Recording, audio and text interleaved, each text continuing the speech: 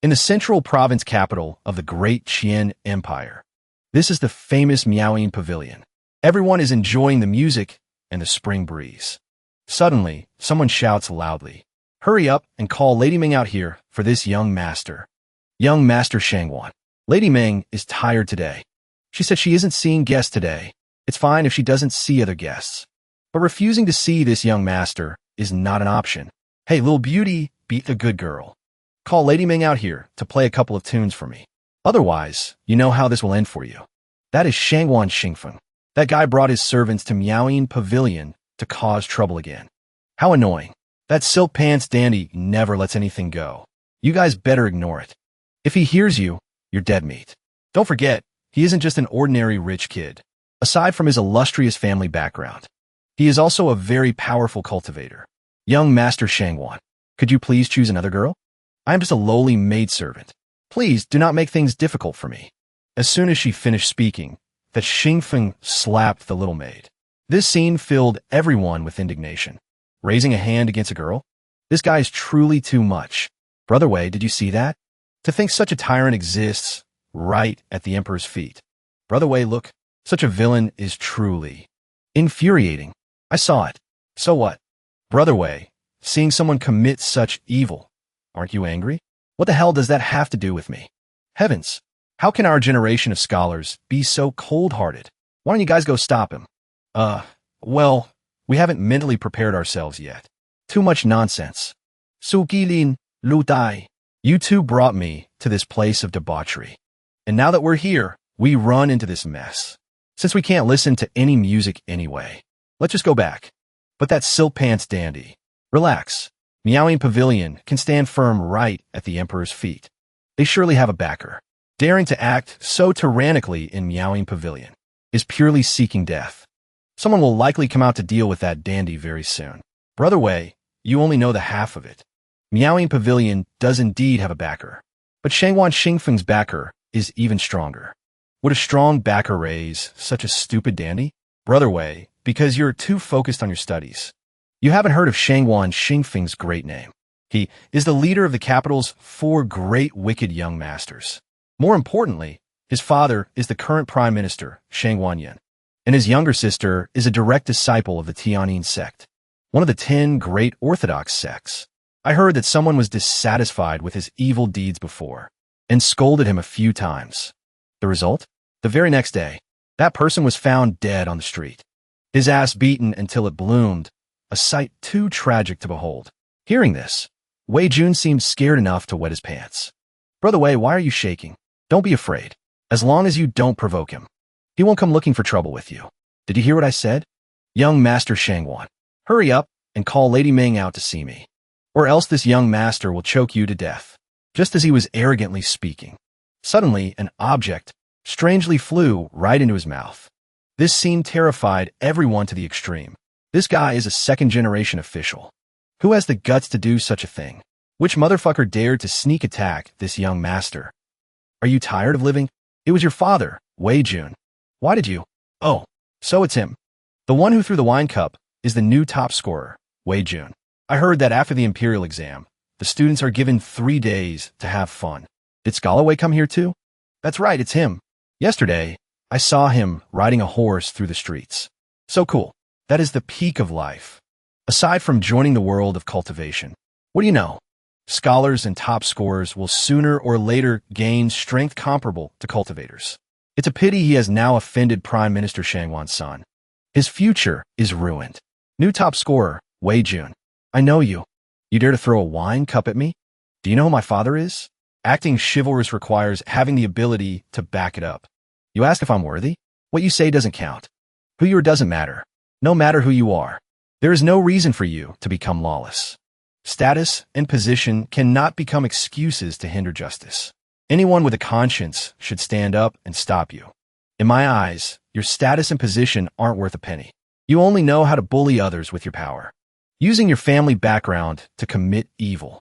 In my eyes, you are nothing but an animal, a pervert, a sicko.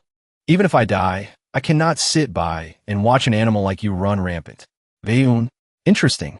Brother Wei really dares to speak his mind. I didn't expect him to have such backbone. He wants to risk his life. I truly feel ashamed. Wei Jun is a true gentleman. The new top scorer views death as returning home. He truly isn't afraid of death. No, you guys are mistaken. It's not that I'm not afraid of death. It's that I was originally the Heavenly Emperor, one of the strongest beings in the myriad worlds. In order to break through my realm, I chose to undergo a trial, cultivating through reincarnation, reincarnating 100,000 times. Finally, I reincarnated as Wei Jun. When I die at the hands of another, I can complete the final transformation of the Heavenly Emperor. So, I really want to die. Wei Yun, oh Wei Yun. It seems you really want to die. With this young master status, killing you is as easy as killing a chicken. I will fulfill your wish. That didn't sound very nice. I didn't expect it to go so smoothly. This time, I'm definitely dead. Death is right before my eyes. As long as I'm killed, I can immediately become the invincible Heavenly Emperor of the myriad worlds. Do it. Shangwan Xingfeng. I thank you. Damn it, he can still smile? He's about to die, yet he can still smile? Are you scared, stupid? Scared of what? What is there to fear about death? You're just an animal bullying people with power. I'm standing right here. Do you dare to kill me? Brother Wei, stop talking. Going against young Master Shangwan. You will really die? Young Master Shangwan. Brother Wei is just drunk.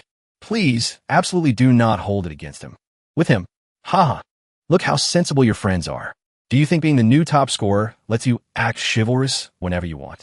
In their hearts, you are no different from an idiot. Haha, how about this? As long as you kneel and apologize to this young master, I might spare your life. Thinking for a moment, Wei Jun said, I was wrong. This made Shangwan a bit disappointed. I thought I met a hero. Turns out it was just a moment of impulse. Sure enough, in the end, he still bows to the lecherous Shangwan. However, our male lead really wants to die. So he spoke again. Comparing you to an animal is truly an insult to animals. You are fundamentally worse than an animal. Holy crap, this guy is crazy. Wei Yun, are you tired of living? These two brothers have no power or influence. Fearing him is only natural. If my standing up implicates them, then it will be my fault.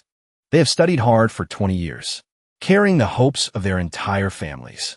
Even if they abandon me, it is understandable. I still consider them friends. Furthermore, this matter truly has nothing to do with them. If you want to do something, aim it at me alone. Hearing these words, his two friends were moved to tears and snot. Scholar Wei values friendship and righteousness so much. Well said, truly an upright man. Young Master Wei speaks so well. Truly a man of heavy sentiment and righteousness. Today, Scholar Wei's expenses are on my tab. Unafraid of power, I am not his equal. This is the demeanor of a true gentleman. Damn it, all of you shut up. Viewing death as returning home. Huh, this young master will grant your wish. Go, arrest him for me. Do it, don't be polite. Suddenly, a woman walked down slowly from upstairs. Young Master Shangwan, I have come out. Please do not make things difficult for others. Oh my god, it's Lady Ming. So beautiful. Truly the famous courtesan of Miaoying Pavilion. Truly a fairy descended to earth. Young Master Shangwan, I am willing to sing for you. Please spare young Master Wei. What the hell? Little sister, you look so beautiful. Why is your heart so cruel? Lady Ming, no need to worry. And certainly no need to flatter this villain. If Lady Ming is humiliated by this wicked young master because of helping me, what face would I, Wei Jun, have to live in this world? Young Master Wei, if you continue to be stubborn, you will really die. Wei Jun heard this and laughed loudly. Huh, what is there to fear about death? If I actually leave here today, that would be the true death. Does he really want it that much? Fine then, Lady Ming. He doesn't want your help at all. This suits me just fine. I love watching these so-called heroes beg for mercy. Take him away. I want to slowly torture him to death. Today I must make his ass bloom. While he was secretly rejoicing that he could finally die today, suddenly, a group of people stood in front of Wei Jun. Please, young Master Shangwan, show mercy. Please reconsider, young Master Shangwan. Please spare the top score this time, young Master Shangwan. Young Master Shangwan is magnanimous. Please do not hold a grudge. These petty people, although they speak boldly, but on their faces, fear is clearly visible on everyone. Seeing this scene, Wei Jun was covered in tears and snot. Surely because he was moved? But actually no. In his heart, Wei Jun thought, why on earth do you guys want to harm me? Please spare Wei Jun, young Master Shangwan. Young Master Shangwan. Brother Wei was just confused for a moment. Please forgive him this time, young Master. Young Master Shangwan, please reconsider. Everyone tried their best to stop them, preventing the two subordinates from taking Wei Jun away. Young Master, look at this. Everyone has hot blood. I can understand and am very moved. But why do you want to ruin my plan? What if he doesn't kill me? Then wouldn't I have been talking nonsense? A bunch of damn scholars. Do you think having numbers means you can deal with this, young master? Uncle Wu, go catch him. I'll see who can stop me today. Yes, young master. The old man glared. Imiting Oha. Extraordinary. He is a cultivator. Not good. My body can't move. The old man rushed straight towards Wei Jun. No one could stop him. The protagonist thought joyfully. Success. Today I can finally die. A moment later. Boo-hoo. Brother Wei died so miserably. You're still a virgin. Stop spouting nonsense. Brother Wei was just taken away. He's not dead yet. Don't curse him anymore. Okay? But being taken away by Shangwan. Brother Wei's chances are grim. Brother Wei is so pitiful. Such an upright man. Sigh, compared to young Master Wei. We are truly ashamed. Young Master Wei is truly a respectable person. The more everyone thought, the sadder they got. But the lady named Ming upstairs was not worried at all. Senior sister, what should we do now? Spread the word about what happened at Meowing Pavilion today. The wider it spreads, the better. Such a man of backbone should be known by many. Is young Master Wei's life in danger? After all, he did it to save me. Lady Ming heard this and remained extremely calm. Donji, relax. Right now, he is safer than anyone else. Meanwhile, in Shangwan Xingfeng's dungeon, that perverted baka hentai is really formidable. Hundreds of types of torture. Each one could take a life. Shangwan Xingfeng is truly a pervert. How is it, Wei Jun? The room this young master prepared for you. Are you satisfied? Tell me, how do you want to die? Hearing these words, Wei Jun remained indifferent. If you want to kill, then kill. Stop dragging it out. Are you really not afraid at all? Why do you talk so much? Just do it already. I, Wei Jun, will absolutely never bow to power. Hurry up. I'm in a rush to reincarnate. Are you really not moved at all? My luck is so good. Just awaken my memories and I can already die. Good job, Shangwan. Later I will reward you by making you the chief eunuch. I am indeed a magnanimous person. Shangwan raised his hand, preparing to act. Oh, something seems wrong. Brother Wei, you are indeed the person I was looking for. What the hell? Please, Brother Wei, come to my room. Wait, I don't play for the other team. What kind of trick are you playing? Something is wrong here. Brother Wei, this is just a misunderstanding. Actually, I have no ill intentions. Get lost. Pervert. Don't do weird things. Brother Wei, please listen to my explanation. Here is the thing. Senior sister, the news has been spread. Very good. By the way, senior sister, are you sure Wei Jun is safe? This story starts a few days ago. Lady Ming, I have a favor to ask. I hope you can help. You and I have been friends for years. Just speak your mind. I want to invite you to act out a play with me. To test the character of this new top scorer, Wei Jun. So you spent all this time just to test me? That's right. This was also coordinated by Lady Ming. Are you sick in the head? A dandy like you isn't out killing and committing arson. But testing me instead? Are you just bored out of your mind? Do you have that much free time? Brother Wei, don't be agitated. Please listen to my explanation. I am used to seeing sycophants. So I wanted to befriend a hero with backbone like Brother Wei. But with my status, too many people want to approach me. So I had to use this method to test a little. Please forgive me, Brother Wei. But rumors say you kill those who offend you. That is just a play for others to see. Those heroes from before were all arranged by me. I don't quite understand. Ruining your own reputation like this. What do you want? What do I want? Do I want glory and wealth? To enjoy pleasure all my life? Do I want power to look down on everyone? Or do I want to be immortalized in history? Recorded in the annals? No, I don't want any of those things. I want the common people to live and work in peace. The country to be prosperous. Foreign enemies daring not to invade. I want a monarch to love the country and its people. Officials to work for the country. For the people. I want everyone to feel proud to live in such a country. If this wish can be realized, I, Shangwan Xingfeng, even if my reputation is ruined, so what? And you, Brother Wei Jun, are the like-minded person I have always been looking for. As long as someone like Brother joins with us, We can definitely change this sick country. Am I stupid? A dandy who looks carefree on the outside is actually a patriotic youth on the inside. I really fell into a pit. To recruit me, he acted out such a scene, not even hesitating to ruin his own reputation. Young Master Shangwan, you are really seriously ill. Bastard. Celebrated too soon. I didn't expect to meet a fake dandy. But I can't just give up like this. After all, he is the Prime Minister's son. If I humiliate him like this, maybe he won't be able to stand it, and will kill me anyway. Shangwan sighed, then smiled happily and said, Brother Wei is indeed a true gentleman. Even knowing my identity and personality, his attitude hasn't changed at all, still the same as before. Why does he look so relieved? Could it be this guy likes being abused? Is he a bit of a pervert? I'm too lazy to talk to you. If you don't want to kill me, then how do you plan to handle this? You can't possibly make me change my name and go live somewhere else, right? Brother Wei, you overthink it. You're the new top scorer. Highly talented. My father likes your essays very much. That's why he asked me to test you. Your talent should stay to help the country and people. How could you change your name? So what is your next plan?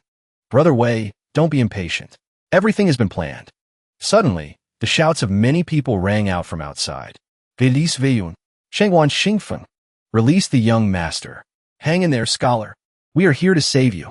These are people I arranged outside to lead the crowd, intentionally blowing things up, so I can have pressure to let you go alive. And no one will realize we are acting, sending people to create a good reputation for me, while ruining your own image. Young Master Shangwan is indeed a talent. Not at all, not at all. Thank you for the praise, Brother Wei. I wasn't praising you. Listen clearly. The people outside are cursing you quite harshly. Shangwan Xingfeng, you bastard. Evil will be punished. Shangwan Xingfeng, traitor, insect, pervert, baka, sicko. Even the emperor is subject to the same laws as the commoners. Shangwan Xingfeng, you will face retribution. Shangwan Xingfeng, I curse you to have children without assholes.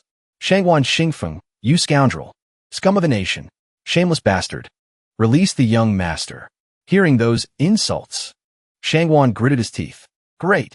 Everyone's scolding me so fiercely actually makes me excited. Crazy guy. This guy definitely likes being abused. Brother Wei, those people outside cursing me. Half are doing it on their own. Half were arranged by me. Do you think Great Qian still has hope? Hearing this, the three of them were stunned for 5 seconds. But the protagonist said, I don't know if Great Qian has hope, but you definitely have no hope. If you go out now, you will definitely be beaten to death. Brother Wei, do you know why I wanted to test you? Because you're crazy. Why else? Brother Wei, my personal illness is minor. Right now, the one truly sick is this country. Great Qian today.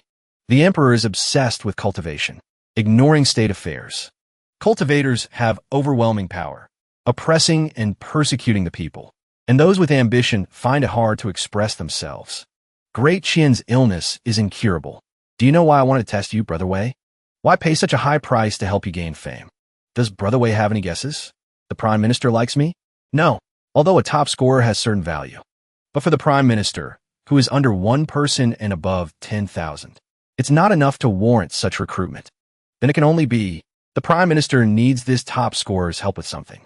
Brother Wei is indeed smart. What is it specifically? Tell me. Spending so much effort, it seems this matter isn't simple. Maybe there's some danger? Has Brother Wei thought about his future career? If nothing unexpected happens, I might be assigned to the Hamlin Academy, right? Correct. It is the Hamlin Academy. That is the first workplace for new top scorers. That place gathers the best scholars in the country. The main work is writing court documents, acting as examiners for imperial exams, teaching the princes. If done well, there's a chance to become the emperor's colleague. The Prime Minister is the highest superior of these jobs, sort of like a CEO. Although entering the Hamlin Academy is indeed useful to the Prime Minister, but investing in me now, isn't it too early? It will take at least 5 to 15 years before I can help him fight in the political arena. No, it's not because of this. Brother Wei, my father hopes that after you enter the Hamlin Academy, you can fight for the opportunity to write history. Write history? Why would Prime Minister Shangwan look for a newbie like me? Even if I enter the Hamlin Academy, it shouldn't be my turn. The Hamlin Academy will soon be reorganized. Other Hamlin scholars will have their own tasks. And the person holding the pen to write history must be someone who nurtures righteousness. Righteousness is one of the transcendent powers existing in this world. A long time ago, the Confucian saint led 3,000 disciples to conquer the world and also establish the rules. Those who are greedy for life and afraid of death can never nurture righteousness. It is clearly written in the historical records. Only people like you, born with righteousness, are allowed to write history, to ensure the fairness and truthfulness of history. And in the eyes of my father and me, Brother Wei Jun is a super potential stock, the best seed of righteousness, who can make the right choice in history, with my father's help, plus Brother Wei's ability and character.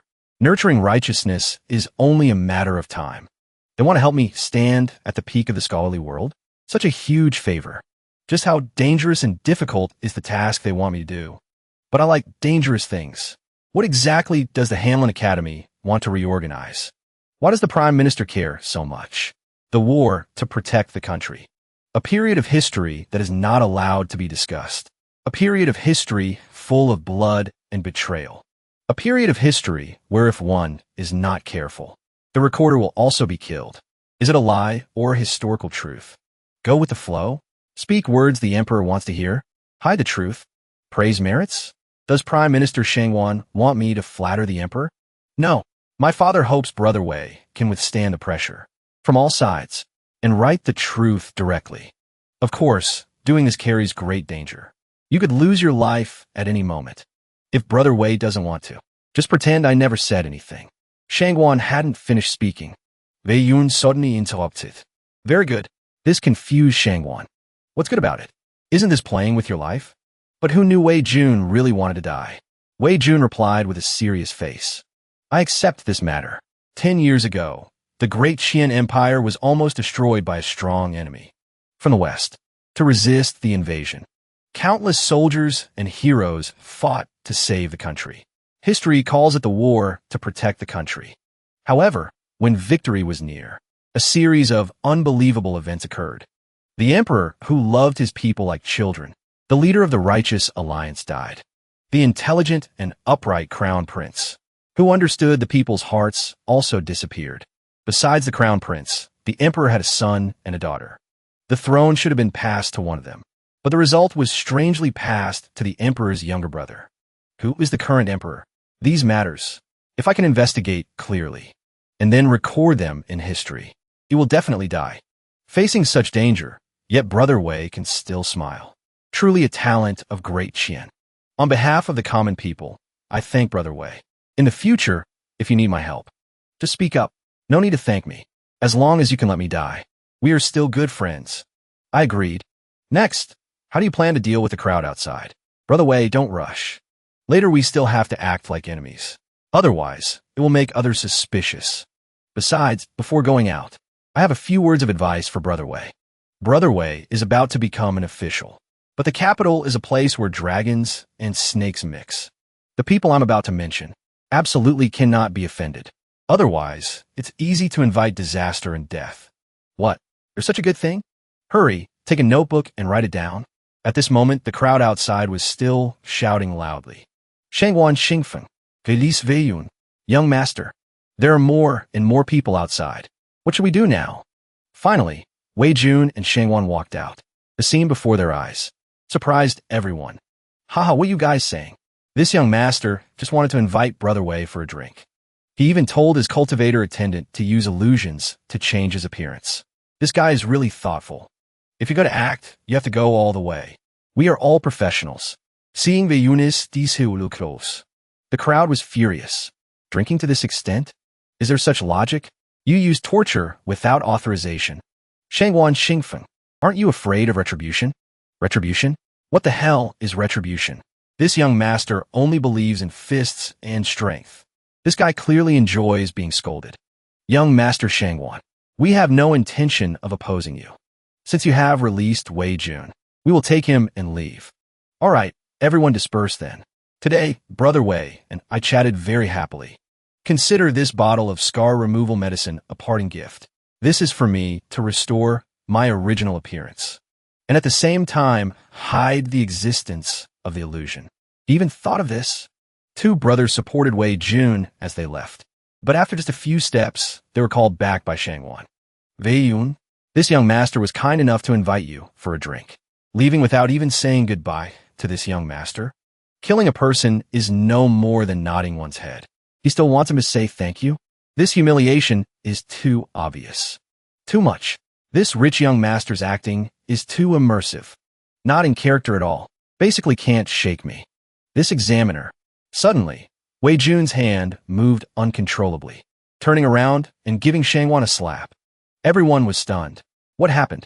I didn't want to hit him. Shangwan suddenly revealed a smug smile. Brother Wei, I controlled your arm. Sound transmission? If we're acting, we must act like we're not acting. This dandy is quite interesting. After that, this matter quickly spread throughout the capital. More and more people learned of Wei Jun's reputation for disregarding life and death. Young master, Wei Jun is considered famous now.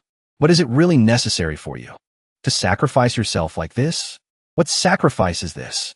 Brother Wei is the one who really needs to sacrifice, as long as it can make Wei Jun more famous. So what if I suffer a little humiliation? Besides, being hit by someone feels pretty good. The old man heard this and didn't know what to say.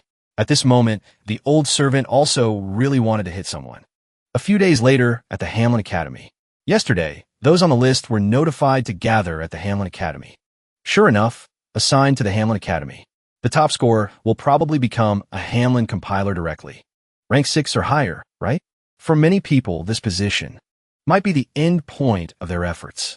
I heard the top scorer will be ostracized by everyone because of this. Suddenly, the crowd admired Wei Jun immensely. Brother Wei, I've heard of your name for a long time. When free, I will invite you for a drink. Shangwan Xingfeng didn't cause you any more trouble, did he? If he does, we will definitely take action to teach him a lesson. Huh? What is the situation now? Sure enough, Shangwan Xingfeng's trick worked. Everyone, I act recklessly. So I'm a bit impulsive. You absolutely must not learn from me. Otherwise, you'll get yourselves killed. Brother Wei is indeed benevolent, truly worthy of being the top scorer. His realm is indeed different from ours. Having a friend like Brother Wei is truly my honor. I'm not a goddess. Why did so many sycophants suddenly appear? How much money did Shangwan Xingfeng spend on propaganda? Sorry to keep you scholars waiting. The thank you memorials distributed earlier. Have you all finished writing them? Then hand them over to me. The emperor is still waiting in the palace.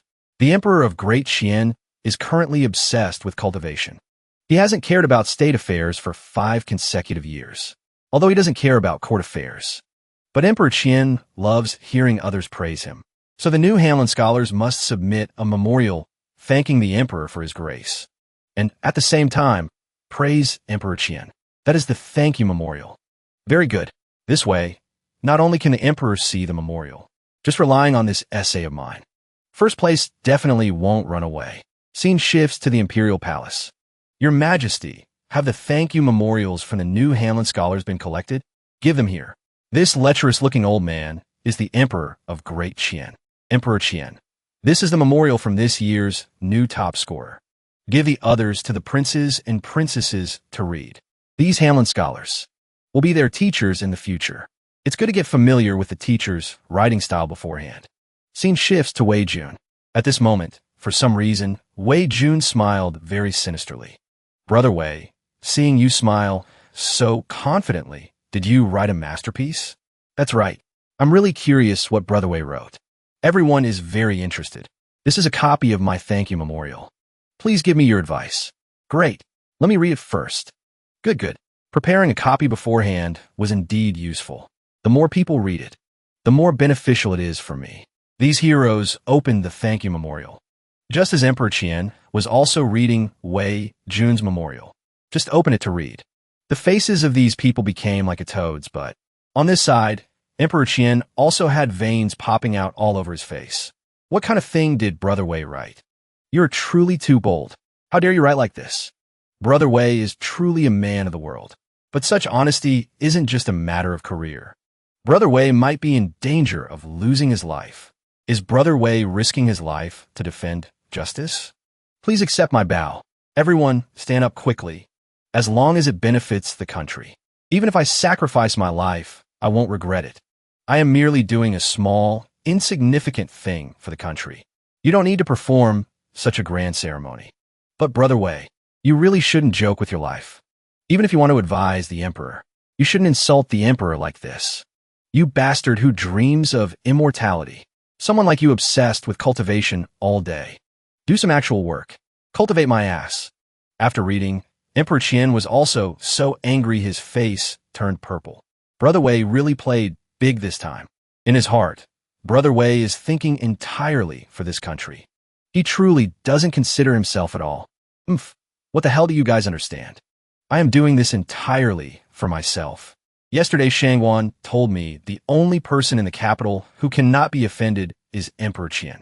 Delaying state affairs for cultivation won't have a good ending. After the emperor reads my thank you memorial, he definitely won't let me off. Scene shifts back to the imperial palace. I have to look at Emperor Qian's annoying face again. Right now, after reading it, he must be furious. Suddenly, his expression turned 180 degrees. Truly a genius top scorer. This is the best thank you memorial we have ever seen. Haha, Your Majesty. Can you let me broaden my horizons too? Of course.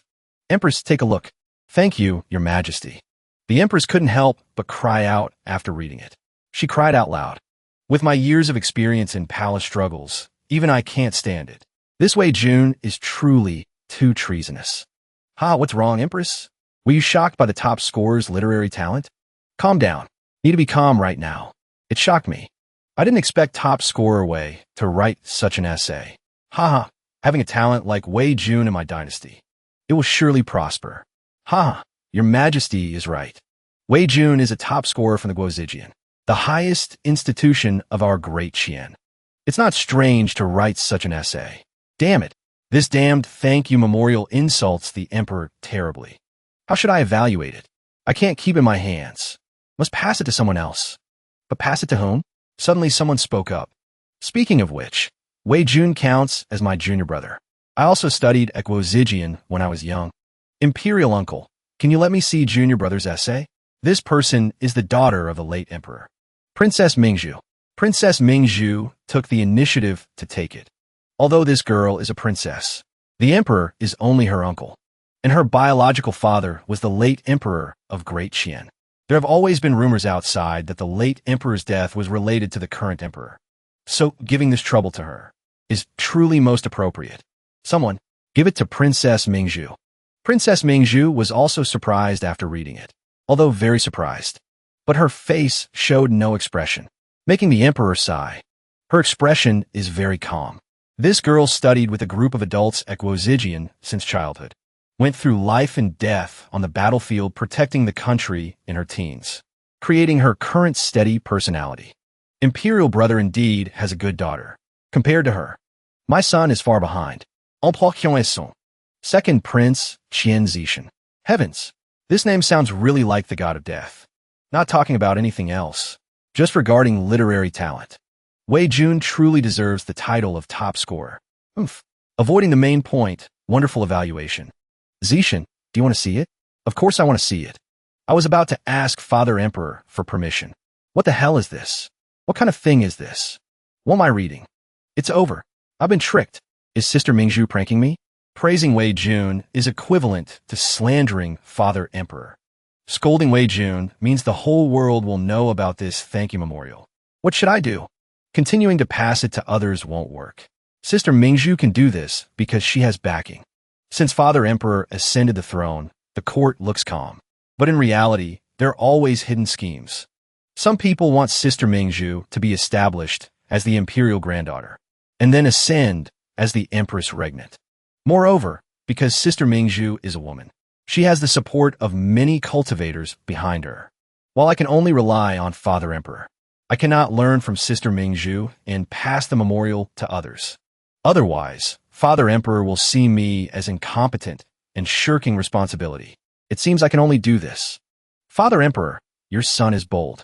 Can you bestow Wei Jun's thank you memorial to your son? Oh, you want this memorial? Yes.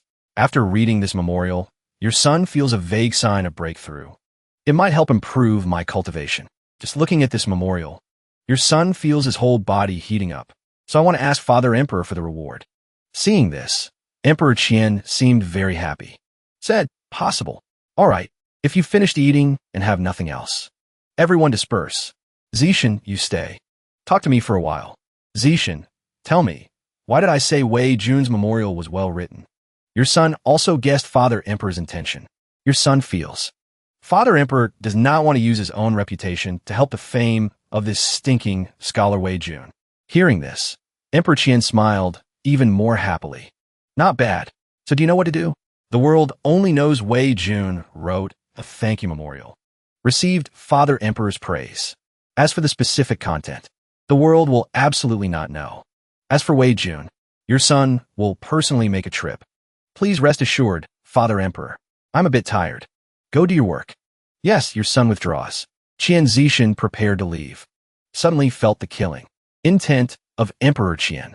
Did Wei Jun speak the words in your heart? Seeing Wei Jun scold me, you were very happy, right? Qian Zishan knelt down in fear. Your son dares not. Emperor Qian looked at him deeply.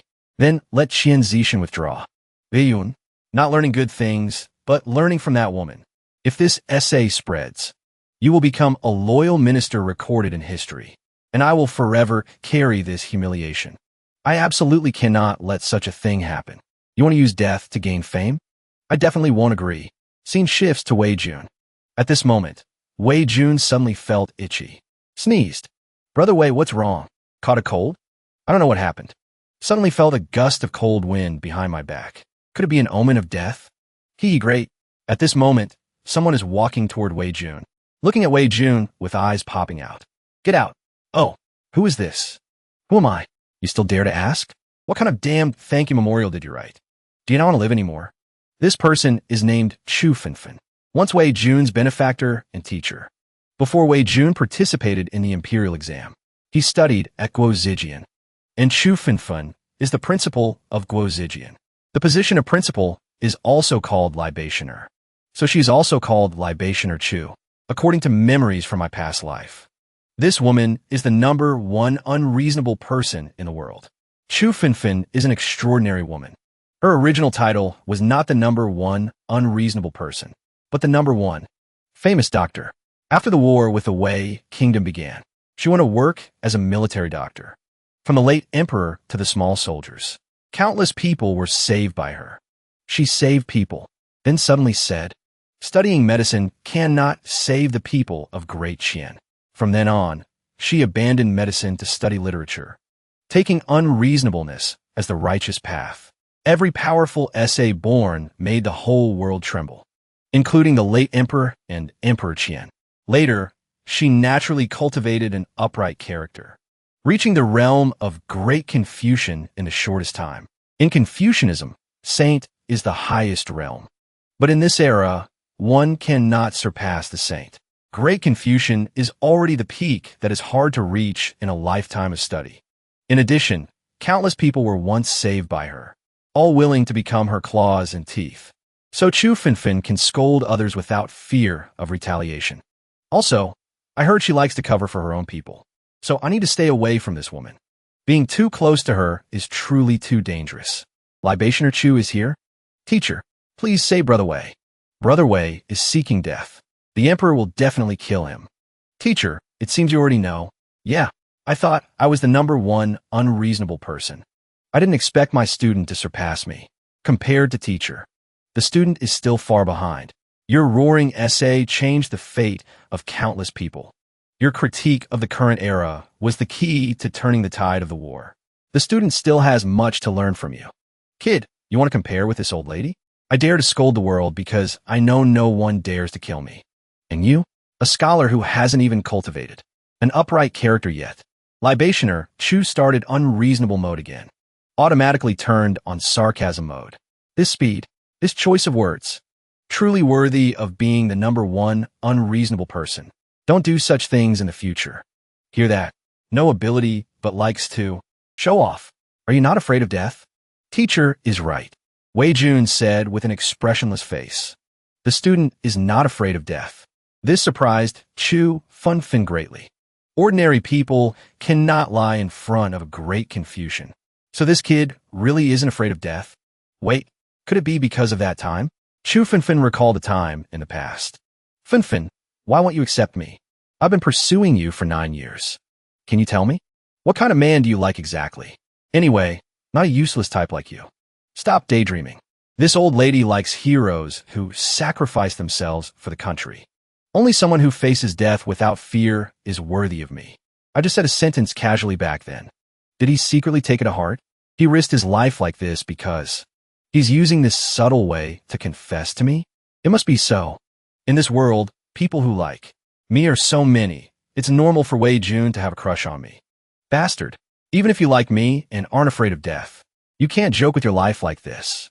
This lady is overthinking. Actually, at that time Wei Jun was still reading intently. Didn't pay attention to the surroundings at all. Don't worry about the student. Teacher, how do you know about the thank you memorial? Has it already spread? If so, the emperor will definitely kill me. Haha, we went to report to the libationer. After all, she is your teacher. She should know about this matter. Didn't we leave together? Why did you invite the second prince now? Princess Mingzhu. Libationer Chu is here. Libationer Chu cares for her student. Naturally faster than us. The prince and princess also came? Are they here to announce my death sentence? You are Wei Jun? That's right, it's me. You sinner. Hurry up and sentence me. Hurry up and sentence me. The emperor's verbal edict. Wei Jun is multi-talented. I am very satisfied. Special reward. Ha! Thank you for the reward, Your Majesty. I am willing to accept the death penalty. Wait. About 5 seconds later. Something seems wrong. Reward? Reward. Scolded him like a dog. And he wants to reward me? At this moment, something seemed to shatter in Wei Jun's heart. Why is the punishment a reward? Scolded so harshly, leaving no face at all. Is there something wrong with this emperor? Could the emperor also be a masochist? A pervert with a desire to be abused? Bold. Just escape death and you dare to speak nonsense. Do you want to die that much? Princess Mingzhu. She is one of the people Shangwan mentioned last time who cannot be provoked. If I can't die this time, instead, I can deal with her. Princess Mingzhu. No need to scare him. If he was afraid of death, he wouldn't have written such a memorial. The emperor is naturally not a masochist. He just doesn't want to be labeled a tyrant because of an essay. So he will let it go this time. Don't write such things in the future. The current emperor is very petty. Maybe he will find a chance to make things difficult for you later. Sister Chu should watch her words. After all, he is the emperor. Father Emperor is magnanimous. He definitely won't be so petty. I once saved his life. So what if I badmouth him? Someone like him is called magnanimous? What about my family being wiped out despite their merit in protecting the country? We were wrong. Please stop talking, sister. Luckily, I thought of this possibility early, letting these people see the memorial first. As long as they spread the content of the memorial, Emperor Qin won't be able to endure even if he wants to. Sure enough, I do things thoroughly. Leaving a way out is my style. Father Emperor does not hope for this matter to spread. So please, libationer, take action. Erase the relevant memories of other students. Small matter. Chu Fenfen made a move. Snapped her fingers. Everyone forgot what just happened. What the hell? Seeing this situation, Wei Jun's eyes widened like 2 grapes. Crying in his heart. Is it really necessary to be this thorough? If this goes on, someone will die. I won't die. Is it that difficult? Bastard. I was careless. This is a world where supernatural powers exist. Blocking news is too easy. If I go spread this myself, it can only be seen as purely seeking death. Definitely doesn't fit the condition of being killed by others. Damn it. Failed again this time. Whatever. Good things take time. Just keep trying. 5 pets ve unis shoulder. Kid, why so suddenly depressed? Worried about your future? Although you offended the emperor. But you don't need to worry. Considering you performed well today, I will cover for you in the future. The libationer opened her mouth to protect Wei Jun. Is this to share Father Emperor's worries? Although Sister Chu is famous for being unreasonable, but this is the first time she publicly expressed wanting to protect someone. This lady thought smugly. He just now was really cool. Damn, my charm is truly. But Wei Jun was the opposite. Why is this woman so cruel? Who needs your protection? No, I can't let you ruin my great career of seeking death. Teacher, one acts, one bears the consequences. The student does not need your protection. This kid has quite some self-respect. Little sister, you are so brave. You dare call me young? If you knew how old I am, you might be scared. No, now is not the time to argue about this. Teacher, you once said, sharp swords come from grinding stones. Plum blossom fragrance comes from bitter cold. People need to be tempered to achieve success. If the student always hides behind the teacher, he will never become a true man. Sharp sword come from grinding stones. Plum blossom fragrance comes from bitter cold. Truly a good couplet. The libationer is indeed a learned scholar of the world, composing literature on the spot. Sister Chu is indeed talented. I admire you. It is indeed libationer Chu. Unparalleled literary talent. Talent and virtue combined. #1 in the world. You guys need to stop flattering. Did I really say those words? Of course not you. This is a couplet from the diligence section of the sage's writings. With this level, one glance, and I said it. I didn't expect to forget. Wei Jun, you are not bad. Very respectful to the teacher. Just a sentence I casually said a long time ago. He also took it to heart.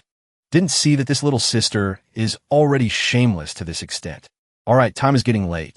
Next, back to business. Perhaps you have already received the notice. Today at the Hamlin Academy, besides submitting the memorial, there's also a very important matter. That matter is, after speaking, Chu Finfin snapped her fingers. Everyone disappeared in an instant, teleported to a place with many books. Mist covered everything, steps towering into the clouds. This place is Book Mountain. As long as you climb to a certain height, you will automatically cultivate haren righteous chi. This is the place where the saints used to come every year. Is this Book Mountain? It really is a mountain of books. Just a snap of fingers brought us here. Libationer, you hold the teleportation ability, don't you? Why? Want to recruit me? Then kill your father and sister? Plot to usurp the throne? Libationer, don't joke like that. Back then your father wanted to be emperor and could do it. You don't even dare to think about it. Coward. Libationer, I was wrong. I shouldn't have opened my mouth. Stop talking. This woman has both beauty and talent. Unparalleled medical skills. Everything is good. Pity she grew this mouth. Sister Chu, don't scare him. He is still young. Besides, how do you know he doesn't dare? Imperial sister, what the hell? Distorted to this extent? I can't see through this little thing. My eye for men is very accurate. Otherwise, with so many pursuers in this world, I would have been deceived long ago. Hearing this, everyone was silent. Do you have a misunderstanding about yourself? Since you abandoned medicine for literature, 90% of your pursuers have run away. All right, if you have no more questions, prepare to climb Book Mountain. Teacher, I have a question. How high is this mountain of books exactly? What height must one climb to cultivate haren righteous chi? I don't know how high the mountain of books is exactly, because I haven't climbed to the peak either. But climbing along the path of books, you will constantly encounter steps. Each step is a layer of heaven. The higher you go, the harder it gets. If you can climb to the 4th step, it proves there is hope to become a great Confucian. If you can successfully climb to the 6th step, there will be a great Confucian directly accepting you as a direct disciple. And climbing to the 6th step or higher, the body will automatically cultivate haren righteous chi. Is the 6th step enough? Why so low? What? Does the top scorer not know? Since the appearance of Book Mountain, the achievements of the first climbers are recorded on the climbing ranking list. Among them, 90% stop at the 6th step or lower. Being able to climb to the 6th step is already a genius among geniuses. Among them, the one topping the climbing ranking list is Libationer Chu. The Libationer abandoned medicine for literature. One enlightenment to the realm of great Confucian. Consecutively climbed 21 steps. Haha, my aptitude is naturally something you mortals cannot compare with. Little sister's talent is indeed extraordinary. Feeling like she already has 1/10,000th of my demeanor. Should I break a record? But what if I show extraordinary talent, and she wants to protect me again? What then? Since we're talking about this, let me remind you a bit more. Climbing to the 6th step this time might not be a good thing. Once haren righteous chi is cultivated, you will become the record keeper for compiling the history of the war to protect the country. And this matter involves the succession of the throne. Being the record keeper is definitely 9 deaths and 1 life. I hope everyone weighs their ability. Hearing this, Wei Jun was overjoyed. 9 deaths and 1 life? Great. This time I don't need to be humble. I must cultivate haren righteous chi. break the record of climbing this book mountain. Teacher, if everyone fails to climb to the 6th step, then wouldn't everyone not need to become the record keeper? Fatty, what are you reminding them for? I remember you. You wish. Is it your turn? It's because the old Hamlin scholars didn't want to accept it that it's your turn. If you all fail to climb to the 6th step, then the court will directly assist the top ranker to cultivate haren righteous chi. How could the court not think of this small loophole? I really underestimated the people of this world. People here are too cautious. Shangguan Xingfeng hides his masochism. The Ninja Turtle acts as emperor, and the arrangement behind the record keeper. Their methods are much more brilliant than I imagined. Also good. This way the probability of me being killed as the record keeper is even greater. Then there's no need to hide my strength in climbing Book Mountain this time. Wei Yun suddenly spoke loudly. Sorry everyone. First place this time belongs to me. You guys fight for 2nd place. These words surprised everyone greatly. Brother Wei, you clearly know 1st place is so dangerous. Why do you still want to do this? Brother Wei, why do you always choose the path of death in front of us? Is it to protect everyone that you say this? Truly so touching. Wei Jun is truly a pillar of the country. Above, he can advise the monarch, unafraid of death. Below, he can care for his colleagues. Facing danger himself. Great Qian needs such people. In the future, if there is a chance to help him, lend a hand. Absolutely cannot let such a young hero die young. Wei Jun suddenly felt niche. What is going on? Suddenly my back is cold. I've said what needs to be said. Next. After speaking, Chu Finfin used teleportation to send the group away. Each person went to a different place. Each person on a step. After entering Book Mountain, you will immediately fall into an illusion, right? Who does the libationer think is most likely to climb to the 6th step? Does this even need to be said? Of course it's Wei Jun. This prince also feels it's Wei Jun. However, we still have to see if he can successfully pass the 1st step. Yeah, each step of Book Mountain is an illusion. The first time because I wasn't guarded. I was also trapped on the 1st step. The 2nd time I tried, I was prepared. Only reached the 7th step. Book Mountain will seal your memories. Amplify obsessions and desires.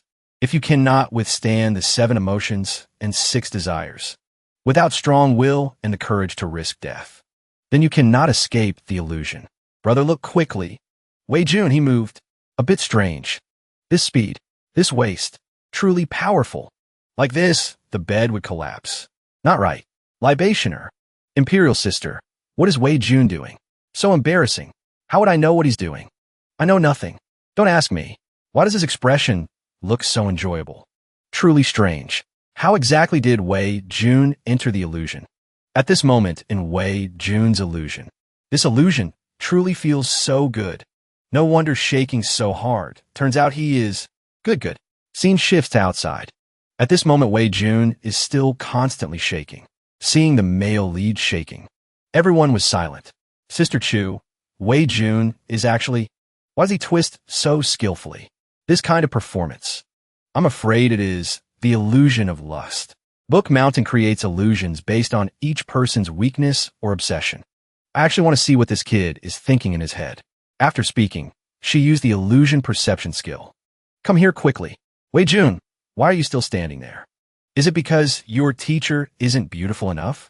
Why did teacher turn into this? But I like anyone. Just as he spoke, he immediately stripped like a cicada shedding its shell. Stripped completely naked. Beautiful or not isn't important. The important thing is I'm not good at refusing. Come here, baby. Seeing the illusion. This sister's eyes looked like they were about to break. Sister Chu, what's wrong? I'm Yufine. It's normal for Wei Jun to encounter this kind of illusion at his age, as long as he doesn't indulge in it. Libationer, don't worry too much. With the beauty of this old lady, hope he doesn't indulge. This old lady isn't worried. This kid indeed likes me. Stinkin' brat. If you can't even pass the first gate, this old lady will castrate you. Scene shifts to inside Wei Jun's illusion. Wei Jun, you bastard. Today you must explain clearly to me. What's going on? Wasn't I just with teacher? Why did it turn to Princess Mingzhu now? What is this shy expression? Why is she even cuter when angry? Princess Mingzhu, what are you saying? You still dare play dumb? Don't think I don't know about you and Sister Chu. So she knows about me and teacher. So it's this kind of plot. Mingzhu, She and I are just acting. The one I truly love is you. Come here quickly. This heart only beats for you. Don't try to deceive me. Sister Chu and me. You choose one. Why force people to choose between those they love? A great man. Having 3 wives and 4 concubines is common. We can live together. Truly shameless. 3 wives and 4 concubines is something swept into the dustbin of history. Monogamy is my policy. If you want to be with me, you can only choose one. Correct. Princess Mingzhu is the pioneer for Great Qian's monogamy reform. This is also the reason she receives support from other women. I understand. From now on, I will only be devoted to you. From now on, I only love you. Wei Lang, I knew I didn't choose the wrong person. From now on, we only belong to each other. Huh? So easy to deceive. No wonder there are so many single mothers nowadays. All right, let's quickly proceed to the next step. Come here, baby. At this moment, Princess Mingzhu also suddenly felt an itch. What's wrong, Imperial sister? Why did you sneeze? Nothing. Suddenly my nose is a bit itchy. Strange, why do I suddenly feel like slapping this face? Shifting back to Wei Jun's illusion. At this moment, someone suddenly kicked. The door opened. Wei Yun, you bastard. Why are you doing such things with her? I need an explanation. What? Could be you bastard and Mingzhu also have an affair? Today you must explain clearly to me. Correct. Today we must resolve this matter. Seeing this situation, Wei Jun broke out in a cold sweat. Choose me or choose her. Can I choose both? Dream on. Scumbag. Why must you force me to make such a difficult choice? Actually, I am sincere to both of you. Both are the women I love most. Have the most intimate relationship with me. Both of you love me. Caring for me like this, I am very moved. But from now on, please don't speak anymore. And don't force me to choose between you two. I cannot accept losing any one of you. Absolutely do not fight because of me. That will only make me unhappy. For your own good, I will endure a little grievance. In the future, children from both of you will take my surname. Also, if such things happen again in the future, absolutely do not get angry. After all, I just made a mistake that all men in the world make. Hearing these flowery words, the 2 women immediately took action. Go to hell, scumbag. Wei Jun is about to die. But he wasn't afraid at all. Instead, he revealed a smug smile. Just like that, it ended. Wei Jun finished the first illusion. Wei Yun woke up. He's out. He's even waving at us. Sure enough, it was an illusion. It seems my perception of my body has recovered a bit. My feeling was correct.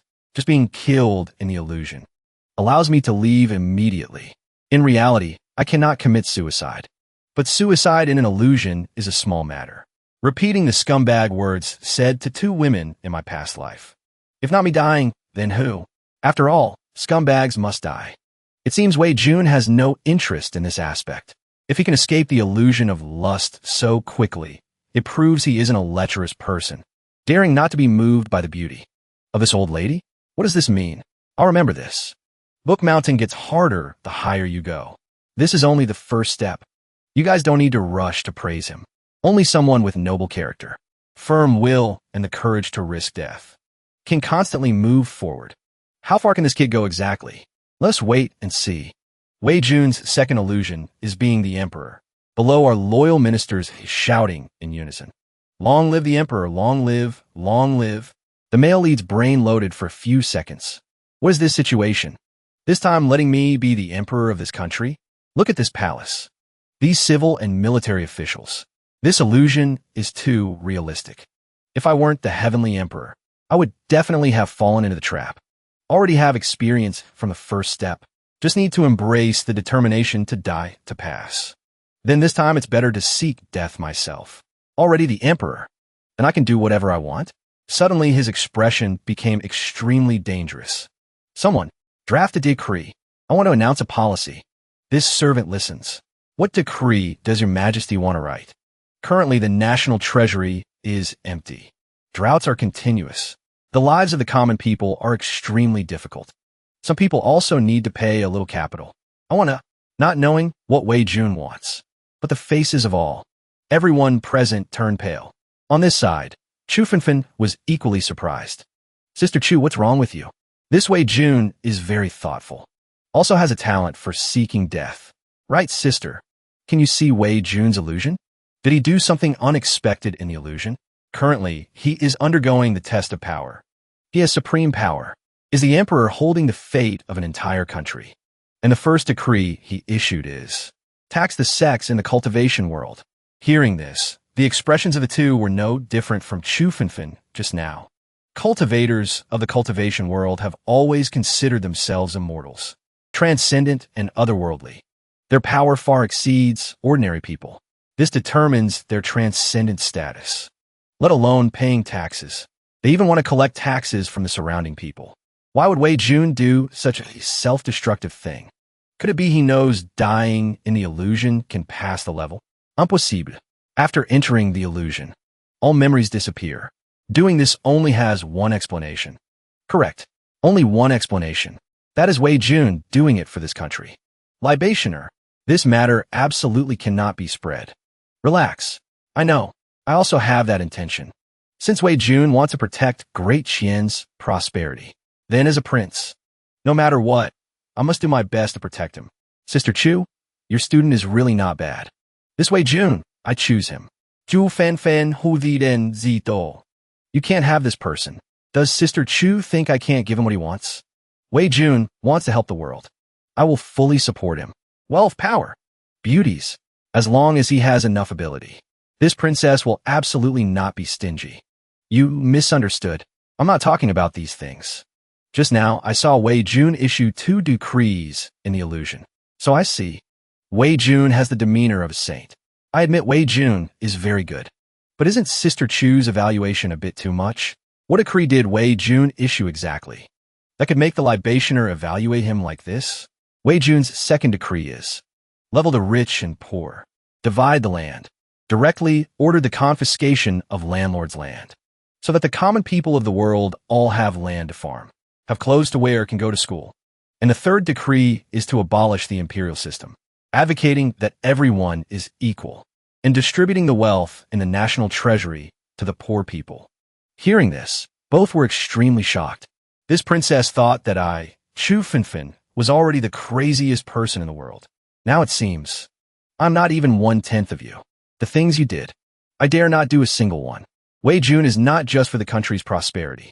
He also wants to overthrow the nobility and the imperial family. I really cannot use this kind of person. No one dares to use him. This is truly seeking death. You are right. Currently, Wei Jun is about to die in the illusion. Wei Jun sat on the supreme dragon chair, but below were no longer loyal ministers, but soldiers wanting to take his life. The leading soldier suddenly spoke. Your Majesty possesses the whole world, endless glory and wealth to enjoy. You are the true dragon son of heaven, born to be admired by thousands.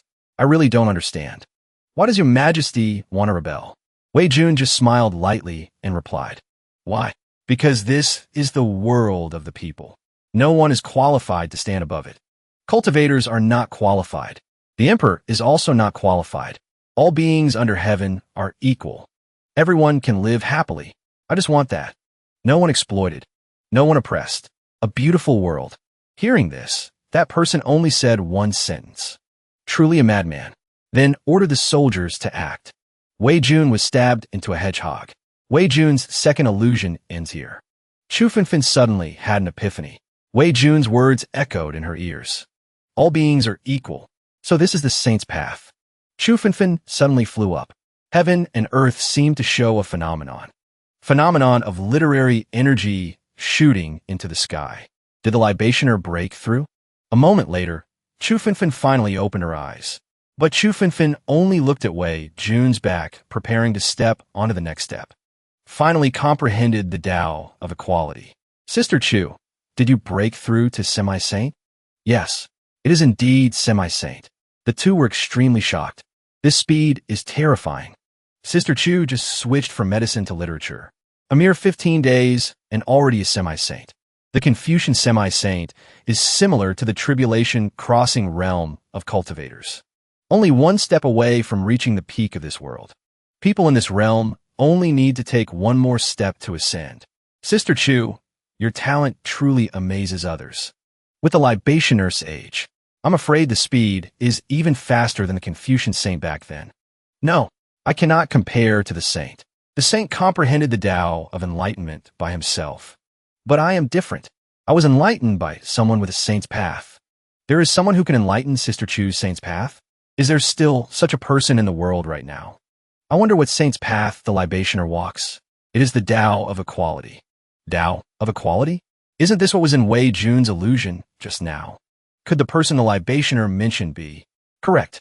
It is Wei Jun. I didn't expect to comprehend the saint's path thanks to this kid. This Tao of equality has touched the interests of too many people. The road ahead is very difficult. But your future path, I'm afraid, is 100 times harder than mine. If I let you die in vain, even my saint's path will collapse. It seems I must protect you this time. Wei Jun has entered the 3rd level illusion. This speed also has some of Sister Chu's demeanor back then. This speed is indeed not bad. Most others are still struggling at level 1. However, compared to me back then, still a bit lacking. Next, let me see how many surprises you can bring me. Book Mountain level 3. This time playing the powerful Minister Wei Jun. Anti-imperialist and anti-feudal. Overthrow the monarchy. Establish a republic. Emperor abdicates. Shot dead before he could do anything. Past level 3. The people outside watched speechless. Book Mountain level 4. Playing the great cultivator Wei Jun. This disciple has upright conduct. Profound cultivation. Has completely surpassed this old man. Today, following everyone's wish, this old man passes the position of a mortal alliance leader to him. Thank you everyone for your love. Damn it, who told you to be better than me? Stab. Oops, master. You are really past level 4. Level 5. Great Demon Wei Jun printed countless copies of the world's #1 peerless technique. Everyone can cultivate. Righteous and demonic paths killed each other to death. Level 6. Sect leader Wei Jun accepts no tributes. Distributed all sect assets. Died clean. Died from the habit of flushing the toilet. Or laughed to death. Died N+1 times. Wei Yun continuously broke through illusions. This group of people continue to gape. Don't understand why it's so fast. Unbelievable. Wei Jun hasn't even stepped onto the path of cultivation. Why is he so fast? This Wei Jun indeed has a firm will. Usually, being able to pass the first 6 levels is already a super genius. Passing the first 10 levels will definitely become a great Confucian in the future. He passed continuously, without any hindrance. Just need to pass one more level. He can surpass the libationer, become the top of the climbing list, without any wavering. Wei Jun is truly the most determined person I have ever met. But whether he can pass level 21 is unknown. Are the 20 levels before that difficult? Why did Sister Chu fail back then? When I climbed Book Mountain back then, I had already achieved success in cultivation. Ordinary illusions couldn't disturb my Tao heart. So for the first 20 levels, my speed was even faster than Wei Jun. Until stepping into level 21, I was still full of confidence. But the truth is, I didn't even know when I fell for it. Later I understood. The illusion of level 21 is completely different from the previous 20 levels. The nature of the illusion has changed. Changed? What do you mean? You guys also climb Book Mountain. So you should understand. The first 20 levels give you an identity. Let you live with another identity. The identity given by the illusion is fake after all. So a sense of alienation will arise. As long as the will is firm, you can realize the abnormality, then escape the illusion. But when stepping into level 21, you are still yourself. Initially, at level 21 illusion, I continued to move forward strongly, rushed straight to level 30. At this time, my stamina was exhausted, failed to pass the level. After that, I used the achievement of level 30 to shock the world. After leaving Book Mountain, I was invited by the Emperor to enter Guozijian, became the teacher of the world. Finally, I cultivated into a saint, completed the ultimate dream of life. Finally, while I was drooling, I was woken up by someone. The illusion mentioned above was too realistic. Even I was deceived. This Book Mountain is truly insidious. In other words, the level 21 illusion turns into what the climber desires most, deceiving all climbers into failure. The illusion that Sister Chu couldn't break. Can Wei Jun break it? Chu Fenfen shook her head and said, I don't know. Very difficult, but to be comparable to Sister Chu. As long as he can survive. In the future, Confucianism will definitely have a place for him. Although defeated, still glorious. What if Wei Jun can step out of this layer of illusion? Impossible. Even talent like Sister Chu failed. How could he pass? Little brother only said what if. Impossible means impossible. There is no what if. If he can really succeed. That proves he truly has the aptitude to become a saint. Talent, even surpassing Sister Chu. If Great Qian really has such a monstrous genius, I can even offer myself in marriage. Don't know why.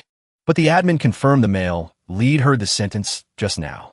When saying offer myself in marriage. Wei Yun immediately broke the illusion of level 21. Successfully passed level 21. The two turned to look at Princess Mingzhu with suspicious eyes. Only saw Princess Mingzhu looking shy, because she accidentally spoke her mind. I have something to do. I'll go first. Where's Imperial Sister going? Not going back to bathe and change clothes, preparing to offer yourself in marriage. Are you? Do you want to die? Quickly tell Sister. What did you hear just now? Ouch. Just now something seemed to hit me, making me lose my memory. Did something happen just now? Mingzhu, did you forget? There is still one person here. How do you plan to deal with me? Sai, why must women make things difficult for women? Sister loves Mingzhu the most, right? Why did you suddenly turn into a daughter just now? Life is truly acting everywhere. Wei Jun has the grace of enlightenment to me. If I can help him get the princess as a concubine, my path will also be much smoother. Is that so? Does Sister Chu need to be so heartless? I have a letter here written by the saint himself, to exchange for Sister Chu's favor. I wonder if Sister Chu can spare Mingzhu? It's useless for you to keep this letter. Planning to wait until I become a semi-saint to give it to me as a gift? Conveniently ganing a favor, right? Suddenly someone spoke up. Is Princess Mingzhu getting married? It was Wei Jun who just spoke. I just climbed Book Mountain for a while. Why is the marriage already decided? Wei Yun, why are you here? Why is everyone out? I don't know either. I was preparing to climb to the next level when suddenly a light flashed. I came back here. Did everyone also come back suddenly like this? Because time is up. Opening Book Mountain requires resources. The higher you go, the more consumption. Resources exhausted. The opening time also ended. The resources open this time were not much. The court basically didn't expect anyone to pass. Level 21. Hearing this, everyone was very surprised. What? Someone passed level 21? Then doesn't that mean surpassing Teacher Chu? Becoming the top climber? Is there such a monstrous genius among us? Which big brother is it? Please accept my bow. That monstrous genius is me. So everyone doesn't need to fight for the record keeper position with me anymore. You think too much. Others can't avoid this death-seeking job fast enough. Brother Wei, how could you pass level 21? Could it be the illusion you and the libationer encountered? Was not the same? So what illusion did Teacher encounter? An illusion that deceived me, making me think I hadn't entered the illusion yet. Always at level 30. Then lived a perfect life in the illusion. Then maybe the one teacher and I encountered was the same. If so, how could you escape this illusion? Even Sister Chu failed back then. Very simple. In the illusion, I failed at level 37. So I knew it was actually an illusion. Why did failing make you realize it was an illusion? Wei Jun gave an answer that left people speechless. Because I cannot fail. Did we accidentally give him a chance to brag? A very professional paving scene by the author. At the end of the Book Mountain climbing test earlier, our protagonist accidentally revealed his dominance, saying that he never fails. You two come here. I have something to say to you. Does Sister Chu want to talk privately? What private matter? You guys stay away a bit. We aren't deaf. Just now I used semi-saint strength to confirm. Wei Jun didn't lie. Sister means the way he passed level 21. Sister Chu means Wei Jun really doesn't think he will fail. Not bragging. Why deceive myself? I naturally won't be wrong. If really wrong, then it's just the world's fault. If it's really as the libationer said, it proves Wei Jun's talent is even beyond ours. This time we cannot let Wei Jun become the record keeper. A genius of this level. If he dies in a political struggle, it is a loss for the entire Great Qian. Hearing this, Wei Jun was extremely shocked. Damn it, this dog prince indeed has no good intentions. Wanted to cut off my path to death again. You two absolutely don't listen to his alienation. No, Zishan is actually right this time. This princess will also fully help promote this matter. You damn girl, also adding a knife? Are the brains of you royals all problematic? Teacher, quickly manage these two bastards. You too, as royal descendants. Seeing Wei Jun's behavior in the illusion, yet still want to protect him? This layout is too respectful. I found you exactly to talk about this. Let's decide like this. Wei Jun spat out a mouthful of fresh blood. Decide my ass. Is it your turn to decide? I can't sit and wait for death. Wei Yun shouted loudly. Wait a minute. Shouldn't you ask the opinion of the person involved? Wei Jun, we are saving you. Saving me? Save your head. Do you think if I become the record keeper, I will definitely die? If nothing unexpected happens. Defiance. I won't be the record keeper. You plan to choose one from this group, just to let one of them die in my place. Right? The record keeper needs to nurture haren righteous chi. So this matter might fall on Li Tanhua. It's that outstanding buzzcut guy, right? That is the Tanhua, ranking 3rd in the palace exam. His cultivation talent ranks 2nd among the top 3. So the court will help him cultivate haren righteous chi. Then let him be the scapegoat. Am I right?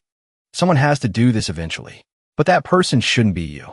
A gentleman should wait for the right time to act. That is what you should do. You are different from others. You have high talent. Will have greater achievements in the future. Li Tanhua, rest assured. This prince will definitely protect your family safe and sound. This princess can guarantee Wei Jun survives. In the future, he will also save more people.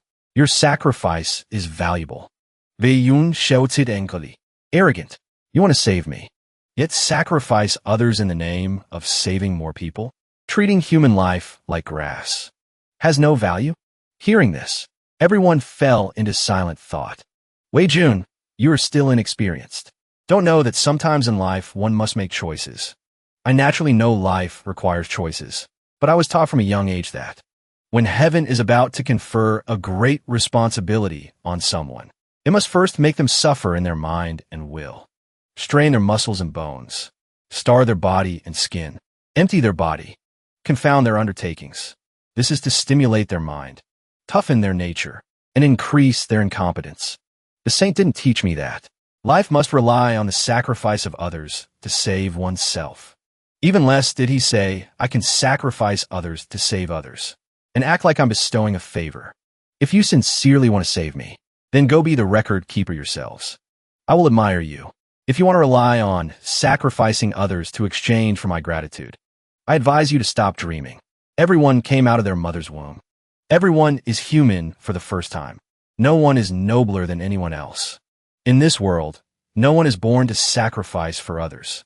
A great man has things he should do, and things he should not do, sacrificing others to save oneself. A gentleman does not do such things. Suddenly turning around, Wei Jun gathered a mysterious light. Heaven and earth seemed to show a phenomenon. His whole body was glowing. This is a phenomenon. Could it be Wei Jun? He's so fast. Didn't we have to wait until tomorrow? Why has he already cultivated haren righteous chi at Book Mountain? Brother Wei cultivated haren righteous chi so quickly? Plus those words at the foot of Book Mountain. Truly shocking.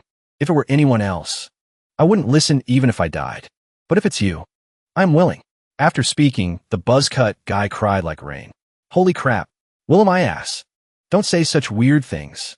What disease do men in this world have? Why do they like holding other people's hands so much? Brother Wei, I want to be the record keeper in your place. I didn't expect my acting to bring such big trouble. Brotherly, you must remember, in this world, apart from your parents, no one is worth sacrificing your life for. Everyone only has one life. Your parents worked hard to raise you. Absolutely cannot let you go honor others. Li Tanhua cried until his crotch was wet.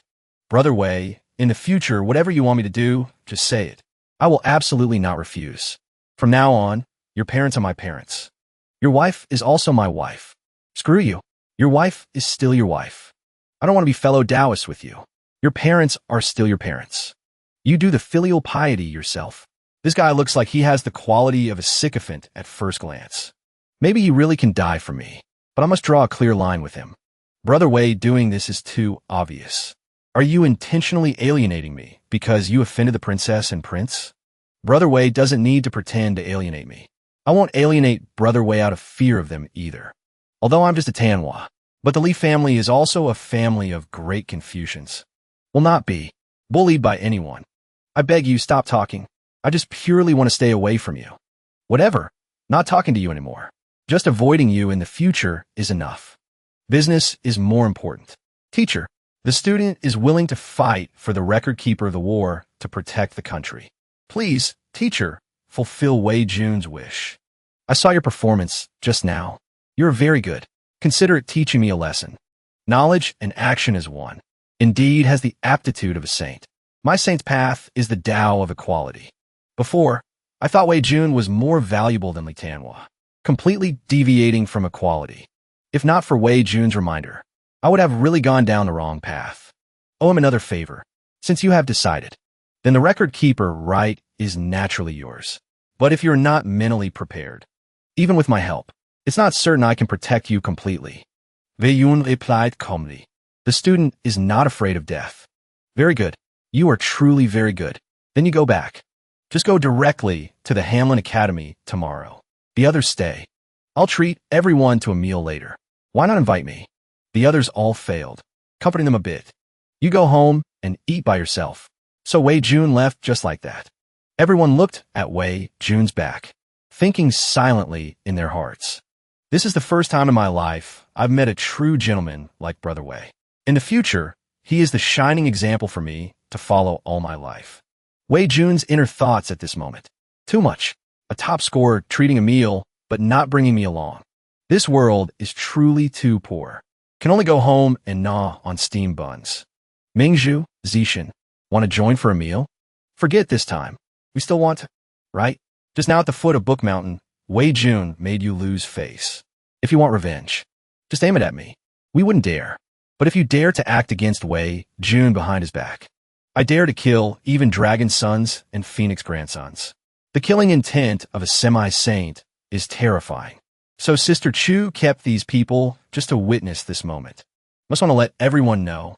Behind Wei Jun is a semi-saint protecting him. Libationer, rest assured. Having a talent like Wei Jun is the country's honor. We won't act against him for some disrespectful matters. It's just that the water of the war to protect the country is too deep. I worry even the libationer can't protect him. Then let's risk our lives for justice. I believe Wei Jun also has such enlightenment. Right? You guys don't know either. Wei Jun's haren righteous chi was not obtained after climbing Book Mountain. Hearing this, everyone was surprised. Not obtained after climbing Book Mountain? Then where did the haren righteous chi come from? Correct. Haren righteous chi is usually obtained through Book Mountain. Usually only peerless geniuses can sense it. Could it be Wei Jun's talent is too strong, so he shortened the time? No, you think too much. Haren righteous chi obtained from Book Mountain will not cause a phenomenon.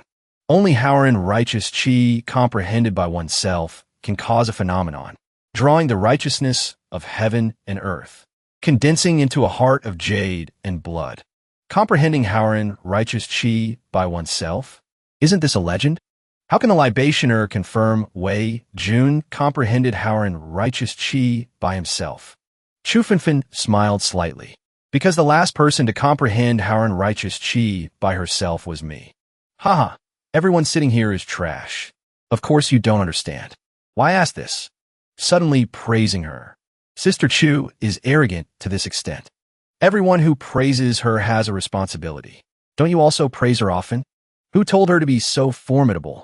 Today's matter quickly spread out through the mouths of the new Hanlon scholars. The news that Wei Jun is about to become the 15th record keeper of the war to protect the country, along with the reputation of the gentleman Wei, who fears not death, spread throughout the world, making countless people admire. Everywhere was buzzing with discussion. Scene shifts to Miaoying Pavilion.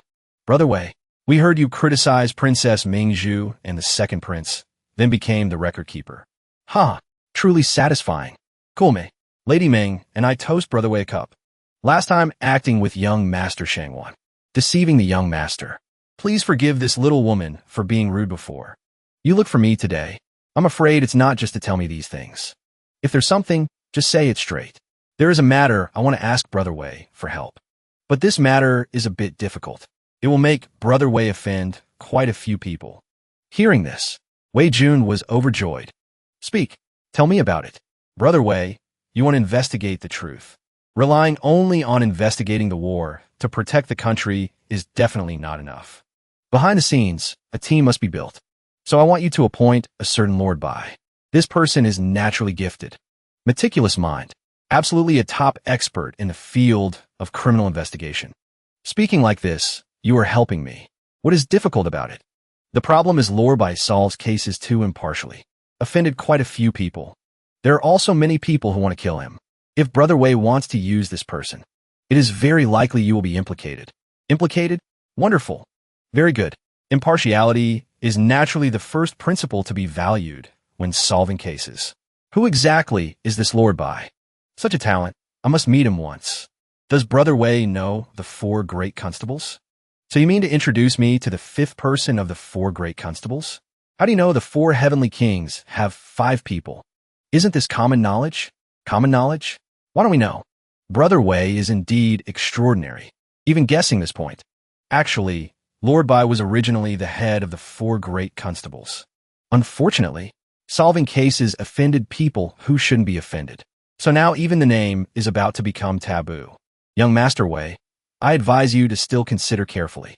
The water behind this Lord Bai is very deep. Lady Ming worries too much. No matter how deep the water is, could it be deeper than the war to protect the country? This is really uncertain. This Lord Bai is a bit ominous. Ominous? How so? I heard that an immortal once told his fortune, saying his fate is the heavenly bane solitary star. When Lord Bai was born, that immortal said he would curse all relatives and friends around him to death. As a result, people around him really frequently had accidents. So when he was young, his parents abandoned him.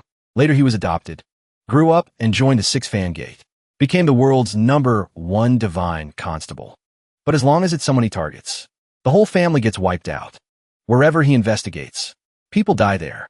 Even people around him can hardly escape the calamity, often dying of unknown causes.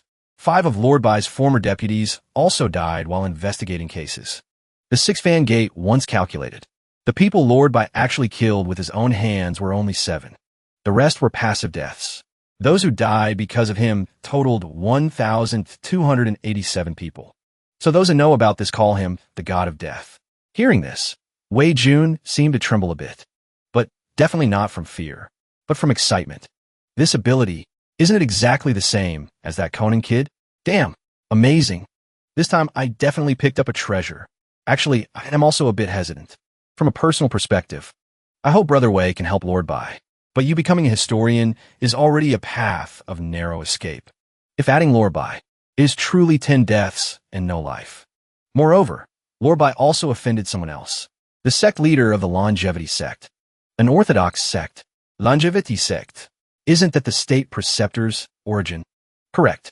The one appointed by His Majesty as a guest of honor is the supreme elder of the longevity sect. Brother Wei remembers I once reminded you. People who cannot be offended, sects of the cultivation world absolutely cannot be messed with. But Lord Bai is very bold. Just for a case of raping a civilian woman, he dared to investigate all the way to the longevity sect. He ignored the state preceptor's warning, directly arrested the state preceptor's direct disciple to the 6 Fan Gate for public interrogation. Finally, the disciple was found to have killed 800 people, pushed an old lady into the sea, and raped a pig. Lord Bai sentenced him to be beheaded on the spot, resulting in no one daring to execute. Lord Bai, in a rage, could only act as the executioner himself, beheaded that villain. Since then, Lord Bai and the state preceptor formed a deep grudge. I heard it was Princess Mingzhu who pleaded for him. That kept his life. Later, the state preceptor's manor let him live, but wanted him to live a life worse than death, like a stray dog. Later, although he still held a position at the 6 Fan Gate, but everyone from top to bottom isolated him. Also didn't give him tasks. Lord Bai completely became an invisible person. Wei Jun slammed the table angrily. Bastards. These bastards dare to be this arrogant. A dignified great Qian divine constable, daring to treat such a talent like this. As a constable, what is wrong with diligently investigating cases? What is wrong with punishing villains? Just because of some rumors and coincidences, suppress him? Just let him be suppressed like this for enforcing the law impartially and being retaliated against by the powerful? if letting Lord Bai, such an upright person, live miserably in this world. That is the misfortune of the entire country. No one dares to approach Lord Bai, right? Very good. Then this Lord Bai is mine. It is indeed, Brother Wei. Just now you spoke our hearts. If Lord Bai knew, he would definitely do his best to help Brother Wei. Young master is deeply righteous and unafraid of power. Truly worthy of the name, true gentleman. This way Lord Bai can finally escape the six-fan gate. Thank you, Brother Wei, for lending a hand. What are you saying? I should be the one thanking you. A professional talent like Lord Bai. Can you introduce a few more? The court only allows you to choose 2 professional talents to join your team. Besides, you also have to find experts as guards. But I am really powerless here. That's great. If you really found me a super expert, that would be troublesome. Just wait for the court's assignment. Emperor Qian has a vicious heart. He definitely won't arrange a true expert for me. Maybe even plan a spy. At that time, I will scold that dog emperor in front of the spy every day. Even if Emperor Qian is a ninja turtle. Sooner or later, he won't be able to hold back and chop me. The plan is truly wonderful. If there's nothing else. Although first, I still have to go to the Hamlin Academy to take office. Brother Wei, don't rush. Currently, you are the focus of the entire capital. Someone must have seen us meeting. It's better for us to act out a scene. Act. How do you want to act? Shangguan suddenly punched himself hard in the face. Heavens, this guy is worthy of being a third-rate actor. Young Master Shangguan, it's just acting. You hit too hard. If we don't make it look real, how can we deceive them? Shangguan tensed his butt muscles, slapped his body hard with both hands, then jumped directly out of the window. Finally fell in front of everyone. Fine, Wei Yun, this young master won't forgive you. You dare to attack this young master, a villain intoxicated by success. Do you really think this young master can't deal with you? A dying man still so arrogant. You just wait. No need for this young master to act. You won't live for many days anyway. We'll see. Was that the dandy Shangguan Xingfeng just now? He wanted to make peace with Wei Jun, resulting in being beaten up by Wei Jun. Wei Jun consecutively climbed 21 levels of Book Mountain, cultivated haren righteous qi, became a cultivator. Perhaps Shangguan Xingfeng wanted to sue for peace out of fear. But how could Wei Jun be friends with this kind of person? Wei Jun did well. Wei Jun is truly a true gentleman. A toast to young Master Wei. Is it necessary to go to this extent? Is there something wrong with this guy's mind? Young Master Shangguan is actually a very interesting person. I guess he might have endured for a long time. What do you mean? Young Master Shangguan's father is the Prime Minister, ruling the world on behalf of His Majesty. Can be said to be under one person, above 10,000 people. If the Prime Minister's son is also exceptionally talented, the Shangguan family's power will be even stronger. But this makes His Majesty suspicious. Will the Shangguan family rebel? So to protect himself, for the family, and also for the world, he can only hide his talent, pretend to be incompetent, also because of this. So he has special hobbies? Special hobbies? For example, liking to be abused, liking to be scolded by others, even changing. No wonder. My junior sister actively pursued him for half a year. He wasn't moved at all. My junior sister is very beautiful and has excellent sword dancing skills like dancing to Vina House music. Speaking of which, young Master Shangguan basically doesn't like women. Is Shangguan like that or not? I'm not sure. But you can tell your junior sister to learn how to use a leather whip. Use a leather whip? Correct. Must use a soft whip. Besides, can also combine with dripping wax and candles. Young master, what are you saying? How do you understand this? Miaoying Pavilion is a place of entertainment after all. I naturally have heard of it. On the contrary, young master is clearly someone who hasn't experienced the world. Why do you know so much? It was all taught by Teacher Chu. She said we should learn a bit more, to avoid going down the wrong path. Indeed, libationer Chu. Indeed, unconventional. Is Lady Ming that naive, believing these words too? At this moment, Grandma Chu Finfin suddenly felt an itch in her heart. Semi-saint intuition told her someone was bad-mouthing her. Speaking of that kid Wei Jun, why hasn't he arrived yet? Told him to take office at the Hamlin Academy today. Don't tell me he went out with some girl again. Young Master Wei, actually I also have a favor to ask today. What is it? Can I invite you to fall in love with me? What the hell? Only met twice. Could it be my strength hasn't recovered yet? But my charm index has reached the peak. Still have to explain the reason to the young master. The technique I cultivate is very special. Must find a man to entrust my feelings to. Young master is a true gentleman. The most suitable person I have ever met.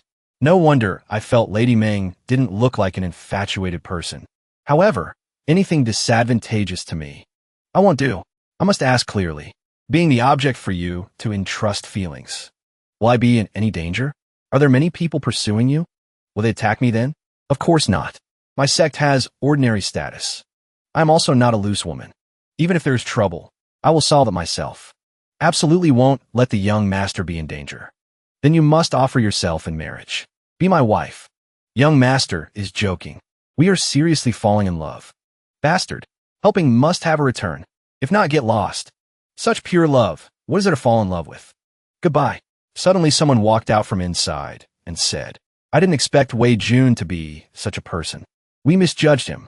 Senior sister, even bringing out whips and dripping wax. Truly shameless. Still dare to dream of the beauty of my senior sister. I despise a villain like you. Most men in the world only pretend to be gentlemen when facing me. But Wei Jun is very straightforward. I actually like him more and more. Senior sister, is there something wrong with your brain? He didn't even bother to pretend. Proves he basically doesn't care about you. There are many people who care about me. But do I like them?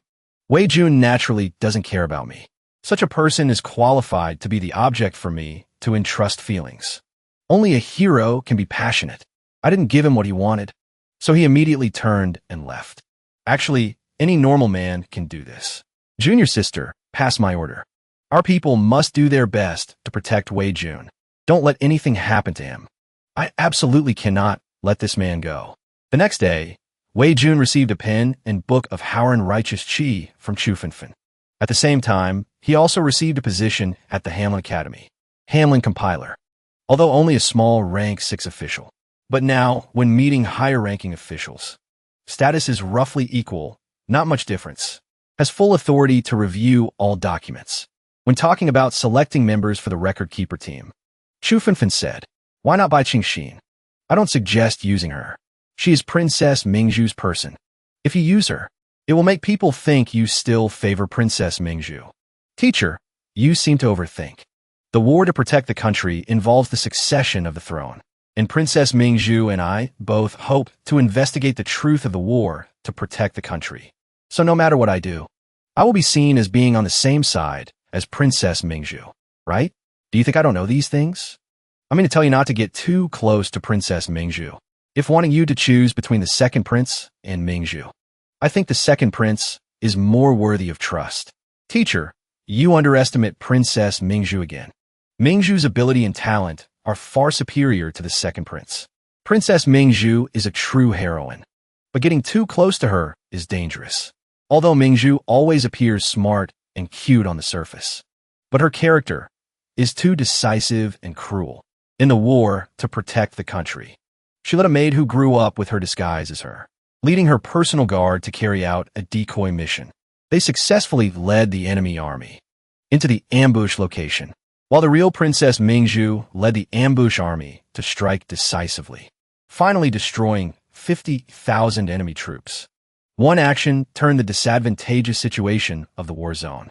This textbook-level annihilation battle also proved Princess Mingzhu has stepped into the ranks of famous generals of the world. Princess Mingzhu is indeed a commander with illustrious military achievements. The pity is, Mingzhu's personal guard was completely wiped out in this battle. Moreover, as the top commander, for the big picture, not hesitating to sacrifice anyone, I understand clearly what kind of person she is. But isn't such behavior appearing in a royal family member normal? Even a necessary quality for a commander. Aren't you afraid of being sacrificed by Mingzhu for the big picture? Isn't that a good thing? If she can do that, I can consider appointing her as a heavenly concubine. Teacher, no matter how Princess Mingzhu treats me, I don't care. What I do has nothing to do with her. I became the record keeper just to investigate the truth. Then what are you doing it for? Wei Jun said loudly. For justice. For fairness. This answer is exactly the same as hers back then. Now you've seen it too, right? Hearing Wei Jun's answer. What do you think? This is by Qingxin, the world's #1 divine constable. Turns out to be a fool. A fool exactly like me back then. Qingxin, you have changed. Do you know what I've been through? Wholeheartedly solving cases, yet being called the god of death. Encountering ostracism and ingratitude from colleagues. Enduring life threats from the powerful. But just now you heard it, right? Wei Jun said the words you once said. Don't you feel the future still has hope? Hope? There's no hope. Hearing this answer, I only feel ridiculous. Myself back then was truly too ridiculous. This princess does not feel it is ridiculous. Back then you did things no one dared to do. Then can the princess answer my question for back then?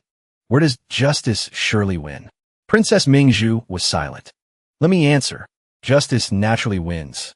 Because only those who hold supreme power can represent justice. And you failed, losing everything. Qingxin, I know you're completely disappointed with fairness and justice. But this matter is very important to me. I'm afraid only you can complete it. So please join Wei Jun's team. Must help me investigate the truth of the war to protect the country. Back then you saved my life from the state preceptor. I owe you. After completing this matter, we owe each other nothing. Owe each other nothing. But at this moment Qingxin still didn't know. What kind of huge waves he would bring to her life. Besides me and Wei Jun, the court will probably send someone to be a guard. Right? Correct. Actually, the candidate has already been decided. It is Liu Yuanhao, the old eunuch recommended by the Inspection Division. Inspection Division? One of the most powerful agencies in Great Qian. It is a secret service agency, an important means for the emperor to monitor the world. After the war, to protect the country. The power structure of the Great Qian court underwent huge changes. Countless officials and structures were renewed. Only the status of the Inspection Division has never been shaken. Also only Liu Qian is the exception. Always been the confidant of the late emperor and Emperor Qian, sitting firmly in the position of chief of the Inspection Division. This chief Liu's status is so stable. Must be relying on Emperor Qian, right? Speaking of which, he is also considered the princess's enemy. Being Emperor Qian's dog, naturally considered an enemy by me. That old eunuch must have followed Emperor Qian's instructions to arrange his 9th adopted son for Wei Jun. Liu Yuanhao, the legendary Liu Yuanhao. Scene shifts to the Inspection Division. You looked for me? You came. Old 9th, the record keeper Wei Jun's team is still missing a guard. This matter is entrusted to you. You only need to do your best to protect him. No need to do anything else. Inspection Division Chief Liu. You mean the record keeper Wei Jun? It's him again. The court's eating manners are truly ugly. Clearly don't want a good ending. Who in the capital doesn't know that name? That cowardly trash. 35 years old, and dares not step half a step out of the palace. The shame of the Inspection Division. Liu Yuanhao. This is a death-seeking job. Adoptive father. That Wei Jun offended his majesty. I am so weak. How can I protect him? You can't watch your son go to die. Adoptive father. What are you shouting for? Sending you is his majesty's will. If you were a bit stronger, had a slightly better reputation, this matter wouldn't be your turn. Feeling like because I am useless, I am used by his majesty as a shield. You are useless. You deserve it. No one loves you. But adoptive father. I cannot die right now. I have an 80-year-old mother above and a young child below. I still have unfulfilled wishes in my heart. Must. You insolent brat. Hurry up and report to Wei Jun tomorrow. Otherwise, disobeying the decree is also a death sentence. Adoptive father. Why did you slap him away? Did he do something wrong? No. It was His Majesty who sent him to work. His Majesty sent him to work? Does His Majesty not know his reputation for being useless? That is Chief Liu's adopted son, Liu Taizhu. Of course he knows. His Majesty just wants him to do bad things. The next day, at the Hanlin Academy, 2 professional colleagues came before Wei Jun. Bai Qingxin's face, expressionless, as if she had lost her vitality. What? The world's #1 divine, Constable Lord Bai, is actually a woman? Whatever, not important. Look at those melancholic eyes. That gloomy temperament. Indeed a person who brings death. Stable. Acceptance satisfaction, 100%. Look over here. Just now someone said this Liu Yuanhao is the shame of the Inspection Division. Those dull eyes. That silly smile. That weak temperament. Always exuding the breath of a weakling. With such a rookie guard, my safety is definitely not guaranteed. Having such a team is truly wonderful. Lord Lu, Lord Bai, and my safety depend on you. Lord Wei, you flatter this lowly one too much. Lord Bai is the famous god of death. Even if you kill me, I'm afraid I can't protect you too. How about we go fishing instead? I have experience in this. If you want to fish, go by yourself. I want to investigate the truth of the war to protect the country. Doing so will get people killed. Lord Bai, do you know who you are opposing? Don't need to know.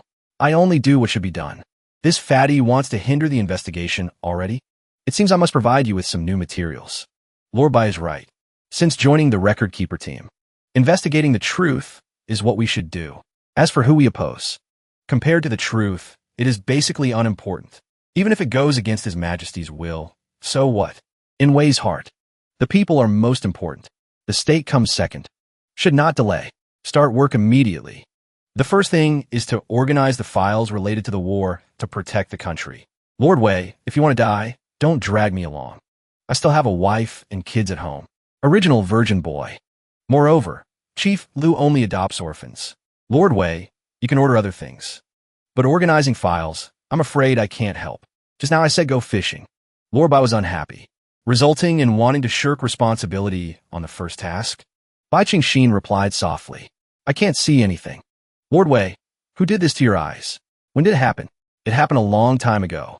Because of drinking a cup of Princess Mingzhu's tea. Your eyes are because of Princess Mingzhu? How is that possible? Didn't Princess Mingzhu save you? Wei Jun rubbed his chin as if pondering something. So that's how it is. This is the condition for the state preceptor to spare your life? Exchanging a pair of eyes for a life. Lingering on, right? Is this the cruel reality outside the palace?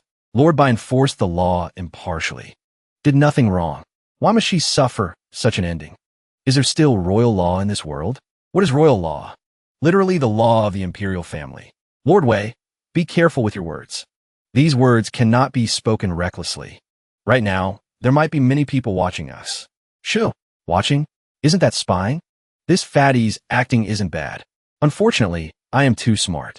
One glance, and I saw you are Emperor Qian spy. But if there really are others watching, it would be a pity not to add some spice this time. Then continue to improvise and perform. Teacher Chu once said, do nothing against conscience in life. Fear not the knock of ghosts at midnight. If Great Qian cannot tolerate even a person speaking the truth, then this country should perish soon.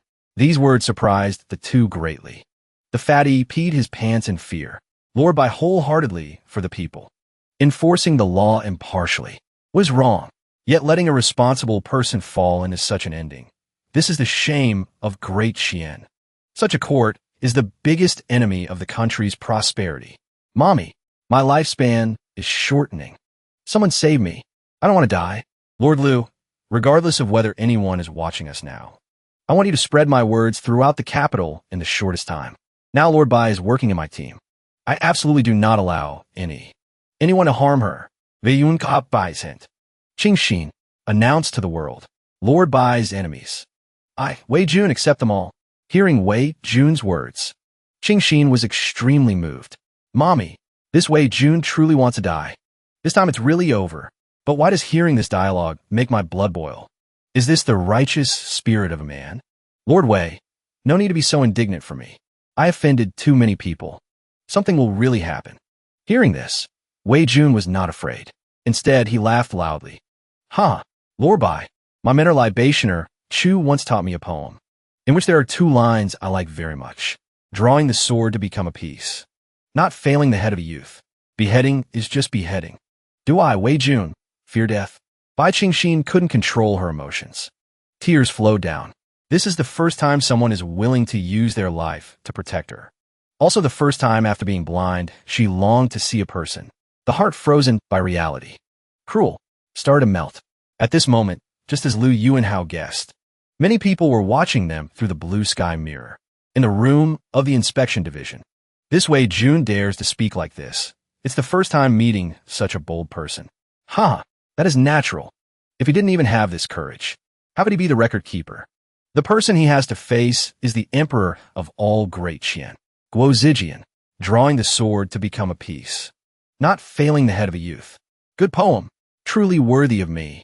Being able to write such a poem, but why don't I remember when I wrote it? In the imperial palace of Great Qian, everyone is paying attention to Wei Jun's trio. These words, what does imperial sister think? This princess uses eyes to see. Second brother, don't make it difficult for imperial sister. Bai Qingxin is imperial sister's person. Wei Jun is speaking up for imperial sister. Imperial sister naturally finds it inconvenient to express an opinion. This squinty-eyed guy is Emperor Qian's son, fourth prince. However, this Wei Jun, in broad daylight, dares to speak wildly like this, slandering the imperial family, trampling on royal law. In my opinion, according to the law, must be beheaded. Amon hearing this will definitely be very happy. In my opinion, this Wei Jun should be beheaded. Right, imperial sister? Two stupid sycophants. Don't flatter Father Emperor too much, not knowing the severity. Qian Tian, I have tolerated you for a long time. Don't think being a few years older is amazing. On what basis do you act coldly towards me every day? Qian Zixin saw this situation and felt it wasn't good. Hurriedly gave the squinty-eyed guy a slap. Told him to shut up. Is Imperial Sister's real name for a younger brother to call? Imperial Sister, don't be angry. Relax. Hitting him makes his princess feel dirty. Not everyone is worthy of this princess teaching a lesson. Oomph. Am I not worthy? Worthy of me. Second brother, is there something wrong with your brain? Weiyun. He turned around. Don't you see? He is opposing our great Qian imperial family. Many ministers are watching. If we don't punish this Wei Jun, where do we put our imperial family's dignity? Hearing this, Zixin gave him another slap. What the hell do you understand? If you don't speak, no one will say you are mute. Sure enough, there are idiots in the imperial family too. Right now, who knows how many pairs of eyes are watching the three of them. Today's matter will definitely spread out. His Majesty sent many ministers to watch the blue sky mirror with us. He must also be waiting for our attitude. Moreover, the situation of Bai Qingxin will soon be made public, and she offended the powerful because of strictly enforcing her duties. If the imperial family doesn't care about her situation at all, court ministers, border soldiers will all feel unprotected. At that time, who will remain loyal to the imperial family? So no matter what, today I must represent the imperial family. Since the founding ancestor, Great Qian has experienced countless crises. Relying on what? Relying on the superior wisdom of the princes and grandsons? Relying on the dignity of the imperial family? Or relying on the ethereal luck of heaven? None of them. We rely on the selfless sacrifice of countless soldiers who love the country and people. These people may not necessarily be loyal to the imperial family, but in their hearts, there is everlasting justice. They are all the most loyal people of this country. Some people only talk about patriotism with their mouths. This kind of patriotism is just an empty slogan. There are also people like Bai Qingxin, because she was beaten black and blue by cruel reality. So her embrace for the country became lighter. She did not fail Great Qian. It is Great Qian that failed her with what she has experienced, still demanding her to be loyal to the imperial family. Do we still have any face? There is also a type of person. They have also seen through everything. They know clearly the selfishness, hypocrisy, and ruthlessness of those above, seen through the exchange of political interests and dirty tricks. But they still use a warm heart for this country, for the common people of the world, to burn everything of themselves. That is called a national scholar patriot. And Wei Jun is such a national scholar. The matter of gouging Bai Qingxin's eyes. Don't know how many people's hearts have been broken. Killing another Wei Jun. Do you think you are pleasing His Majesty? You are digging a grave for our imperial family. Half a day later, Wei Jun's improvisation spread throughout the capital. At the same time, Princess Mingzhu's words were also spread. The people applauded after hearing it. After that, 3 decrees were sent to 3 places, rewarding Princess Mingzhu with 10 bright pearls. The 4th prince was grounded for 3 months. And Wei Jun was rewarded with a Shangfang sword, with the right to execute first and report later. Damn it, Mingzhu. I am irreconcilable with you. I'm going to chop someone right now. Lord Wei, what's wrong? Calm down a bit. Wei Jun gripped the Shangfang sword tightly, hands trembling. Must be very happy. Lord Wei, why aren't you happy at all? This is the Shangfang sword. Our safety has an extra guarantee. Happy? Happy my ass. Don't you see I'm trembling with joy? Mingzhu, you just wait. I will. The documents of the Hanlon Academy have been mostly reviewed. Guo Zijian still has a pile of important materials. Go over there and take a look. Want to go out? Wait a moment. Going out like this is too dangerous. The three of us are now the focus of attention. We need to disguise ourselves a bit. Lord Wei, this is the Inspection Division's treasure armor. Wearing it makes you invulnerable to swords and spears, impervious to water and fire. It is a weapon for self-defense. These are the Inspection Division's Spirit Cloud shoes. There is a spatial formation in the shoes. Wearing them allows short-distance teleportation through space, an indispensable item for escaping. And this is the proudest masterpiece of my life. Isn't this a white flag? What's so great about it? Used for surrendering? The enemy will naturally think so too. But in fact, I asked adoptive father to help me carve a killing formation into it. Just wave it 3 times. Ordinary cultivators will be destroyed immediately. Why did this fatty suddenly become reliable? Could it be he really wants to protect me? No, I want to return it. Not finished yet. Lord Bai, this is yours. Lord Wei, you wear this too. And this. Also, this will definitely be useful. 15 minutes later. All right, probably barely enough. Next time I must ask adoptive father for a bit more. Is this guy possessed by Doraemon? After a while, Wei Jun's trio went out to investigate. I thought Lord Lu would be a drag. Now it seems Lord Lu is truly a guardian deity. With these things from Lord Lu, I'm afraid half of the world's cultivators can't threaten us. Hearing Bai Qingxin say this, Wei Jun was extremely worried. Half? Just like that? Are these damned fat things that powerful? But the fatty was even more afraid. Only half. Then aren't we too miserable? I am still so young, with an 80-year-old mother above, and an elderly mother and young child below. Damn it, being a spy without meeting the standard. I want to return the goods. Lord Lu, do you have gynophobia? Why stand so far from Lord Bai? Don't you know Lord Bai is called the god of death? Getting close to Lord Bai could lead to sudden death at any time. Those are just nonsensical rumors of the world. But anyway, you are a cultivator. Don't be so superstitious. Lord Wei, you are truly too naive. I have seen Lord Bai's files. Indeed, wherever she goes, people die. Trust me, there are only wrong names. No wrong nicknames. Wei Jun flicked the fatty's forehead, told him to stop daydreaming. It's fine if outsiders misunderstand Lord Bai. We are family. If I hear any more rumors about Lord Bai, don't blame me for being impolite. Remember, rumors are just baseless words. Hearing this, Bai Qingxin blushed shyly, immediately fell to the ground. A while later, Wei Jun's trio arrived at the Lanzi Kingdom. But something was wrong. Quickly put out the fire. The library pavilion is on fire. Someone burned to death. Quickly go save people. The librarian is dead. Quickly go invite the libationer. The three stood rooted to the spot, not understanding what happened. Quickly put out the fire. Quickly get water. Where is the libationer? Can't find her. Quickly go report to the officials. Put out the fire. Put out the fire. The librarian can't be saved. Burned beyond recognition. A while later, the fire was gradually extinguished. Huh? Library pavilion? It caught fire as soon as we arrived? What a coincidence. Indeed, very coincidental. The library pavilion is where materials are kept. I guess the materials related to the war with the Wei Kingdom have been burned. Definitely not a simple coincidence. Guo Zijian has countless cultivators guarding it. Teacher Chu is also the #1 semi-saint in the world. To be able to do this under her nose, this person must be a super expert.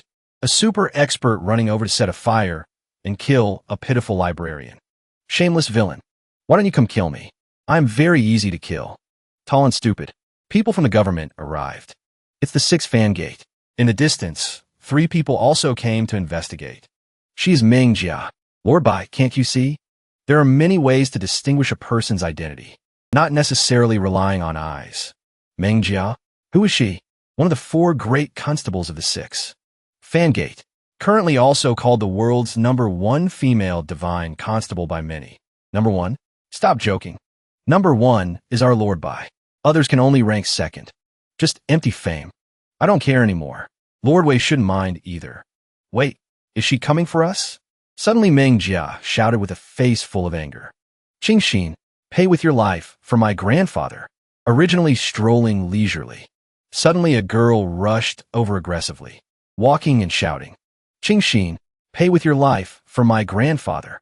Lu Yuanhao cried out trembling. Oh no!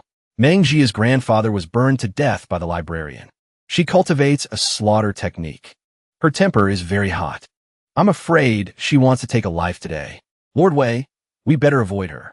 Meng Jia rushed over with a fist of rage. Qingxin, accept your death. While the momentum was fierce, Wei Jun gently blocked with his face. Hand resting on the sword, face expressionless. No intention to resist. Meng Jia stopped her fist in surprise, looking arrogantly at Meng Jia. Said coldly, "You want to touch my person?" Meng Jia withdrew her hand in confusion and said, "Wei Jun, this matter has nothing to do with you. Step aside. I just want to settle the score with Bai." Qingxin. Wei Jun did not give way at all. Hand still gripping tightly. The sword replied, "Constable Meng, even if a relative passed away, you cannot speak recklessly. Lord Bai's always been by my side. She has nothing to do with Elder Meng's death." But Meng Jia retorted loudly, "How is that possible? How can it be unrelated? Who doesn't know Bai? Qingxin is the god of death. Wherever she goes, she brings casualties there. If today Bai Qingxin didn't come to Guozijian, my grandfather wouldn't have died." Hearing these words, the surrounding people started buzzing again. "So it's Bai Qingxin. I know her. Her fate is the heavenly bane. Solitary star. I said it. Why did someone die at Guozijian? Turns out the god of death arrived. Knowing clearly she brings casualties. Then don't run around everywhere. Truly has no self-awareness at all. We better stay away from her." Sure enough, the rumors are not wrong at all. Even the guarding semi-saint couldn't withstand her fate. "Quickly go home. Don't harm people here anymore." Passers-by constantly uttered extremely vicious words. They didn't know. These words had become a shadow in Bai Qingxin's heart for a long time. The demon in her heart was also laughing at those bleeding wounds. See their faces clearly? This is the world you once believed in wholeheartedly. Is this the justice and fairness you worship? In the end, except for a pair of blind eyes, what do you have left? Accept me. Bai Qingxin, you just need to take one more step. We will merge into the true god of death. Let this trash taste the flavor of death. Outside, Meng Jia was still screaming fiercely, constantly uttering malicious and unpleasant words, directly attacking Bai Qingxin's spirit. See clearly? Everyone knows Bai Qingxin is a disaster. She caused the death of so many people. Now she caused the death of my grandfather too. She basically shouldn't live in this world. Shut up. Something that only brings bad luck shouldn't have been born in the first place. It would be best if she just died, struck by a heavy blow. Qingxin momentarily lost her reason. She was about to step into the darkness, to let it consume her. But Wei Jun struck Meng Jia on the head with the hilt of his sword, pulling her back to reality. The blow was powerful, stunning everyone present. Bai Qingxin also looked at Wei Jun in confusion. Meng Jia clutched her head in pain and staggered back a few steps. She shouted loudly at Wei Jun, "How dare you hit me?" A flash of anger and threat appeared in Wei Jun's eyes. "I did hit you. So what? If you dare say another bad word about Lord Bai, I'll use this imperial sword to chop you into pieces. Don't worry, my sword is very sharp.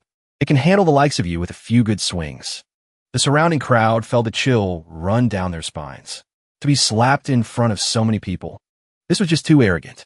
Although Meng Jia was hot-tempered, she held herself back. "Nonsense.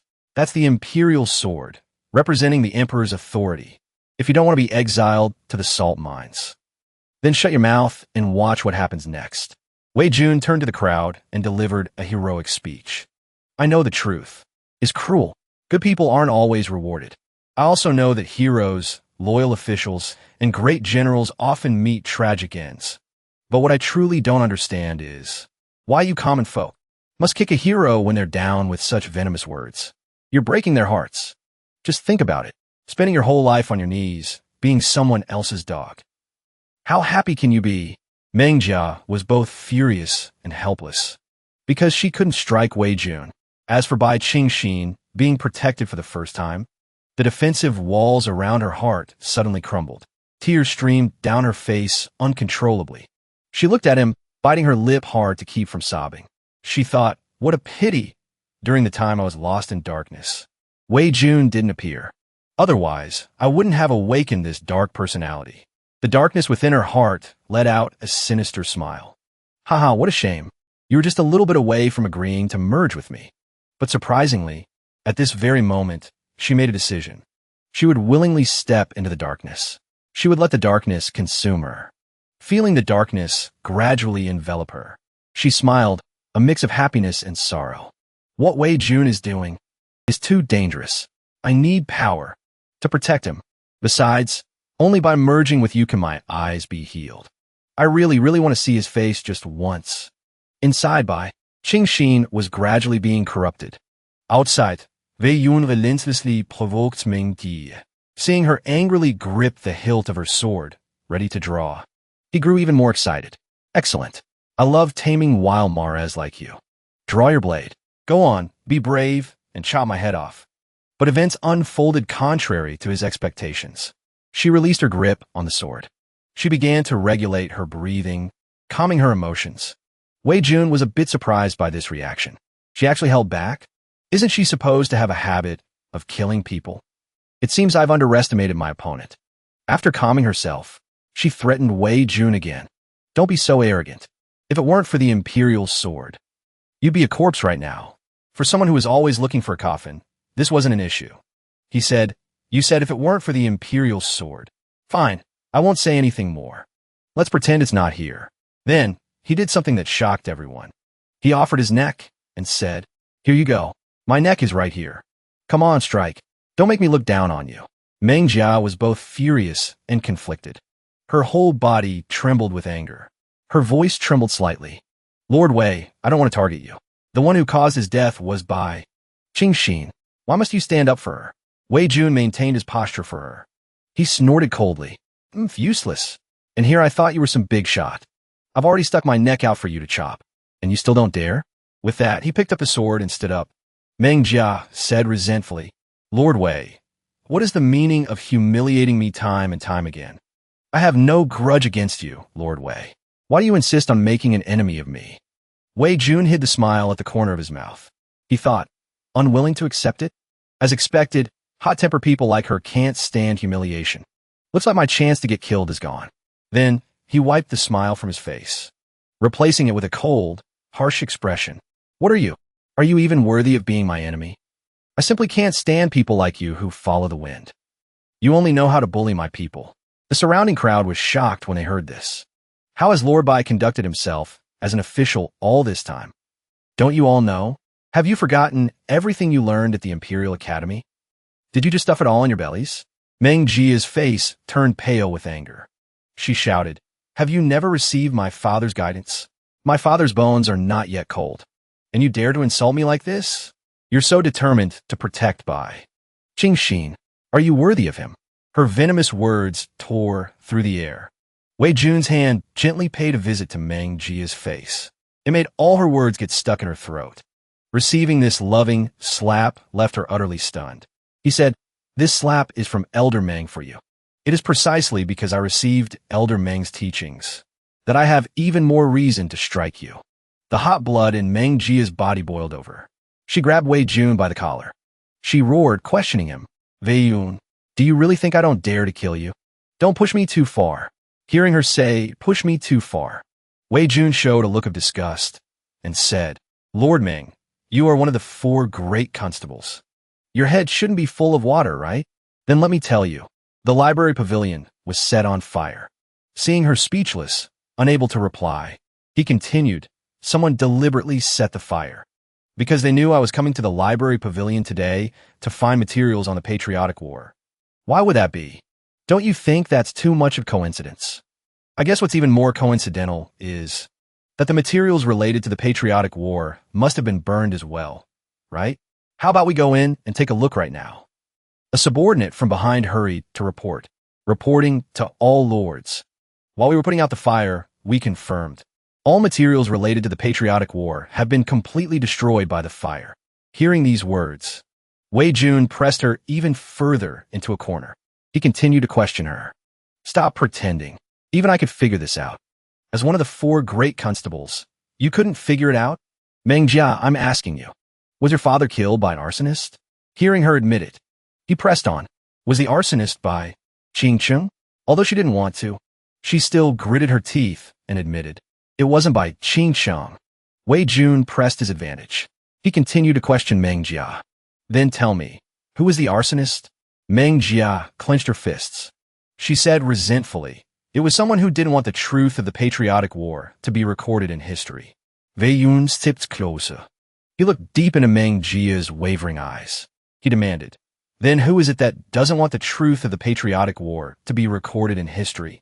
Seeing her grit her teeth in silence, he grew even more excited. He thought, now that the path is cleared, all I need is one more spark. Thinking this, he immediately put pressure on Meng Jia. What's wrong? Don't you dare say it. Meng Jia, in fact, you already know who the real killer of your father is. It's someone you don't dare to provoke. And you certainly don't dare to provoke the true mastermind. So, she vented all her resentment on Lord Bai, because she felt that Lord Bai had offended many people, making her an easier target to bully. The brave get angry and draw their swords against the strong. The cowardly get angry and draw their swords against the weak. You are nothing but a weakling who only knows how to bully. The weak. Every word was like a slap to Meng Jia's heart. But that still wasn't enough. Wei Jun became more and more impassioned as he spoke, with no intention of stopping. Did I strike a nerve? Do you want to kill me to silence me? To seal the evidence? Fine. My neck is here. My head is here. My heart is here. Don't you dare avenge your father? If you can't even bring yourself to kill me, then you're the most useless of the useless. Although he deliberately spoke hurtful words, his eyes looked at Meng Jia with great expectation. Come on, do it. Hurry up. Give me a quick death. Meng Jia channeled all her emotions into her fist and slammed it into the ground, along with a loud shout. It seemed she wanted to release all the resentment she had held in for so long. The entire space then fell into silence. A moment later, she spoke, breaking the silence. Tears had unknowingly streamed down her cheeks. Lord Wei is right. Meng Jia is just a weakling who only knows how to bully. The weak. Sister Bai, I'm so sorry. Lord Wei, thank you for waking me up. Meng Jia will definitely repay this kindness. Sister Bai, I am sorry. Meng Jia sobbed as she apologized.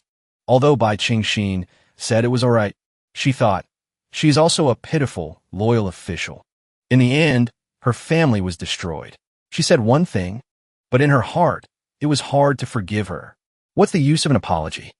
The damage has already been done. Only by not letting the other person into your heart can you avoid being hurt. Behind them, Wei Jun gritted his teeth. No matter how touching the scene before him was, he couldn't help but curse in his heart. It's all a scam. What murderous and violent nature. What hot temper. She's just fooling people. I told her to kill me, not to redeem herself. Bai Qingxin calmly commented. The library pavilion was burned. The keeper was killed. This is a case that will shake the imperial court. An elder Ming was the second strongest master at the Imperial Academy. The person who could kill him must have unfathomable strength and background. Whoever gets involved in this will die. Hearing these words, Wei Jun's eyes lit up. He said excitedly, whoever gets involved will die. That's exactly what I want. At this moment, Zhu Finfin finally spoke up. This is not something you can get involved in. Since the materials on the patriotic war have been destroyed, it's useless for you to be here. Hearing this, Wei Jun immediately became suspicious. Is teacher giving us an order to leave? Where were you, teacher? It took us until now to get you here. Finfin replied, I was composing poetry in the 3 leisure study. The 3 leisure study was a cultivation room that Zhu Finfin had created by condensing her righteous aura.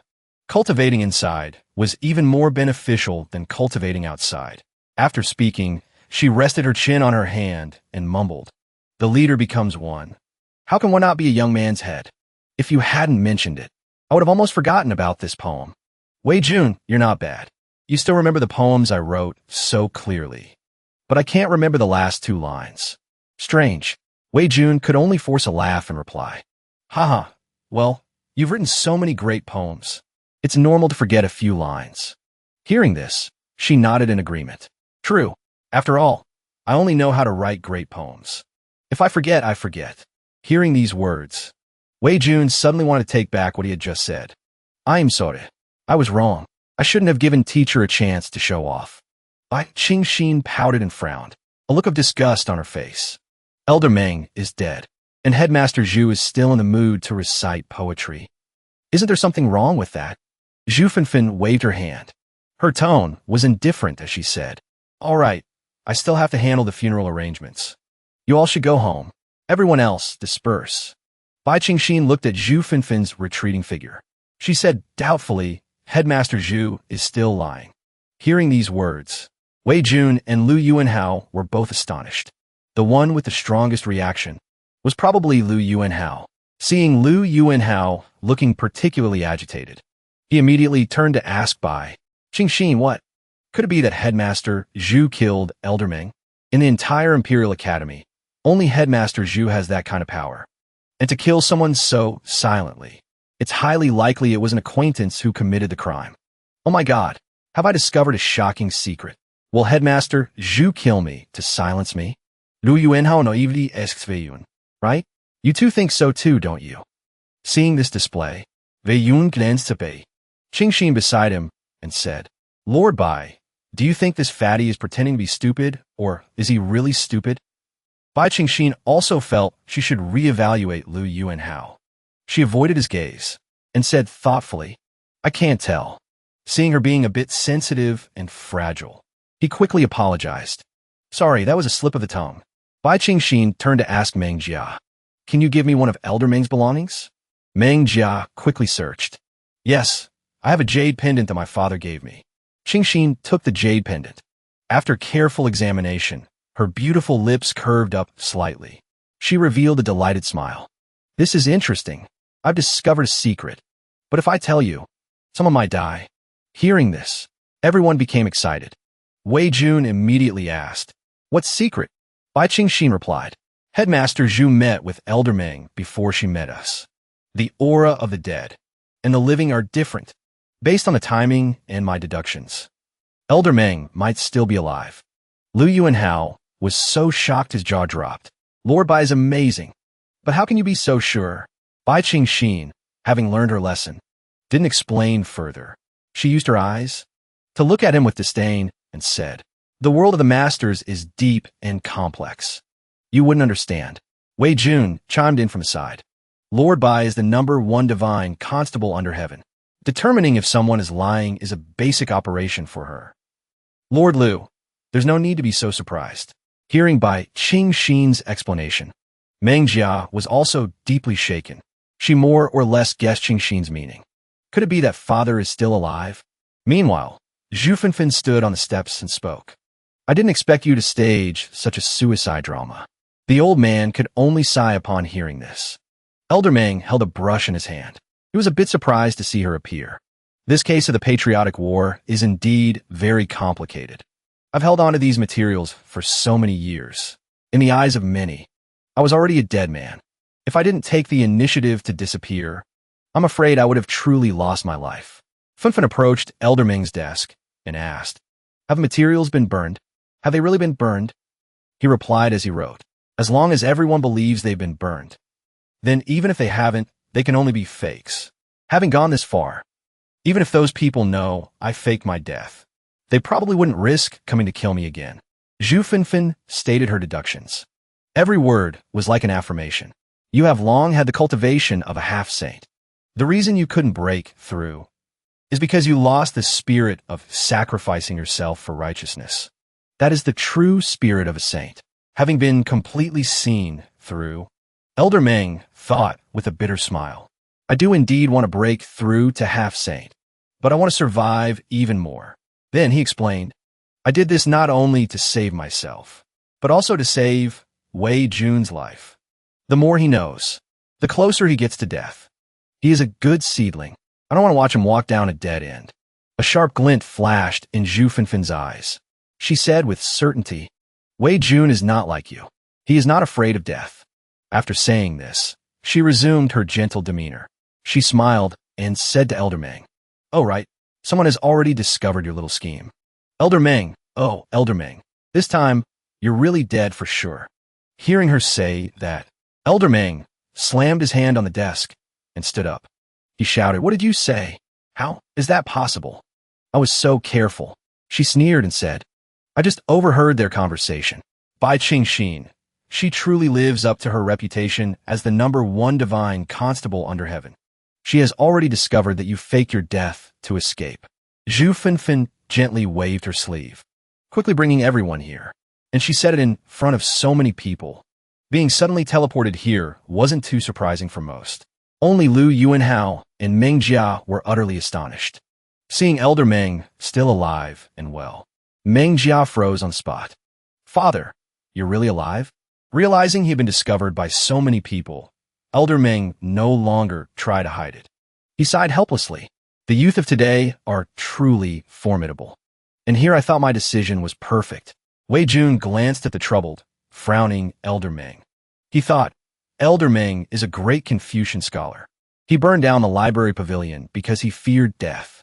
If the truth gets out, the world will scorn his character. At that point, even if Elder Ming doesn't die physically, he will die spiritually. Then he looked towards Bai Qingxin behind him. He felt sorry for Elder Ming. One can only say his luck is bad. He ran into the divine constable Bai Qingxin. If it were anyone else, his plan might have succeeded. At this moment, Ming Jia fell to her knees. She begged Wei Jun and Bai Qingxin, Lord Wei, Lord Bai, please be merciful. Please give my father a way out. Ming Jia is willing to work like an ox and horse to repay your great kindness. Bai Qingxin looked coldly at Ming Jia kneeling on the ground. Her expression was unchanged. I only stated the truth. Back then, I did nothing wrong. Yet no one begged for me. Since no one pitied me, why should I pity them? She said, I am only responsible for investigating the truth. As for whether to make it public or not, that depends on what Lord Wei decides. Wei Yun stood aside, observing coolly. Seeing his name being mentioned, he could only shake his head and say, forget it. Let's just pretend we don't know anything. Hearing this, Ming Jia thanked him repeatedly. Thank you, Lord Wei, for your mercy. Lu Yuanhao, however, asked doubtfully, Lord Wei, why did you let him off so easily? I don't understand. Wei Jun began to explain. Elder Ming has guarded the library pavilion for so many years. Even if he has no merits, he has worked hard. Furthermore, more than half of the students at the Imperial Academy have received guidance from Elder Ming. Elder Ming's character is worthy of his status and position. Lu Yuanhao still didn't understand. He asked again, but faking his death to escape is against the law. What law did he break? Wei Jun narrowed his eyes at Lu Yuanhao and said, no one actually died. At most, it's the crime of deceiving the emperor. But isn't deceiving the emperor a capital offense? So annoying. He continued to explain. Elder Ming just wants to survive. He did nothing wrong. He's just like us, forced to bear the burden of our birthright because of our responsibilities. Faced with danger, some sacrifice themselves for righteousness, while others cling to life and fear death. But we don't need to condemn those who want to survive. We just need to maintain our respect for those who sacrifice themselves for righteousness. Besides, demanding others to live up to your own moral standards is also immoral. After explaining, he fell into deep thought. If we continue to investigate this matter, it's hard to say whether Elder Ming will live or die. His reputation being ruined is a foregone conclusion, but exposing him won't bring me any closer to death. So why bother? Isn't it just a waste of time and immoral? Ming Jia suddenly knelt on the ground again. Lord Wei is truly a righteous gentleman. From now on, I, Ming Jia, belong to you. He looked at her and said, if you want to thank me, just do more good deeds in the future. If I wanted you to repay me, I'm not worthy of being the righteous gentleman you imagine me to be. Who needs a petty man like you who clings to others' coattails? A good-for-nothing like Lu Yuanxia is still better. He turned and said to Zhu Fenfen, Teacher, if you would be so kind as to lead us out. We still have a lot of work to do, and we need to do it quickly. She flicked her sleeve lightly and teleported everyone outside. Meng Lao spoke respectfully from behind. Today I, Meng Wu, away Ju my life, as the heavens are my witness. I, Meng Wu, will one day repay this debt with my own life. I will protect him with everything I have. Although I still want to live for now, I want to learn from Wei Jun's courage and spirit of sacrifice. If only one of us can live, I will not hesitate to choose to sacrifice myself. At this moment, Wei Jun had no idea that his team of protectors had just gained another loyal member. Looking at that straight back, the back of a man who feared neither heaven nor earth, she couldn't help but smile. Such a disposition. He truly is the man I've chosen. He's really handsome. Even more handsome than I imagined. The three of them held a small planning session. Wei Jun spoke up, asking his two companions, Lord Bai, Lord Lu, tell me, where should we start with our next step? Bai Qingxin immediately replied, I suggest we first report what we each know about the war to defend the nation. Lord Lu, being in the supervisory division, you must have seen a lot of information on this, right? Lu Yuanxiao laughed awkwardly. He made an excuse, saying, I spend every day cultivating. I rarely pay attention to the important matters of the supervisory division. Stop pretending. Didn't you once say you only cultivate for 2 hours a day? Hearing this, Yuanxia scratched his face. He said helplessly, Before I met Lord Wei, I did read some intelligence reports about the war to defend the nation. But my clearance wasn't high enough. I only know a little. Wei Jun encouraged him. It's all right. A little. From you is still more than what we know. Hearing this, Yuanxia began to recount what he knew. Then let's start with the supervisory division, which I'm most familiar with. My father-in-law, Chief Lu, personally raised 9 sons, except for me because I was young and my strength was the weakest. I was not sent to the battlefield during the 10-year war to defend the nation. My father-in-law and my 8 older brothers were always active on the front lines. The casualty rate for the supervisory division reached 40%, second only to the Vanguard Battalion of the Shinin Corps. Of my 8 older brothers, 2 were killed in action. 2 were crippled. My 4th and 5th brothers have forever left the lonely battlefield. My 3rd brother is still in a coma to this day, and my 7th brother has also been disabled. Speaking of this, he affirmed loudly, the supervisory division oversees the entire world. It is by nature a household of loyal martyrs. Hearing such a glorious history, Wei Jun asked with confusion, then why is its reputation so poor now? Bai Qingxin was also curious. Is it because the supervisory division no longer dares to target the enemy, and instead targets its own people? Hearing this, Yuanxiao replied, perplexed. This isn't the fault of the supervisory division. I'm only carrying out the duties of the supervisory division. Wei Jun said coldly, the supervisory division is just a blade. Where the blade points depends on the one who wields it. To place all the blame on the blade itself doesn't seem very reasonable. Lord Lu, rest assured, as long as the supervisory division has truly performed great deeds, I Wei will certainly record the truth. I will absolutely not tarnish the supervisory division's name because of worldly prejudices. Hearing these words, even a fool could feel the warmth in his heart. He walked up to Wei Jun, bowed, and said, I, Lu, on behalf of the supervisory division's sincerity. Thank you, Lord Wei. Wei Jun also clasped his hands to show respect. This is what should be done. There's no need to thank me like this. If thanks are to be given, then I, Wei, must on my own behalf thank the seniors of the supervisory division who have fought desperately for the past 15 years. It is because of them that I, Wei, can now read my books in peace, free and unfettered. Watching the 2 young men exchange pleasantries, Qingxin rested her chin on her hand and said, Can you 2 stop thanking each other? You're acting like strangers. Hurry up and continue talking about the patriotic war. Lu Yuanhao was embarrassed for a moment, then continued his story. Before the patriotic war, the Great Qian was in a period of prosperity.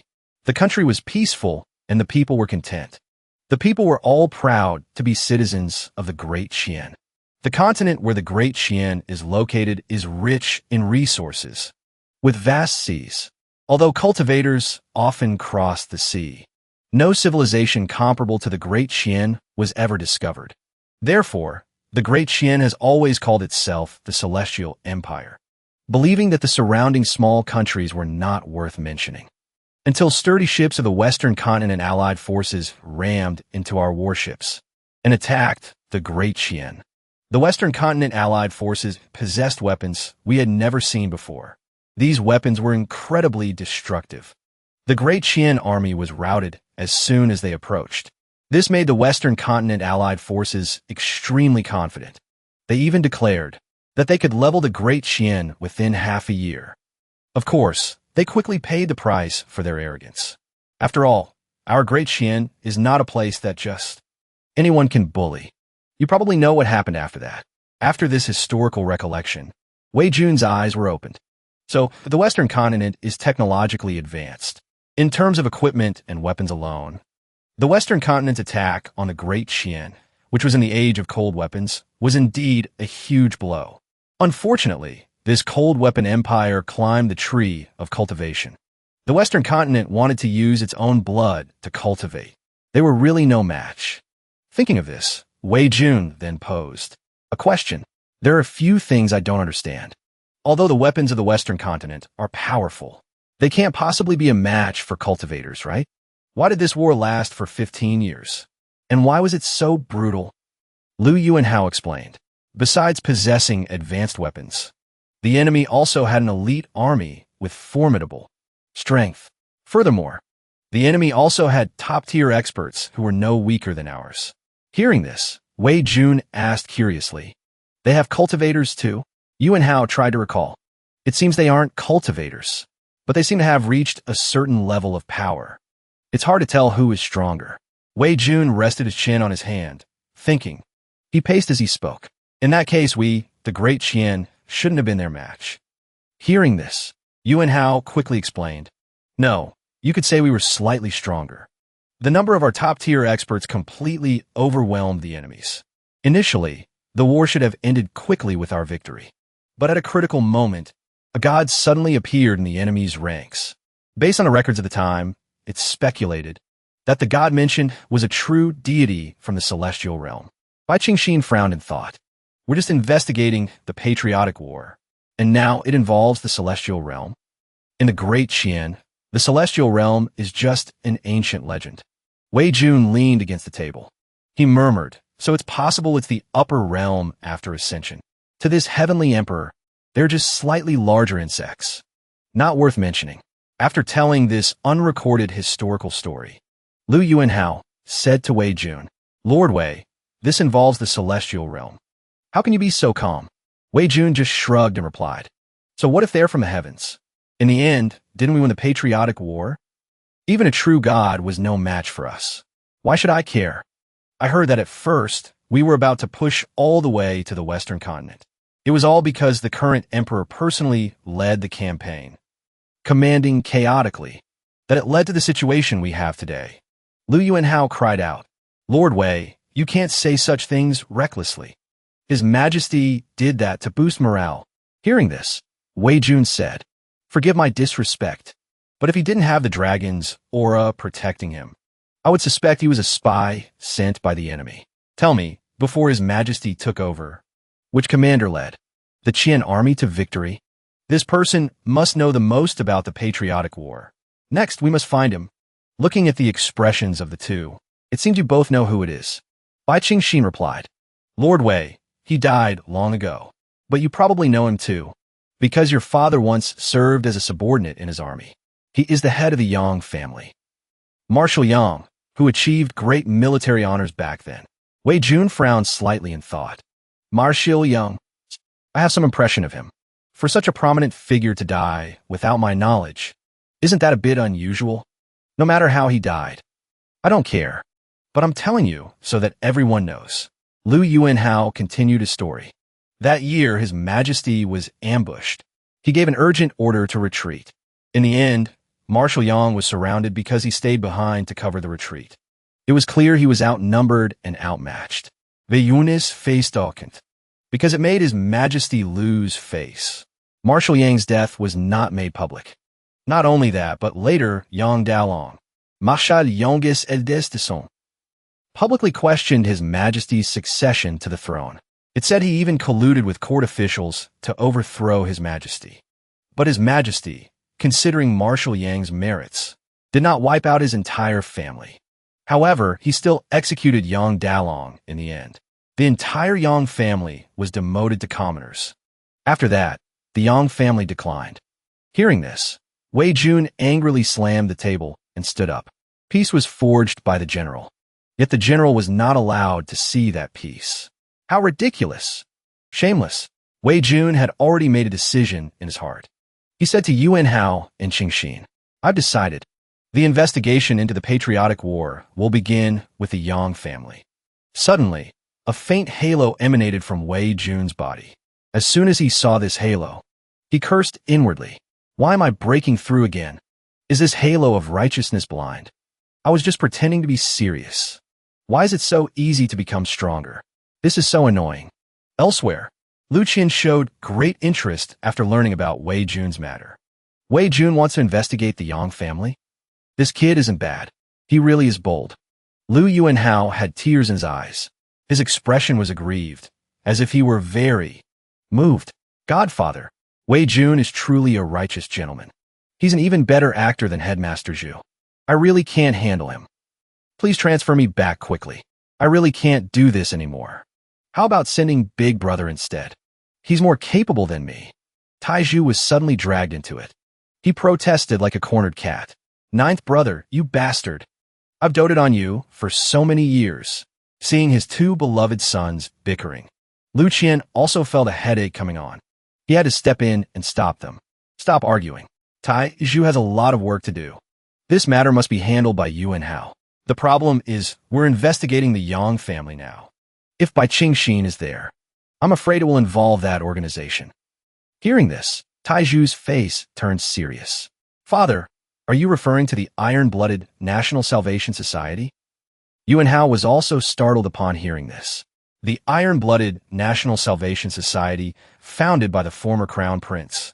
For the Patriotic War, the Iron-Blooded National Salvation Society was said to be an organization personally founded by the former Crown Prince for the Patriotic War. They were passionate patriotic heroes. They were also members of the former Crown Prince's faction.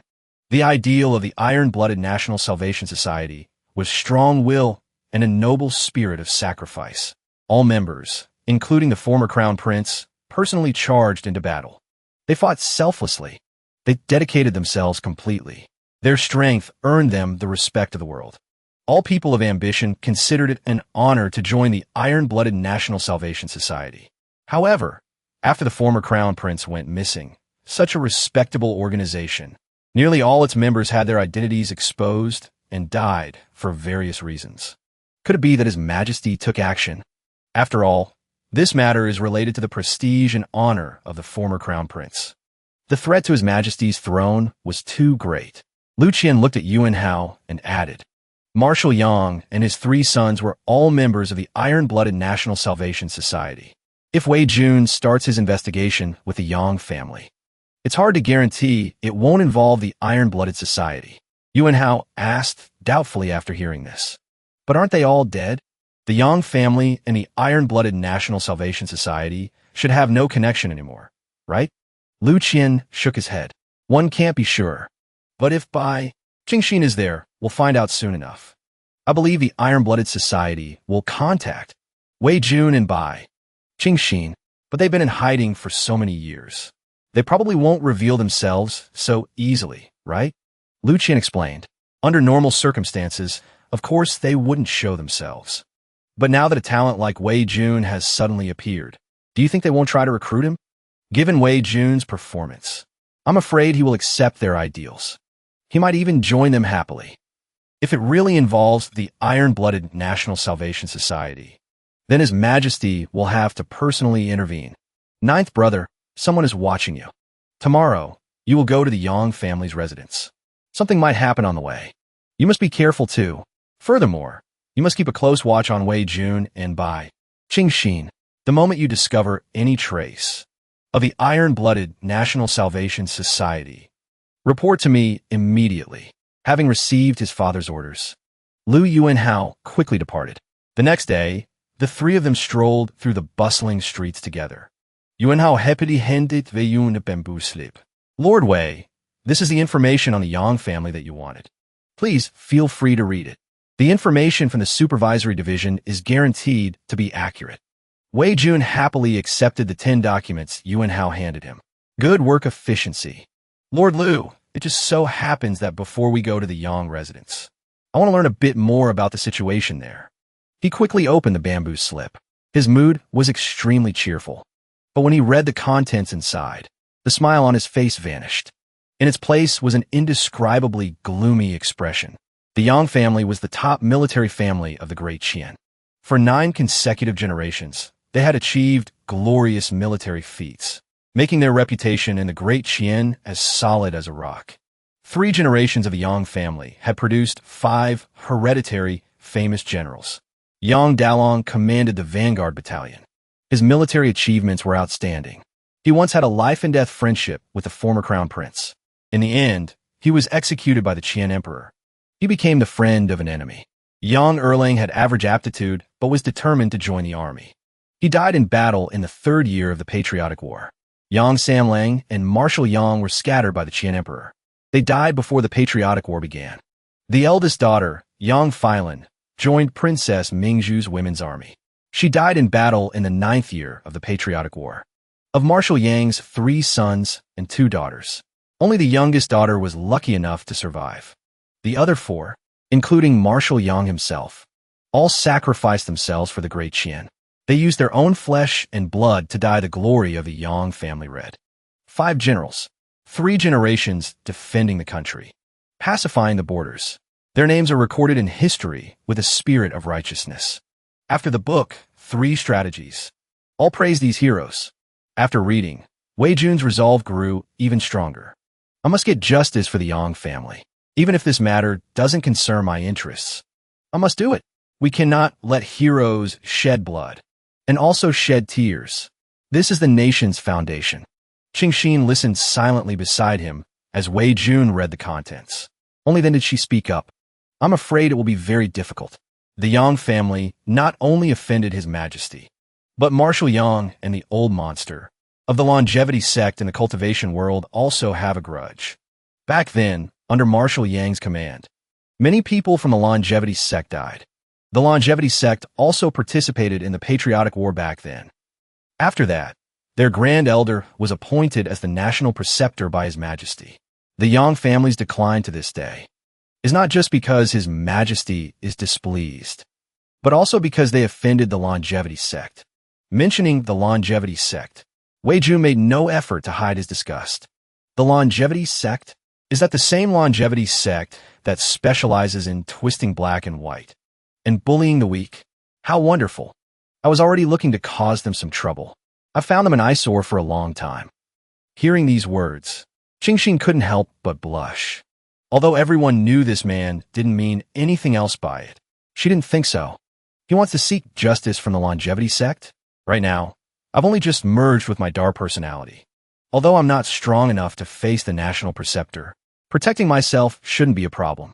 My dear Wei, just you wait. I won't let the people of the longevity sect harm you. The 3 of them were strolling leisurely down the street. Before they could enjoy the peace for long, they heard a loud argument coming from a distance. The piercing scream of a weak woman caught the attention of Wei Jun's group. Let go of me, you lecher. As they got closer, they saw clearly. It was a poorly dressed fop tightly gripping a young lady's hand. He lifted her up. He laughed lewdly and said, "Little lady, don't be so shy. Come and play with this young master for a bit." Wei Jun found the scene before him somewhat familiar. What is this situation? Why does the scene look so familiar? Do these fops of the Great Qian have no creativity at all? What a coincidence. We were just heading to the Yang family's residence, and we happened to run into this situation. This play is a bit sudden. It's best if we don't get involved. We should focus on our main task. Having learned from his previous experience, he decided not to meddle in other people's business anymore. He was just about to turn a blind eye and leave. However, Yuan Hao didn't think so. He looked towards a young lady with a worried expression. "This is bad, Lord Wei. That young lady is Yang Sanlang's fiancée. Her name is Ho Piampian." Back then, she and Yang Sanlang hadn't even married yet. Yang Sanlang died on the battlefield of the Patriotic War. Although the Yang family declined later on, this young lady was still determined to marry into the Yang family. To this day, she has remained chaste for Yang Sanlang. Hearing this, Wei Jun, who had intended to ignore it, went from turning a blind eye to staring wide-eyed with concern. The 5 generals of the Yang family risked their lives for the country, and yet they have to suffer such humiliation. This beast dares to do such a thing? Very quickly, Yuan Hao added more information for Wei Jun. He is Ji Dang Tian, one of the four great fops of the capital. He usually enjoys harassing married women the most. The reason he dares to be so arrogant is because his father is the current military commander, Marshal Ji Changlong. Back then, Marshal Ji was personally promoted to deputy commander by Marshal Yang. After Lord Yang passed away, Marshal Ji became the most loyal military leader to the Qian Emperor. That's how he achieved his current status. Bai Qingxin, from behind, also showed her dissatisfaction. Ji Dangtian is also a disciple of the longevity sect. The longevity sect, out of respect for Marshal Ji, accepted him. Marshal Ji has always been domineering and protective of his son, and the longevity sect is a major power. Ji Dongtian's background is even more solid than a prince's. After hearing this information, Wei Jun's expression immediately changed. He revealed a smile that made one feel uneasy just by looking at it. His background is very strong, you say? What a coincidence. This heavenly emperor loves dealing with people with solid backgrounds the most. A large crowd had gathered to watch the commotion, just when no one dared to step forward and intervene. A maidservant rushed forward desperately. You lecher! Let go of my mistress! But the result was not unexpected. Not only did she fail to save her, she also angered Ji Dangtian.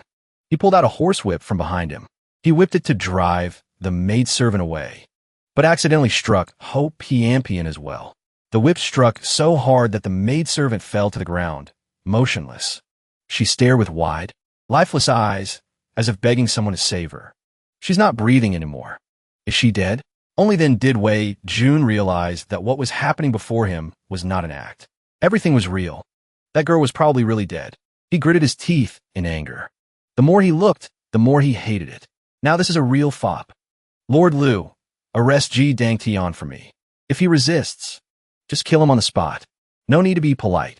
Seeing someone rushing towards him, Ji Dangtian hurriedly swung his whip to block Yuan Hao. He cursed. You want to arrest me? Are you tired of living? Bai Qingxin knelt down and closed the staring eyes of the maidservant. She said to Wei Jun, Ji Dangtian is a disciple of the longevity sect. Killing someone is not a crime for him.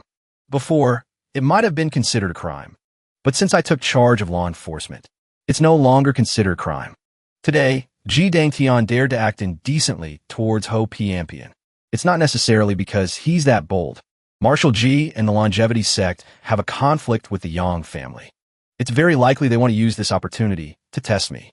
Although Ji Dangtian is a fop, his cultivation is considered outstanding among his peers. Lord Liu might not be his match.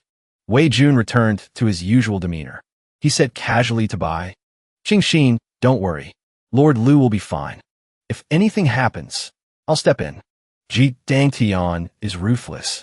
That useless Liu Yuanhao is definitely no match for him. However, Liu Yuanhao specializes in defensive cultivation. He won't be easily defeated.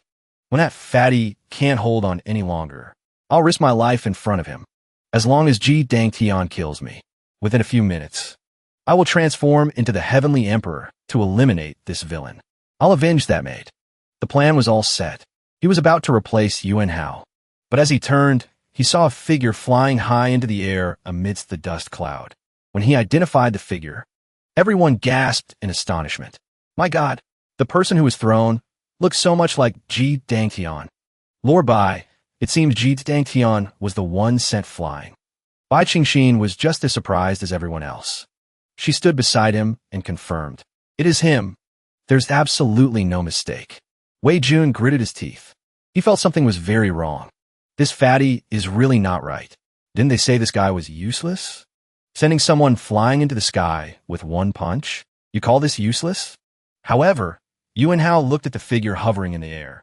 He was also wondering, strange, how did he fly up there? I didn't even use any force. How did he fly so high? Wei Jun looked at the figure falling to the ground. He was speechless.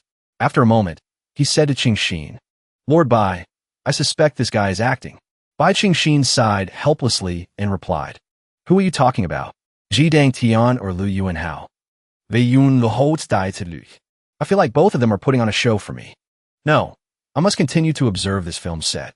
At this moment, from behind Yuan Hao, Ji Dongtian's followers saw their master being beaten. They rushed out for revenge.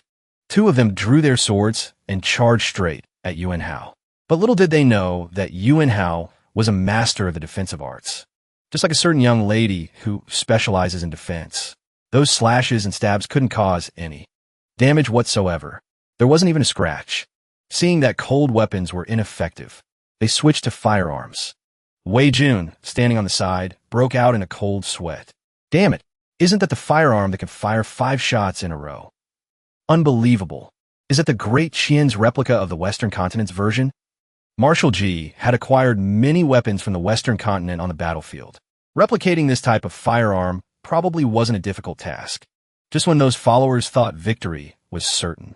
The bullets, though they hit Yuan Hao, were quickly deflected. Unlike the swords before, this time it caused a little damage. Seeing this, they retreated in fear. How is this possible? Even cultivators can't withstand this type of bullet. However, Yuan Hao had tears in his eyes. He rubbed the spot where the copper bullet had just hit him. Ouch, that hurts. Little friends, you can't play with dangerous things like this. Ji Dangtian, who had been sent flying, was now conscious. Being humiliated like this made him furious. He roared like a wild beast. But since he was a fop, it didn't sound very fierce. You're so bold. In this capital city, is there anyone you dare to offend? Hey, you fatty. Who are you? State your family name for me. Today, I must fight you to the death. If I don't take care of you today, I'll change my surname to yours tomorrow. Wei Jun heard this and shouted from a distance. Don't think you're so great just because your father is Marshal Ji. His father is Liu Qian. If you can take him down, go right ahead. After you're done with him, I'll go tell his father. Ji Dangtian retorted upon hearing this. What nonsense is this? I've met all 8 of Director Liu's adopted sons. Wei Jun pointed at Yuan Hao and said, what a coincidence. This one is the 9th. Go on, hit him. Suddenly, Ji Dangtian seemed to remember something. His expression became extremely tense. Sweat poured down like rain. Right, you're that pen pusher, Wei Jun. And he's the shame of the supervisory division. Impossible. How can the shame of the supervisory division be so powerful? His identity exposed. Wei Jun no longer had a mocking expression. Instead, he wore his usual serious and cold demeanor. I could ask you the same question. Young Master Ji, your acting is a bit over the top. Hearing this, Ji Dangtian immediately shouted, what do you mean by that? Are you suspecting that I intentionally lost to him? Suddenly, a brother with red eyes like the Uchiha clan and a hairstyle like a certain character from Bleach appeared in the crowd. Every step he took brought an invisible pressure. Junior brother Ji, I have the same suspicion as Wei Jun. You've clearly followed my master for so many years, yet you lost so easily to someone else. Are you intentionally trying to embarrass my master? Blaming him for not knowing how to teach his disciples? It turns out this young man is the direct disciple of National Preceptor Chen Jia. The moment he saw someone from the Chen family appear, Qingxin's whole body trembled. She was so scared that she unconsciously grabbed Wei Jun's hand. Seeing her reaction, Wei Jun asked with concern, Lord Bai, do you know him? Bai Qingxin secretly glanced towards the man from the Chen family. Her face was pale, drained of all blood. Her voice couldn't hide her fear. He's from the Longevity sect. He's also the direct disciple of National Preceptor Chen Jia, ranked 2nd on the prodigy rankings. Back then, I was almost sent to meet King Yama by him. He is skilled in a sinister sword technique. He kills people like flies. Even within the Longevity sect, more than 10 disciples have been sent to the salt mines because of him. If it weren't for his astonishing potential and the National Preceptor protecting him, with the things he's done, he would have been kicked out of the Longevity sect long ago. Hearing this, a glimmer of hope flashed in Wei Jun's eyes. Kills people like flies, you say? His rank is definitely higher than Ji Dangtian's. As long as this brother cooperates a little, my plan still has a chance. Meanwhile, as soon as Ji Dangtian saw the man from the Chen family, he immediately switched to flattery mode. He chuckled and said, Senior brother Chen, I really wasn't acting. I've always been loyal to Master. Looking at that appearance, the man from the Chen family didn't pay him any mind. He stood opposite Yuan Hao. He slowly drew his sword. Whether you're loyal or not, we'll know after a little test. Brother Liu, back then, my master competed with Director Liu. It could barely be considered a draw. Today, I will only use one strike. If you can take it, the matter with junior brother G. The longevity sect will absolutely not interfere. After speaking, the young man from the Chun family, filled with murderous intent, charged straight at Yuan Hao with his sword. Wei Jun saw his chance for reincarnation slipping away. He was extremely anxious. The one who wants to be reincarnated is me. Come over here. Hurry up. But the sword was faster. Very quickly, the tip of the sword reached Yuan Hao. Yuan Hao was so scared that tears welled up in his eyes. He stood frozen, not daring to move. His mind was a mess. He could only stare blankly at the sword light rushing towards him. What the hell is this? Why does this kid have no martial ethics at all? Doesn't the book say that in a martial arts contest, you have to wait for both sides to be ready before starting? However, the turning point began here. Elsewhere, Taiju asked Liu, Qian, Godfather, why did you let ninth brother go protect Wei Jun?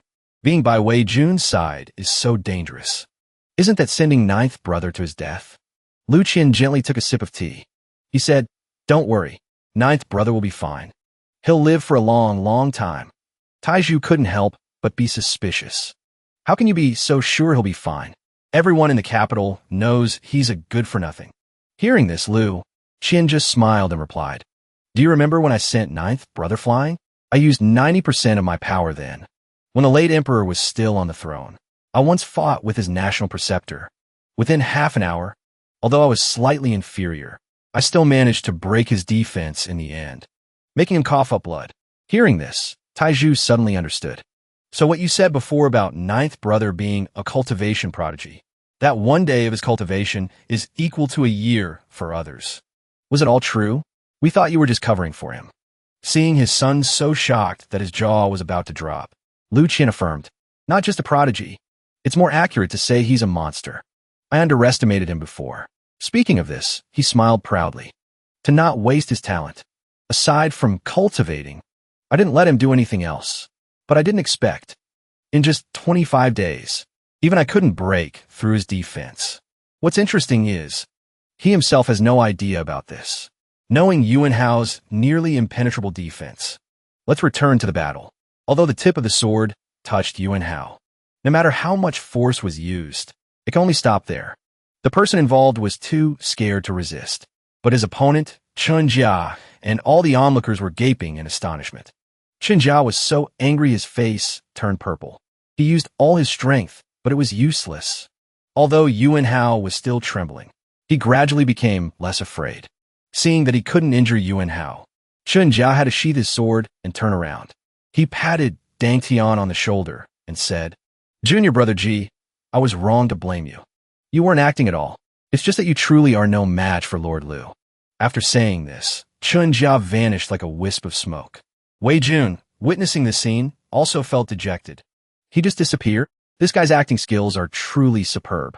He can even resolve such an awkward situation. But what on earth is going on? Could it be that this fatty really wasn't acting with that guy? How could the Qian Emperor send such a master to protect me? It's unbelievable. Let's go back to a short while ago. Taiju's thoughts were exactly the same as Wei Jun's. He said to Liu, I never expected our ninth brother to have such monstrous strength. But didn't His Majesty want to send a useless person to protect Wei Jun? Why did you choose him? Liu Qian understood his meaning. He gently took a sip of tea and said, I didn't choose. This was personally appointed by His Majesty. It wasn't my turn to send him. Taiju seemed to have seen through Liu's thoughts. So he somewhat understood where the problem lay. It's because His Majesty doesn't know ninth brother's true strength. Besides, if you didn't agree, His Majesty would surely give you face. So, in fact, you don't want Wei Jun to die. Right? At this moment, Liu Qian pondered for a moment. Then he asked Taiju, Wei Jun is a righteous gentleman. If he had been born a few years earlier, the iron-blooded National Salvation Society would surely have had a place for him. Now, using him to point out the members of the iron-blooded National Salvation Society. Of course, I don't want him to die. But Taiju felt that wasn't his godfather's reason. If I'm not mistaken, you're hoping that Wei Jun can restore the mighty patriotic war spirit from 10 years ago, aren't you? Hearing Taiju's question, Liu Qian put down his hot teacup. He asked in return, Taiju, when do you think the supervisory division was at its strongest? Taiju answered without hesitation. Before the Patriotic War began, and now. Lu Qian asked again. Then when was it at its weakest? Taiju also answered immediately without thinking. During the Patriotic War. At that time, the supervisory division suffered heavy losses. Lu Qian asked again, if you could choose freely, which era of the supervisory division would you prefer? This time, Taiju's emotions were stirred to a peak. He answered decisively. Of course, the supervisory division during the Patriotic War. Although we suffered many casualties back then, all the brothers held their heads high. We felt proud. Everyone knew they were protecting the nation. Wherever we went back then, the common people welcomed us. The soldiers greeted us. They knew we represented information from the front lines and aid from the rear. We represented their safety. We were also the enemy's nightmare. Back then, the supervisory division and the army could trust each other with their lives to ensure smooth communication of information. The army would risk their lives to follow us all day, swinging their blades. But everyone felt incredibly proud. We all had comrades fighting side by side. We had the conviction to protect the nation. The enemy was in front. The nation was behind. Everyone was determined to fight to the death. Even if it meant death, we would not retreat. It's not like now. There are more people in the supervisory division, and we are stronger. But our blades can no longer be pointed at the enemy. Godfather, to be honest, I really missed that time. Hearing Taiju express his thoughts, the emotions touched the depths of Lu's heart. Tears fell from his eyes uncontrollably. So that's what you think. Taiju, how could your godfather not miss that time? So many of our brothers in the supervisory division, including my old friends, all sacrificed themselves in the Patriotic War. They gave their all for the supervisory division, for this country. Perhaps after the Patriotic War ended, many people forgot about them. But for those of us who survived, from the supervisory division, our blood has not yet cooled. We absolutely cannot let their names and contributions be buried. I want to make their noble sacrifices truly meaningful. As the director of the supervisory division, I will not let the supervisory division betray its past glory. After saying those determined words, Lu Qian clasped his hands behind his back and turned to leave. Taiju's heart was filled with mixed emotions. Looking at his father's back, he thought, Godfather, before the war ended in victory, you once said with great spirit that, in the future, the supervisory division must live with honor and integrity. But after the Qian emperor ascended the throne, everything changed. The supervisory division became eunuchs and hunting dogs for the powerful. Many people in the supervisory division thought you betrayed the late emperor and sided with the Qian emperor. They thought you sold out your master for glory. Only now do I understand what you have been carrying. You are indeed still the godfather worthy of my lifelong loyalty. I have finally met a hero like you again. Ninth brother, you must do well this time. If you don't protect Wei Jun well, I will definitely give you a beating. After the recent scuffle, the whole street became noisy and lively. That fatty is really amazing. Even Chun Jiao of the longevity sect couldn't do anything to him. But isn't he the shame of the supervisory division? How can he be so powerful? Could it be the result of the director's pretense? Witnessing his own failure, and then Chun Jia's failure, made Dang Tian even more furious. Impossible. Senior brother Chen definitely went all out. He never holds back. This fatty must have been pretending to be weak before. His purpose was to humiliate me in front of everyone. This feeling was not unique to Ji Dang Tian. Wei Jun was equally astonished. This fatty, are you pretending to be strong? Impossible. I have a way to verify. Don't forget, I haven't fully unleashed my Confucian cultivation technique yet. Come on, Lord Lu. Attack me with your full strength. Lu Yuanhao was even more confused upon hearing this. What is Lord Wei joking about? We have no grudge against each other. Besides, I'm so weak, I'm no match for you. Faced with Wei Jun's insistence, Yuanhao had no choice. He had to rush forward and prepare to strike Wei Jun. That overwhelming presence made a lot of information and images flash in Wei Jun's subconscious. For example, getting hit by this palm would cause real injury. He wouldn't be able to complete the Heavenly Emperor's trial. This is the so-called way of utmost sincerity. It's a special ability Wei Jun comprehended from the righteous aura. The way of utmost sincerity is a type of ability that can predict the future. It helps to avoid danger. Normally, One must reach the half-saint realm to comprehend it. But there are a few exceptionally talented gentlemen of utmost sincerity who can be favored by the heavenly Tao. They comprehend the way of utmost sincerity. In Wei Jun, as the reincarnated heavenly emperor, not only comprehended the way of utmost sincerity, but could also judge whether he could successfully undergo the tribulation. The moment that hand was about to brush past Wei Jun's cheek, Wei Jun hurriedly shouted for Yuan Hao to stop. Although it was a bit confusing, Yuan Hao was very skilled. He stopped in time. After that near-death experience, he hadn't seen any signs of becoming a king through tribulation. He only saw his grandparents waving at him from the other side. A moment later, and it would have been a wasted life. Bai Qingxin walked over.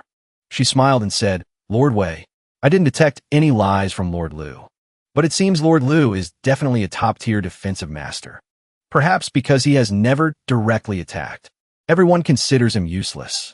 It could also be because of this, that His Majesty sent him to protect you.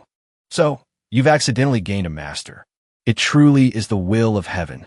A situation like this, I'm sure His Majesty doesn't know. I guess even Lord Liu himself doesn't know. Although Liu Yuan Hao tried hard to understand, the effect was minimal. This young man showed a timid expression. He was confused, not understanding what was happening. I only cultivated a little bit of defensive techniques. I'm really weak. Looking at his innocent appearance, Wei Jun could only feel helpless. Fortunately, this fatty isn't pretending to be strong. He really thinks he's weak. Besides, he only has astonishing defensive abilities. His offensive abilities are probably just enough to deal with this little life of mine. If that's the case, he can definitely stop those old geezers. For example, Ji Dongtian's father, Madashou Yi Kangkong. He was the first marshal to surrender in the Patriotic War. He was also the first marshal to surrender. Marshal Yang used the kingly way of warfare, but Marshal Ji used the way of slaughter. To stop killing with killing is Marshal Ji's creed. He hates the enemy and himself. Of the 15 rising stars of the Patriotic War, Marshal Ji was definitely not the brightest star, but he was definitely the one who killed the most people. I just love to provoke ruthless people like him. It's rare for Ji Dangtian to come knocking on my door. I must seize this opportunity. Suddenly, the sound of soldiers came from the direction of the city gate. Meng Jia strode out. She quickly arrived at the area where Wei Jun and Dangtian were standing. As soon as he saw Meng Jia, Ji Dangtian was like a non-swimmer seeing a life buoy. He exclaimed excitedly, "Great! It's Meng Jia of the Six. Fan Gate. With my Ji family's power, they will naturally favor me when handling the case. Wei Jun, this time I want you to die without a burial place." But the truth slapped him hard in the face. When he saw that person not coming to his side, but to Wei Jun's, asking with concern, "Lord Wei Yun, are you all right? Are you injured anywhere?" Ji Dangtian couldn't contain his anger. He roared, "How could anything happen to him? The one who should be injured is me. Meng Jia, are you blind? Can't you see I'm covered in wounds?" In the end, what answered him was Meng Jia's furious shout. "Shut your mouth for me. Ji Dangtian, who gave you the guts to act so brazenly in the middle of the street?" Not only did she not help him, but she also scolded him. Ji Dangtian became even more furious. Veins popped on his forehead. "Is this young master's temper too good? Even you dare to scold me?" Meng Jia cracked her knuckles. Her attitude was unyielding. "What's there that I don't dare? The capital is not a place for you to run wild, causing trouble.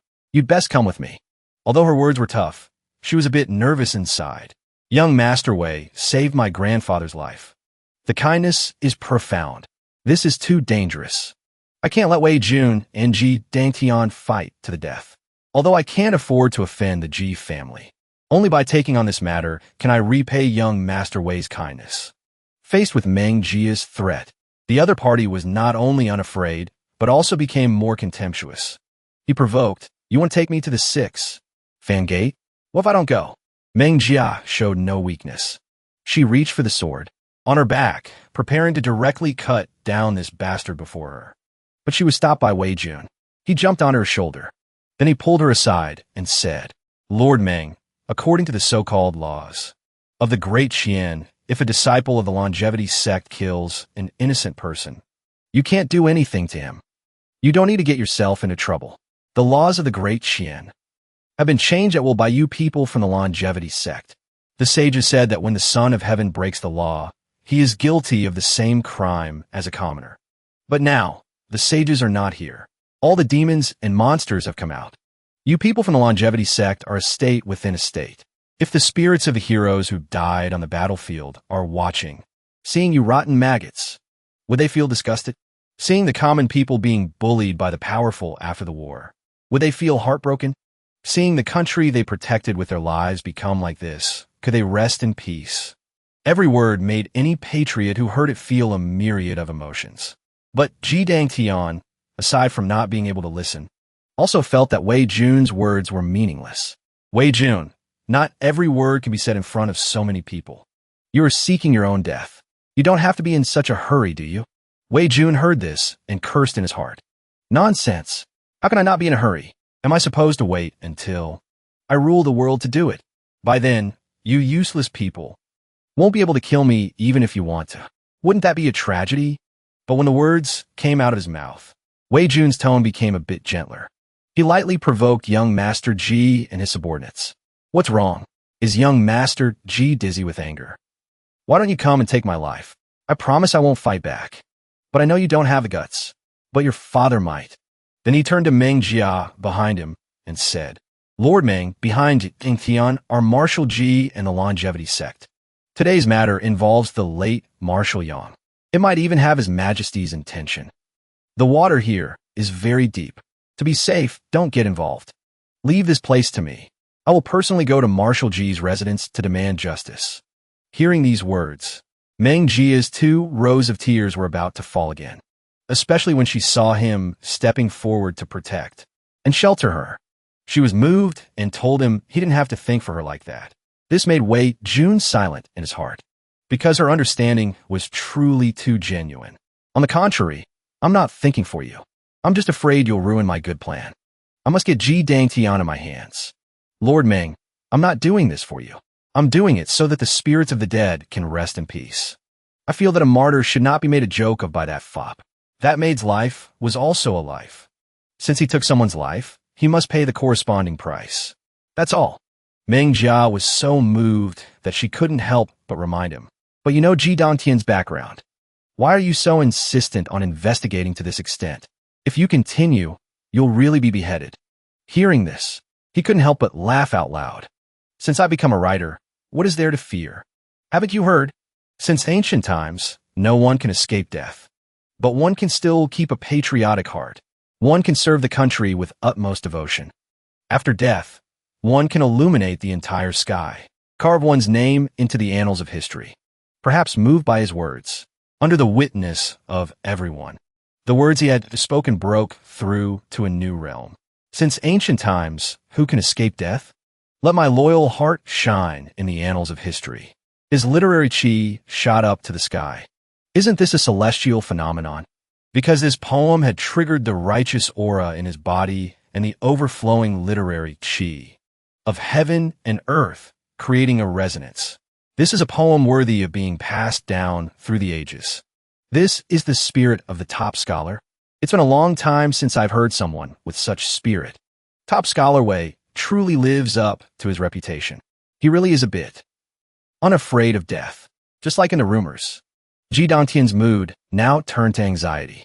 The gossip mongers clearly reported that he had just broken through yesterday. How can cultivation be so easy? But no one expected. That way June was still trying hard not to cry. While trying not to cry, he stood with his chest puffed out. He was having an existential crisis. He wondered if he had transmigrated into the wrong book. How could cultivation in this world be so easy? It's truly infuriating. For those who were still unclear about the situation, the sudden breakthrough, the literary chi shooting up to the sky, and the poem Wei Jun recited quickly reached the ears of many people. At the Imperial Academy, Elder Ming also commented, "A good poem, worthy of being included in the literary history collection." Little Fong, could this have been written by you? Zhu Finfin leisurely took a sip of her tea. Although I would love to say I wrote it, but aside from Wei Jun, I'm afraid no one else could write such a poem. Only someone who has seen life and death can write such a poem. In the Prime Minister's residence, Shangguan Xingfeng's father also suddenly stood up. He repeatedly praised the poem. Young Master Wei is truly a righteous gentleman. In the future, he will surely leave his name in the annals of history. But Wei Jun's father has already arrived at the Ji residence. What if Marshal Ji really kills him? After all, his relationship with the national preceptor is not very clear. Seeing Shangguan Xingfeng's worried look, he stroked his beard and fell silent for a moment.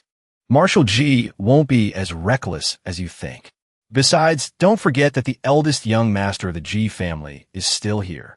At this time, in the imperial palace, the princess also couldn't sit still after hearing those poems. No, I must personally visit the sage of calligraphy. I'll ask for a piece of calligraphy for Wei Jun. Such a good poem deserves only the sage of calligraphy's writing.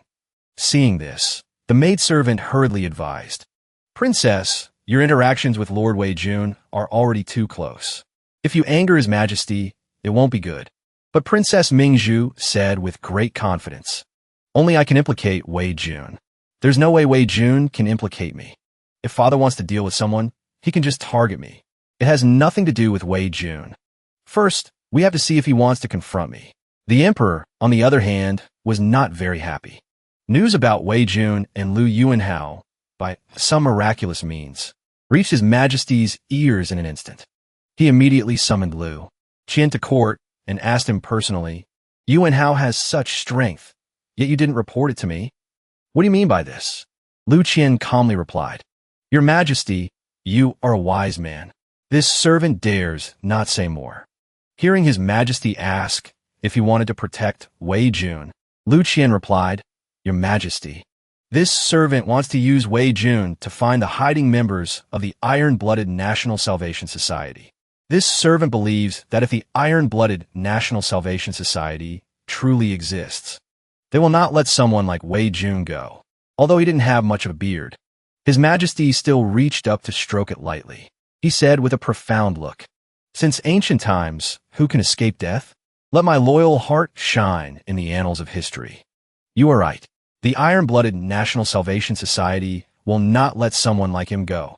But I am worried that before the Iron-Blooded National Salvation Society appears, Wei Jun will have already lost his life at the hands of Marshal Ji. Lu Qian mumbled under his breath. Then we can only say his luck is bad. Someone with bad luck. No one can save.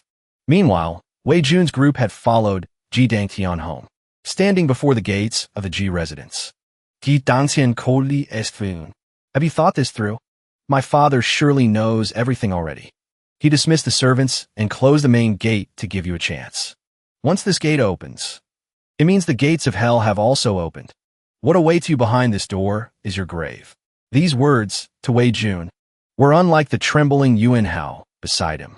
Entering means certain death? I didn't expect such a good thing to exist. Then, he resolutely stepped forward. He pushed open the gates of hell. Then I would like to broaden my horizons. Let's see what it's like.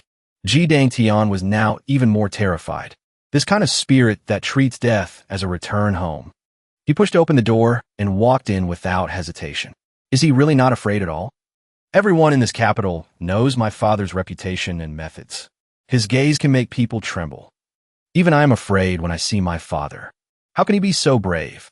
Seeing Wei Jun calmly push open the door and walk in, although they were also very scared, everyone quickly followed him inside. Wei Jun observed the overall situation in the residence as he walked. I can't even see a single servant.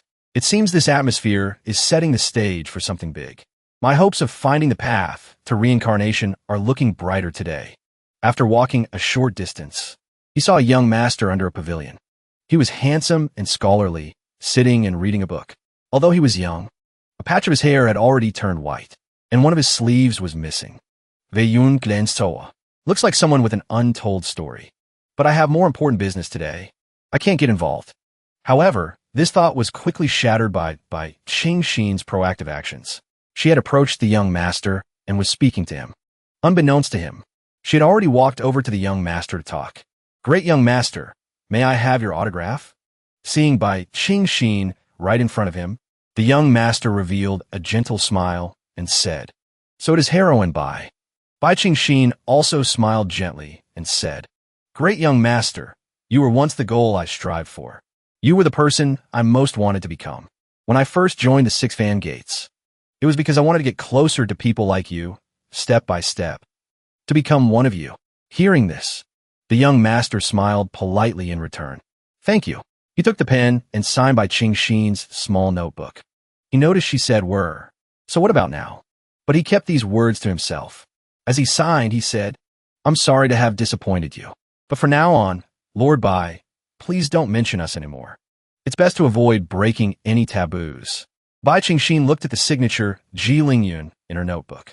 An indescribable sadness flickered in her eyes. He really isn't the same Ji Lingyun of the past. Wei Jun walked over at this moment and asked Bai Qingxin, Is this your idol? Only then did Bai Qingxin briefly introduce her idol to Wei Jun. This great young master was once a member of the group I wanted to follow. He is also the sole survivor of that group. The great young master, Ji Lingyun.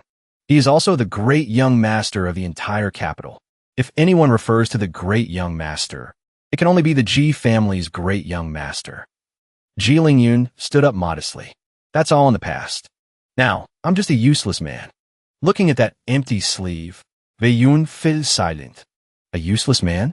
A lot must have happened. Hearing this, Bai Qingxin was lost in memories of the past. She began to recount the story. She began her story.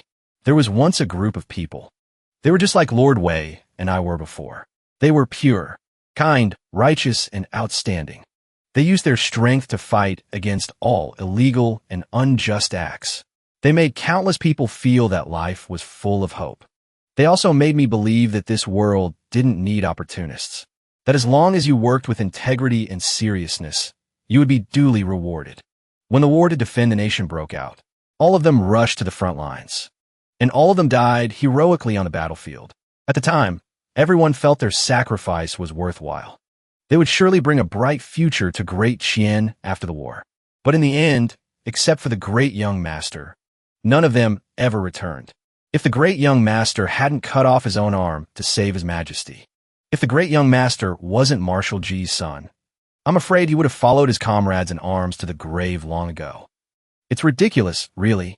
I always believed that if that group still existed, if the great young master was still in his former position, I would never have been isolated and left without reinforcements in the first place. They feared no power. They would have stood up for us. At this moment, Ji Lingyun looked at her. He said softly, Lord Bai, you may not believe it, but I know everything about what happened to you. And back then, many people, including myself, ran around trying to help you. By then, I was already a commoner. My abilities were limited. So I wrote a letter to my friend, General Zhao. I also personally went to visit Princess Mingzhu. I hoped they could help you overcome that ordeal. Before I left, Princess Mingzhu had already decided to help you. General Zhao, who didn't even know you, personally went to the National Preceptor's residence to challenge him to a duel, although he lost by a single move. The National Preceptor agreed to spare your life. In the end, it was Prime Minister Shangwan who stepped in. Along with Princess Mingzhu, they did their utmost to keep your official position for you. They couldn't save your eyes because their strength was insufficient. But it wasn't for lack of trying. You did nothing wrong, yet you lost your eyes. To us, this is a great shame. Since it's not something to be proud of, it's naturally not worth mentioning. Perhaps there are many dark sides to this world, but I hope Lord Bai believes that. This world has never lacked light. Your contributions, your grievances, someone will surely see them. We will not forget everything you have done. Hearing the words she had always longed to hear, knowing that her sacrifice was finally acknowledged, only then did she know that so many people had helped her before. Her beautiful face was covered in tears. She buried herself in Wei Jun's arms and sobbed. Ji Lingyun saw this. He stood there silently, but he was a little confused in his heart. Wasn't I the one who moved you? Why is it Lord Wei? After Bai Qingxin calmed down, Ji Lingyun finally spoke. Everyone, I was actually here to welcome you. My father is waiting for you in the ancestral hall. Please follow me. Hearing the door of the ancestral hall open, Ji Dongtian's heart grew more excited. Big brother, has father opened the ancestral hall? There will definitely be blood today. Ji Lingyun nodded in confirmation. That's right. This time, father really intends to make a move. Under the guidance of Ji Lingyun, Wei Jun's group quickly arrived at Marshal Ji's location. At this moment, he was standing before the ancestral tablets. As soon as he heard Wei Jun arrive, he turned around and said, "You have the guts to come here. Good. All of you kneel for me. I want to give you 35 million. As soon as he saw Wei Jun, Marshal roared angrily. Kneel. Marshal G's figure was like a giant mountain. Exuding a tik milderuoha. Wei Jun smiled happily. Such a strong, killing intent. As expected of someone who has crawled out a mountain of corpses and a sea of blood. Only then can one have such an aura. Before the words were finished, Ji Dangtian knelt on the ground in fear. Sweat poured down like rain. His face was pale. His teeth chattered, as if the cold winter had arrived. But what caught his attention more was the trembling sound from behind. "Lord Liu, what are you doing?" Yuan Hao's face was contorted as he knelt on the ground and said, Didn't you tell me to kneel?" Wei Jun saw Yuan Hao kneeling like that and quickly helped him up. "Don't be so disgraceful." Then, he looked towards Marshal G. Marshal G sized him up from head to toe. His gloomy face suddenly brightened. He laughed heartily and happily. "You are Wei Jun? Haha, you truly live up to your reputation. You are indeed a righteous gentleman. Ordinary people who see me are so scared they bow their heads. Even my own son is afraid when he sees me. Yet Lord Wei's state of mind is completely unshaken. Truly admirable. Haha." At this moment, Wei Jun felt more and more that his hope of being reincarnated was gradually disappearing. He looked at Marshal G in confusion. Is it necessary to praise me like this? The atmosphere is still good right now. Don't suddenly ruin it. He thought to himself, why should I be afraid of Marshal G? Hearing these words, Marshal G became even happier and approached Wei Jun. Right now, you are indeed very difficult to deal with. Many people want to kill you but don't dare to, because they don't want to perish together with you. But I want your little jade tablet. In this entire capital, no one can stop me, and no one dares to let me perish together with you. Hearing these words, Wei Jun was ecstatic in his heart. His eyes couldn't hide his joy. He screamed wildly in his heart. Excellent. It's here, it's here. This old man must be the final boss. He can definitely take my life. I'm so happy, but I can't show it. I must calm down quickly. He looked straight into Marshal G's eyes. The people do not fear death. Why should I use death to frighten myself? Faced with this unyielding attitude, Marshal G smiled with satisfaction. Good. It seems we must make things clear today. I already know the specific situation. My dear son, is there anything else you want to say to me? Faced with Marshal G's cold gaze, Ji Dangtian immediately defended himself. Father, there's a reason for what happened today. Although Marshal Yang has passed away, his former subordinates are still alive. Father is nominally the supreme commander of the army, but many of Marshal Yang's subordinates only obey you on the surface. In their hearts, they do not acknowledge you. It's impossible to tell who is loyal to you, Father, and who is loyal to Marshal Yang. I took this opportunity to provoke the Yang family. The main reason was to make those people reveal their flaws, to help you see whether they are loyal or treacherous. Marshal replied coldly. So now you know how to think for me. You've started to consider things for my sake, Ji Dangtian said loudly. Father is the head of the Ji family. I am your son. The Ji family shares honor and disgrace. The higher your position in the army, Father, the more my position in the longevity sect can be consolidated. His eyes lightly swept over his son. He continued to press. Not a bad thought. You have some brains. So this is the reason you put on this show today? Seeing that his father still doubted him, the young man hurriedly explained. There's a hidden story behind this. Please, Father, ask the others to step aside for a moment. I have top secret intelligence to report. But Marshal G had lost his patience. If you have something to say it directly. To me, there are no secrets that I need to worry about being leaked. Seeing this, he had no choice but to reveal the so-called top secret intelligence in front of everyone. Well, actually, the National Preceptor sent me to test Ho Piampian. He wants to see the Yang family's reaction, because it's possible that Marshal Yang is still alive because of Yang Sanlang. This shocking news made Marshal G hurriedly ask Dangtian, where's the proof? He replied that he had no proof. But the National Preceptor would absolutely not let go of such news. You want to mock Ho Piampian? To draw them out? Then how do you plan to do it? Dangtian also answered frankly. If Marshal Yang is not dead, Father's position will definitely be threatened. If we can really draw them out, we must take their lives. Everyone was still stunned on the spot after hearing this. Yuan Hao, however, had tears and snot streaming down his face. He hurriedly covered his ears. It's over. I've heard something I shouldn't have. Marshal Ji will definitely silence me. Then, Yuan Hao used voice transmission to speak to Wei Jun. Later, let's all escape together. But as someone who was always worried about being late for reincarnation, how could Wei Jun want to escape? He revealed a smile more brilliant than a villain's. Escape? Why escape? Knowing such a secret, Marshal Ji has even more reason to eliminate me this time. I can finally become the Heavenly Emperor. Tremble, celestial tribulation realm. I ask, who else is there? Come on, Marshal Ji. I am waiting for you to take my life. Father, although you were initially Marshal Yang's deputy, you later gradually followed the national preceptor and his majesty. You and Marshal Yang were already at odds. I know you and Marshal Yang have a brotherly bond. But for the sake of the Ji family, he must be sent to the salt mines. I did nothing wrong. I just wanted to do the right thing. I did it for the Ji family, not for personal gain. Marshal Yi nodded, but his tone remained cold. Not bad. Your mind has indeed improved a lot these years. You even dare to look me in the eye and speak now. Thinking he was being recognized, Dang Tian was overjoyed. Father, you finally understand me. But he hadn't been happy for 5 seconds before he was scolded as a fool again. His joy was like a fire about to ignite, but it was extinguished by a basin of cold water from Marshal Ji. This made him unconvinced. I'm not convinced. Back then, Father followed the national preceptor and his majesty. Being two-faced is meaningless. What can be done? What can't be ruthless? Wei Jun and Bai Qingxin had complicated feelings. Yuan Hao stood aside, watching with wide eyes. So Ji Dangtian, is this ruthless? Are all rich young masters this deep now? The fops I see in books are all brainless.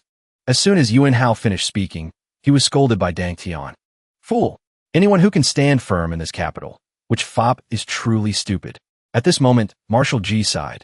So you think you are very clever? You don't even know if you're a fool yourself. You are truly too brainless. All right, since things have come to this, let's have Lord Wei explain the reason for coming to the Ji residence today to demand an explanation. As soon as he heard this leading question, Wei Jun's eyes suddenly lit up. It was as if he was saying, I've been waiting for this moment for a long time. Then he put on his most serious expression. He began to get to the main point. Although it sounds a bit ridiculous and a bit inconsistent with the laws of the great Qian, but the biggest reason I want to hold young Master Ji accountable is that he killed an innocent person. Although the deceased was just a little maid, she was still a human life. In my Wei Mao's place, life is not distinguished by high or low, noble or humble. Seeing the other party trying to corner him, Dang Tian naturally had to retort. How ridiculous! Not to mention that it's not illegal for a disciple of the longevity sect to kill someone. Even if he took many lives, he would not be convicted. Today, at most, I accidentally took the life of a little maid. According to the laws of the great Qian, killing a slave only requires monetary compensation. It has never been said that a life must be exchanged for a life. Wei Jun was so angry his face turned black. He tried to control his emotions and keep a clear head. According to the laws of the great Qian, you indeed did not break the law. But is such a law really reasonable? Allowing harm to human life without appropriate punishment? Can that be considered a reasonable law? It only protects the rights of the powerful, while ignoring the right to life of the common people. Is such a law reasonable? Treating people like objects and livestock, using money to exchange for lives? Is such a law reasonable? Seeing the increasingly harsh words, Qingxin and Yuan Hao, standing behind, were extremely panicked. Although they wanted to persuade him, they didn't dare. Wei Jun, on this side, spoke sharp words, pointing directly at the injustice. He criticized without mercy. In my opinion, the laws of the great Qian can be changed at will by the longevity sect. In the end, they're just pieces of waste paper. So I don't care about the ridiculous laws of the great Qian. If the law is unjust, then let me uphold justice. If no one dares to enforce it, then let me do it. In my place, a life for a life. Every word was incredibly sharp. It was irrefutable. Ji Dangtian was still struggling. He gritted his teeth and argued. What a smooth talker. On what basis do you demand to uphold justice? Even the law can't manage this matter, yet you insist on managing it. How are you more powerful than the laws of the great Qian? Don't you find your behavior ridiculous? Marshal Ji, standing beside him, also spoke up in support of Wei Jun. I don't find it ridiculous. I respect the consistency between a person's cognition and behavior, as long as Lord Wei holds himself to the same standard. Such behavior is not ridiculous at all. However, Lord Wei wants to avenge that maid. So he wants my son's life. This is truly not acceptable, but don't misunderstand me. I'm really not covering for Dang Tian. That maid indeed deserved to be sent to the salt mines, because she is that famous female bandit who specializes in swindling rich merchants. Yi Sanyang. Yi Sanyang is a core member of a secret organization. She is a criminal that the special forces have always had a bounty on. The bounty is not small. She killed Ho Piampian's maid. Originally, it was to conveniently disguise herself as a maid to get close to him. The purpose was to find an opportunity to kidnap Ho Piampian, then sell her to those who need her. Hearing this story made people even more shocked. Taking advantage of everyone's shock at this hot news, he continued, "That's why I said you're a fool. You didn't even know who the other person was, and you were already eager to take their life. Think carefully. Why did Xinjia appear today? Why did he doubt your stance? Do you really think a genius ranked second would be that bored?" After observing for a long time, Wei Jun asked for Qingxin's opinion. Qingxin thought for a moment and said, "Don't worry, Marshal Ji wouldn't lie. With Marshal Ji's status and strength, he doesn't need to lie to protect Ji Dangtian. Besides, the special forces will conduct an autopsy, so lying is meaningless." Thinking about it, if that maid really was Yi Sanyang, then this matter is indeed very serious. Perhaps Ji Dangtian already knew the maid's true identity. That's why he deliberately took her life. When he learned the maid's true identity, Dangtian was also extremely shocked. This is impossible. She can't be Yi Sanyang. With my strength, how could I have easily killed Yi Sanyang? Besides, I didn't even use my full strength at that time. Yalingyun explained. She really is Yi Sanyang. Before you arrived, Xinjia just came to see Father. It was Xinjia who told Father that the maid was Yi Sanyang. Wei Jun pondered in silence. Xinjia is a disciple of the longevity sect. In other words, this matter is also the longevity sect's doing. So, it's the national preceptor, who is also the longevity sect, pulling the strings from behind. Why would Xinjia send a human trafficker to monitor the Yang family's daughter-in-law? Ling Yun explained to his brother, who was on the verge of tears. It's easy to understand. They also want to lure Marshal Yang and Yang Sanlang into action.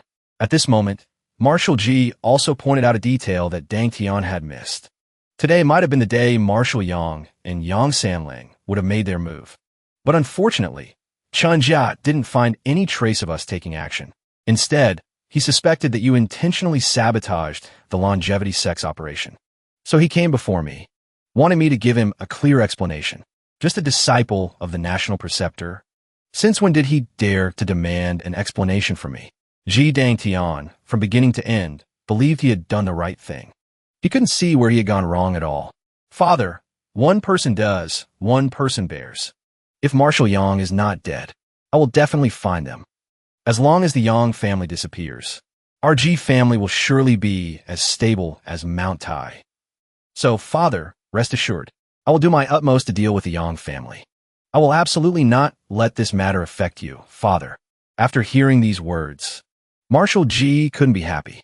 He sighed and said, "If only you were half as smart as your brother.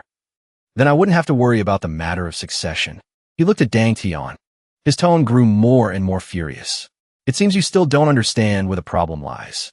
Then let me ask you, during the Patriotic War, when they needed me to step up, to restrain Marshal Yang, just a disciple of the national preceptor, how dare he speak to me like that? How dare he demand an explanation from me?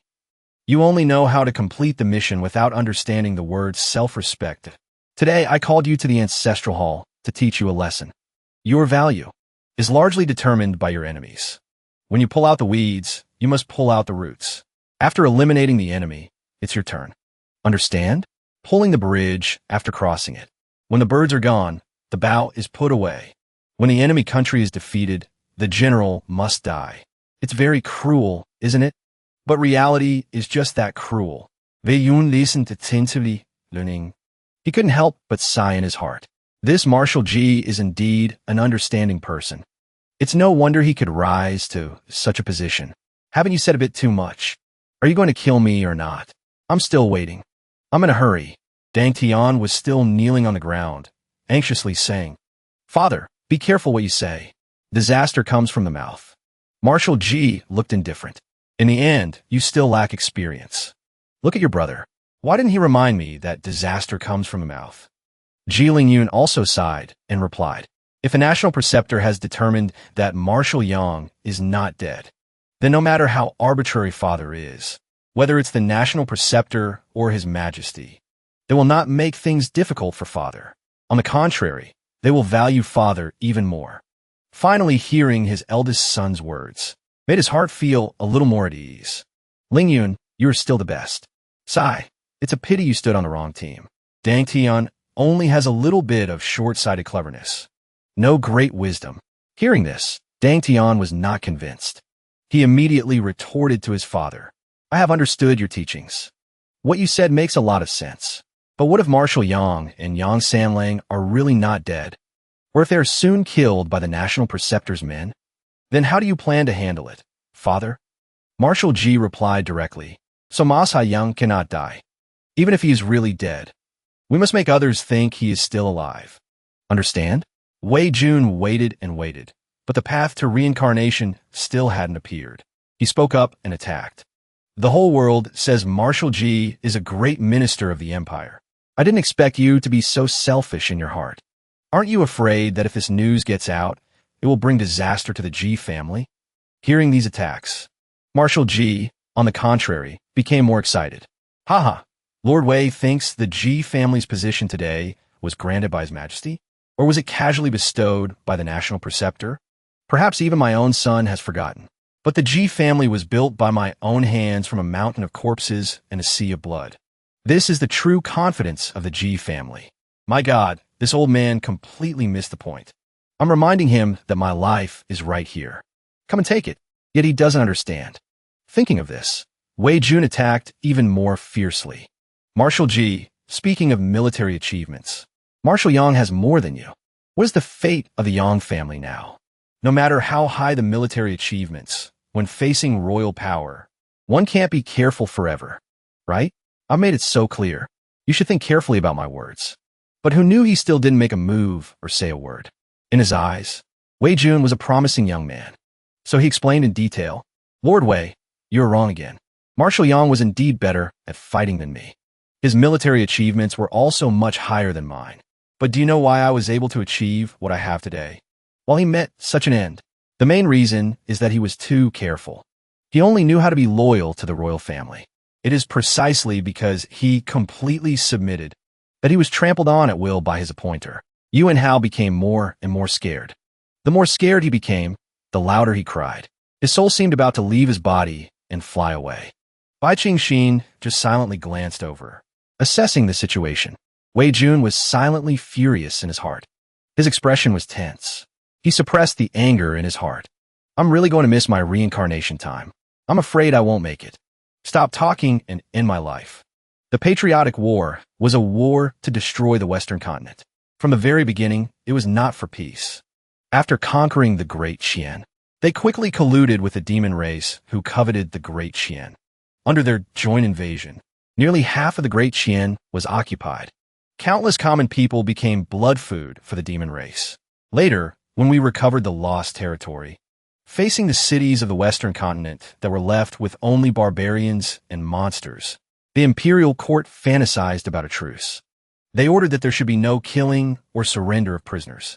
The benevolent and righteous great marshal, plus his loyalty to the imperial court, so he did not harm the prisoners. This reputation of benevolence even spread to the enemy. I did not follow the imperial court's instructions. I directly ordered a complete slaughter. Lord Wei, what do you think the result was?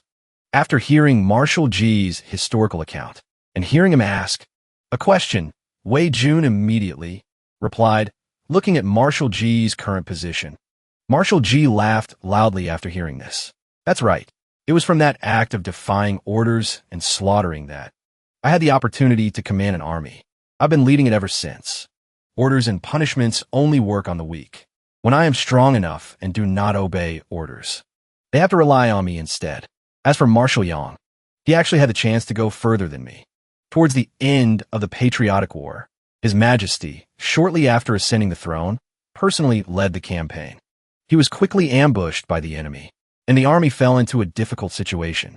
At that time, His Majesty's foundation was not yet stable. But Marshal Yang had unparalleled prestige in the army. If Marshal Yang had given a shout at that time, he might have been able to put on the yellow robe and save the day. However, he was too loyal to the royal family, let alone violating His Majesty's orders.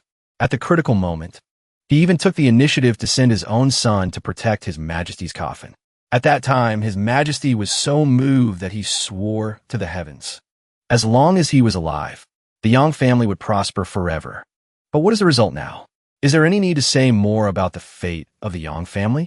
From Marshal Yang's experience, I have learned two principles. Now I will teach them to you. You must listen carefully. Remember them well. First, you must live. As long as you are alive, there is hope. If you die, everything will truly be over. When Wei Jun heard the two words, over, he immediately sneered without any concealment. Marshal Ji, your vision is too narrow. If you really die, don't say it's over. You'll immediately get to meet the Heavenly Emperor. I'll show you. Bei Kingxin Shaili glanced at Veyunya. Her eyes were filled with the young girl's thoughts. Only by staying alive can miracles happen. If I had died back then, I wouldn't have had the chance to meet my dear Wei. After conveying the first point, he continued to convey the second. Dang Tian, you especially, must remember this. A person must live like a person.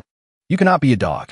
I know you feel that His Majesty can decide life and death with a single word, and the national preceptor can intimidate the entire capital with a fit of anger. But since ancient times, those who live like dogs have never had a luxurious life like humans. In their hearts, they always respect a person who stands tall more than a dog who kneels. Just like Marshal Yang. Dang Tian heard this and loudly retorted, "That's not right. Marshal Yang died a glorious death. He never flinched when facing the enemy. His entire life, he fought for the great Qian, for the common people." Marshal Ji looked at Dang Tian helplessly. "I see you've been my son for some time now. I've said so much, and you still don't understand?" Even if Marshal Yang died gloriously, he was just a stupid dog, and a loyal one at that.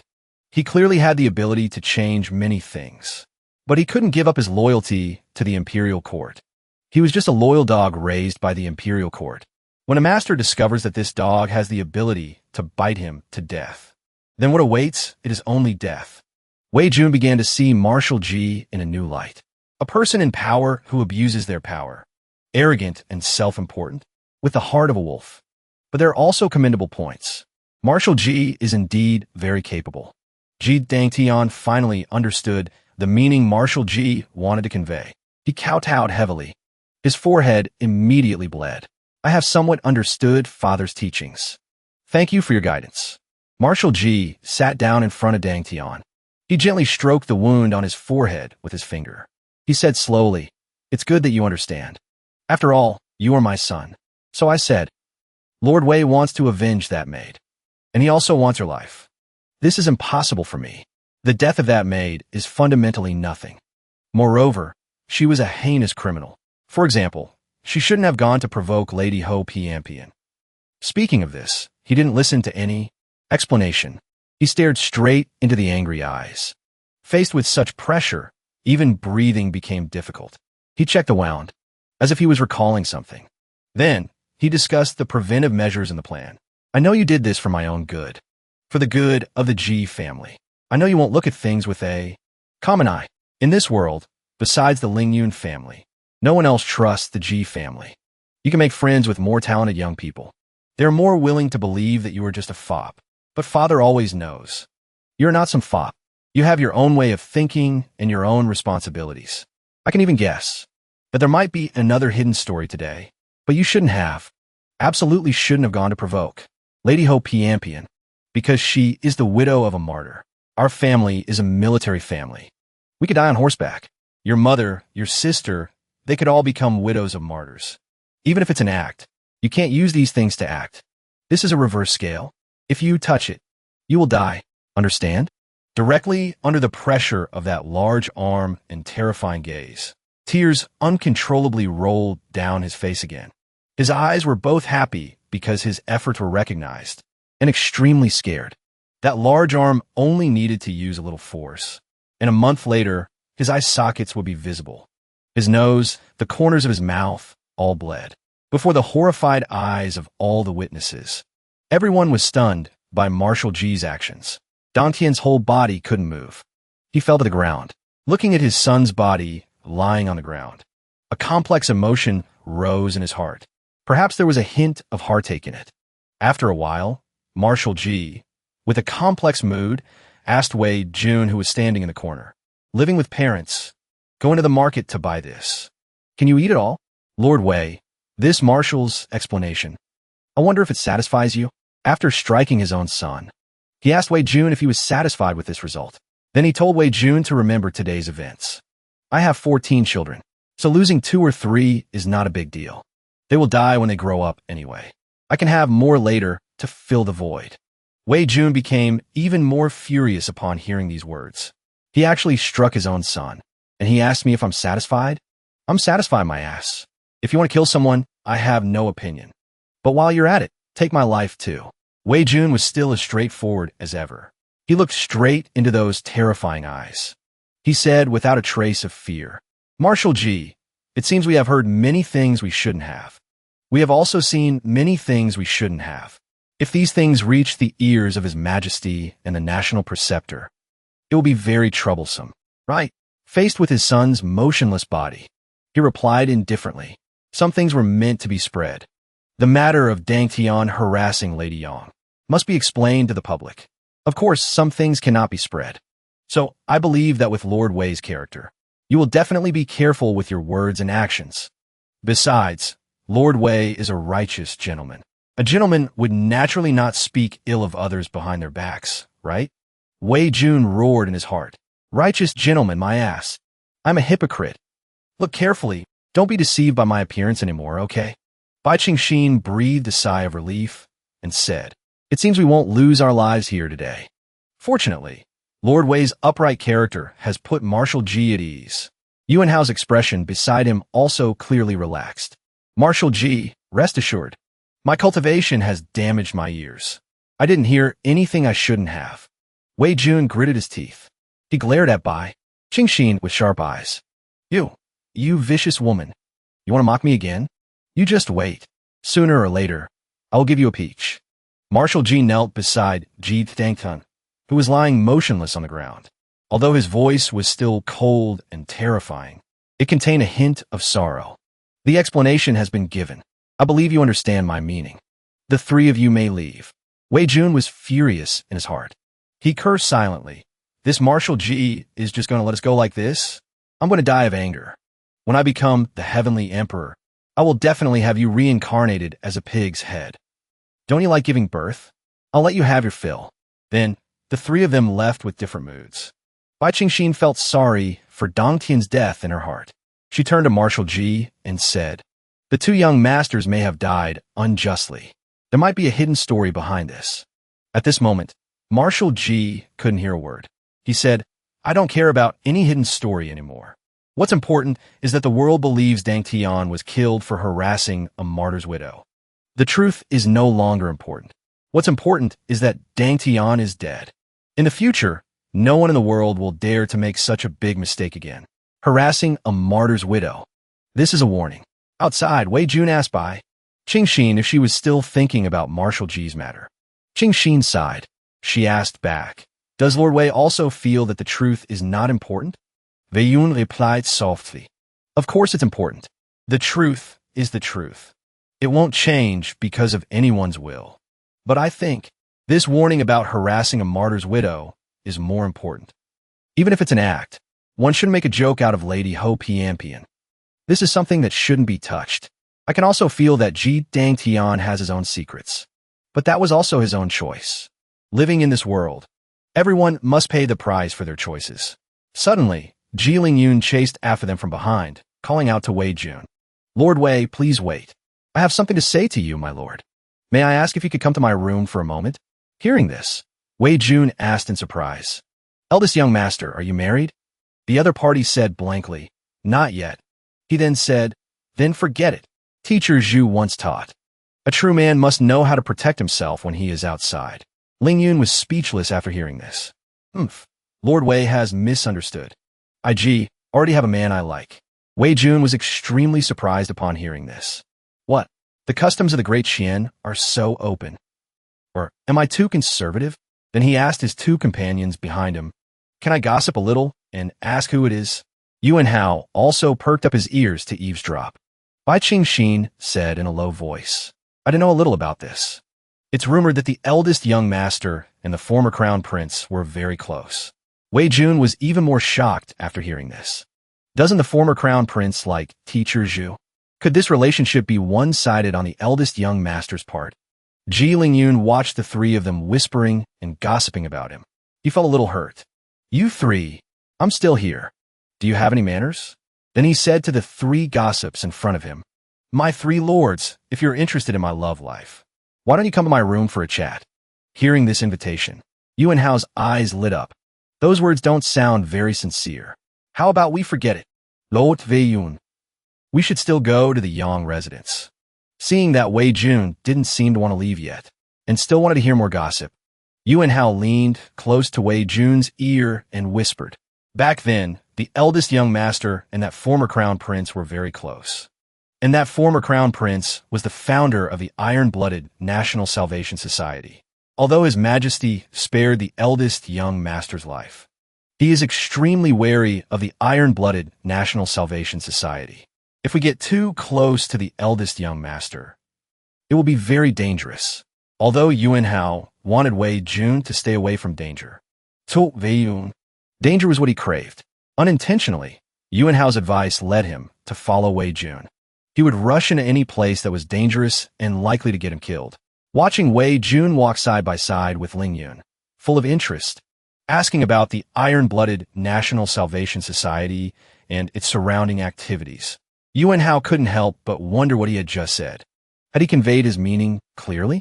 When he heard Wei Jun ask if the organization was still recruiting members, Yuan Hao's heart ached even more. He knelt down, crying and laughing at the same time, and said, Oh, Lord Wei, you can eat whatever you want, but you can't say whatever you want. I'm begging you, Lord Wei. Please shut your mouth. I'm begging you. Ling Yun beside him also smiled bitterly and said, Lord Wei, please don't joke. The Iron-Blooded National Salvation Society no longer exists. Wei Jun rested his chin on his hand regretfully and said, What a pity. Why doesn't such a good organization exist anymore? His Majesty is really... Then, the three of them were led by Ling Yun. They quickly arrived. As soon as they entered, they saw Dong Tian's body was already there. Bai Qingxin said, The eldest young master has placed the second young master in his own room. It seems he sought us out because of the two young masters' matter. As expected, I was right. There is a hidden story behind the two young masters' matter. He must have died with regrets. Ling Yun said, There is indeed a hidden story behind my brother's matter. This is also why I called the three of you here. But Dang Tian, he did not die with regrets. He was willing. Wei Jun looked at the cold body on the ground. He asked Ling Yun doubtfully, Was Ji Dang Tian really willing? Eldest young master, why do you say that? Ti Ling Yun glanced at Wei Yun. Weren't you very interested in my love life just now? The world thinks I like the former crown prince, but in fact my soulmate is Yang Sanlang. Although Sanlang doesn't like men, this doesn't affect our friendship. During our acquaintance, he also became the target of Dong Tian's pursuit. Hearing this love triangle, Wei Jun rubbed his temples. Hold on, that's too much information. Let me digest it for a moment. Yang Sanlang is Dong Tian's idol. Then why did he still want to harass his idol's wife? Could it be that Ji Dang Tian was really acting? Yuan Hao and Bai Qingxin also showed their agreement. It must have been planned in advance. I always felt there was something wrong with him. If it was an act, it would make more sense. Ji Dang Tian didn't need to pretend to harass his idol's wife. A hint of sorrow flashed in Ji Lingyun's eyes. He said he did that to help Lady Ho Piampian resolve the danger. Master, I don't know where he got the news that Grandmaster Yang is not dead. So he set a big trap targeting the Yang family. And Lady Ho Piampian was was his first target. If this situation is not broken, her fate will be very tragic. The Yang family might also be truly exterminated. So, my brother brazenly harassed Lady Ho Piampian in front of everyone. He revealed all his heinous crimes for everyone to know, using his identity as a disciple of the longevity sect. He dragged the longevity sect down with him, but he didn't expect Lord Wei to intervene. In the end, he was dealt with by his own father. This thoroughly confirmed the matter. When everyone in the world knows that the son of Master Ji died for harassing a martyr's widow, then even the longevity sect wouldn't dare to make the biggest mistake in the world and go after Lady Ho Piampian. The Yang family also has a chance to survive. Hearing this, everyone understood the noble deed that Ji Dangtian had done. Looking at Ji Dangtian, Wei Jun thought to himself, well done, using death to solve the problem. This young master is even more sinister than Shangguan Xingfeng. Yuan Hao asked Ji Lingyun. So Ji Dangtian is actually a good person? Yilingyun replied. You could say that. He said he didn't want the Yang family to be troubled after sacrificing for the country. He planned this himself, including his own death. From the very beginning, he was prepared to sacrifice himself. Actually, it's not just for the Yang family. It's also for Lady Ho Piampian, the woman he loves. These words were another unexpected turn that left the three of them stunned. What? Ji Dangtian loves Lady Ho Piampian? Why does he like his idol's wife? Ji Lingyun continued calmly.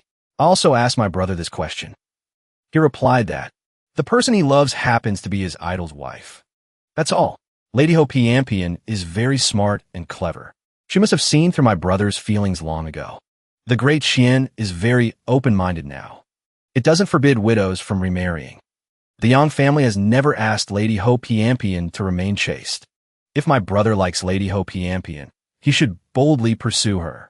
If he succeeds, he can also save Lady Ho Piampian from her suffering. Hearing this, Ji Dangtian smiled and said, if you like someone, do you have to be with them? Besides, Lady Ho Piampian has already decided to remain chaste for Sanling. Big brother, you should also understand. I couldn't protect her while I was alive. Only death can keep her safe. Without the golden circlet, how can I save her? But once I wear it, how can I love her? This is why Dangtian was willing to die. Wei Jun fell to his knees in pain. He looked at Dangtian's body. This kid's death was really successful. We're both seeking death. Why was Ji Dangtian able to succeed? What face do I, the dignified heavenly emperor, have left? Lingyun comforted him from afar. Lord Wei, don't grieve for my third brother. He got his wish. I'm not grieving for him. I'm grieving for myself. Why is it so difficult for me to die when I want to? Lingyun continued. Lord Wei, you're now clear on the inside story. If there is anything in the future, I hope you will help. I hope that in the future, when Lord Wei visits the Yang residence, you can tell Lady Ho Piampian everything. Let her continue to act according to Dangtian's plan.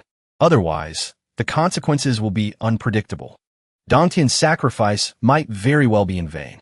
Wei Jun nodded and said, Eldest young master, rest assured. This is what I should do. The two young masters sacrificed their lives to protect the Yang family. I will not let their sacrifice be in vain. Eldest young master, did Master Ji know about the second young master's plan? Lingyun said with certainty. He didn't know. Dangtian only told me about his plan. But Dangtian is, after all, father's son. I think father must have guessed.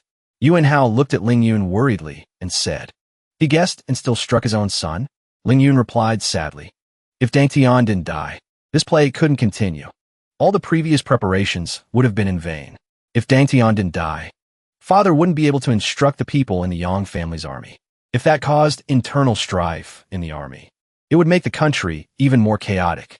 Father, for the sake of unifying the army, and also for stabilizing the country, could only do this. Dangtian's fate was sealed the moment he harassed Lady Ho Piampian. Wei Jun thought to himself, it seems I must stay away from the other two of the four great fops of the capital. At this rate, the four great playboys will turn into the four great patriotic warriors. Bai Qingxin was silent for a long time. Only then did she speak. Eldest young master, there is one thing I don't understand. Why does the national preceptor want to drive the Yang family to their deaths? Although the longevity sect and Grandmaster Yang have some grudges, I don't think it's to this extent. Ling Yun explained. This is a long story. You must have heard of the Cultivator Alliance, right? The Cultivator Alliance is a super organization jointly founded by the major cultivation sects. They have always been bent on infiltrating their forces into the imperial court of the Great Qian. The Longevity Sect is one of the founding sects of the Cultivator Alliance. The National Preceptor himself is the Grand Elder of the Longevity Sect. And Grandmaster Yang has always been resolute in opposing the forces of the Cultivator Alliance from interfering in the politics of the Great Qian. This touched upon the interests of the Longevity Sect. So the two sides have always been fighting openly and secretly. But what made the National Preceptor hate Grandmaster Yang was another matter. During the war with the Wei State, in order to assess Grandmaster Yang, the National Preceptor sent his son to try to achieve merits under the Grandmaster's command. But unfortunately, during a dangerous mission, the National Preceptor's son was killed in action, according to the unwritten rule in the army. When carrying out dangerous missions, one should avoid letting the children of noble families participate. But Grandmaster Yang always treated all classes equally. He never gave special treatment to the National Preceptor's son because of his status. Therefore, the National Preceptor believed that Grandmaster Yang intentionally caused his son's death. From then on, the two have always been secretly at odds. Bai Qingxin showed a look of disgust. How ridiculous! During the war with the Wei State, so many people sacrificed their lives. Grandmaster Yang's son could also die. So his son couldn't? Yuan Hao also said sharply.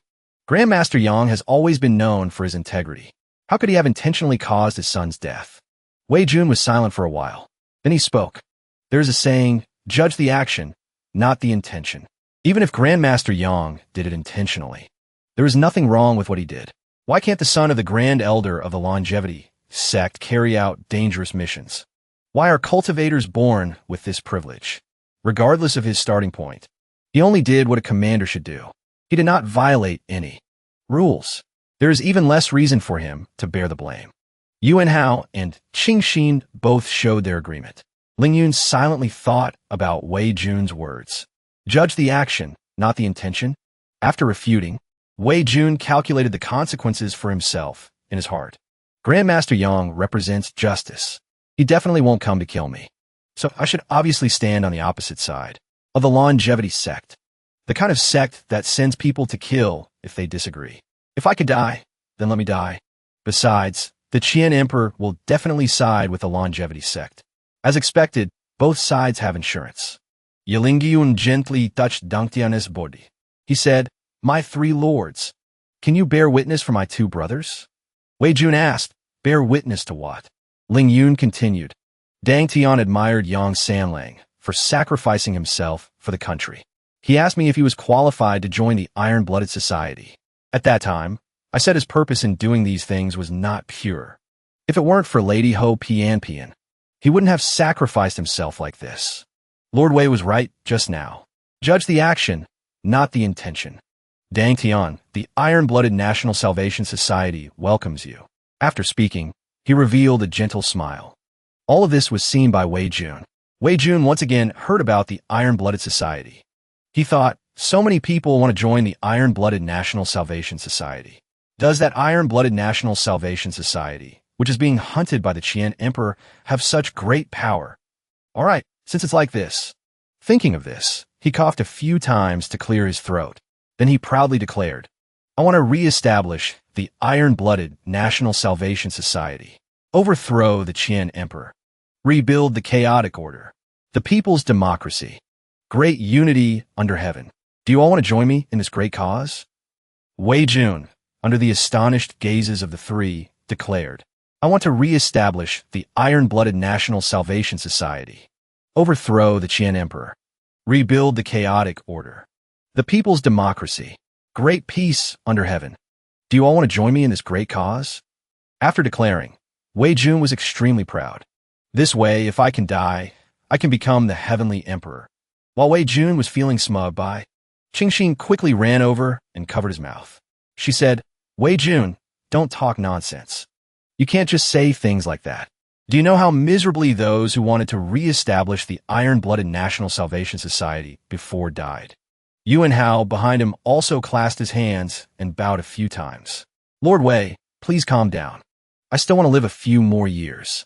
Ling Yun smiled bitterly and tried to persuade Wei Jun. Lord Wei, you really can't just say those words. You'll lose your life. Wei Jun said with a serious face.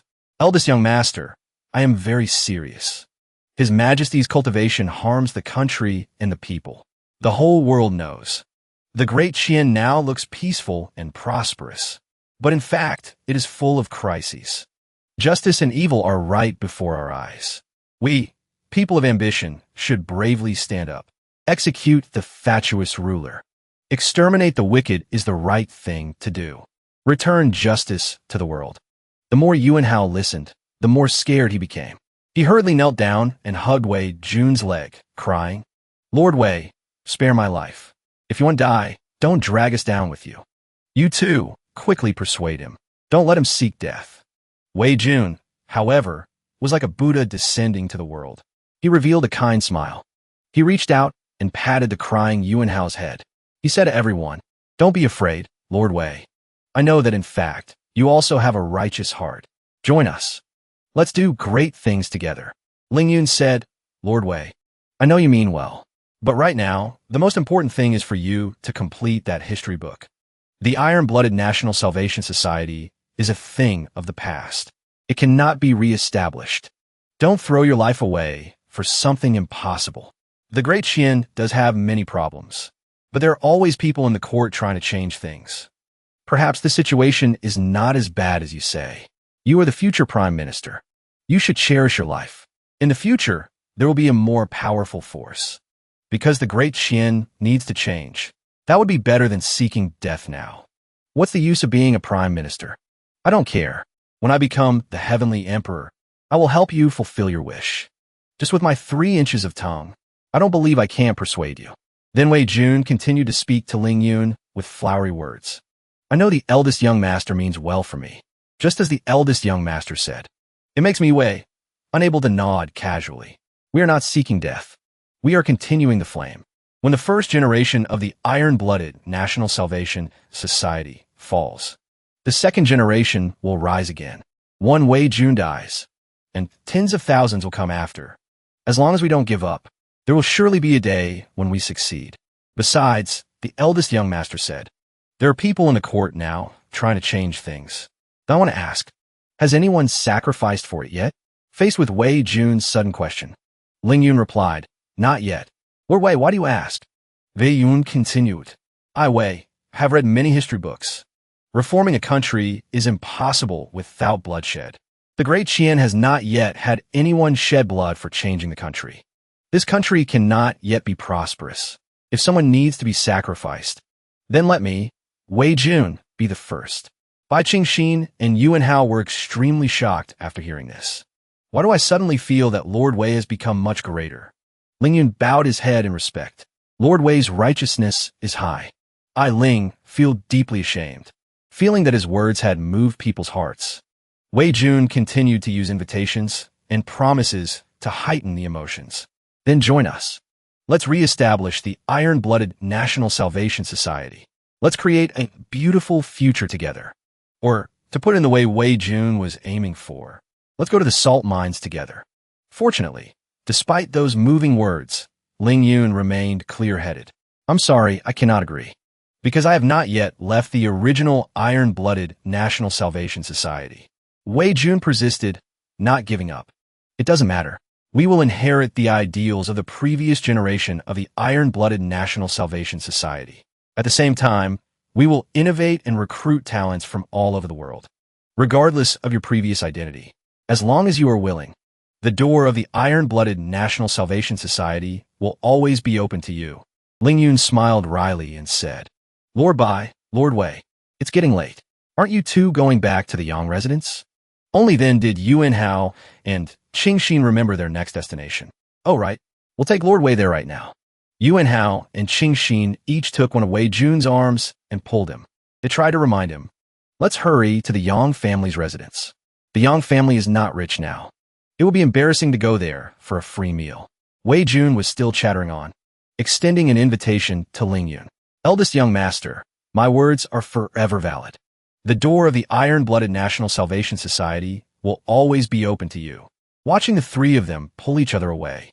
Ling Yun heard Wei Jun's words. He was still worried in his heart. That was dangerous. I almost gave in. If I had really agreed, he would be in trouble. It doesn't matter if I die, but if I cause the death of someone like Wei Jun, my crime would be worthy of 100 deaths. On the way, being dragged along, Wei Jun was still silently cursing in anger. Damn it. Failed again. The halo of the heavenly emperor plus my eloquence. And still it's not enough. This is ridiculous. Yuan Hao, walking beside him, saw Wei Jun's gloomy face. He smiled wryly and said, Lord Wei, let's leave it at that. Let's handle the Yang family's matter first. Wei Jun was unwilling, but also helpless. I know my limits. Suddenly, he noticed a figure under the Qingxiao bridge. He said curiously, someone is coming. To be able to carry a weapon and walk around in the Ji residence. He must not be an ordinary person. Yuan Hao and Qing Xin recognized the aura of the person as soon as they saw him. It was General Zhao. Bai Qing Xin hurriedly stepped forward and bowed. Qing Xin pays her respects to General Zhao. Thank you for your protection back then, General. The other party also recognized Qing Xin. He said gently, is it divine Constable Bai? The past is in the past. Don't mind it. I was just acting chivalrously at that time. Besides, I was no match for the National Preceptor. I couldn't protect your eyes. But when General Zhao looked closely, he found that Qing Xin's eyes had regained their sight. Qing Xin hurriedly said, Qing Xin is already extremely grateful to General Zhao. If there is anything you need in the future, Qing Xin is willing to go through fire and water, even if it means 10,000 deaths. Seeing her flustered appearance, General Zhao observed for a moment and understood immediately. She laughed loudly and said, I don't need you to go through fire and water or anything like that. However, since I've met the three of you, I do indeed have a favor to ask. Before Wei Jun could speak, Qing Xin hurriedly responded. General, please speak. General Zhao said, please record everything that happened during the War of National Defense and write it into the history books, so that those deserving heroes may find comfort and rest in peace in the netherworld. I'm counting on the three of you. Lord Liu, Divine Constable Bai. Lord Wei, please continue your work. I must return to the capital to report on my mission. I have matters to report to Marshal Ji. I will take my leave first. After speaking, she shouldered her long spear and left. Yuan Hao excitedly said, is that the General Zhao that the eldest young master mentioned? Wei Jun frowned and asked, you two seem to really worship her. Bai Qing Xin hurriedly said, no way, Lord Wei. You don't know General Zhao? General Zhao is just like Princess Ming. Both are famous generals from the War of National Defense, but she is the top female general, surpassing even Princess Ming. Back then, General Zhao joined the army in her father's place, rising from a lowly foot soldier, step by step becoming a female general titled as a marquis. Her most illustrious achievement was summoning the Dragon Clan Alliance to aid Great Qian. At that time, the Dragon Princess was surrounded by demon generals who wanted her life. General Zhao charged into the battlefield alone, fighting her way in and out of the enemy encirclement 7 times. In the end, the Purple Dragon Princess of the Dragon Palace was successfully rescued by General Zhao. At the same time, the Purple Dragon Princess voluntarily signed a contract with General Zhao. From then on, General Zhao became a distinguished guest of the Dragon Palace. Seeing Wei Jun's blank expression, she continued, Lord Wei, have you ever heard of General Zhao's nickname? General Zhao's given name is just the single character Yin, but because she signed a contract with the Purple Dragon Princess, becoming a Purple Dragon Knight, most people in the army call her Zhao Zilong. Hearing this introduction, Wei Jun couldn't help but shudder. That name is quite something. That General Zhao must be very courageous.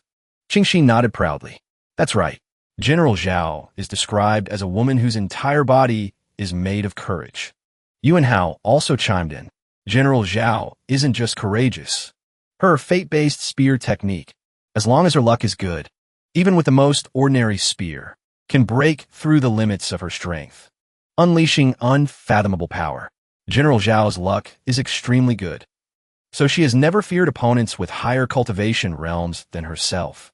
That's why I've always wanted to take General Zhao as my master, specifically to learn that fate-based spear technique. Wei Jun smiled and replied, Lord Liu, stop dreaming.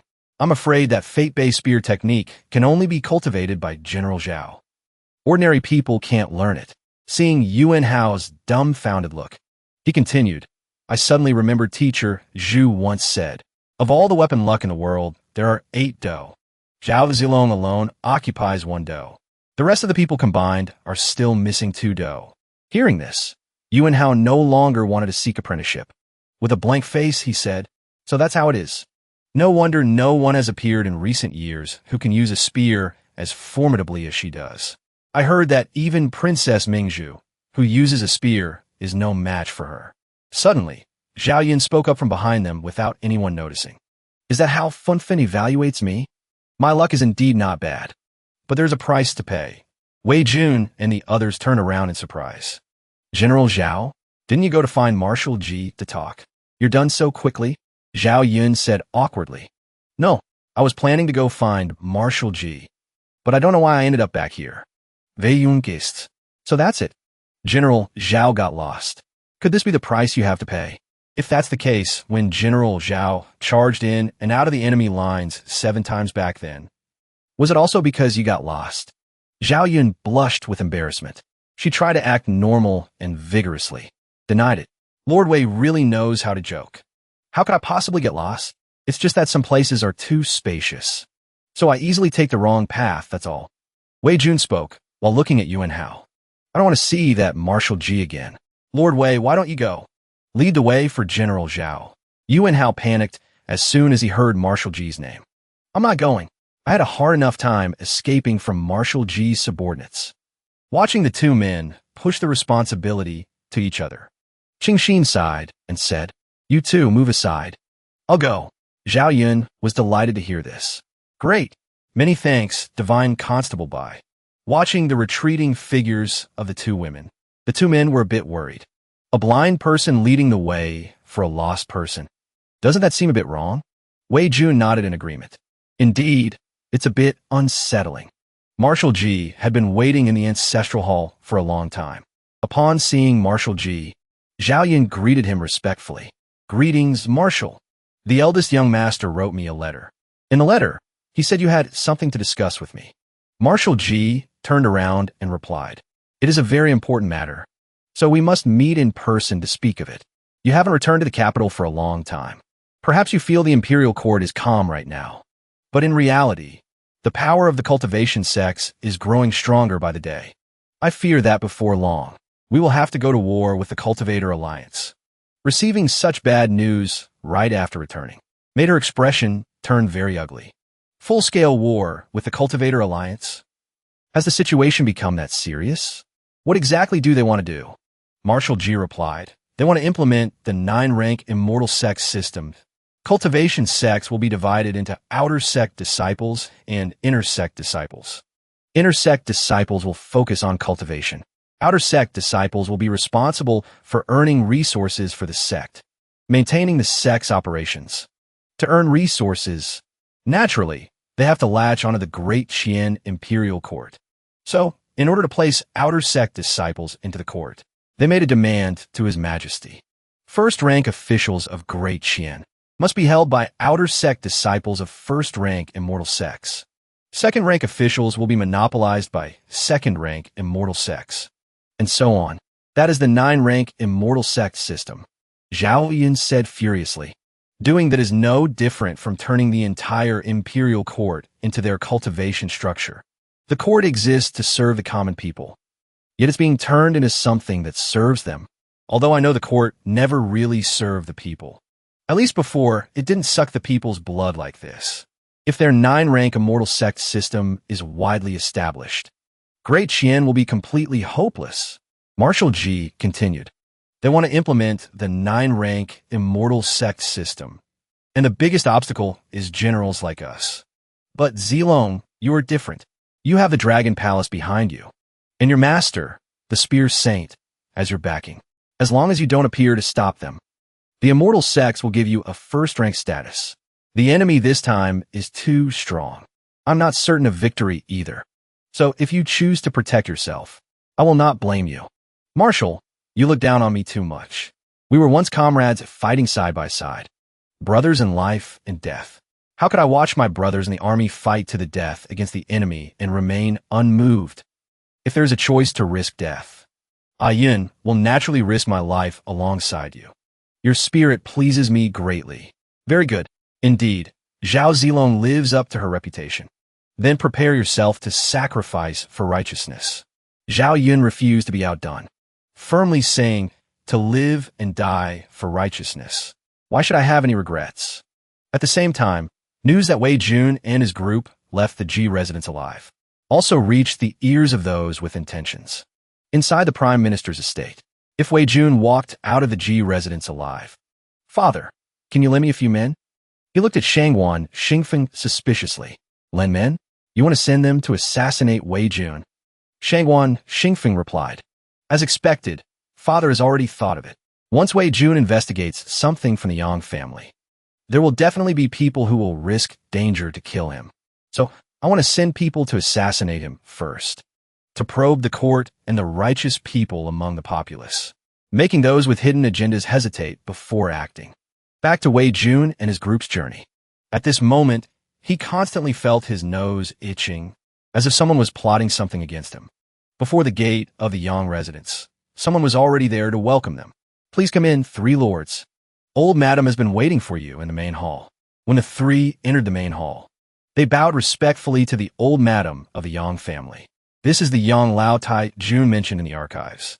It is said that after all the men of the Yang family sacrificed themselves on the battlefield, it was she who led the female relatives to preserve the Yang family. Although the Yang family is gradually declining, if not for her, I'm afraid the Yang family would have ceased to exist long ago. Truly a respectable old lady. Old Madam Yang approached, enthusiastically shook hands, and laughed heartily. "You must be Lord Wei, right?" "Indeed, extraordinarily handsome. This old woman likes energetic young people like you the most." Wei Jun also happily shook hands with the old lady. "Old Madam really likes to speak the truth. You are also extraordinary. One could say you are hale and hearty, beautiful and moving." The old madam was even happier hearing this. Lord Wei really knows how to talk. This old body knows I'm already old. 3 lords, no need to stand on ceremony. Please sit. Make yourselves at home. Old Madam Yang's state of mind is indeed extraordinary. The Yang family has declined to this point, yet she can still be so tolerant. After sitting down, she said, "What happened on the road? My Pienchen has already told me. Thank you, 3 lords, for stepping in to protect Pienchen." Wei Yun replied softly, "Seeing injustice, one lends a hand. Old Madam need not thank us. Now that Ji Dangtian has been executed by Marshal Ji, no one will dare to offend the female relatives of the Yang family in the future."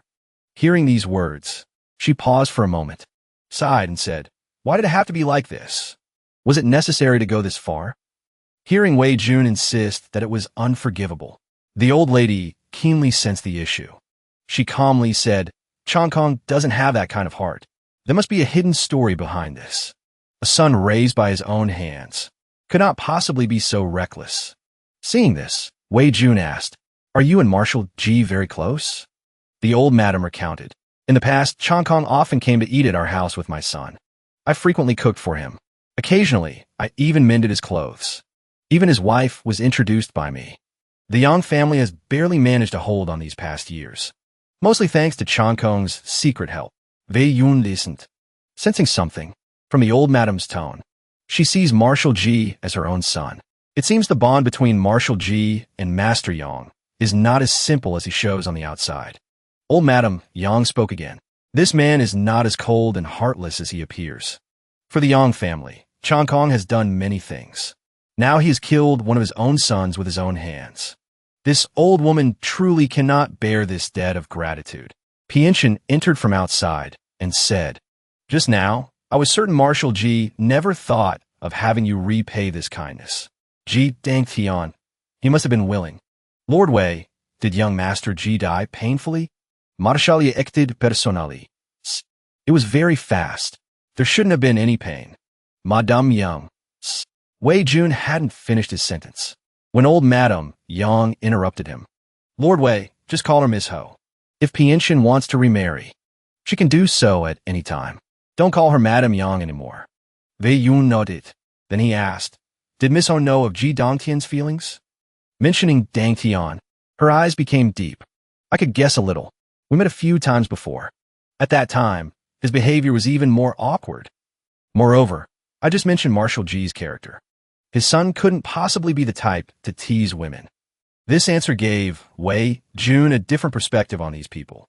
Smart people are indeed different. Ho Pianxian noticed Ji Dongtian's abnormality. So she decided that even if she had to sacrifice her reputation, she would play along with Ji Dongtian. Why are there so few honest people like Zhen in this world? Everyone acts so well. Then, Wei Jun and the other two, wanting to fulfill Ji Dongtian's wish, told the whole truth about Ji Dongtian's death. At the same time, they instructed the two women to follow Ji Dongtian's script. Don't let Ji Dongtian sacrifice himself. In vain. After hearing this, tears fell like rain from their eyes. Pianxian, this is a good match. You have no feelings for my Sanlang anyway. If you could be with Dongtian, you will surely be happy. Seeing the atmosphere was a bit off, Wei Jun asked Ho Pianxian, you have no feelings for Sanlang? Pianxian replied, parents arrange, children obey. It was just the words of a matchmaker. Sanlang and I only met once. Where would feelings come from? Wei Jun asked again. Then when the Yang family took the initiative to break the engagement, why did Miss Ho agree? At this moment, the crux of the matter was gradually revealed. She recounted, Sanlang went to the battlefield with the determination to die. Although I don't have the ability to help the country, I cannot make the soldiers falter. If the soldiers of the world stand up to resist the national calamity, and the engaged girls all break their engagements, then can they still bravely kill the enemy? Originally, I planned to wait for Sanlang to return and meet him. If our personalities didn't match, then we would break the engagement. But then the Yang family met with a great tragedy. I didn't want to add frost to the freezing winter at that time.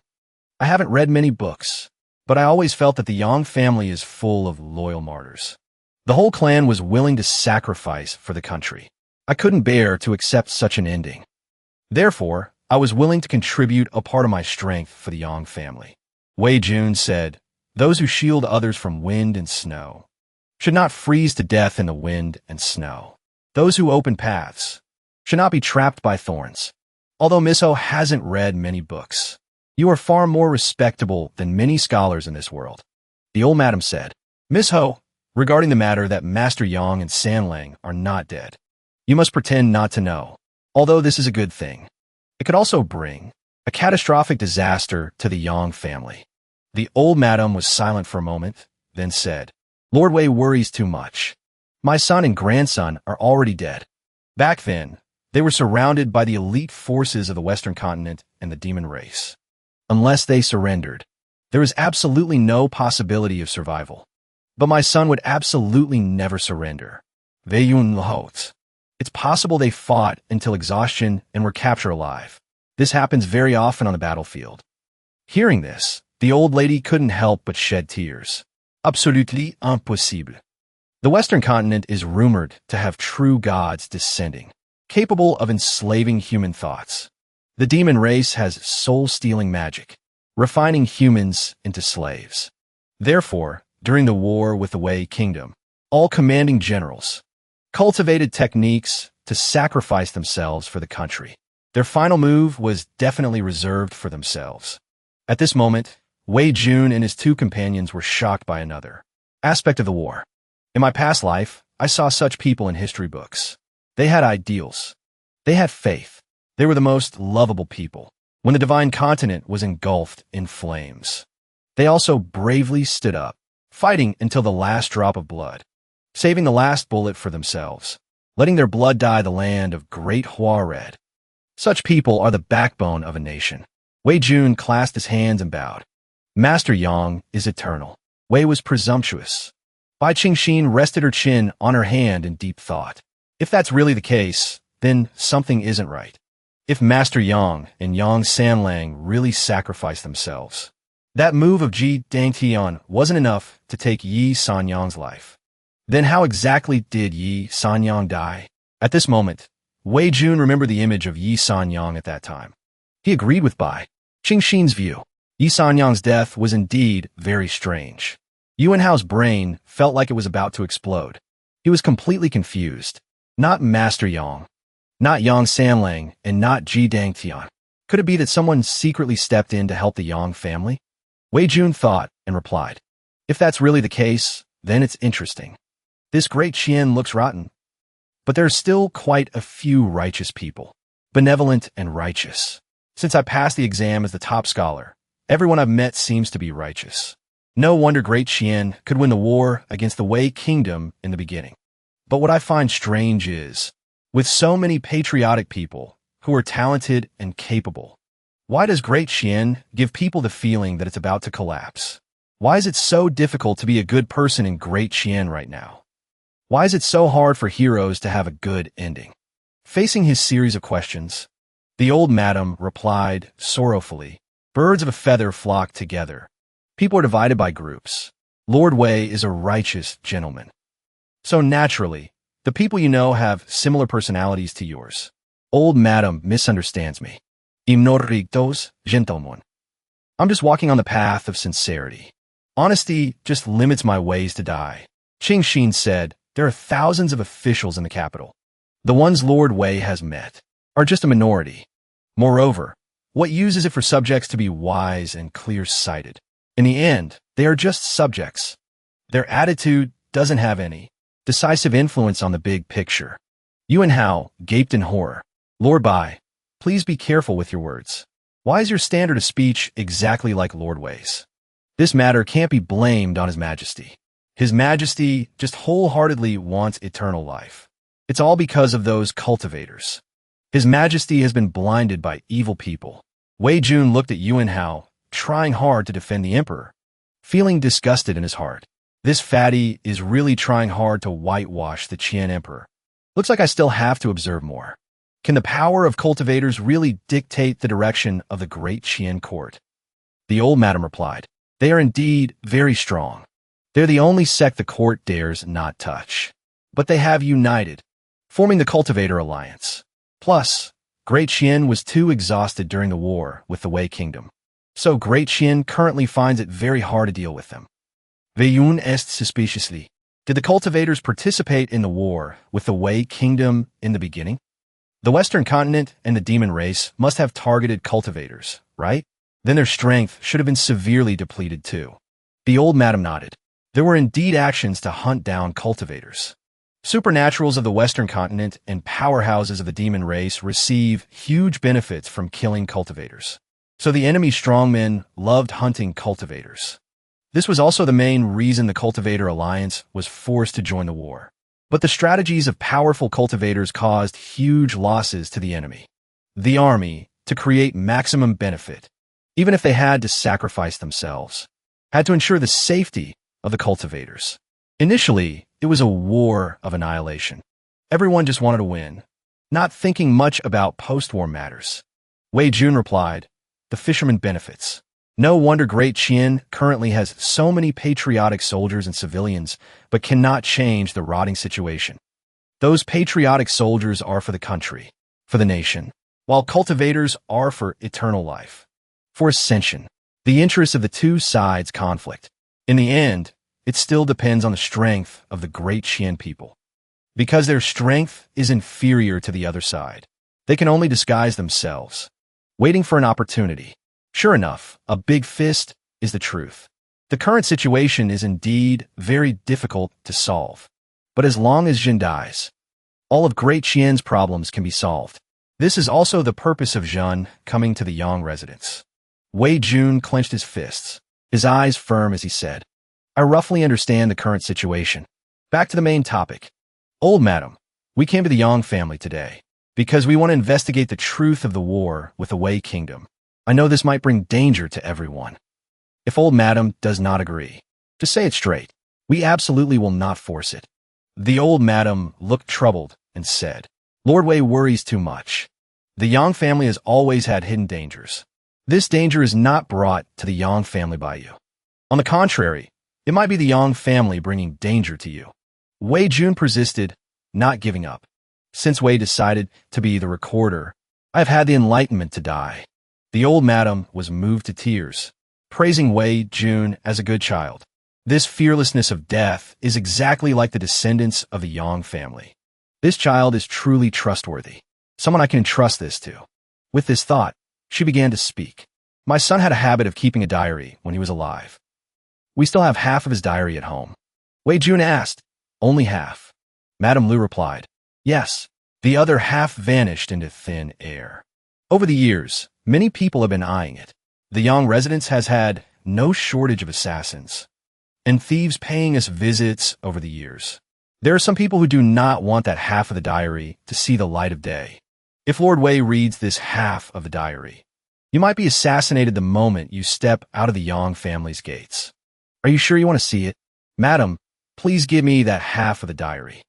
Wei Jun agreed immediately, without a moment's hesitation. I will definitely keep it safe, so that the truth of the war with the Wei nation can be brought to light. This emperor is truly blessed with good fortune. The opportunity is right in front of me.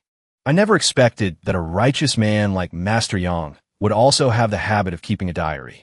This is a huge help to me. The more assassins that come, the better. The old madam jumped down from her chair. Leaning on her cane, she walked towards Wei Jun. It seemed she wanted to confirm it one more time. Lord Wei, what did you say? You not only want to see it, but you also want to take it with you? Wei Jun replied firmly. Madam just said that thieves and assassins have been frequenting your home over the years. This proves that this half of the diary has brought too much danger to the Yang family. For the safety of the Yang family. Please, madam, let me take it with me. But in his heart, he was gleefully calculating. It would be a disservice not to take such a dangerous item off your hands. For the old madam, the story developed in a completely different direction. Lord Wei knows exactly how dangerous this half of the diary is, and yet he still wants to take the risk himself? I don't know how to repay such kindness. Please accept my bow. Seeing this, Wei Jun hurriedly helped the old madam up. Madam, there's no need to humble yourself like this. This was my purpose for coming here in the first place. Madam, please go and get Master Yang's diary. After the old madam and Pian Tian left, Qing Xin immediately turned to question Wei Jun. Why are you always like this? Always putting yourself in danger, while ensuring the safety of others. Have you never considered what would happen if you really died? You're so young, you haven't even married and started a family yet. Wei Jun scratched his head and thought, do people in this world place so much importance on marriage and children? After saying her piece, Qing Xin felt embarrassed. She turned her face away. Yuan Xia frowned, resting his chin on his hand, pondering. I wonder when this bickering couple will finally get married. Wei Jun smiled and said to Qing Xin, Lord Bai, you don't need to worry about me. Everyone must die. Some deaths are as heavy as Mount Tai, while others are as light as a feather. I'm not afraid of death. I only fear living like a walking corpse. Qing Xin stood there, stunned. Her cheeks had long since turned crimson. She made a silent vow in her heart. Don't worry, Wei Lang. I will absolutely not let you die. Since you hold your own life so lightly, I will protect you day and night. I will absolutely not let anyone harm a single hair on your head. A while later, the old madam brought out a tattered diary and handed it to Wei Jun. It was indeed only half a book. Madam, do you know where the other half is? Madame Lu said she didn't know. When she was sorting through her son's belongings, she only found this half. Although it's only half, it records the events of the entire war with the Wei nation. If this gets out, someone will surely lose their life. Madam, please spread the news that I have taken this half of the diary. Please spread the news that I have taken this half of the diary. Only then can the Yang family's safety be guaranteed. There are many spies from other factions within your residence. It shouldn't be difficult to accomplish this. Hearing Wei Jun's words, the old madam's heart ached even more. Lord Wei, you don't have to go to such lengths for our Yang family. We cannot bear such a burden. Wei Jun spoke to her gently. Madam, please don't worry about it. The Yang family has sacrificed so much for the country. I'm only doing what a man of great Qian should do, compared to the sacrifices of the Yang family. What I am doing is truly insignificant. Madame Lu nodded, wiping away her tears. The sacrifice of my son and grandsons was indeed worth it.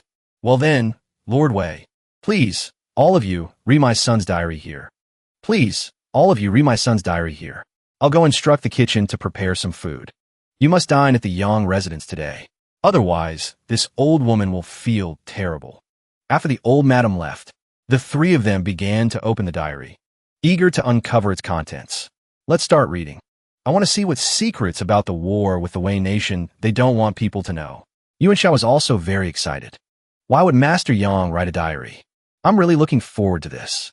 Qing Xin just chuckled softly. A man like the master. His diary will surely be extraordinary as well. With excitement and curiosity, they opened the diary. The first page was a beautiful drawing of a mahjong tile. No matter how you looked at it, it didn't seem like the diary of a righteous man. The first page is drawn so beautifully. Yuan Xia tried to deny the reality before him. So Master Yang also liked to play mahjong. My idol has the same hobby as me. Wei Jun was also speechless. Is that something to be proud of? Yuan Xia continued to assert proudly. Of course, I like to play mahjong.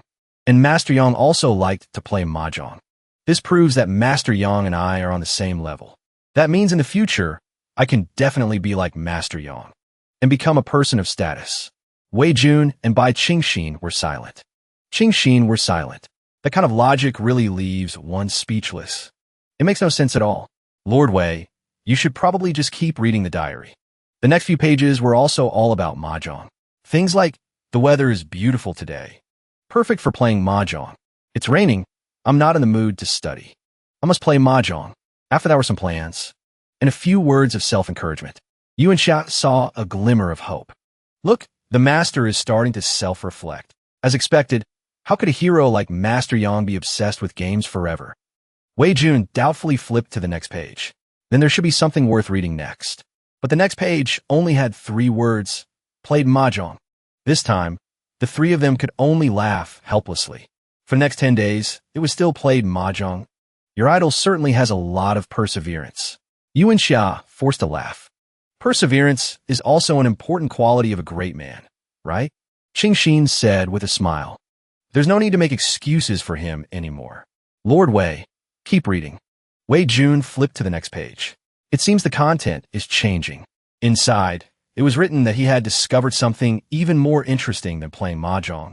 Chong Kong took me to the Hongxiu Lu for a visit. The ladies at the Hongxiu Lu are truly too beautiful. So beautiful it's beyond description. This time, after reading the text and seeing the drawing beside it, Yuan Xia could no longer defend him. Master Yang, how could he be like this? He wasn't like this back then. Rumor has it that in his youth, Master Yang was not interested in women.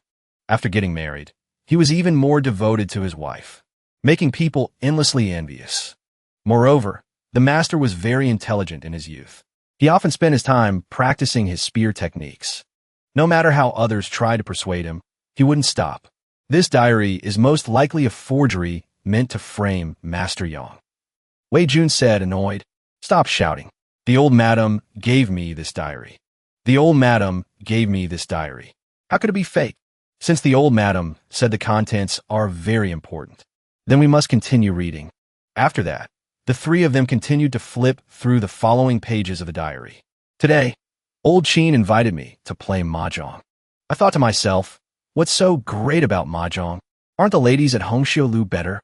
I took old Qin to Hongxiu Lu. Old Qin said he will never play mahjong again. That stuff is truly too absurd. I'm very happy. I feel like I've done a good deed. Continue to stay the night at Hongxiu Lu. My legs are a bit weak today. Master's Diary, Chapter 18. Looked down upon by a lady at Hongxiu Lu. She even said that I, Yang Shui, am all looks and no substance. How can this be? I must resolve to train hard in martial arts. It's too hard. Maybe I'll just go to Hongxiu Lu. Master's Diary, Chapter 20. My back aches and my knees are sore. And I was even looked down upon by the ladies at Hongxiu Lu. I can't take it anymore. Yang Shui must master my spear techniques. It's decided. I'll be celibate for half a month. Chapter 2. Practice the Yang family spear technique all day. Then, I stayed the night at Hongxiu Lu again. The next day, the lady couldn't get out of bed again. Thank you, father. Thank you, grandfather. Thank you, Yang family spear technique.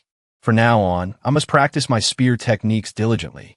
I must bring glory to the Yang family spear technique. Reading this, the three of them couldn't help but be startled. So this was the reason why the young Master Yang practiced his spear techniques so hard. If this were to be made public, Master Yang would die of embarrassment. At least Master Yang's drawing skills have improved quite a bit, right? Qingxin just gave a cold laugh. TCH, man. Wei Jun looked at the diary. Then he said, in any case, Master Yang did use that as a starting point. From those days, he mastered the Yang family spear technique. The result can be considered a good one. Next were daily records of spear practice. It wasn't until chapter 106 and 107 that he wrote about what happened after the war with the Wei nation broke out. Suddenly, a line of text caught everyone's attention. I have discovered a secret. Master's Diary, chapter 107. On my wedding night, I swore to my wife that I would never go to Hongxiu again. From now on, Yang Shui will have no other woman. Since then, I have not been close to women. I deliberately keep my distance from other women. As for the Snake King, she doesn't count. How can a demoness be considered a person? The Snake King and I met before the war with the Wei nation. We had a misunderstanding and fought a battle. From then on, we became sworn friends. But after the war with the Wei nation broke out, I invited the Snake King to join the fight and help. But she firmly refused. In the end, out of respect for our past friendship, she revealed some inside information to me. Damn that Cultivator Alliance. If it weren't for them, the Demon Clan would have become friends with our great Qian. It was all at a critical moment. The Cultivator Alliance invaded the Western continent. They even slaughtered the Demon Clan to refine pills. They even attacked the heir of the Demon Emperor. This enraged the Demon Emperor. The cultivation system of the Western continent is different from that of cultivators. They don't need to use the corpses and inner cores of the Demon Clan to cultivate. There is no conflict between them. Therefore, there was already a basis for an alliance. In the end, the Western continent took the opportunity to contact the Demon Court. The two sides shared a common goal and formed an alliance. In addition to the above, the Snake King also told me a piece of information. It was top secret. The continent where Great Qian is located and the Western continent are separated by only one sea. A strong barrier was once set up between the two continents to ensure the safety of both sides. The reason people from the Western continent could reach Great Qian is because the Cultivator Alliance destroyed this barrier. After the Western continent's Holy See and the Cultivator Alliance destroyed the barrier, they captured a dying disciple of the Tianji Pavilion. From him, they learned most of Great Qian's intelligence. The ones who provoked this war were the Cultivator Alliance. The truth was revealed, shocking Wei Jun. He had finally found a satisfactory answer. Finally learned some valuable information. Lore, by what I just read, did you hear it all clearly? What do you think? Bai Qingxin was silent for a moment, then said, with my understanding of cultivators, it's very likely they would do something like this. If they hadn't been hunting the allied forces of the Western continent and the Demon Clan back then, these cultivators might not have even joined the war. They cultivate for longevity. If it doesn't involve their own interests, they fundamentally wouldn't care if this country changes hands or not. Also, the Tianji Pavilion you just mentioned is one of the founding sects of the Cultivator Alliance. The Tianji Pavilion is known as the #1 intelligence agency in the world. Its status in the cultivation world is equivalent to the Chongqing sect. The Pavilion Master, Tianji Zi, is known to the world as a prophet who knows 500 years of the past and 500 years of the future. He is hailed as the most knowledgeable person in the cultivation world. At first, I thought Master Yang's diary would contain something detrimental to the Chongqing sect. I never expected it would lead us to the Pavilion Master of Tianji Pavilion. She frowned and thought, with my current strength, it's very difficult to deal with this kind of behemoth. But with Wei Lang's personality, he definitely won't back down. Therefore, I must be prepared for a decisive battle. Yuan Xia spoke up. Lord Wei, Lord Bai, I know the master wouldn't speak nonsense, but I really don't understand. Cultivators in Great Qian have a transcendent status. Great Qian's cultivation resources are also extremely abundant, and the Western continent has true gods descending. The Demon Emperor of the Demon race has terrifying strength. So why do they have to destroy the barrier? Why provoke the Demon race when a great army is approaching? What exactly do they want that they have to travel thousands of miles to provoke others? Aren't they afraid the matter will blow up, and they won't be able to escape?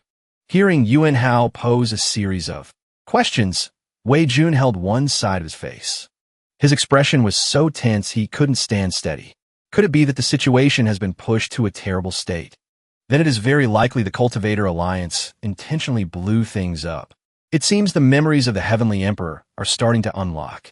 Surely the answer is in there. Master Yang's Diary, Chapter 108. I don't completely trust the secret the Snake King revealed. I'm also worried this is the demon race using the Snake King to drive a wedge between Great Qian and the Cultivator Alliance. I also have quite a few friends who are cultivators. They're also passionate about upholding justice. No less than the heroes in the army. So, I still have a shred of illusion about the Cultivator Alliance. After discussing with Chong Kong, we both agreed that, currently, the strength of the Western continent and Demon Race Coalition cannot be underestimated. So regardless of whether the Snake King's news is true or false, right now we must unite with the Cultivator Alliance, working together to resist foreign aggression.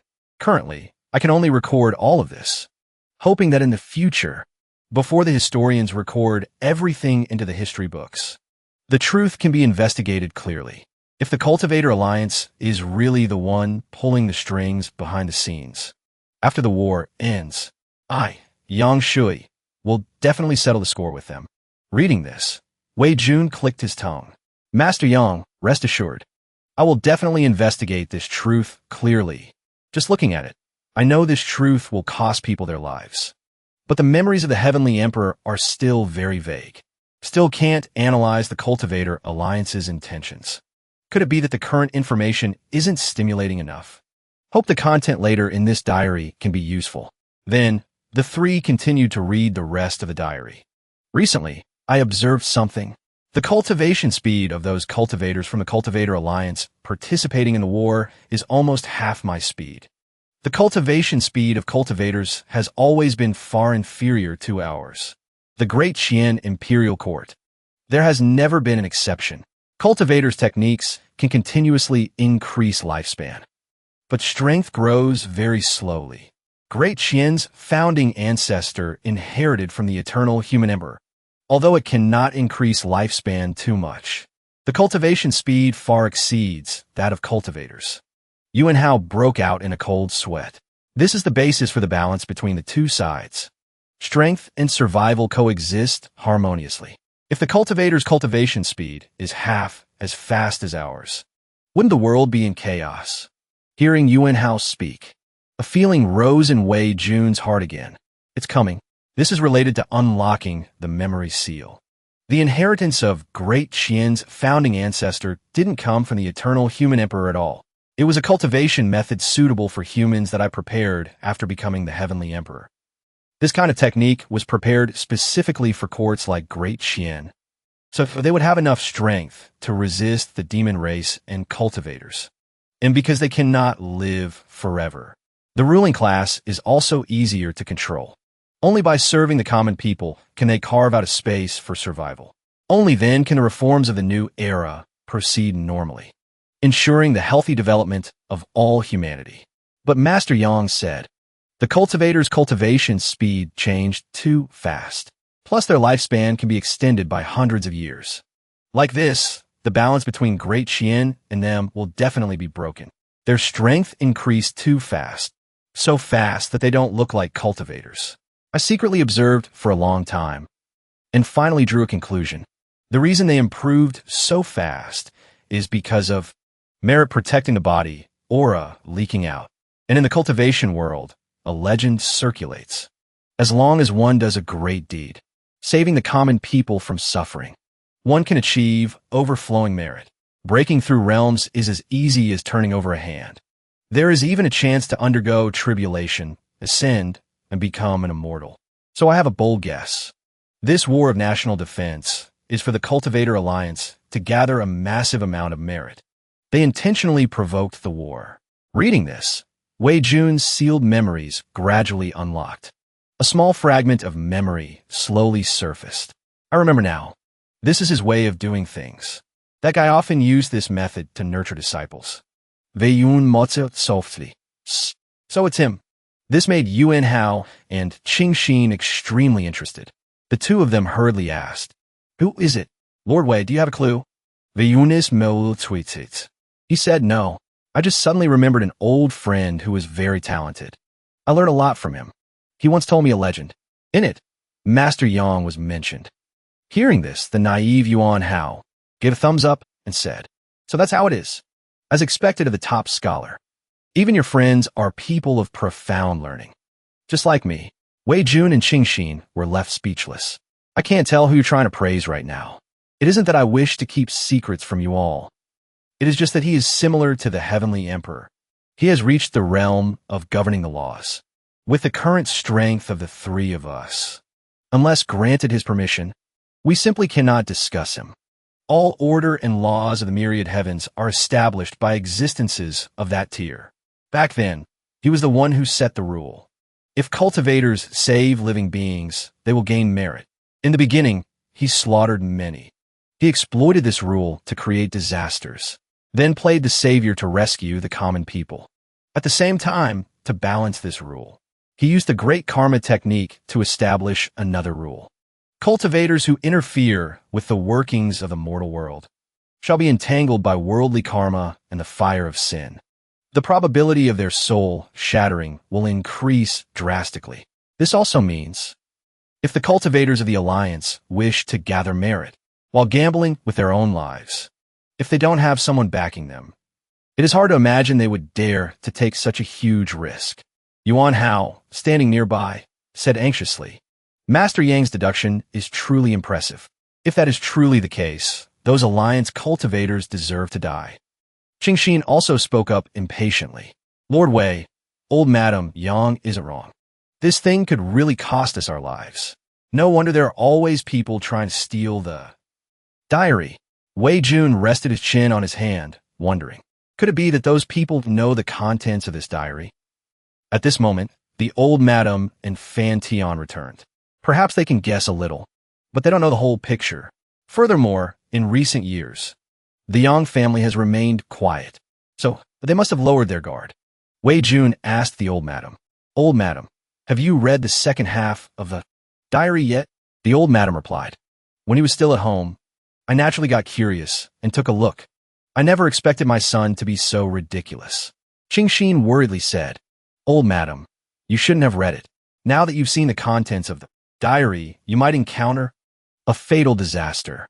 The old Madam comforted her. "Rest assured, Lady Bai, although the Yang family has declined, we still have some principles. We won't let anyone be harmed. We women have held up the Yang family, not by relying on the pity of others." Seeing the three of them worried, the old Madam laughed heartily. All right, let's end such serious topics here. Today, no matter what, the three of you must have a few drinks with this old woman. Seeing three young people so spirited today, if we don't drink now, when will we?" Ignoring Fan Tian's attempts to stop her, she poured wine and drank with gusto. Seeing this, the three of them had no choice but to accept helplessly, as expected of the woman shouldering the Yang family. Truly a heroine among women. After eating and drinking their fill, the three left together. Everyone's face was flushed red. Yuan Hao and Wei Jun, arms around each other's shoulders, walked together laughing. Old Madam Yang's alcohol tolerance is truly impressive. I really can't handle it. Wei Yun left loudly. "Are you drunk? Is your tolerance not even as good as Lady Bai's?" Yuan Hao shook his head. "No way. How could I be drunk? If I'm drunk, who will protect Lord Wei?" "Huh." Hearing this, by Qing Xin immediately copped Wei Yun Nisa. She looked straight into his eyes and said, "Don't worry, even if Lord Wei collapses, I will risk my life to protect him." After saying that, she covered her face, turning away with a shy expression. Wei Jun tried to suppress his anger, thinking to himself, wanting to ruin my great undertaking of seeking death again. Truly a vicious woman. Suddenly, several dark figures appeared from nowhere, blocking the path of the drunken group. One of them spoke up. "Is the person in the middle Lord Wei?" Having confirmed Wei Jun's identity, they immediately revealed their true forms, turning into ferocious monsters charging forward. Their mouths kept saying they wanted Wei Jun to hand over the diary. Yuan Hao and Qing Xin quickly stood in front, assuming a defensive stance to protect Wei Jun. Seeing the three monsters, Wei Jun was overjoyed in his heart. Why am I so happy? Damn it. I actively sought death many times and failed. This is the first time death has come knocking on my door by itself. Is my luck changing this time? 3 demon beasts suddenly appeared in the capital. They roared and charged madly toward Wei Jun. Their aura spread thickly throughout the capital. Powerful figures quickly realized something was wrong, immediately recognizing what this aura represented. Shangguan Xingfeng also said blankly to his father, "Father, those don't seem to be the people we arranged." Shangguan Xingfeng's father stood up worriedly. It's 3 great demons. Wei Jun is dead for sure this time. Looking at the 3 ferocious great demons in front of him, Wei Jun was excited to the point of madness. This opportunity cannot be missed. I must grasp it firmly this time. Thinking of this, he pulled by Qing Xin and Yuan Hao back and said, "Two lords, the opponent's strength is too great. If we resist, the 3 of us will surely die here. You 2 go quickly. I'll bring up the rear." This brave action moved the 2 to tears. As for the 3 monsters, they held some magic treasure and charged madly. A blue light shot out like a bubble from the front. The aura of the 3 completely disappeared without a trace. Shangguan Xingfeng's father was terrified. The aura of Wei Jun and the demons disappeared? Could it be the demons used a spatial confinement artifact, pulling them into the space inside the artifact? Shangguan Xingfeng was unwilling to show weakness. Why did great demons appear in the capital? Did no one notice? Where is the heaven monitoring mirror? Shangguan Xingfeng's father said with a pale face. The heaven monitoring mirror is a heavy weapon of great Qian. Its function is to monitor the world and suppress intruders. If there were great demons hiding in the capital, they would have been suppressed long ago. But looking at the current situation, there is only one possibility. Xingfeng quickly understood the point his father wanted to make. You mean, these 3 great demons were raised by humans? Have they always been in the capital? He nodded in confirmation. Correct. During the War of National Defense, some demon race captives were distributed to the great generals, the Tuition sect, and even the imperial family, distributed according to their merits. This means the one who wants Wei Jun's life today must be one of them. News that Wei Jun obtained Master Yang's diary just spread, and someone already came to assassinate him. Clearly, they want to silence him, and the ones acting are 3 great demons, completely giving Wei Jun no chance of survival. Xingfeng frowned and said, with Yuan Hao and Bai Qingxin by his side, perhaps the 3 of them can hold on for a while. After all, this is the capital. Someone will come to save Wei Jun very quickly. Hearing this, he shook his head and stroked his beard. Very difficult. Bai Qingxin's specialty is divination. Wei Jun just awakened the noble spirit. Yuan Hao focuses on defense. Being able to hold off 2 great demons is already impressive. More importantly, finding and breaking the spatial artifact takes time. Even if someone goes to save them now, I'm afraid it's too late.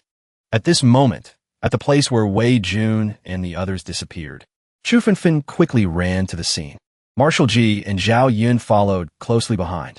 Upon arrival, they quickly confirmed this was a spatial artifact. Chu Fenfen gradually lost patience, glaring at Marshal Ji and asking, how many families in the capital can mobilize 3 great demons at any time without recording it in the books? Give me the list immediately. Then I will personally visit each house. Marshal Ji tried to soothe Chu Fenfen. Saving people is more important. We should find that spatial artifact first. Princess Mingzhu also ran to the scene at this moment. I'm afraid it's too late. The 3 great demons are qi-based. Spatial type artifacts are also qi-based. By the time we break the space, Wei Jun will likely have lost his life. Chu Fenfen was worried, but there was no other way. First, find the location where the artifact is hidden. Zhao Yun spoke up. Leave it to me. I am very sensitive to the aura of spatial artifacts. I should be able to find it very quickly.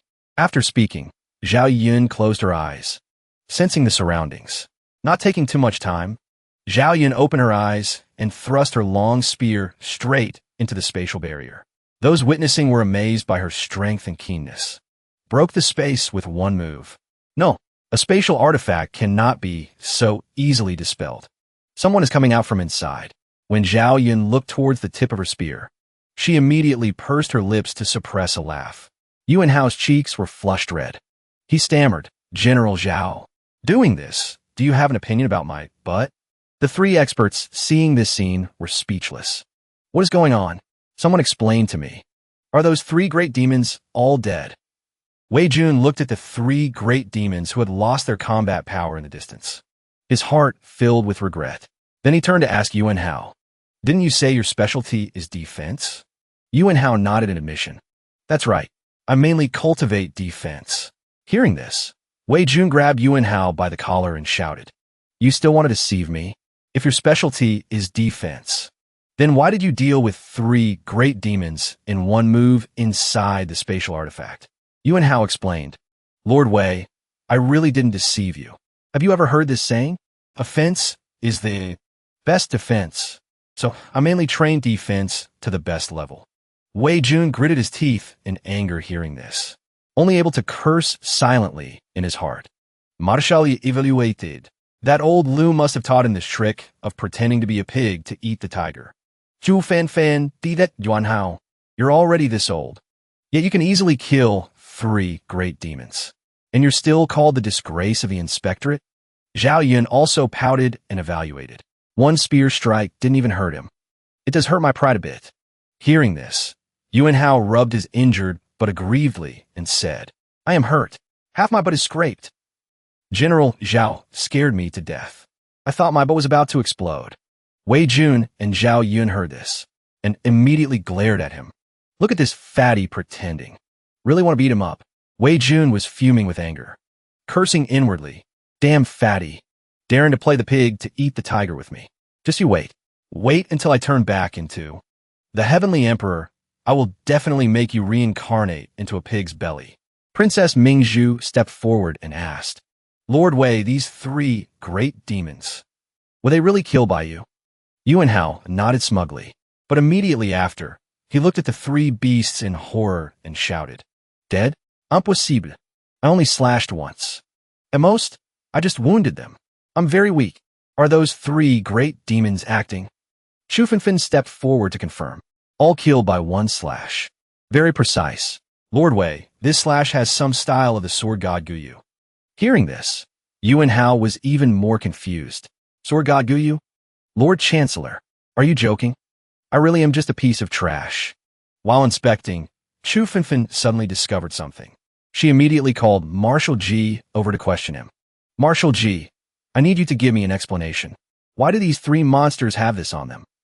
Under the Chongkong token, even grass and trees cannot live. This Chongkong token was made by your own hands. It contains killing formations and explosives inside. Locally, Yuan Hao acted fast. Otherwise, once those three great demons activated these three Chongkong tokens, even gods wouldn't be able to save them. Chongkong tokens are very difficult to make. Back then on the battlefield, there were no more than 100 of them. Tell me, besides you, who else can casually take out three Chongkong tokens?" Facing Chu Fanfan's questioning, Marshal replied calmly, "It's just framing." This answer made Chu Fanfan even angrier. "Just saying framing wipes your hands clean? Do you think I'm a 3-year-old child?" Marshal helplessly persisted. "It really is like that. Back when I made the Chongkong tokens, I also gave away quite a few. For example, the Imperial family has no less than 3. I also gave the Imperial Preceptor 5. Lu Qian was given 3. I also gave Zilong 1. Right, Master Yang also had them. I also gave him 5. Yuan Hao shouted from the crowd. "Master Yang? Could it be Master Yang wants to take back this diary? If the content of this diary is made public, I'm afraid he won't be able to live in peace either." Chu Fanfan said furiously, "I will investigate this matter to the end." After speaking, she walked to Wei Jun's side, put her hand on his shoulder, her eyes revealing a killing intent that chilled people to the bone. "Regardless of who acted, Wei Jun is my student. Whoever wants to kill him had better be prepared to kill me too. Otherwise, I will definitely let him know the wrath of a half-saint." After speaking, Chu Fanfan used magic to disappear with Wei Jun at the Imperial Preceptor's manor. Jia lifted a teacup and asked, Master, was this our doing? Receiving the answer no. He asked again, Not us. Then it's interesting. Someone who can simultaneously bring out 3 great demons. A spatial artifact plus 3 Chongkong tokens. There aren't many. Except for us. There's only Marshal G, the Imperial family, or the Inspectorate. The old man in front lifted his teacup and said, The Imperial family and the Inspectorate need to keep Wei Jun alive as a sacrifice for the country. They wouldn't act so hastily. Ji Chongkong killing Ji Dangtian already made his attitude clear. If he wanted to kill Wei Jun would have died long ago. It seems Yang Shui is still alive. Truly a tough life. Jia asked suspiciously. Master means this was done by Yang Shui? But why would he want to take Wei Jun's life? The Imperial Preceptor replied indifferently. Find him, and we will naturally know the reason. If Yang Shui is still alive, then kill him first. Put aside dealing with the Ji family for now. Let Ji Chongkong struggle for a few more days. In another place, Princess Mingzhu spoke up. Marshal Ji, since Wei Jun is safe and sound, I will take my leave and return to the palace. Yuan Hao also excused himself, saying he wanted to go back and report to his father. Zhao Yun said, The corpses of the great demons have been moved. Lord Bai should also rest early. When Zhao Yun passed by, Qing Xin whispered, General Zhao found the way very quickly this time. Didn't get lost? When Zhao Yun turned around, she discovered Qing Xin was no longer there. Indeed, worthy of the reputation. Qing Xin is by. Qing Xin, Marshal Yi. It seems she has guessed that this was your doing. Marshal Ji's face was gloomy. As he turned to leave, he said, Indeed, the world's #1 divine constable. Her observation skills are truly astonishing. She certainly knows we didn't really want to kill Wei Jun. Moreover, she very likely guessed we wanted to disturb the Imperial Preceptor's judgment. She and the Imperial Preceptor are like water and fire. Naturally, she won't reveal this matter. As long as we can make the Imperial Preceptor think Master Yang is still alive, we will have more time to prepare to deal with the Cultivator Alliance. Our goal has been achieved. Back at the Imperial Academy, drinking tea and eating cakes. Stinkin' brat. You've only been in the Hanlon Academy for 2 days. Your butt hasn't even warmed the seat. And so many things have happened. Don't you have any thoughts? Wei Jun chewed on a cake and replied lazily. Teacher, don't worry. Someone wanting to kill me is actually a good thing. This can only prove that what I'm doing is correct. Some people are starting to get anxious. Hearing this, Chu Finfin frowned and said, Many people think what they're doing is correct, that they're saving this country. But doing things completely without leaving a way out, is it really praiseworthy? I know your will is firm, and you are not afraid of death. Do you think there are no people like you in the court? For example, Prime Minister Shangwan. Because the emperor is obsessed with cultivation and neglects state affairs, he became infamous, presiding over the world for nearly 15 years. To maintain stability in Great Qian after the war, his spirit and physical strength are extremely exhausted. His cultivation has stagnated, and his lifespan has been greatly depleted. But everyone forgets. Before becoming prime minister, he was a cultivation genius recognized by everyone. He once had the aptitude of a saint. He was a favored son of heaven. Even before me, he comprehended the noble spirit on his own, and the former crown prince. His talent was no less than mine. If he could focus on cultivation, he would have a chance to touch the realm of the ancient human emperor. At that time, he would only need to flip his hand to suppress the court. However, at a young age, he founded the Iron Blood National Salvation Society, setting an example for the soldiers. In the end, those like-minded friends of his all met tragic ends. Many people are like them. At their best age, they sacrifice their flesh and blood for this country, sacrificing everything for their great ideals. But in my opinion, they went completely the wrong way. Wei Jun, do you understand what I mean? Wei Jun calmly finished the cake in his hand before replying. Student understands teacher's meaning. If Prime Minister Shangwan and the former Crown Prince had devoted all their efforts to cultivation, waiting until they had powerful strength, they could have easily swept away all obstacles. At that time, saving the country and the people would have been much simpler. Chu Fenfen nodded and smiled hearing this. Very smart. Indeed the student I am most proud of. Great Qian currently does have many problems. There are many people thinking of different methods trying to solve those problems. But in my opinion, there is actually only one way to solve the problem. That is to make your own fist the hardest in the world. The fist is power. Clenching the fist is holding authority. Looking at Chu Fenfen's serious face, Wei Jun couldn't help but laugh. Who are you calling cute? Only you are cute. Your whole family is cute. Chu Fenfen blushed hearing this. Who did you say is cute? You are the cute one. Your whole family is cute. What's so funny? Did I say something wrong?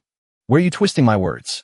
Wei Jun coughed a few times to regain his serious demeanor and said, Student basically agrees with teacher's opinion.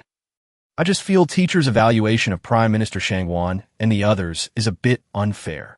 Chu Fenfen clenched her fist, saying angrily to Wei Jun, Unfair where? If you don't speak clearly, don't blame my fist for being ruthless. Wei Jun looked seriously at Chu Fenfen and said, Teacher, student believes the sacrifices and schemes of Prime Minister Shangwan have value. If not for the sacrifices and arrangements of those people, would you still have the time and space to cultivate your strength and peace? For a country to rise, it not only needs peak powerhouses, but also people who study diligently, people who risk their lives to support it, people who plead for the people who sacrifice themselves for righteousness. If everyone wanted to preserve their strength and wait for the future, then there would be no future. In short, someone needs to sacrifice first, to leave the flame of hope for others. Speaking of this, Wei Jun's eyes seemed to look straight into Chu Fenfen's eyes. Student is willing to be that person who sacrifices himself for righteousness. Chu Fenfen was silent for a while, then said, Wei Jun, you are different from others. Your talent is very good. If you focus on cultivation, there is hope to become the person with the hardest fist, surpassing everyone. You continuing to live will be more valuable than others. Wei Jun rested his chin in thought. Teacher, I remember you once said, your saint's way is the way of equality, right? Only then did Chu Fenfen remember the word she had said before. She could only sigh helplessly. It seems I can't persuade you today, but as your teacher, I still hope you can live. Only by living is there hope. Only then can you do more things.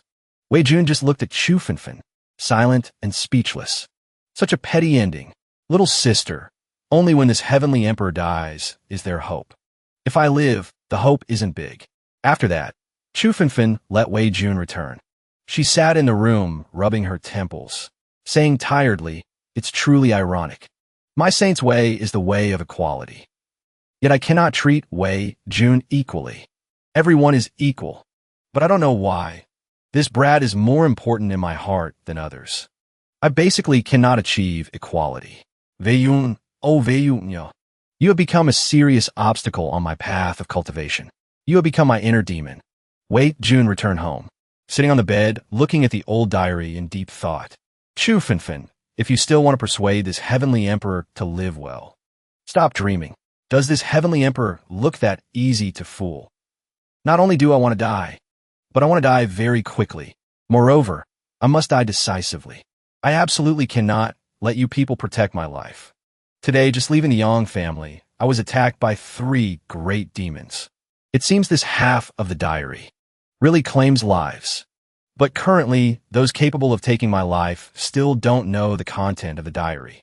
They can't determine if the diary's content concerns them. Perhaps they still can't make up their minds to act. The next morning, the market was bustling with buyers and sellers, lively as usual, but today seemed destined not to be so peaceful. A mysterious old man appeared from nowhere and started telling stories. Have you heard? Lord Wei Jun, wants to publish the content of Master Yang's diary.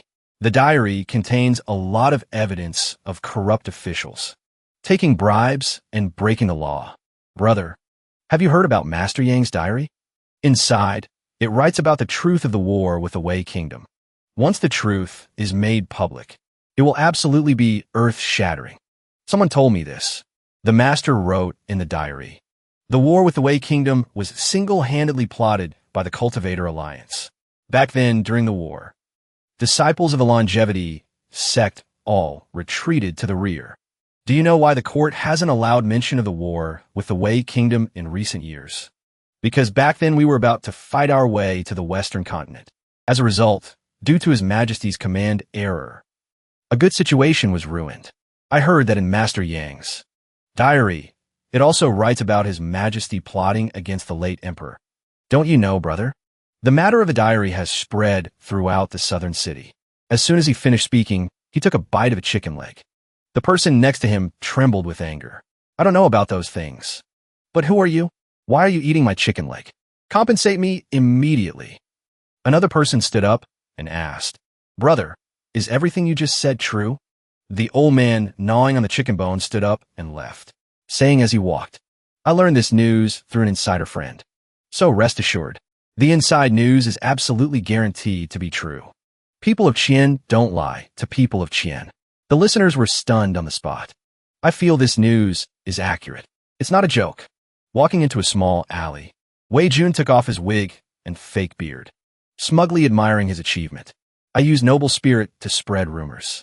You have to believe it even if you don't want to. At this rate, in just one morning, the rumors will spread throughout the capital. I just need to stay quietly in one place, waiting for those I spread rumors about to rush over and kill me. As a result, Wei Jun had severely underestimated the speed at which rumors spread. An hour later, have you heard about the diary? That diary? Lord Wei is really bold. You must have heard. The whole capital knows. Lord Wei was attacked by 3 great demons as soon as he left the Yang family. The longevity sect is truly trash. I heard the Imperial Preceptor wants to be emperor. No, I heard the Imperial Preceptor wants to marry our current emperor. Right? Isn't that so? Keep talking. Lord Wei is indeed a tough man. If it were anyone else, they certainly wouldn't dare to publish it. Lord Wei is in danger this time. The content of the diary really claims lives.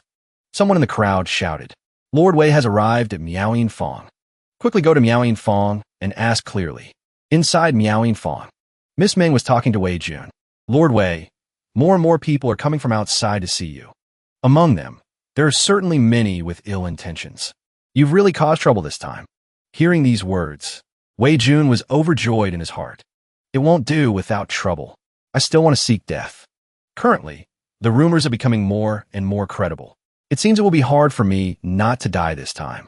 Miss Ming said something angrily, which felt like a bucket of cold water poured over Wei Jun. I don't know who spread these rumors. This is forcing Lord Wei to die. Don't let me find out who spread the rumors. Otherwise, I will definitely send him to meet the King of Hell. Wei Jun panicked hearing this. If you could really do it, I would absolutely admit immediately that I did it myself. But a woman's words deceive both humans and ghosts. I absolutely won't believe you. Wei Jun pretended to be confident and calm, saying, Miss Ming, rest assured. No need to worry about me like this. Even if someone comes with malice, there is nothing to fear. I have my own way to deal with it. Relying on a little girl is definitely unreliable. Opportunities still have to be created by myself. Then, he appeared on the stairs of Miaoying Fong. As soon as they saw Wei Jun's figure, the curious crowd erupted in noise. Wei Jun stood on the platform and suddenly shouted, Everyone, I know you have many questions to ask me. Now I can give everyone a definite answer. Many rumors are true. Master Yang's diary is indeed with me. Yesterday, I was indeed attacked by 3 great demons. Furthermore, Master Yang's diary indeed records many scandals, along with the truth and causes of the war with the Wei Kingdom. This matter implicates many people. Once published, many people will find it hard to keep their innocence, and might even lose their lives. But heaven has eyes. Retribution is at hand. I, Wei Jun, declare to the world here and now. Master Yang's diary. I, Wei, will definitely make it public. Let all those crimes be exposed to the sunlight. Let justice spread throughout Great Qian once again. Unless I die, there is no turning back on this matter. Looking at his arrogant appearance, everyone was stunned. From villains to gentlemen, no one is unaware of the consequences of these words. After the news spreads, there will surely be many swords pointed at Wei Jun, wanting his life. Of course, this is exactly Wei Jun's goal. He was secretly smug, thinking the plan had succeeded, killing intent towards me from all directions. Great. I'm dead for sure this time. No doubt about it. I've already arranged for Liu Yuanhao to go with Bai Qingxin to sort out the archives, even when it's time to get off work. That fatty has to go back to the palace to report to head eunuch Liu. He definitely can't save me this time. To be absolutely safe, I will wait until night to go home. Night fell. Wei Jun prepared to go home. Miss Ming hurriedly ran over to dissuade him. Lord Wei, don't go back tonight. Today you said so many things disadvantageous to yourself. Leaving Miao Fong now will definitely be dangerous. But this was exactly what Wei Jun had painstakingly arranged. So naturally, he didn't agree. No means no. Wei has never been a man who needs a woman's protection. Moreover, you and I are not relatives. How can I implicate you? Miss Ming blushed and said, as long as Lord Wei agrees to be my beloved and accepts my feelings, then we are close relatives. Hearing these words, Wei Jun immediately waved his hand to refuse. Forget it. Who wants to be close to you? True feelings are naturally the harmony of soul and desire. Your kind of feeling has no soul. Miss Ming was flustered hearing this. Lord Wei, you must be worried about implicating me. So you said that, right? You don't need to worry. As long as you agree to me, my sect will definitely protect your safety. Wei Jun leaned close to Miss Ming, smiling meaningfully. Miss Ming's understanding is truly shallow. However, you misunderstood me. I can responsibly tell you. Actually, I'm only interested in your body. I'm just that kind of shallow man. So, farewell. After speaking, he clasped his hands behind his back and left arrogantly. The matter of the sect has already spread. If I don't leave, it will be troublesome if some accident happens. The time is just right. If everything goes smoothly, I will definitely be assassinated on the way home. Then a girl ran in from outside. Senior sister, that Wei Jun is really a lecher. I feel the words he just said were all true. Miss Ming shook her head and said, your judgment of men is really poor. Wei Jun is absolutely not as shallow as you think. Moreover, men being lecherous is very normal. Wei Jun showing lust towards me, to me, is him praising my beauty. Furthermore, he didn't want to implicate me. This is enough to prove his character. You should also learn from me. When choosing a man, you must choose someone like Wei Jun. However, Wei Jun's words today were too domineering. I'm afraid he's been targeted by many people. Tonight on his way home, there will definitely be many people taking action. Sure enough, as Miss Ming said, there were many assassins ambushing on the road. As soon as they saw him enter attack range, before they could even rush up, they were completely wiped out by two mysterious dark figures that appeared. Wei Jun just walked leisurely like that, vaguely hearing movement. He was secretly happy. He could feel someone following him. The feeling isn't very clear. It seems their realm is much higher than mine. Great. Act quickly. I really want to die right now. Just come. Use knives and swords to take my life. There were many assassins ambushing along the way. But little did Wei Jun know. All the assassins on the road were easily eliminated by those two dark figures. When he pushed the door and stepped into the residence, the two dark figures looked at his unharmed back, heaving a sigh of relief. The strength of this group isn't bad. They are all well-trained assassins. Sure enough, a few people have started sending assassins. Under the moonlight, Miss Ming and another girl held swords, standing on the roof looking down at Wei Jun entering the room. Her eyes became cold. She declared, what a pity. With me here, no one should think of stopping Lord Wei from returning home safely. The protectors saw that person safe and sound, sighing in relief. As for that person, Wei Jun, he stood there trembling with anger. He cursed in his heart. Damn it, these useless things. Followed me the whole way but didn't dare to act. After changing into pajamas, he sat on the bed in frustration, muttering, Impossible. I clearly felt someone following me. On my way home. How could no one act against me? Are those people that careful? I understand. They definitely don't want to reveal any flaws. They want to wait until I sleep before acting. I can feel the assassins around are increasing. Since that's the case, I have to cooperate with them. Let's sleep a bit earlier. I provoked so many people this time. The assassins they sent absolutely won't return empty-handed. Sleep well. When I wake up, I will be the heavenly emperor, invincible in the heavens and myriad worlds. When Wei Jun closed his eyes and fell into a deep sleep, drool also flowed out in a line. Suddenly, By Qingxin appeared by the bed from nowhere. She rested her chin on her hand, staring blankly at him, sleeping soundly. Afraid of waking him, she only murmured softly, "Sleeping so soundly, I wonder what you're dreaming about. You really make people worry. Just one day, not by your side. And you've caused such a big incident. But Wei Lang, rest assured, the fusion of me and my dark personality has come to an end. My current strength far exceeds the past. No matter how many people want to kill you, I absolutely won't let them touch a single hair on your head." Right at this moment, Bai Qingxin noticed a newly appeared aura. She smiled softly. "Bai Leng, you are indeed a good person doing good deeds. It seems I don't need to act today." Outside the Wei residence, Elder Ming suddenly appeared. One punch cleared all. The assassins. He landed gently on the ground, thinking to himself, "Wei Jun, I owe you a life. As long as I am alive, I absolutely won't let anyone harm you. Saints above. Noble spirit lasts forever." After speaking, Elder Ming rushed out like the wind, dealing with all the newly arrived assassins. Seeing the old man handle all the assassins alone, the girl accompanying Miss Ming was extremely astonished. Who is that, to be able to easily deal with so many assassins? His figure is too fast. I can only tell he is of the Great Confucian realm. A dignified Great Confucian is guarding the door for him.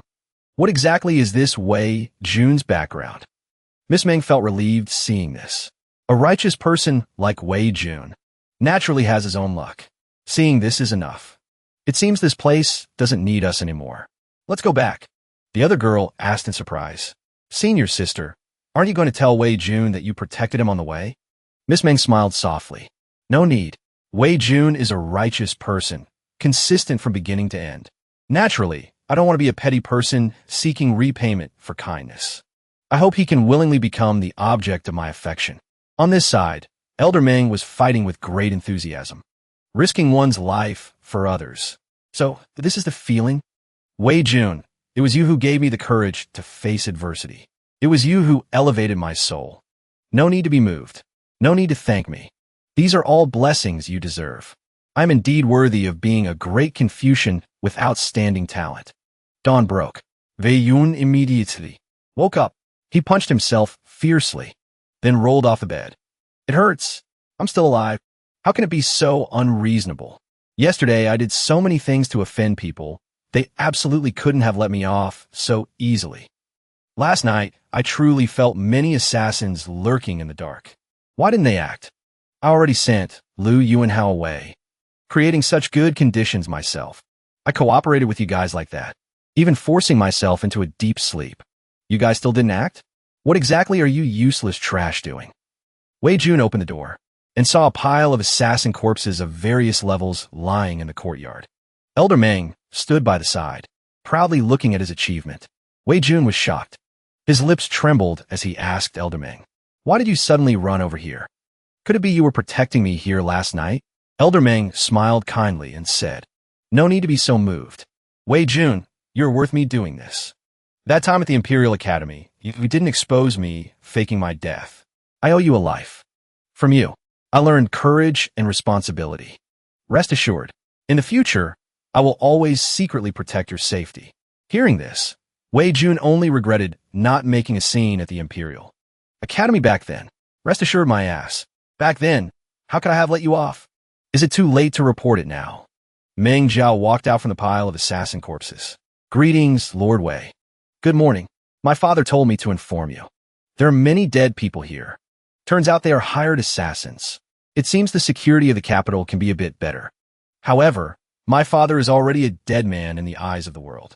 Currently, it is inconvenient for him to show his face. So this credit can only be counted entirely on you. Because of this, we at the Six Fan Gates have specially prepared some rewards for you. Please don't laugh at our humble offering." Wei Jun reluctantly accepted the certificate of merit. He tried to swallow his tears, looking at the proud smiles of the two gods who were destroying his mind and reason. He thought, "Sacrifice myself for righteousness, is it? You two, grandfather and grandson, just you wait." The sage, when he was alive, created a special divine artifact. It can distinguish whether the information recorded on an object is true or false. It can also tell if a person is telling the truth or lying. This divine artifact is currently at the Dali Temple. It is called the Sacred Altar. And the process of using the Sacred Altar to distinguish truth from falsehood is called the Sacred Judgment by the people. As soon as Wei Jun finished speaking, Yuan Xiao looked at him worriedly. Lord Wei, do you really want to do something so big? Doing this will likely anger the top-tier experts. I won't be able to protect you. Qingxin couldn't help but worry as well. Although she was much stronger than before, the gap between her and the top-tier experts was still immense. She looked at Wei Jun for confirmation. Lord Wei, if after the Sacred Judgment, the contents of the diary are true, and the war was truly a conspiracy by the cultivators to accumulate merit, what do you plan to do? Wei Yun replied without hesitation. Naturally, I will pick up my brush and write it directly into the book. Then, I will record it in the Haotian scripture. Wei Yun secretly calculated. Yesterday's suicide plan was ruined by Elder Ming. But this heavenly emperor will not be discouraged.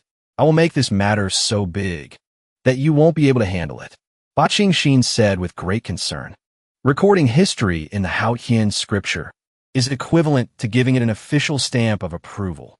Moreover, it will spread throughout the world in the shortest possible time. At that time, the major cultivation sects, especially the other leaders of the Tianji Pavilion, their fortune will be greatly weakened. If that really happens, the Tianji Elder will go mad. It's very likely he will personally come to kill you. The Tianji Elder is the strongest person in the Tianji Pavilion. He is also one of the most powerful and ancient cultivators alive today. It is said that his fame spans 500 years in the past and 500 years in the future. He was famous for 1,000 years, even before the war, to defend the nation. If he wants to kill someone, I'm afraid there are few people in this world who can stop him. Wei Jun hid the joy in his heart. He said confidently to Bai Qingxin, Lord Bai, don't be so pessimistic. What if the contents of the diary are fake? I would be helping them prove their innocence. They might even have to thank me. Bai Qingxin worriedly retorted. That possibility is too low. Lord Wei, please wait a little longer. Perhaps there's another way. Wei Jun slammed the table and stood up. We can't wait any longer. I already submitted the application to the Dali Temple yesterday. The Dali Temple has approved my request. Once the sacred altar is activated and the necessary resources are prepared, we can proceed with the sacred judgment. If we have a clue, we must, of course, confirm whether it's true or false in the shortest time possible. As a scribe, I have a responsibility to investigate the truth. Having arranged his plan, Wei Jun was now sitting leisurely, swinging his legs, sighing in admiration of his own genius plan. The news of my request for a sacred judgment must have spread by now. After all, the sacred judgment takes time to prepare. This gives those who want to kill me some time to get ready. If I'm lucky, I might be killed before the sacred judgment even happens. Perhaps someone will come to threaten or entice me, but I will not be swayed. The second prince looked at Wei Jun's leisurely demeanor and said, Lord Wei, you seem to be in high spirits. He was even eating stir-fried blood curd. Do you know, while you're relaxing like this, that the news of your request for a sacred judgment is about to shake the entire capital? As soon as Wei Jun saw the second prince, he stood up. He walked over respectfully. Second prince, I didn't expect you to be the first to arrive. Are you here to persuade me not to request the sacred judgment? The second prince sighed. He sat down and said, Ever since Father Emperor started following the national preceptor to cultivate the Tao, we princes and princesses have also had to join some cultivation sections. Coincidentally, I joined the Tianji Pavilion. The pavilion master personally sent word to me. As long as I can stop Lord Wei from requesting the sacred judgment, the Tianji Pavilion will do everything in its power to persuade Father Emperor to make me the crown prince. Wei Jun sat down in the chair next to him. He clicked his tongue and said, The one who strikes last is indeed the most ruthless. For the Tianji Pavilion to react like this, the contents of a diary must be true. The contents of a diary must be true. The second prince continued. I once heard some rumors about the content of that diary, just like Lord Wei's thoughts. So, in the end, I rejected the pavilion master. Wei Jun looked at the second prince in surprise. So you didn't come to persuade me? The second prince immediately and solemnly denied it. Of course not. If the content of Master Yang's diary is true, the heavenly secret pavilion wants to overthrow Great Qian. This prince is a prince of Great Qian. Naturally, I am irreconcilable with them. Without great Qian, what crown prince would this prince be? But this prince ultimately still feels guilty towards you. Speaking of this, the second prince's face darkened. When Wei Jun asked the second prince why he said that, the second prince clenched his fists, veins popping on the back of his hands. You are loyal to the country, investigating the truth of history, disregarding personal danger to apply for the saint's judgment. As a prince of great Qian, I have no reason to stop you. I also know clearly, the heavenly secret pavilion will definitely deal with you because of this, even eliminate you. But as a prince of great Qian, I don't have the ability to protect you. Hearing these words, Wei Jun revealed an extremely gentle smile and said, Second prince, you don't need to blame yourself like this. I just want to seek the truth for those souls departed in the war of national defense. This matter has nothing to do with you. Seeking benevolence and obtaining benevolence, regardless of the consequences, I'm willing to bear them. The second prince stared wide-eyed at Wei Jun, asking with a trembling voice, Why? How can you face death so calmly? Wei Jun rubbed his chin, as if thinking about something, avoiding the second prince's question. But having said that, will old man Tianji really come personally to take my life? The second prince nervously confirmed. I guess it won't come to that.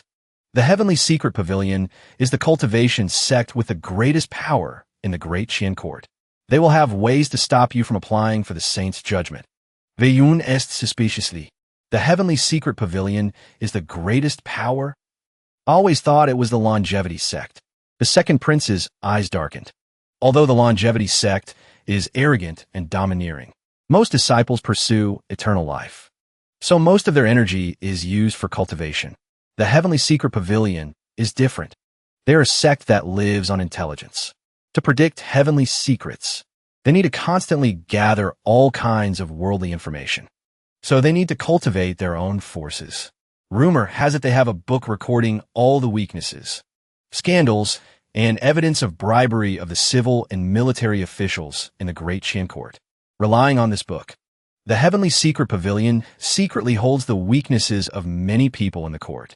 Some people even say, the Heavenly Secret Pavilion is the true power holder of the court. Wei Jun asked, Does that black book really exist? The second prince replied, Cannot confirm. But those with guilty consciences naturally dare not gamble. The Heavenly Secret Pavilion's power in the court is indeed not fictional. In recent years, outer sect disciples of the Heavenly Secret Pavilion have entered the court as officials many times. Their forming cliques in the court is an open secret. It's just that Father Emperor is wholeheartedly cultivating the Tao. Ignoring these matters,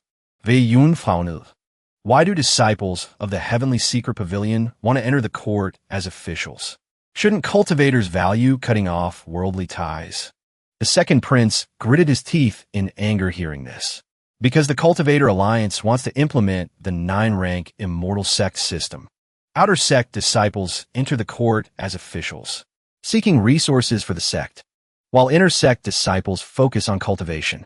Wei Jun stood up, slammed the table, and shouted, Ridiculous! If this system is widely implemented, the common people will become the lowest slaves, becoming meat for the cultivation sections. This is wanting to sever the foundation of Great Qian. Who came up with this 9-rank immortal sect system? Truly a person who shouldn't exist. Hearing the second prince say it was old man Tianji, Wei Yun's face darkened, his voice full of anger. Heavenly Secret Pavilion, old man Tianji. Very good. I'll remember them. I will make them pay a heavy price. The second prince frowned and said, Lord Wei, applying for the saint's judgment requires time to prepare. I am really very worried. The Heavenly Secret Pavilion won't wait until then. As soon as he finished speaking, Yuan Hao ran in frantically from outside. Lord Wei, bad news. My adoptive father sent someone to deliver a message. More than half of the civil and military officials in the court have submitted memorials to impeach you. They say you used the diary to spread rumors, slandering the image of the Heavenly Secret Pavilion, the longevity sect, and other righteous immortal sects. They also say you are unworthy of being the recorder of the war of national defense, harming the country and the people, a crime deserving death. This matter has alarmed His Majesty.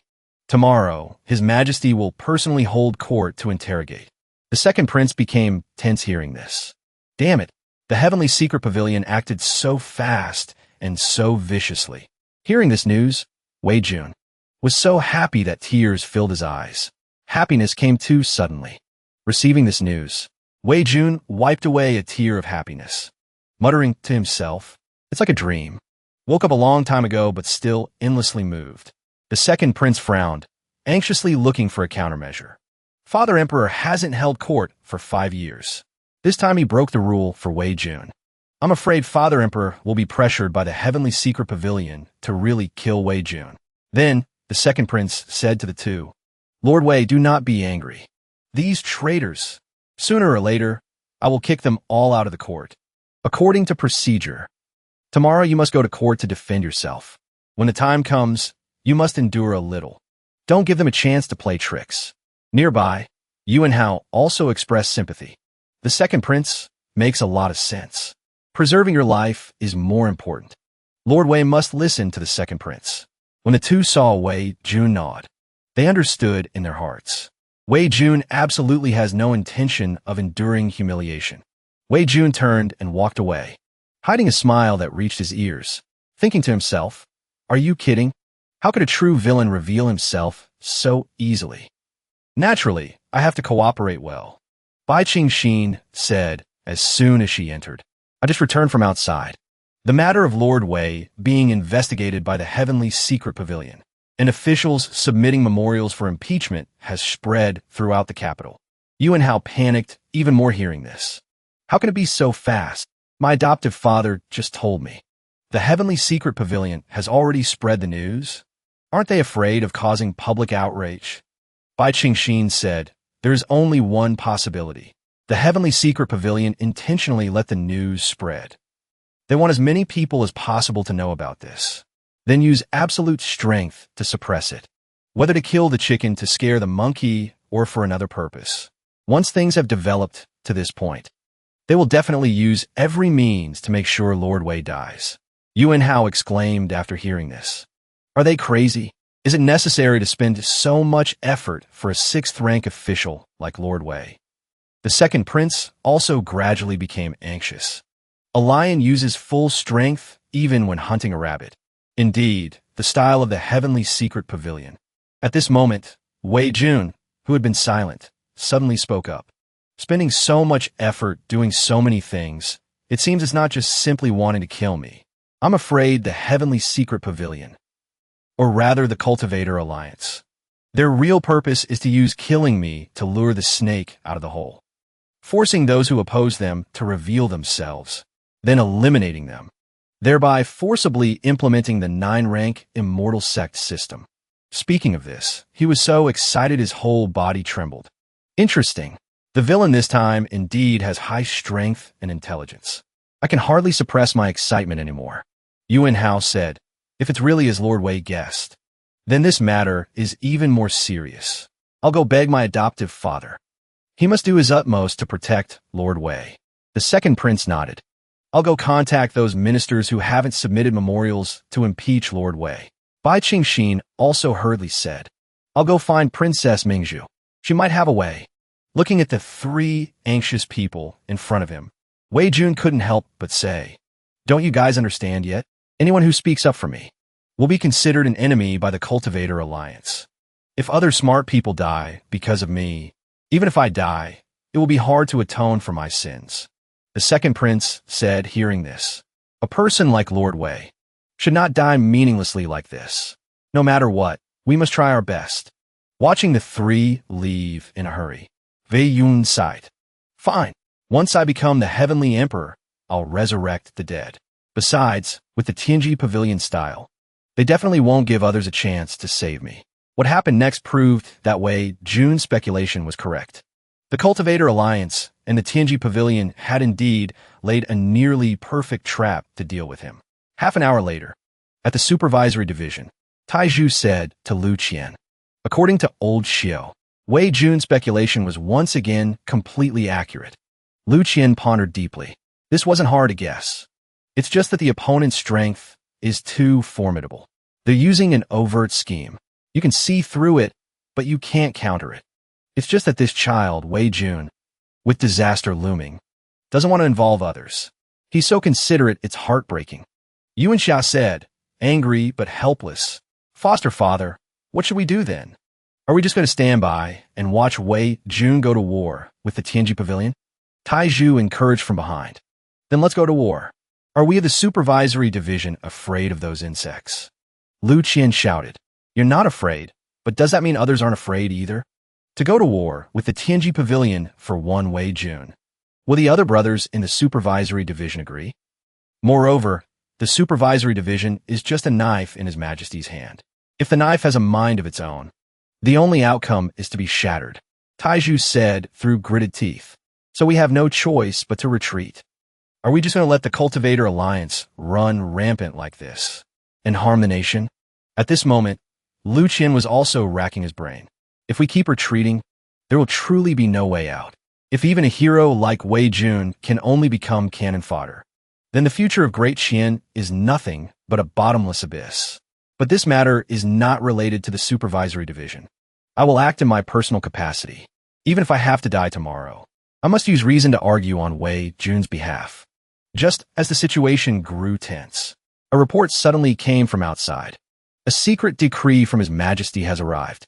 According to intelligence, the former Crown Prince has recently been spotted near the Tianji Pavilion. The former Crown Prince has recently been spotted near the Tianji Pavilion. His Majesty specifically orders the chief of the supervisory division, Lu Qian, and his foster son, Yuan Xia, to go and protect the former Crown Prince. Depart immediately. Anyone who violates this order will be beheaded. At the same time, at Princess Mingzhu's residence, Princess Mingzhu took a sip of tea. She said, "Before you arrived, I contacted everyone I could possibly contact, but they all refused me. The rumors are true. The sorcerers of the Tianji Pavilion have a list of court officials in their hands. Furthermore, the female cultivators who used to support me no longer dare to accept my letters. They have answered with their silence." Bai Qingxin said worriedly. As expected, when faced with personal gain, alliances, gender, or doctrines all become fragile. His Majesty is single-mindedly pursuing longevity. If Lord Wei dies, this Great Qian will truly become the domain of the Cultivator Alliance. A flame of determination ignited in Princess Mingzhu's eyes. So now, there are only two paths before us. One is to watch Wei Jun die tomorrow and temporarily preserve ourselves. The other is to take a gamble. Suddenly, at this moment, a woman pushed open the door and walked in. There is no taking a gamble. The consequence of recklessness is only death. Bai Qingxin recognized her at a glance. This woman was Princess Mingzhu's master from the cultivation sect. Princess Mingzhu looked at the woman with resentment. "Master, are you trying to stop me?" The woman performed a spell.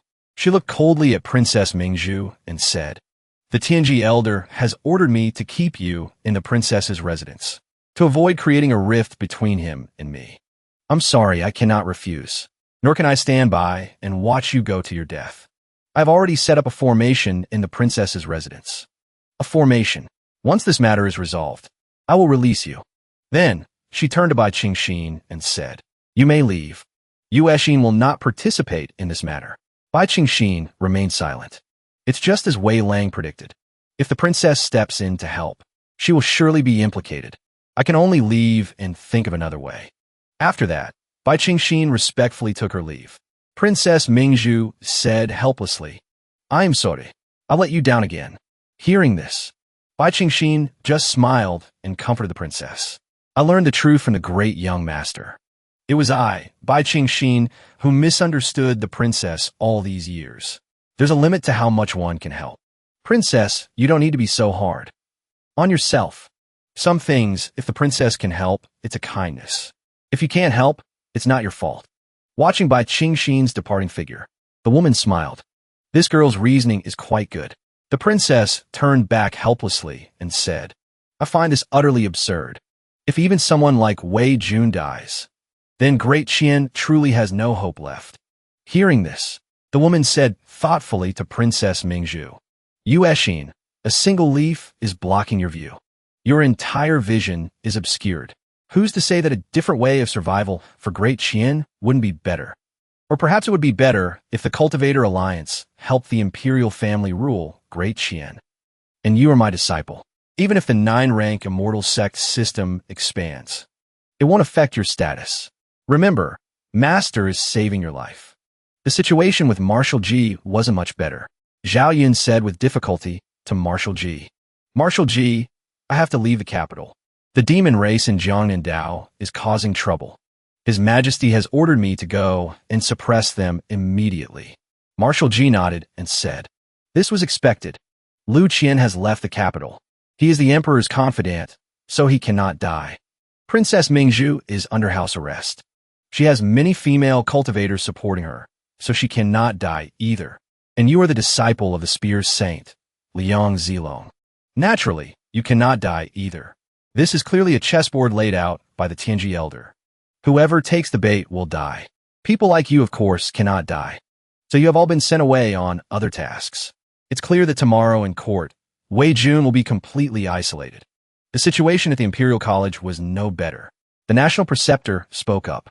Zhu Fenfen, I hope you can go into seclusion for half a month. Hearing this, Zhu Fenfen naturally disagreed. She raised her middle finger to express her dissatisfaction, saying, Old man, are you crazy? You tell me to go into seclusion, and I'm supposed to go into seclusion? Who the hell do you think you are? The National Preceptor happily took a sip of tea and said, Elder Ming is currently a guest at my residence. The Prime Minister's residence was also frowning with worry over this news. Shangwan Xingjuan asked anxiously, Father, is there really no chance for Wei Jun to break this situation? Prime Minister Shangwan sighed. This was personally arranged by the Tianji Elder. I'm afraid the preparations were made many years ago. Prime Minister Shangwan's eyes revealed a hint of fatigue as he said, I'm currently caught in this game myself. It's already difficult enough to protect my own life. How can I possibly resolve a situation where Wei Jun is certain to die? At this moment, on the peak of the Tianji Pavilion's mountain, an old man was playing a large game of Go by himself. As he played, he said excitedly, Heaven and earth are like a chessboard. The day I achieve the Tao is the day I ascend. Win this game, and my Tao will be complete. The next morning, at the Imperial Court. Today was a day that filled everyone with anxiety and unease. But the person at the center of it all seemed to be an exception. Wei Jun hummed as he walked. Today is a beautiful day. The wish in my heart has come true. Today is truly a beautiful day. Opening the door to welcome the spring breeze. Amidst the bustling crowd, he quickly spotted a familiar figure. Lord Bai, you've come to attend court as well. Bai Qingxin's dark eyes were cold as she said, I haven't attended court in many years. Although no one pays attention. With my position, I at least have the qualification to attend court. Wei Jun nodded and walked to her side. I see. Then, Lord Bai, please do not take any risks for me later. Protect yourself well. Bai Qingxin remained silent. She already had her own plan. Still worrying about me at a time like this. Don't worry, I won't beg for you. Because that would be useless. The Imperial Court has never been a place for reason. If I want to protect you, in the end, one can only rely on fists. Everyone in the court was attracted by the two, whispering and discussing. That is the jinx Wei Jun and Bai. Qingxin, why did Censor Bai come too? That god of death ran to the court to harm people again. No need to worry. Even if Censor Bai wants to act, the only person dying today is Wei Jun, who told him to be suicidal, choosing to join Bai Qingxin's faction, ruining his own bright future. What bright future? Wei Jun is nothing more than a person who cares about face. Wei Jun nodded hearing this and said, Speaking like that is correct. Indeed, Great Qian gives people the feeling of decay. About to perish. Turns out there are too many villains in the court. I'm afraid these people don't lack brains, but lack patriotism. They're the corrupt vermin of the country. The officials who were whispering just now heard Wei Jun's words and were instantly angry beyond control. Wanted to rush up and teach him a lesson. What did you say? Dare to insult us? Brothers attacked together. Teach him a lesson. Before they could rush up, they were kicked away by the second prince who suddenly jumped out. Bai Qingxin gasped. It's the second prince. It seems he is very angry. The second prince looked furious but helpless. He didn't dare look straight at Wei Jun. I don't even have the qualification to be targeted. Lord Wei, if no one stops me, today I will definitely do my best to persuade Father Emperor. Wei Jun immediately refused hearing this. Absolutely do not do that, second prince. Old man Tianji is playing a big game of chess. You must have seen it too. The result of this matter no longer concerns you and me. At this moment in the court, civil and military officials competed to denounce Wei Jun. Your Majesty, this subject impeaches Hanlon scholar Wei Jun for abusing power. Seeking personal gain, this subject impeaches Hanlon scholar Wei Jun for buying fame. This subject impeaches Hanlon scholar Wei Jun for spreading rumors. This subject impeaches him for intentionally slandering the righteous, immortal sex. Your Majesty, Wei Jun's crimes are heinous. Please, Your Majesty, bestow the heaviest punishment upon him. The emperor silently listened to the accusations against Wei Jun, his eyes dull as he looked at the chaotic crowd below. Wei Jun stepped out from the ranks to the center of the court, laughing loudly. You lot are all working hard. Like dogs. It seems the master threw a few bones. And you fight to bite. Bai Qingxin was not surprised by Wei Jun's behavior. Indeed, worthy of Wei Lang. Facing these shameless people, he will not back down. Rest assured, even if I risk my life, I will protect you. The second prince was worried beyond description. It's over. Father Emperor hates this kind of arrogant person the most. Being mocked like this, the officials angrily criticized Wei Jun. Presumptuous. How can this be? How can the court be a place for a stinking brat like you to show off? Insulting the officials? A fat official stepped forward, clenching his fist. Just a tiny subordinate, sixth-rank official. Who here isn't nobler than you? Arrogant and rude thing. This official will let you know what hierarchy is. Li Changzai raised his hand to hit Wei Jun. But in the end, he was slapped by Wei Jun, distorting his face. The movement was too strong. The force was too great. It made him lose a front tooth. The officials in the court stared wide-eyed, seeing this. Dumbfounded, Li Changzai covered the injured spot, looking at Wei Jun with a twisted face. I'm a dignified principal third rank. You are just a subordinate sixth rank. Yet you dare to hit me? Wei Jun did not hide his contempt. Strange. Clearly you acted first. I was just defending myself legitimately. Seeing he couldn't win the fight, nor the argument, he turned to the emperor, crying injustice. Rebellion. Wei Jun is rebelling. Your Majesty, Wei Jun disregards the law. Offending superiors. Please, Your Majesty, deal with him. If we don't eliminate him, heaven and earth cannot tolerate it. The emperor sat on the dragon throne and said in a deep voice, Minister Wei, do you have anything to say? Wei Yun glanced at Li Shangzai, then said, This subject feels extremely heartbroken. A dignified minister of personnel, a person of high authority and position, should have the ability to call the wind and summon the rain. Yet he is too lazy to even use his brain, using the most exaggerated way to make everyone feel he is a brainless madman. Your Majesty, tell me, why is this? Fearless. Wei Jun looked straight into the emperor's eyes angrily. Facing this attitude, the emperor also stopped appearing lazy. The old officials in the court shouted, seeing this. Presumptuous. Do not look straight at His Majesty. Arrogant fellow, questioning His Majesty. An old official named Hu Zhongkong also looked unhappy. Great Qian law stipulates. Subordinates offending superiors will be dismissed from office. During your term as recorder, you spread rumors. Inverting black and white. Unforgivable crime. Wei Yun replied calmly. So Lord Li was intentionally playing dumb. Wanted to rely on Great Qian law to execute a loyal minister like me? I also heard. According to Great Qian law, disciples of the longevity sect killing people is not a crime. The common people can only let cultivators slaughter them. Is that right? Speaking of this, Wei Jun gritted his teeth and questioned. Then try to guess. Is it the Great Qian law that has a problem? Or is it you incompetent rulers who have a problem? The officials in the court were rendered speechless by Wei Jun's rebuttal. This tourist, the angry officials didn't know yet. Wei Jun's sharpness had only just begun. Next, the entire Great Qian court would be shaken by him. Zhong Kong shouted loudly, his voice echoing through the court. Great treason and heresy. Wei Yun, are you crazy? You dare slander His Majesty, doubting the laws of Great Qian? Are you tired of living? What problem does Great Qian law have? Don't speak nonsense. Veyun Sneerel. What problem can there be? He glared angrily at Zhongkong, cursing. Great Qian law doesn't protect the people of Great Qian, but instead protects the butchers slaughtering the people. Doesn't such a law have a problem? These words resonated with the noble spirit, striking straight at people's hearts. You dare say it again? Great Qian law has no problem? The Minister of Justice is also a Confucian expert, also cultivating the noble spirit. But at this moment, Wei Jun's noble spirit resonated with the literary altar, affecting the Minister of Justice. His noble spirit lost control. Finally, he lost the courage to retort to Wei Jun. Seeing Zhongkong speechless, Wei Jun continued to look around provocatively. If anyone else feels Wei is wrong, you can stand out and speak. We could debate directly. Does Great Qian law have a problem or not? All the officials turned pale. No one dared to stand out to confront him.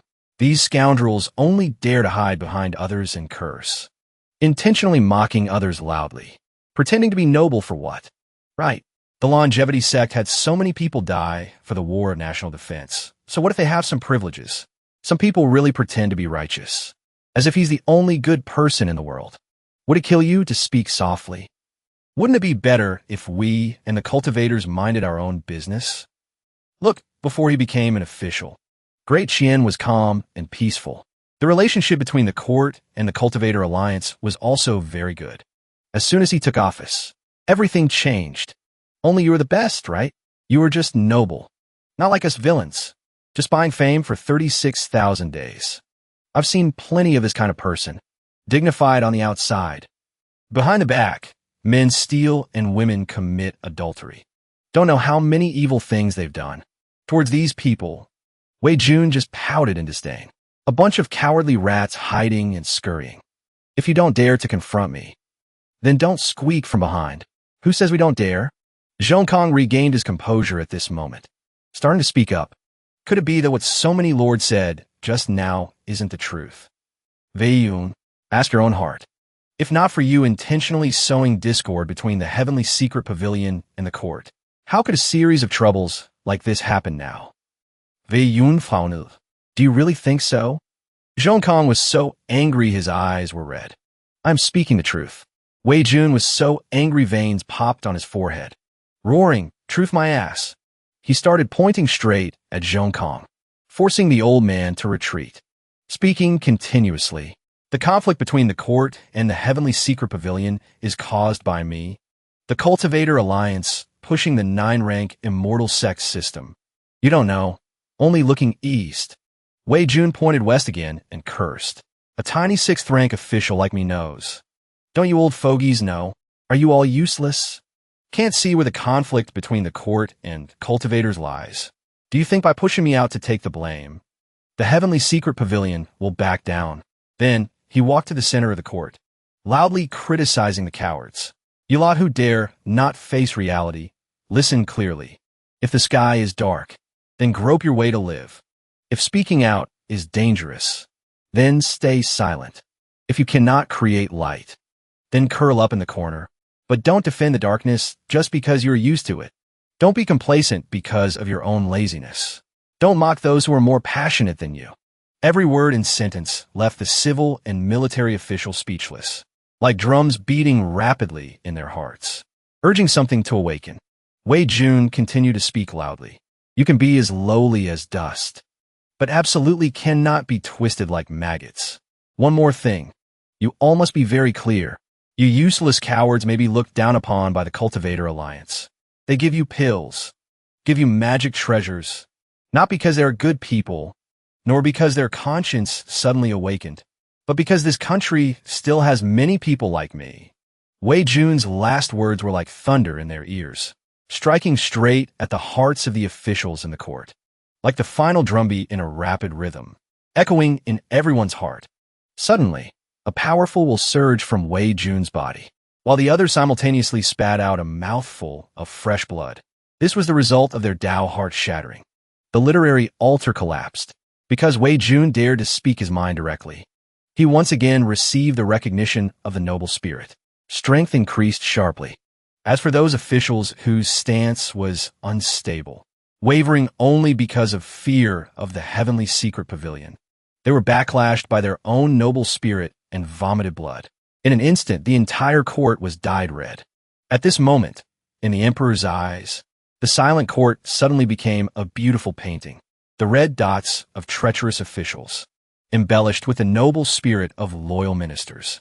Those officials angrily cursed.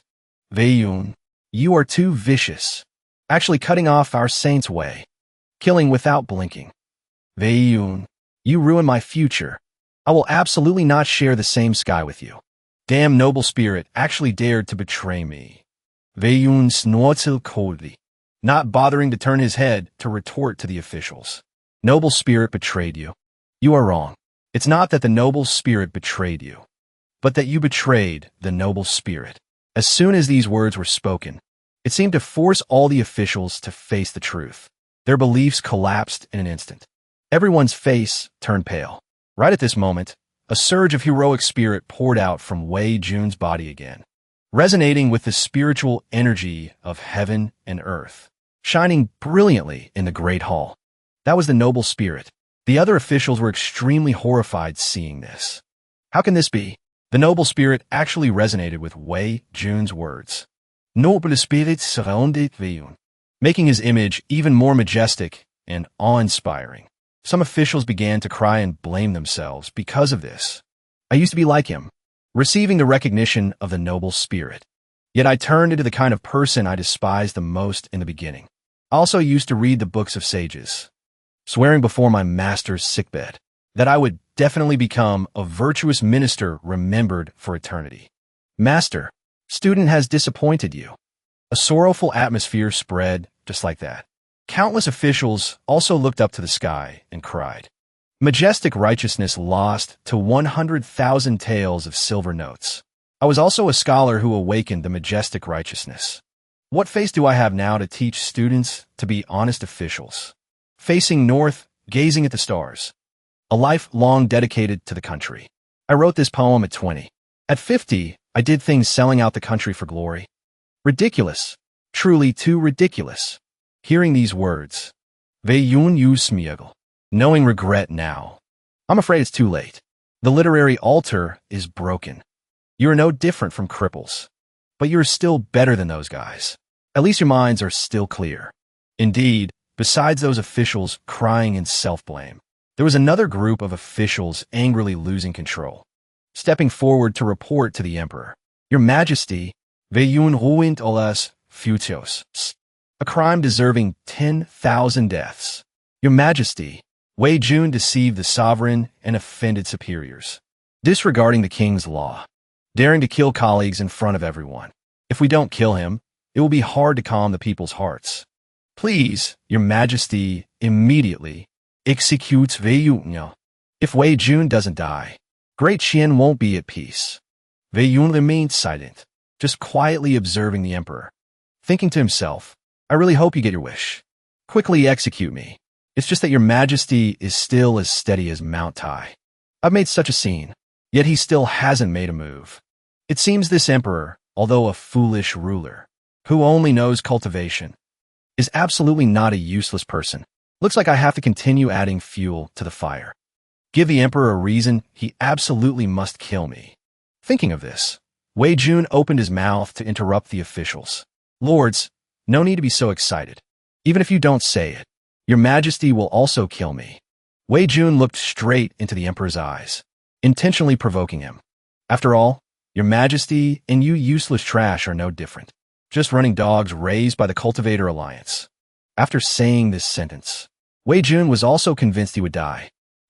Let this heavenly emperor see if he can still sit calmly on the dragon throne this time. The civil and military officials in the court heard these words and immediately fell silent. They whispered to each other in horror. Running dog? Did he just call His Majesty a running dog? I didn't hear wrong, did I? This time we don't need to say much. Wei Jun is dead for sure. The second prince immediately stood out to resolve the situation, rushing towards Wei Jun and shouting, Weiyun, your guts are really big. Are you crazy? Quickly apologize to Father Emperor. although appearing fierce on his face. One eye kept blinking, signaling him to apologize quickly. Wei Jun pouted in response to the second prince. Stop blinking at me. Your eye's about to fall out. I'm Phoenix. I know you were worried about me, but there are some words someone has to say. If you dare not say them, then let me say them. An emperor who hasn't held court for 5 years, only knowing how to bury his head in cultivation. I say he is useless. Am I wrong?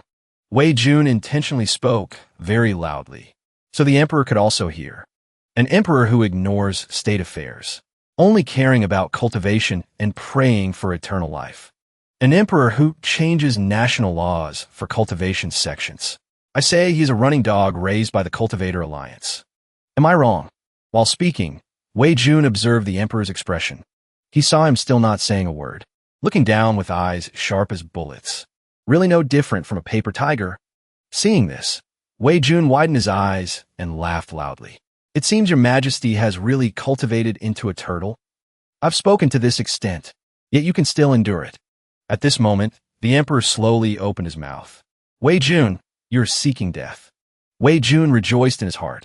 I'm about to die. Pity, I can't admit it. So he continued to confront him. Even ants want to live. Let alone me, Wei Jun. But I am not like your majesty. If I cannot live uprightly, but have to be a running dog for others, then I'd rather die here. Some people are alive, but actually dead. Some people are dead, but still live on. The emperor said calmly.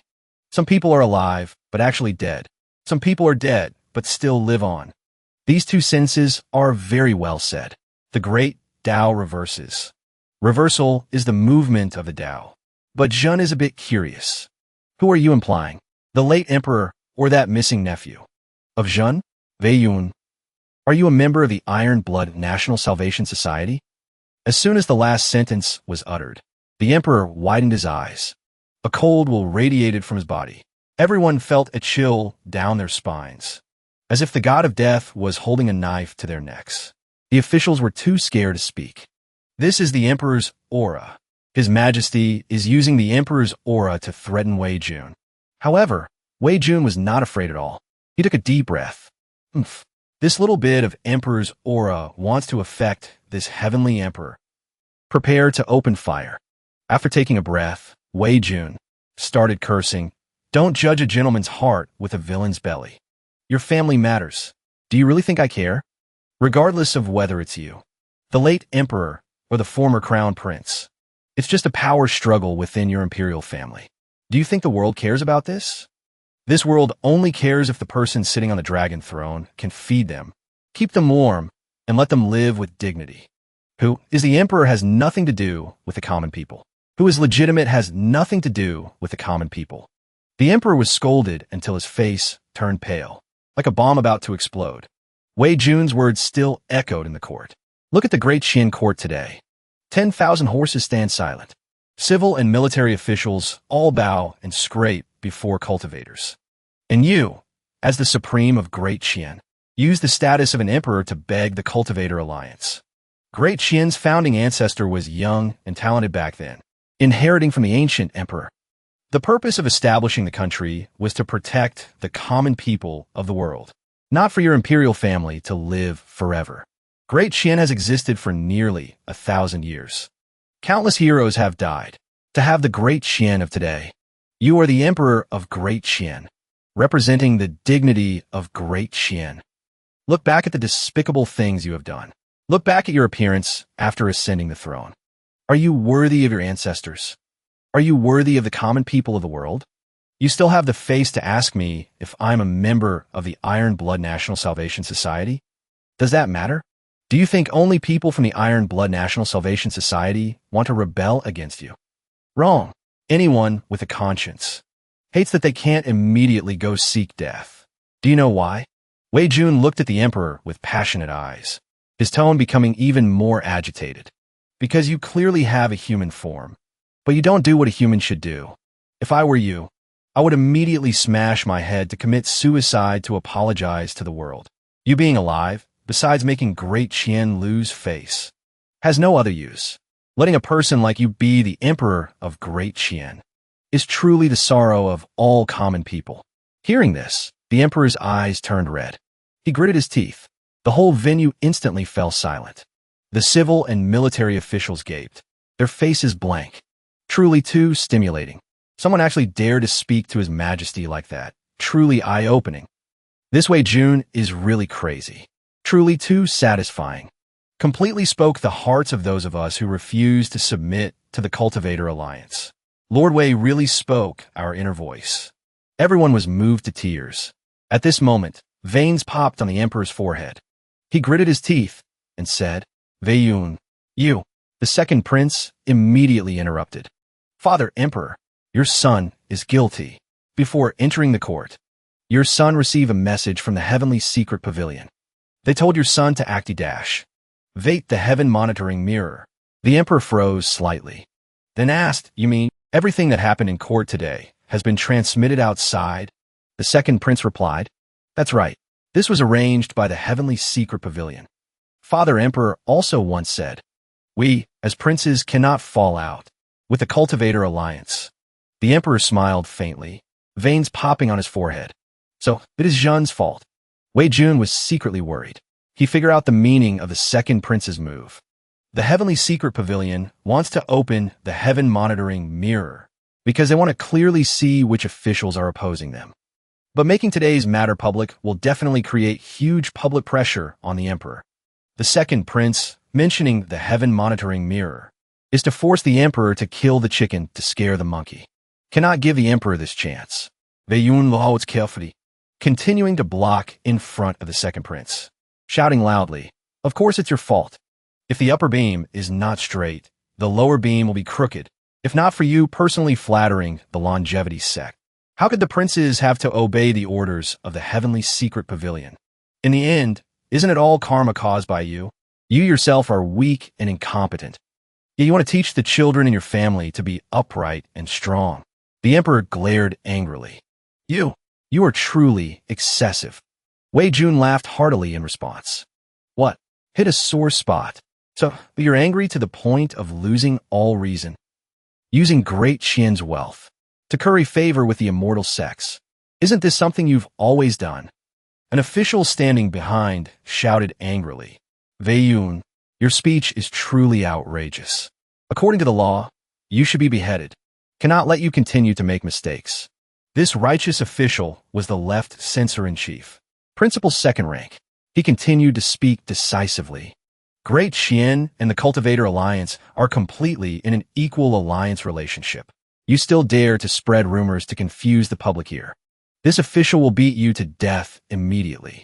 Wei Yun used sneer, pointing at his temple provocatively. Here is the dog of the heavenly secret pavilion, pretending to be loyal and diligent. Come here. Hit right here. If you can't beat me to death, then you are not a man. Hearing this, the left censor-in-chief burst into anger, rushing up to throw a palm strike. Wei Yun, you dare insult me like this. Take this. At this moment, time seemed to slow down. Wei Jun rejoiced in his heart. This palm force is strong enough. Speed is also fast. It can definitely kill me. Finally, someone couldn't hold back anymore. Next, I just need to transform into the Heavenly Emperor, activate the Invincible state, and I can reach the peak of life. But the person who acted was not the left censor-in-chief. Instead, it was someone everyone didn't expect. He was knocked flying, spitting fresh blood from his mouth. Wei Jun cried out, where did you come from? The left censor-in-chief was knocked flying, falling to the ground. Minor injuries became serious. The most heavily injured person was Wei Jun. He was gritting his teeth and cursing.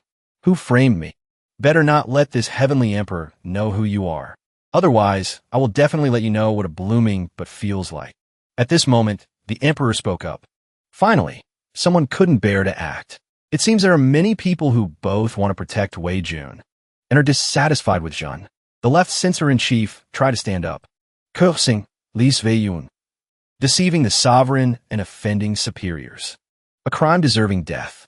Now he even wants to sow discord between Great Qian and the Cultivator Alliance. Truly, this subject cannot tolerate it. Your Majesty, if we don't execute Wei Jun immediately, I'm afraid it will chill the hearts of the righteous immortal sex. Wei Jun continued to glare and curse. You really are an obedient dog. Is it necessary to lick so enthusiastically? Since you're so angry, why don't you go settle the score with the guy who knocked you flying just now? The left censor-in-chief was unreasonable and tried to salvage the situation. Wei Yun, you hate the Cultivator Alliance so much. What exactly is your purpose? The righteous immortal sects of the Cultivator Alliance also charged into battle. They are the benefactors of Great Qian. Wei Yun sneered. Although I don't know which bastard knocked you flying just now. Unable to kill me with his own hands. But you insist on pouring all the hatred of the Cultivator Alliance onto my head. Consider it thoughtful. Rest assured, I won't let down your kindness. Nodding, Wei Jun started to switch to scolding the left censor-in-chief. You say the Cultivator Alliance are the benefactors of Great Qian? I spit. The truth about the War of National Defense has not been investigated clearly to this day. If that war was really caused by cultivators, then they're the sinners of the entire continent. Even if the War of National Defense had nothing to do with them. In reality, the country was devastated. Sects were destroyed. Great Qian had no way out. They also had no way out. But that was just for self-preservation. Benefactors? Ridiculous. Maybe Great Qian is their benefactor. That official adjusted his hat and clothes, but was tongue-tied, unable to speak. This brat is really crazy. Say it. Keep saying it. Quickly tell all the truth. The more you say, the sooner you die. Wei Jun naturally continued to speak. Cultivation originally requires cutting off worldly ties. But cultivation requires resources. So, the Cultivator Alliance wants to popularize the 9-rank immortal sect system, turning the Great Qian Court into a tool for the Cultivator Alliance to plunder cultivation resources. Among you, quite a few can see the truth clearly. But no one dares to stand up and shout. Of course, you can't be blamed either. Incompetent soldiers are a matter of one person. Incompetent generals are a matter of the whole group. Who told you to have a useless emperor? Hearing the 4 words, useless emperor, the emperor just remained silent.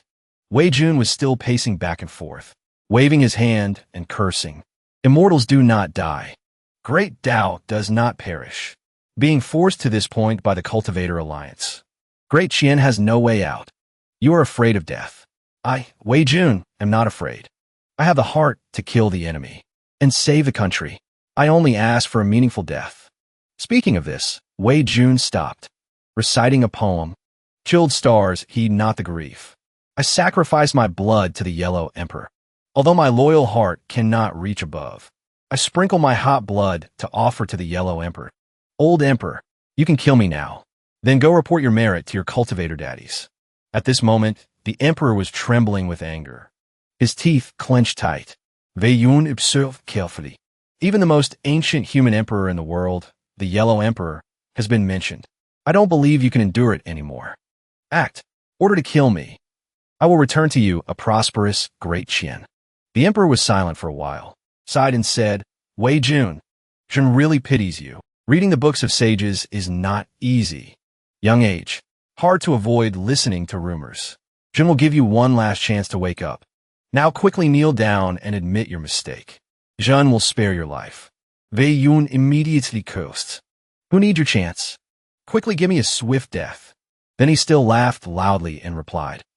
Wei is indeed still young, but precisely because I am young, there is still hot blood in Wei's heart.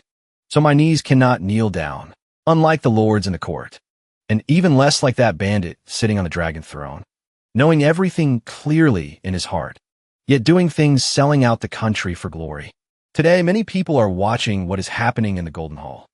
Among them, there are certainly many who want to see me make a fool of myself.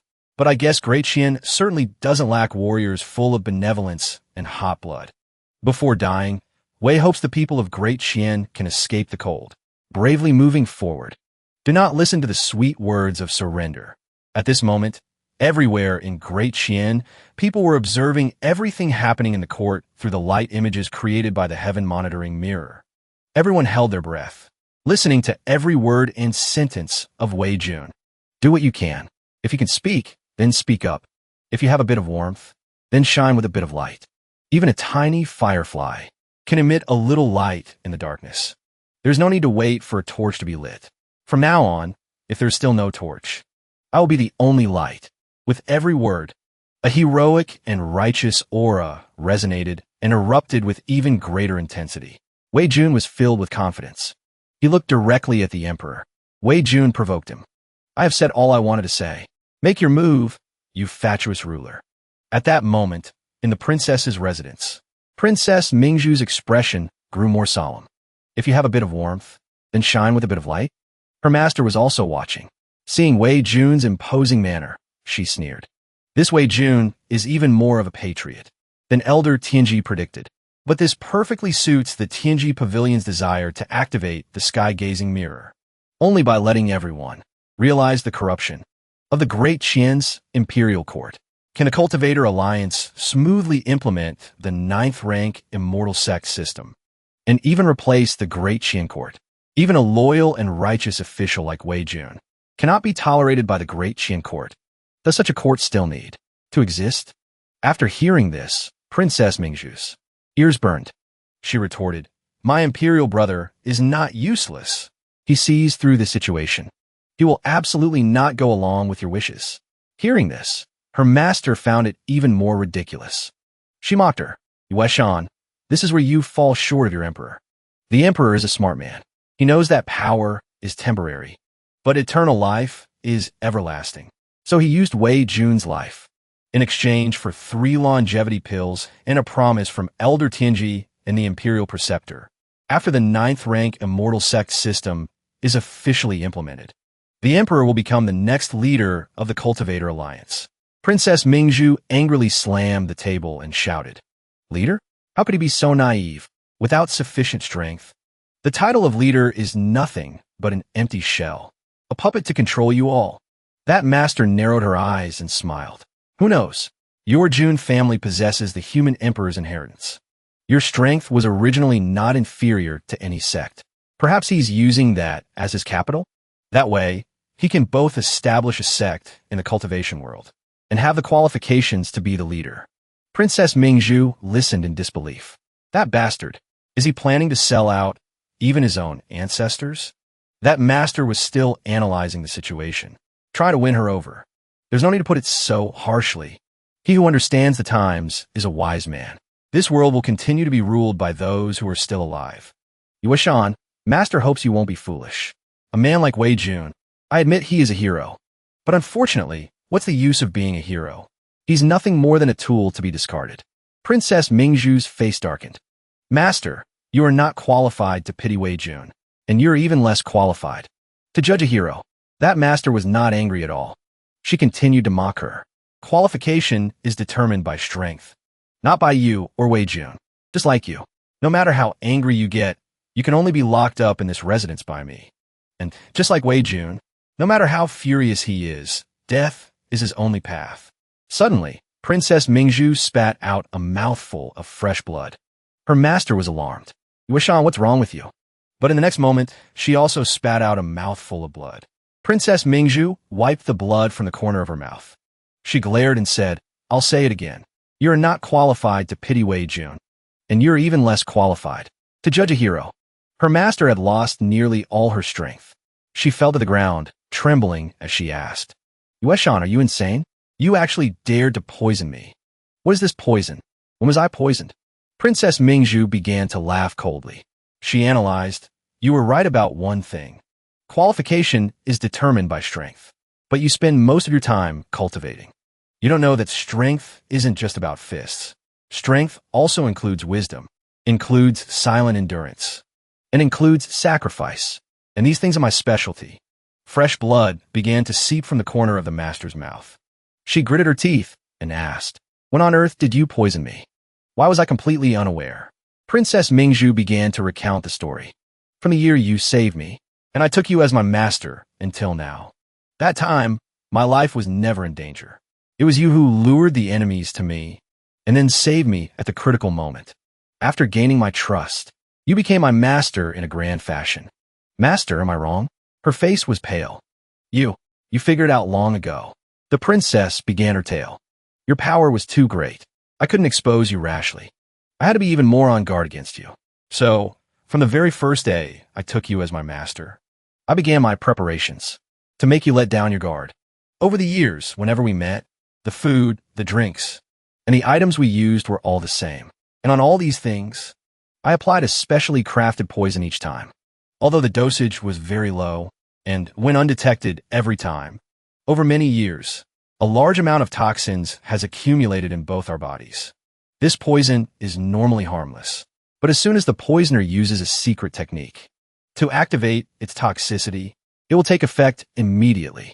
At this moment, poisonous chi emanated from both their bodies. The master said with a tremor, "To deal with me, you are willing to sacrifice yourself? You are truly vicious." The princess struggled to stay balanced in her chair. The poison we've been afflicted with can make one lose the ability to move. But it takes time to die. As long as one takes the antidote in time before death, one can still survive. Unfortunately, master, I'm afraid you no longer have that chance.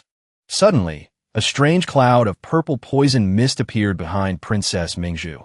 It gradually coalesced into a human form. The poison mist condensed into a woman. She narrowed her eyes and smiled. From the poisonous chi emanating from the princess, it seems the people your master brought have been dealt with. Seeing this person, the master cried out, "It's you, Du Nyangzi, the remnant of the demon's sect. How can this be? Weren't you already dead? And your sect was destroyed. Jun Yueshan, it was you. You dare to harbor a remnant of the demon's sect. Are you insane?"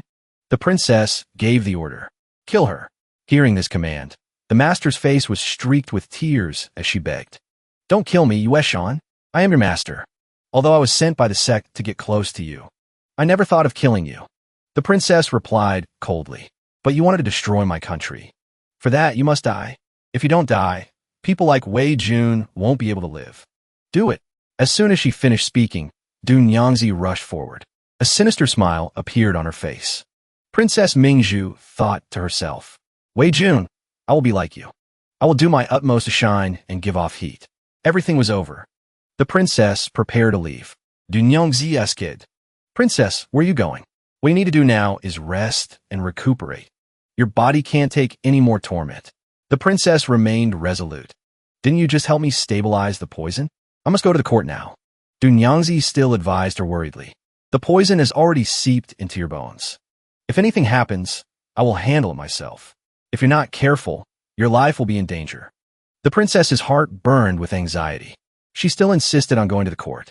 "I'm not the only one in this world whose life is in danger. Wei Jun is also risking his life. What's more, I am a princess. My mind is made up. You don't need to persuade me anymore." With that, the princess shouted loudly, "Someone, bring me my battle armor. Help me put it on. I'm going to the court to help Wei Jun."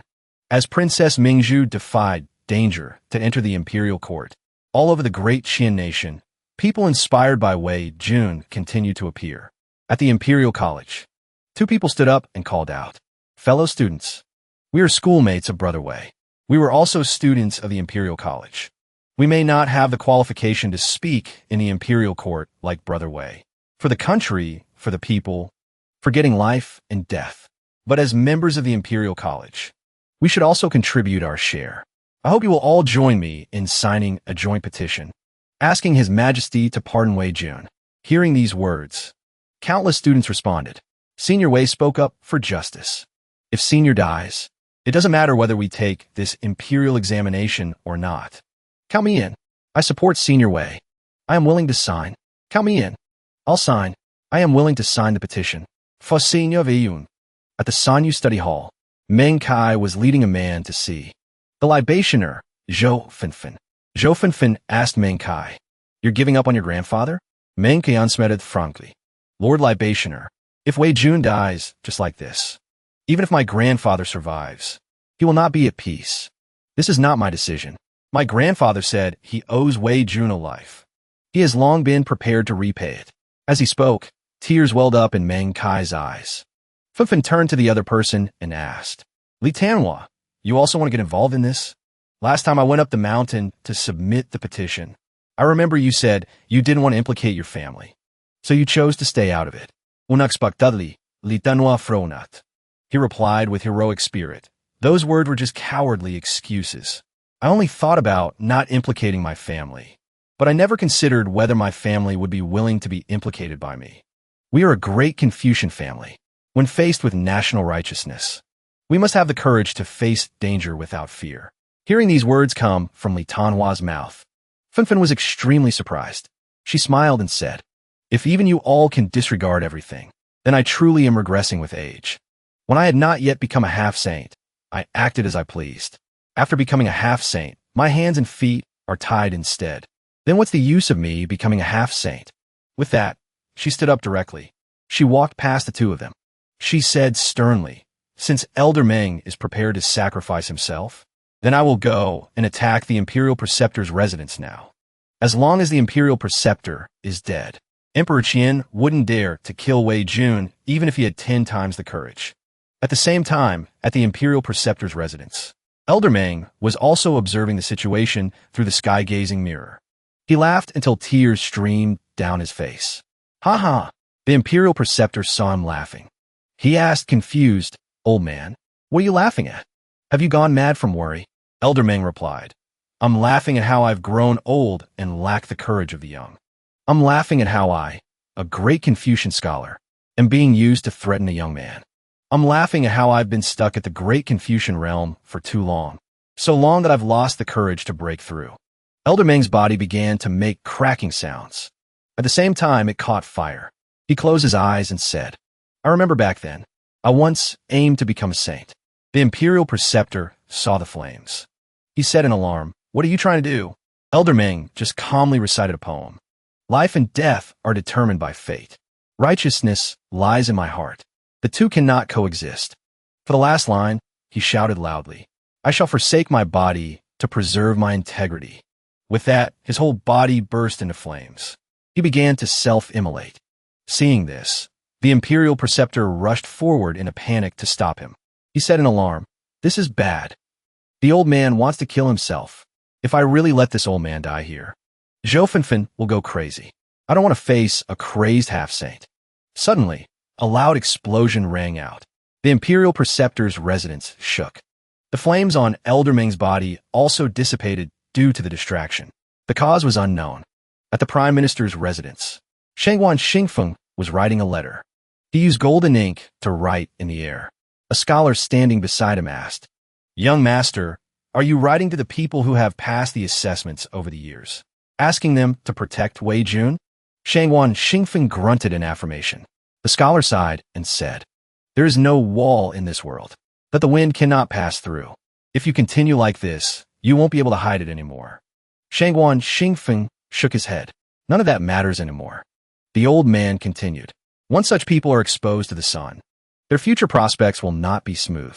Pleading for Wei Jun this time is tantamount to career suicide.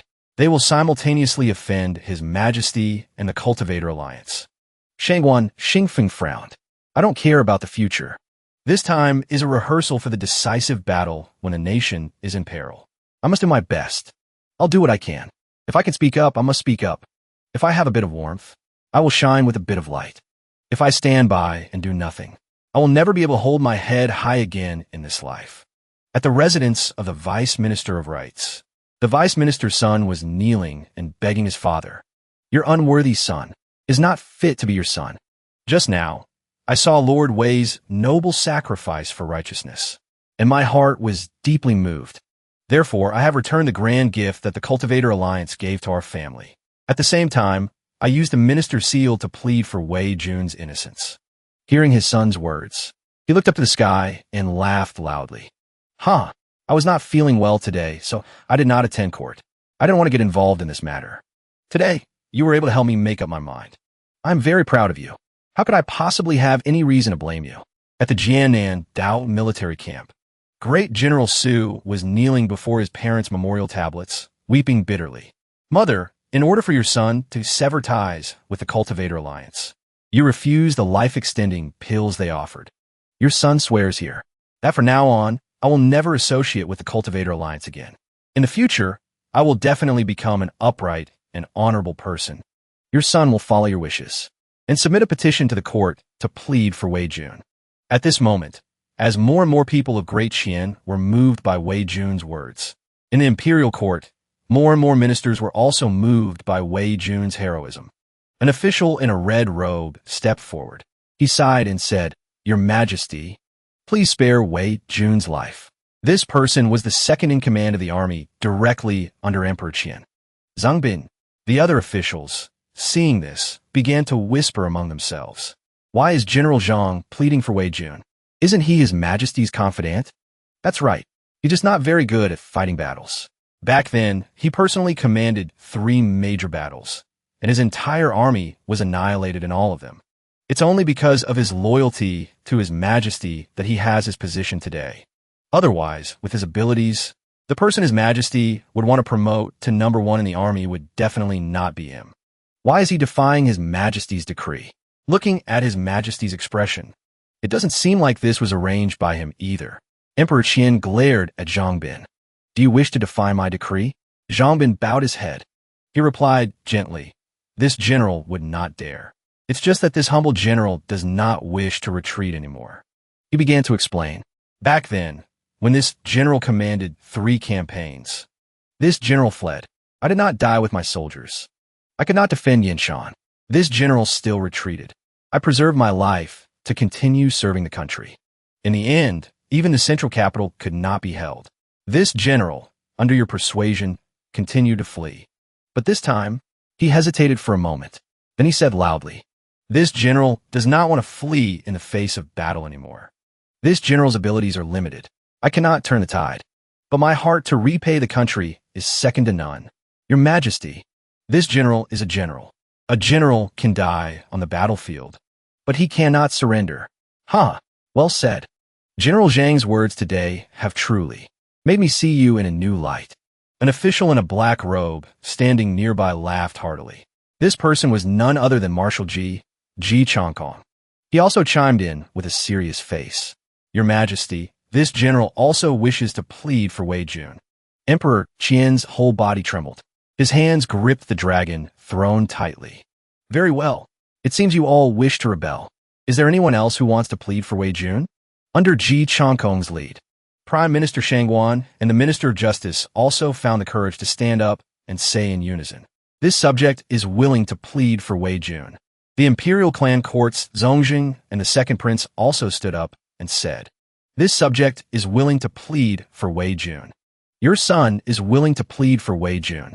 This subject is also willing to plead for Wei Jun. At this moment, Princess Mingzhu also pushed open the door and entered. The situation was irreversible. Nearly all the civil and military officials now shouted in unison. We subjects are also willing to plead for Wei Jun. We are willing to plead for Wei Jun. We implore your Majesty to spare Wei Jun's life. This scene was broadcast through the sky-gazing mirror. It moved all the common people of Great Qian to tears when they saw it. There is still hope for Great Qian. Great Qian has Wei Jun, but it doesn't only have Wei Jun. If you have a bit of warmth, then shine with a bit of light. At this moment, countless people were shining together. When these rays of light converge, they become a force that dispels the darkness. Seeing that Emperor Qian remained silent, all the officials shouted in unison once more. We are willing to plead for Wei Jun. We earnestly beg your Majesty to pardon Wei Jun. Faced with this situation, besides Emperor Qian on the golden throne, there was another person who was also furious. It was Wei Jun. He was grinding his teeth. What is happening? This is wrong. This is all wrong. This is different from what I predicted. No, if this continues, all my efforts will be for nothing. I must continue to provoke Emperor Qian. As long as he gets angry enough to lose his reason, he will surely die. Therefore, Wei Jun continued to mock him. How pitiful, your Majesty. As an emperor, to fail so miserably. What face do you have left to show the world? Emperor Qian's whole body trembled. His face was grim. The more it was like this, the more enthusiastic Wei Jun became. Go crazy. Explode. Hurry up and execute me. Otherwise, you will truly have lost both the person and the battle. How utterly disgraceful. The Prime Minister stepped forward again to intervene. Lord Wei, please leave His Majesty some face. Your Majesty, why not take a step back for my sake? Emperor Qian gritted his teeth and replied. Shang Guanyin, it seems you've gone senile in your old age. I'm the supreme ruler. Who in this world can make me take a step back? Wei Yun immediately retorted. What about the Cultivator Alliance? Haven't you always been submissive to outsiders and tyrannical to your own people? The prime minister was shocked to hear this. Lord Wei Yu. Hearing this, Emperor Qian became even more furious. Wei Jun, you're seeking death. I will grant you your wish. Seeing the critical situation, the prime minister had sweat pouring down his forehead. He said loudly, Your Majesty, take a step back, and you will find a vast world. Killing Wei Jun at this time will truly make you lose your reputation in the world. Emperor Qian trembled and asked, I have treated you so well, and this is how you repay me? The prime minister still spoke frankly. Your Majesty, this subject is merely fulfilling his duty. I am the prime minister of Great Qian, not a watchdog for the Cultivator Alliance. Emperor Qian furiously pointed at his face and shouted, Shang Wanyin, you have the audacity of a god. Do you dare to insult me like Wei Jun does? Wei Jun continued to add fuel to the fire. Your Majesty, you've misunderstood. Prime Minister Shang Wan is clearly insulting dogs. Dogs are much better than some people. The prime minister was speechless. Lord Wei, can you please shut up? The veins on Emperor Qian's face bulged. At this moment, Bai Qingxin had to rush forward and cover Wei Jun's mouth. She whispered, Lord Wei, don't say any more. A chance to survive has appeared. Wei Yun cursed internally. Do you think I don't know a chance to survive has appeared? That's why I'm not letting go of this rare opportunity. Very well, Bai Qingxin. You dare to interfere with the actions of this heavenly emperor. Just you wait. Emperor Qian was silent for a moment before speaking. Do you all wish to oppose me? The head of the civil officials stepped out. The head of the military officials also stepped out. Ji Changkong, you serve the late emperor. And then me. Do you want to change masters now? Do you want to be a man who serves 3 masters? Hearing this, Ji Changkong's expression did not change. He replied coldly, Your Majesty, this general only wants to be a man. Emperor Qian's eyes widened as he shouted, I have already made you the #1 commander of the army. What are you still dissatisfied with? Why did you jump out to oppose me? Ji Changkong continued to be blunt. Your Majesty, in your heart, isn't the #1 commander of the army General Zhang? The reason this general can stand firm in the court is not because of your Majesty's favor. Emperor Qian laughed sarcastically. Ha, that's right. I remember now. It was because of the Imperial Preceptor's support. In the end, General Ji is just relying on the Cultivator Alliance. Ji Changkong still held his head high and replied, Does your Majesty not know the reason the Imperial Preceptor supported this general? It's because this general walked out of a sea of blood and a mountain of corpses. I have the qualification to speak with him as an equal. That's why he had to support this general. Otherwise, the Imperial Preceptor's position in the court would be affected. He helps this general, and this general helps him. This is a partnership of equals, not this general being dependent on the Imperial Preceptor. Emperor Qian frowned and asked, If you two cooperated so well before, why not continue to cooperate now? Ji Changkong continued to reply firmly. Cooperating with him before was to accumulate strength. Although our strength is still not enough now. It's time to risk it all. Speaking of which, Ji Changkong was no longer calm. His pupils constricted. He said, word by word, Your Majesty, the land of Great Qian was protected by us subjects with our lives. Every inch of land, every inch of blood, to ask us subjects to hand over the land to others with both hands. This is a very difficult order to follow. If your Majesty has been cultivating for 5 years without caring for state affairs, then this general thinks it would be better for your Majesty to continue to cultivate. The entire court of civil and military officials fell silent again. Everyone looked at each other. They whispered among themselves. What did General Ji just say? Did I hear him correctly? He told His Majesty to continue cultivating? Is this a forced abdication? Should we stand up to protect His Majesty? Are you trying to get yourself killed? That's General Ji, who kills people like flies. Shut up and watch. Wei Jun was also shocked to hear this. Heavens! This General Ji is really bold. This is dangerous. If I'm not careful today, not only will I not die, but Emperor Qian might face a great disaster. At this point, Emperor Qian was cornered. His tone became even more somber. Ji Changkong, do you want to usurp my power? Shang Wanyin, do you think so too? The Prime Minister glanced around. Yifang Gong. Sweat poured down like rain. This Ji Changkong, if he wanted to make a big move, he should have discussed it with me first. The arrow is already on the bowstring. The only way is to risk it all. He thought carefully before replying to Emperor Qian. For the past 5 years, the court has been without you, and everything has been running normally. Please rest assured and continue your cultivation, Your Majesty. This subject will definitely do his best to manage the court well. Emperor Qian stood up in a rage. He shouted, "You traitors! You want to treat me as if I don't exist. You dare to openly force me to abdicate. Rebellious subjects and traitors. A bunch of rebels. Imperial uncle, you are the Zongjing of the Imperial clan court, responsible for managing the Imperial relatives and protecting the Imperial power. Are you just going to stand by and watch a bunch of rebels cause chaos?" Hearing this, the Imperial uncle just sighed. "Your Majesty, actually, Wei Jun said something very true. No matter who in our Jun family becomes emperor, it's our family's business. The late emperor was the same. Your Majesty is the same. We are all members of the Jun family. Back then, the Imperial clan court supported Your Majesty, also because we didn't want Great Qian to fall into chaos. But that doesn't mean the Imperial clan court agrees to stand by and watch Your Majesty hand over the Jun family's empire to the Cultivator Alliance. Therefore, this old subject hopes Your Majesty can understand." Hearing these words, Emperor Qian's whole body trembled.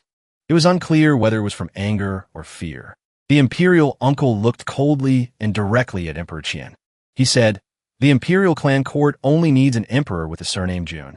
It doesn't matter who that person is. Your Majesty."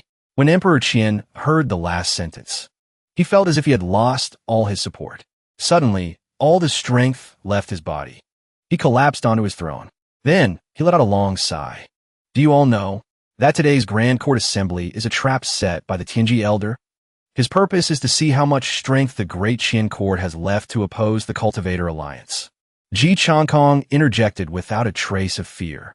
"He wants to see? Then let him see. He wants to fight. This general doesn't dare say he can annihilate the Cultivator Alliance. But once the war starts, this general will concentrate all forces and strike only at the Tianji Pavilion. We will fight to the death." Emperor Qian slowly voiced his concerns. "General Ji, I know you are skilled in battle, but do you not know the high-level plans of the cultivators to destroy the court? The destructive power of a great cultivator. You must be very clear about it, even if a military formation can withstand it. A military formation requires many soldiers to set up. Moreover, its attack range is limited. A great cultivator comes and goes without a trace. No matter how strong your military formation is, you cannot lock onto the opponent. So how can you fight and kill them?" Yihankong replied, "Your Majesty, there are always more solutions than difficulties. There is no war in this world with a guaranteed victory. But if you don't fight with your life on the line, you will surely lose. Besides, if you truly want to kill someone, there will always be a way." For example, Ji Changkong seemed to be speaking to someone else. "Demon Emperor, I'll trade my head for the head of the Tianji Elder.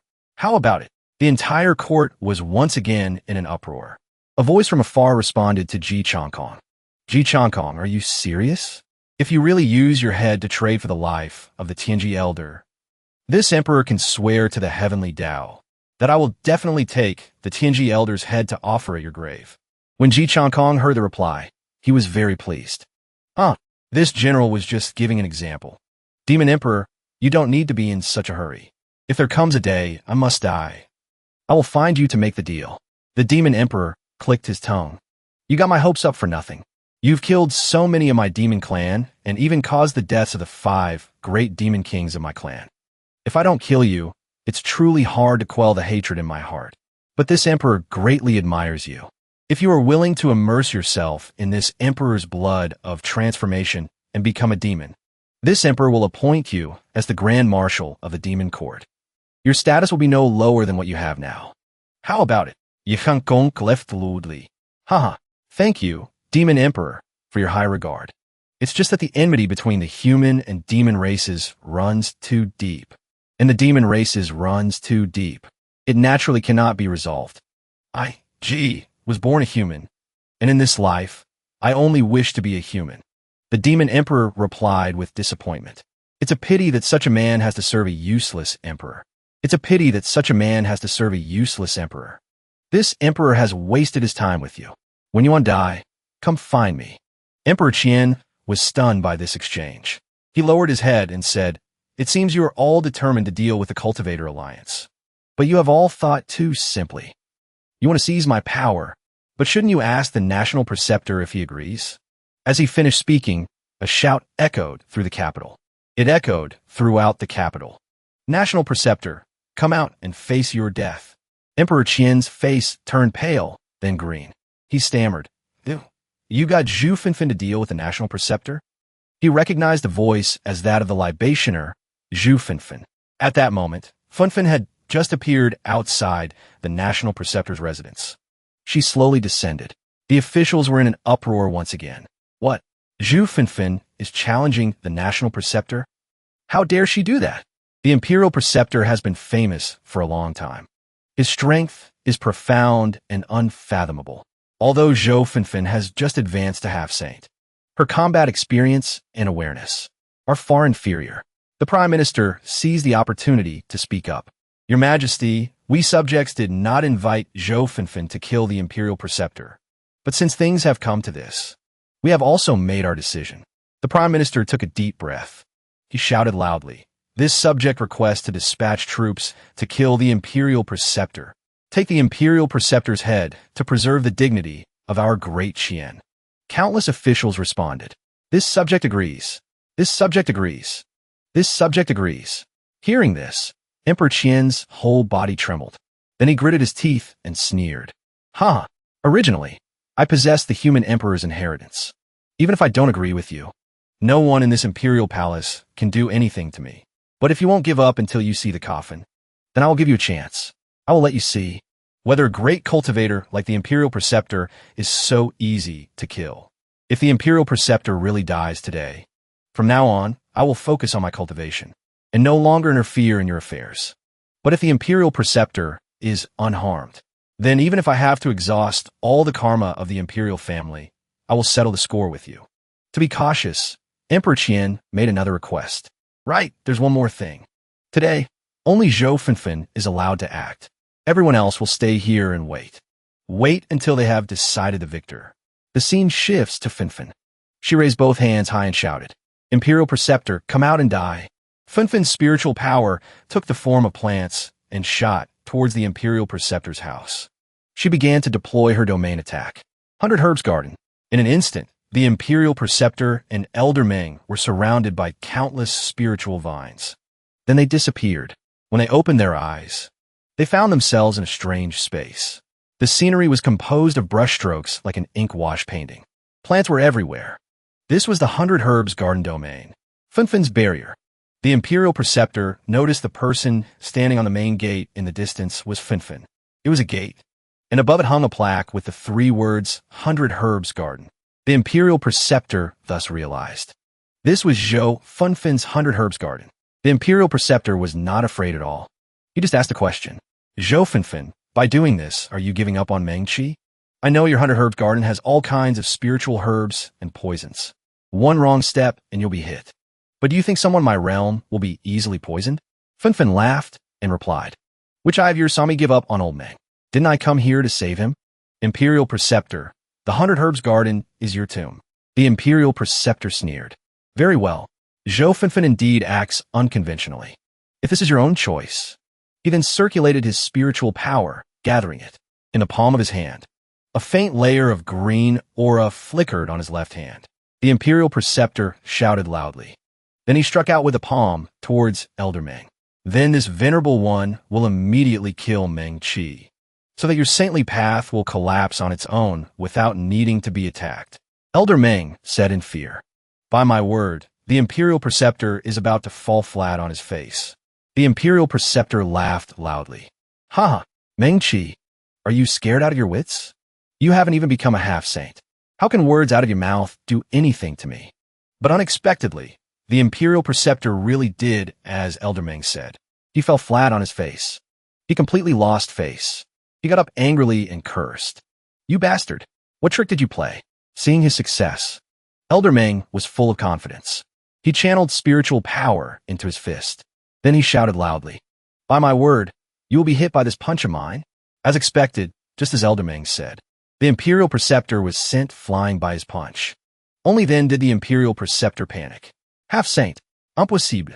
When did you break through to Half-Saint? Elder Ming replied disdainfully, as he launched a series of moves. By my word, I will kick you in your vitals. By my word, you will immediately be poisoned and vomit blood. By my word, I will strangle you, you son of a bitch. The Imperial Preceptor was beaten until his head was spinning. He used all his strength to push Elder Ming away. Enough.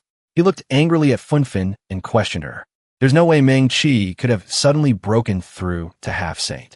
You forcibly raised his realm. This is your domain of equality.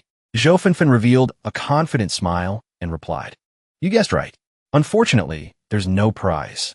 The veins on the Imperial Preceptor's forehead bulged as he said, Zhou Funfin, you are indeed a rare talent. But you gave up on Ming Qi and chose that Fei King. Why wasn't your path of equality affected at all? Elder Tianji calculated that you would definitely be affected. Funfin snorted in contempt. That old man knows nothing about righteous Qi, and he knows nothing about the domain of equality. What the hell did he calculate? If I could be threatened just by randomly capturing a few innocent people, then how am I supposed to use this path of equality? With that, Funfin stomped her foot and rushed towards the Imperial Preceptor. Now it's 2 half-saints against one of you. Just obediently accept your death. Imperial Preceptor, old Ming, let's kill him together. The Imperial Preceptor lost his composure. He was so angry that he burst out laughing. He circulated his spiritual power, enveloping his entire body. Just the two of you, this kind of powerful path of equality. I don't believe you can maintain it indefinitely. As long as I can hold on for a while, your domain of equality will surely collapse. At that time, it will be the moment your heads are separated from your necks. The 3 half-saints clashed. The 2 palm strikes from Elder Ming and Funfin were blocked by the Imperial Preceptor's defensive layer. Then, all 3 of them flew into the air. They fought without a clear winner. Their strengths were clearly comparable, but the Imperial Preceptor, relying on his practical combat experience, fought against 2 people alone without falling into a disadvantage. Funfin began to show a worried expression. Damn it, this guy's too good at dealing with this. We can't break through his defense. Elder Ming was sweating profusely. I feel my power becoming chaotic. My realm is starting to drop. He turned his head and scolded Funfin. Little Fun, why are you so quick to finish? The Imperial Preceptor laughed loudly. Ha ha, you've already dropped to the Great Confucian realm? Then you die first. Ming Qi, he channeled his power to attack. Then he began to realize something was wrong. No, my realm. It seems this was Funfin's trap. She appeared in front of him at the fastest speed. The Imperial Preceptor swung his hand and sent him flying. He crashed straight into the ground. Only then did Funfin speak. I never said I could only raise Elder Ming's realm to be equal to yours, dragging your level down to be equal to his. I can do that too. You fool. Don't get cocky. Funfin laughed arrogantly. Imperial Preceptor, do you still think we can't kill you now? The Imperial Preceptor staggered to his feet. He gritted his teeth and said, Zhou Funfin, your domain of equality is indeed overpowered. But, he began to shout loudly, an overly monstrous ability must have a flaw. I don't believe I can't break it. His hands began to form seals. It was unclear what he did. Funfin spat out a mouthful of blood in shock. Elder Ming did not escape a similar fate. Funfin felt the rules of the domain become chaotic. Her spiritual power was in turmoil. She said with a tremor. He actually sealed his own cultivation. We've both been backlashed by our own domain. Seeing Funfin suffer an internal injury, the Imperial Preceptor laughed loudly. Ha ha ha, it really worked. Let's see how long you can maintain the domain of equality. He began to break the formation on his own and rushed forward to attack. There is no invincible ability, only an invincible person. Today, I will teach you a lesson. Although Funfin and Elder Ming were internally injured, they still charged forward with determination. Are we afraid of you? The domain of equality opened again. The clash of their forces created a world-shaking explosion in the 100 Herbs Garden. The dust had not yet settled. 3 rays of light shot out from the explosion. These 3 rays of light then continuously collided, creating a series of chain explosions. These 3 rays of light were the 3 half-saints fighting. The situation instantly fell into a stalemate again. The Imperial Preceptor fought against two people alone. But this time, he seemed to be increasingly at a disadvantage. Although he had grasped the weakness of the domain of equality, it still took time to break it. Moreover, the master of the 100 Herbs Garden was Zhou Fenfen. Dealing with two half-saints at the same time was still too much. I can't go on like this. Otherwise, I'll really have to die here today. Suddenly, from the depths of the Imperial Preceptor's soul, a voice rang out. Master, where are you? Are you all right? This was Elder Chen's communication talisman. Hearing his beloved disciple's voice, the Imperial Preceptor was secretly overjoyed. He immediately used all his strength. He broke through the encirclement and fled. Good. There's a way. To break this stalemate, he channeled all his spiritual power into his right arm, condensing it into the shape of a blade. Seeing this, Funfin shouted loudly. Not good. He wants to destroy the 100 Herbs Garden to escape. We can't give him the chance. At this moment, Funfin and Elder Ming both caught up. Two palm strikes hit the Imperial Preceptor's back squarely. This time, he did not turn to block the attack. He forcibly endured the injury. He channeled all his strength to slash forward. The blade in his hand shattered the space, creating a small crack leading to the outside world. Funfin shouted, even if you risk your life to punch open a crack, what's the use? The crack will close immediately. Do you think we'll give you time to escape? However, the Imperial Preceptor did not flinch. His mouth was full of fresh blood. He still smirked. Who said I wanted to go out? Through the crack, a figure in black rushed in. He raised his sword, preparing to attack. Funfin was horrified. She only had time to utter one sound. It's the Imperial Preceptor's disciple, Elder Chun. It was indeed Elder Chun rushing over. Spiritual power gathered at the tip of his sword. He swung out a sword chi that tore through the air, rushing towards the two of them. Fortunately, Funfin managed to pull Elder Ming back in time. At this moment, the Imperial Preceptor laughed loudly. Now the three of us are all injured. We are all in your domain of equality. Elder Chun has the lowest realm in reality, so he is now in the best condition. Zhou Fenfen, you've lost. Dispel the domain of equality, and I will immediately kill Meng Qi. Continue to use the domain of equality. And now it's 2 against 2. You're no match for me. Elder Meng said worriedly. This is troublesome now. Little fun, what should we do? Fenfen gritted her teeth. What else can we do? Beat them to death. The Imperial Preceptor's eyes were bloodshot. He charged forward smugly. Elder Chun, follow me and kill these two. Elder Chun followed closely behind, just as he was about to charge forward. The Imperial Preceptor said mockingly, Zhou Fenfen, you are very strong.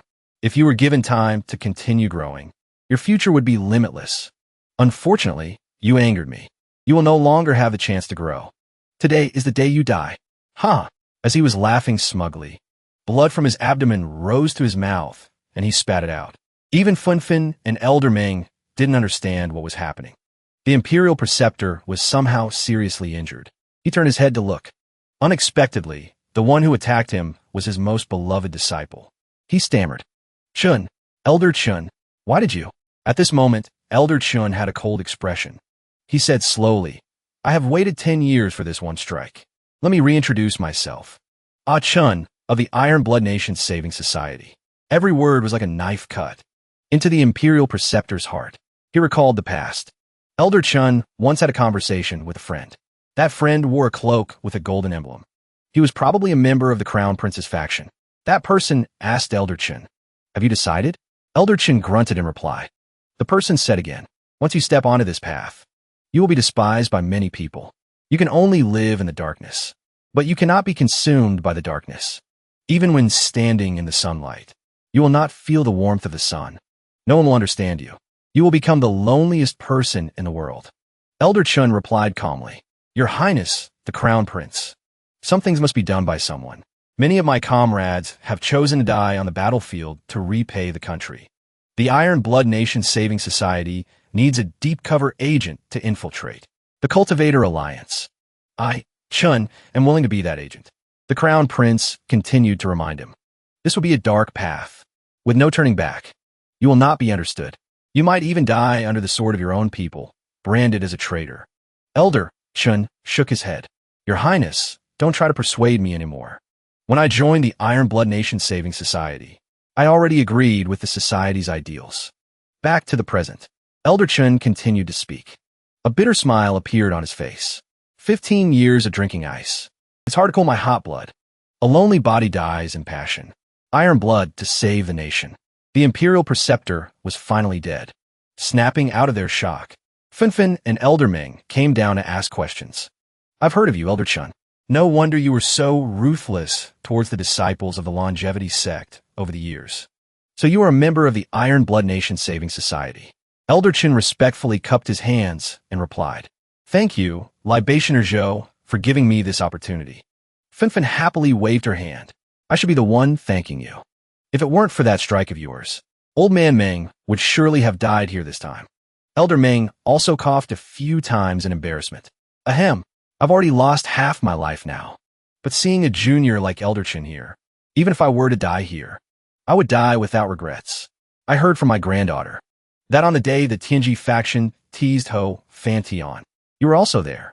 Now it seems the one who killed Yi Sanyang was you.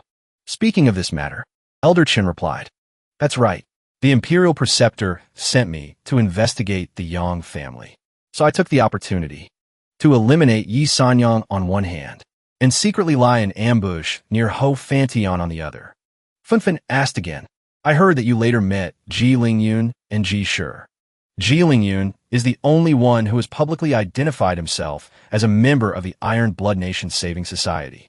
So you must have discussed it with Ji Lingyun, right? Elder Chun shook his head. The young master does not know my true identity.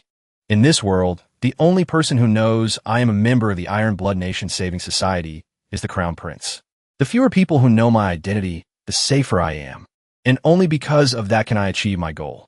Hearing these words, Finfin could feel Elder Chun's firm will. She couldn't help but show a look of admiration. 15 years to sharpen one sword. One strike to test the blade. Truly a man of the Iron Blood Nation Saving Society. The former Crown Prince indeed established a very formidable organization. Elder Ming suddenly asked, Little Fawn, speaking of which, why did you reject the former Crown Prince back then? I met him once. I can see he's a person like Elder Chun. You don't like this type of person either? Finfin replied, The former Crown Prince's character is impeccable. It's mainly that his looks are not my type. If he were half as handsome as Wei Jun, I might have agreed. After hearing Finfin's answer, Elder Ming and Elder Chun were both speechless. Elder Chun recalled, The Crown Prince and Libationer Zhou once had a conversation. She's a beautiful lady, but unfortunately, her tongue is a bit sharp. If I say it out loud, I'll definitely be beaten to death. Seeing that Elder Chun's expression was a bit strange, Finfin frowned and asked, Kid, I see your expression seems to have an opinion. Elder Chun answered honestly. To put it tactfully, I remember the Crown Prince was indeed smitten with you at first sight, Lord Libationer. But after you two met, the Crown Prince said that he only wants to revitalize Great Qian now, and has no interest in romance. Elder Ming chimed in. Little Fun, why does that sound different from what you said? So the former Crown Prince wasn't infatuated with women at all. After hearing this, Finfin roughly understood Elder Chun's meaning. She clenched her fists and gritted her teeth, saying, Kid, are you sure you don't remember wrong?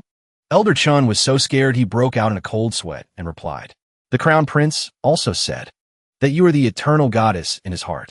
It's just that he felt he was not worthy of you, so he gave up pursuing you. Hearing these words, Finfin was a little more satisfied. Kid, when you speak, you have to finish your sentences. Otherwise, people might think I'm being delusional. You're not bad. You didn't make things up, and you didn't spread rumors. I'll reward you. The other two said nothing. Finfin asked again, What are your plans for the future? Do you need to prove your identity? I can help you. Elder Chun replied, No need. I don't plan to reveal my identity yet. Although the Imperial Preceptor is dead, the Longevity sect is still there. The Imperial Preceptor was only a Grand Elder of the Longevity sect, and behind the Longevity sect is the entire Cultivator Alliance. Please, Lord Libationer and Elder Ming, just pretend you never met me here. The Imperial Preceptor died at your hands. It has nothing to do with me.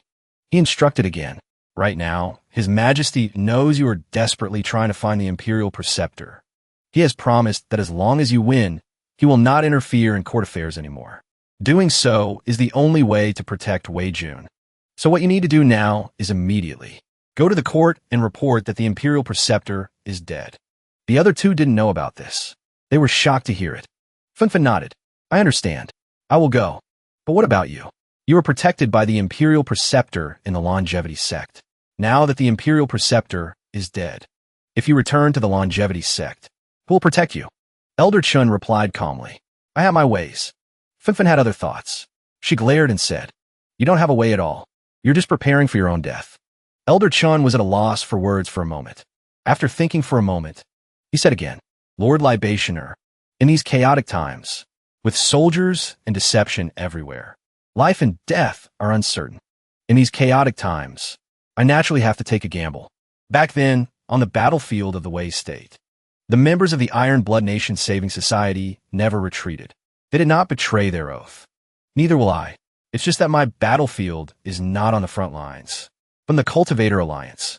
Hearing these words, for some reason, Funfun felt a sense of sorrow and loneliness hidden within them. She shouted angrily, If you want to deal with the Cultivator Alliance, just fight them directly with real swords and spears. You should be an upright hero fighting in the light, not a rat seeking light in the darkness. You have the right to choose to be a hero admired by all, not a rat chased by people. Elder Chun continued to reply.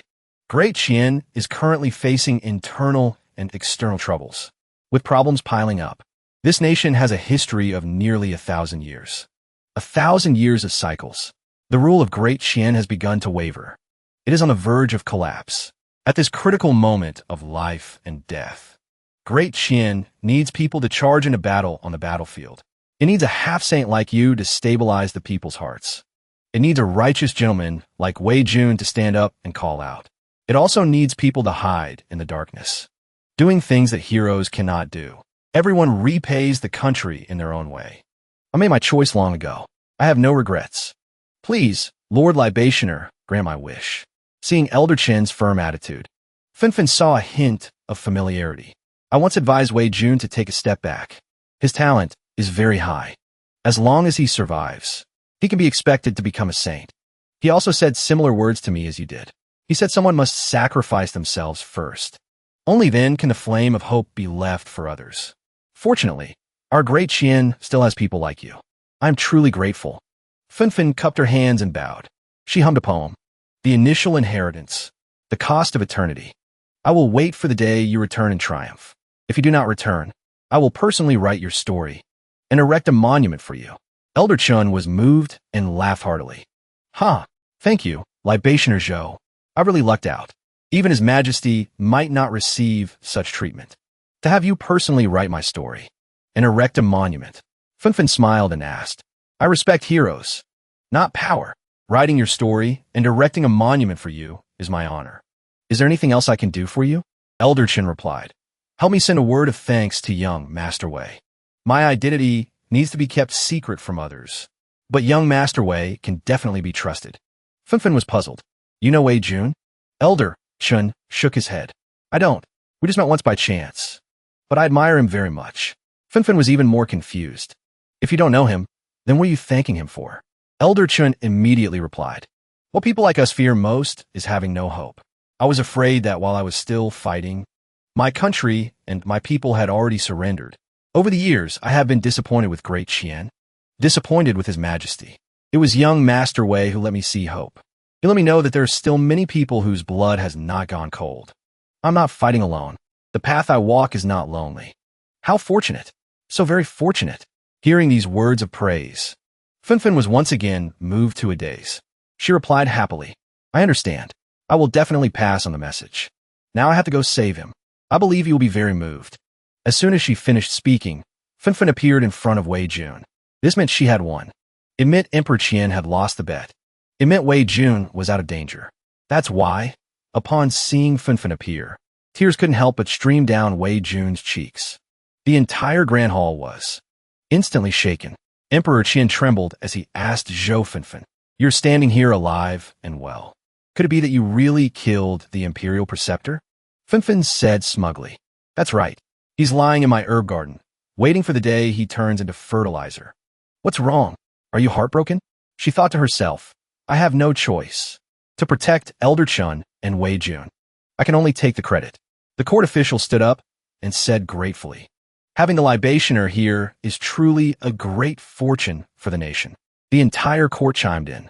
Having the libationer here is truly a great fortune for the nation. Seeing the officials so grateful to her, Finfin felt a little embarrassed and waved her hand. I am, after all, the libationer of the Imperial College. There's no need to thank me for doing what I should. The Imperial Preceptor is dead. I'll leave the rest of you all. I'm a little injured. I'm going back to the Imperial College to recuperate. As she passed by Wei Jun, she whispered to him, Wei Jun, after court is dismissed, come to the Imperial College. I have something to tell you. The officials all understood the meaning. They whispered among themselves. Libation Zhou is showing her stance. She's saying Wei Jun is her person. To come find her after court is dismissed. Then, not only can he not die, he can't even be imprisoned or jailed. Hearing this, Wei Jun inwardly cried out in misery. While Finfin was still nearby, he said loudly, Teacher, I'm afraid this student cannot go. In order to uphold the solemnity of Great Qian's laws, this student cannot go even if I die today. At this moment, Wei Jun was very anxious. I didn't expect Zhou Finfin could actually kill the Imperial Preceptor. Do you all want to oppose me like this? Don't think I will let it go so easily. The rhythm must be in my hands. I must die today. Finfin turned her head, confused. What do you mean? What does the law of Great Qian have to do with your death? Wei Yun replied calmly. Of course, it's related. Wei Jun began to analyze meticulously. Earlier, in the Golden Throne Hall, this student passionately and indignantly condemned the laws of Great Qian for changing due to the power of the longevity sect. This student utterly detests this phenomenon. Naturally, I will hold myself to the same standard. This student made a loud scene in front of the court, insulted His Majesty, and fought with a superior official, committing insubordination. According to the laws of Great Qian, it is definitely a capital crime. Today, teacher, you used your great power to suppress the court and save this student's life. Wei Jun is extremely grateful in his heart. But please forgive me, teacher. Wei Jun cannot agree. Because if this student really survives under teacher's protection, then how is teacher's behavior any different from the Imperial Preceptors? How am I any different from those longevity sect disciples who run rampant in Great Qian? Back then, Lord Bai, in order to maintain the solemnity of Great Qian's laws, resolutely killed the Imperial Preceptor's successor. And because of that, she lost her eyes. I once told Lord Bai that she did the right thing. If I were her, I would have made the same choice. Now, a similar choice is before me. Teacher, please let this student keep his word. Please let the laws of Great Qian regain their proper dignity. Use Wei Jun's fresh blood as a sacrifice, so that there will be no more special privileges in the world that can override the laws of Great Qian. Wei Jun will die without regrets. Hearing these righteous words from Wei Jun's mouth, Finfin was also a loss for words. The entire Grand Hall listened in silence. Wei Jun was not acting. He was truly determined to use his own death to realize his principles. Qingxin's face was covered in tears. Wei Yun, Inu, you can't die like this. Wei Yun replied coldly. Lord Bai, you lost your eyes. From now on, your world will only be darkness. But I want you to know that you did nothing wrong. The long night is hard to brighten. Darkness envelopes everything, but I am willing to risk my life to light a lamp. Perhaps I can make it so that people like you will not be oppressed by the powerful for enforcing the law strictly. These words were irrefutable. Qingxin could only weep helplessly. Of course, seeing that everyone was at a silent impasse. Wei Yun left haughtily. He rejoiced inwardly. This time, you have no reason to stop me, right? Although the process was a bit bumpy. The final victory will definitely belong to me. Princess Mingzhu suddenly stood up and asked, Lord Wei, are you truly determined to maintain the solemnity of Great Qian's laws? Wei Jun frowned and replied, That's right. I, Wei, am willing to die to maintain it. Unexpectedly, after hearing this, Princess Mingzhu said happily, Very good. Then Lord Wei should also know that the laws of Great Qian stipulate that the emperor can pardon others, right? The two words pardon were like salt in the wound for Wei Jun. He was dumbfounded. Hearing this, the prime minister suddenly had a realization. He immediately gave a thumbs up. That's right. Why didn't I think of that? The princess is truly brilliant. Finfin also chimed in happily. Mingzhu is right. Wei Jun, Don't you want to maintain the solemnity of Great Qian's laws? Then you can't violate the laws of Great Qian, right? All right then. So be it. Wei Jun could only curse inwardly. Damn it. Even the most meticulous plan has its flaws. This feudal society is so hateful. The emperor actually has the right to pardon others. At will. Princess Mingju's smile grew brighter. It seems you're very surprised. No need to thank me. I've always been this smart. Wei Jun gritted his teeth and cursed inwardly. I'll thank 8 generations of your ancestors. I wish I could stab you to death. Things having come to this, Wei Jun was still trying to find another way. Wait, it's not time to panic yet. Emperor Qian indeed has the right to pardon criminals. But today I've angered him to death. He will definitely not agree. Princess Mingju then began to plead with Emperor Qian. Your Majesty, please pardon all of Wei Jun's capital crimes. Wei Jun has made great contributions to the country, enough to atone for his crimes. Please grant this, Your Majesty, to avoid disappointing the people. The court officials and the Prime Minister said in unison, We implore Your Majesty to pardon Lord Wei's capital crimes, to avoid disappointing the people. This was like pouring a bucket of cold water on. Wei Yun is playing. He prayed in his heart. No, Emperor, hold firm under the pressure. Absolutely do not give up on your ideas. You are the best. All the civil and military officials began to shout in unison. We implore Your Majesty to pardon Lord Wei's capital crimes, to avoid disappointing the people. Emperor Qian's face was grim. He shouted angrily, Are you trying to force me again? The Prime Minister replied, Your Majesty, please do not forget that the entire world is watching you right now. Please pay attention to your image and reputation, Your Majesty. Emperor Qian laughed loudly. What image do I have left? Didn't the common people of the world see everything just now? Do you think if I suddenly come to my senses now, the common people will think I am an enlightened ruler? The Prime Minister continued to reply, Your Majesty, he who wins the hearts of the people wins the world. It is not too late for you to come to your senses now. Emperor Qian revealed a bitter smile. He who wins the hearts of the people wins the world. This is just a lie that successive monarchs have used to deceive the ignorant. Shang Wanyin, do you believe it too? What? He who wins the hearts of the people wins the world? Let me tell you the truth. He who wins the world wins the hearts of the people. Hearing Emperor Qian's rebuttal, the happiest person was naturally Wei Jun. Well said. Don't compromise. The heavenly emperor is watching you. Hearing this, the Prime Minister also felt unhappy. Very well, Your Majesty. So, you want to unleash your true nature? You really are not afraid of breaking a cracked pot. You don't want to be the emperor anymore? Or would you rather drag Wei Jun down with you? Suddenly, someone threw something towards Emperor Qian. When it rolled to a stop, everyone saw clearly. It was the Imperial Preceptor's skull. Seeing it, Emperor Qian's face turned ashen. The one who threw the head was Finfin. She glared and asked, Pardoning Wei Yun, is there a problem? Emperor Qian seemed to be at a loss for words. He remained silent. Unexpectedly, the one who spoke up was Wei Jun. He said loudly, Your Majesty, absolutely do not back down. You are the supreme ruler, the number one in the world. Rest assured, teacher would not dare to kill you. Killing me will have absolutely no consequences. Your Majesty, you have no room to retreat. Now, only by killing me can you protect your imperial dignity. After careful consideration, Emperor Qian began to reply, Libationer Zhou, you should know that I possess the human emperor's inheritance. No one in this imperial palace can touch me. So it's not that I'm afraid of you, but I've thought it over carefully. I feel that my beloved subject Shangwan's words are very reasonable. I can agree to pardon Wei Jun. Why so quickly? The civil and military officials were all stunned, and the person who was most scared and panicked was probably Wei Jun himself. Wei Yun cursed angrily. You cowardly monarch. Are you even a man? Before he could finish, King Xin covered Wei Yun Ismail. She whispered, Wei Jun, I'm begging you. Please bear with it for a moment. In private, you can curse as much as you want. Okay.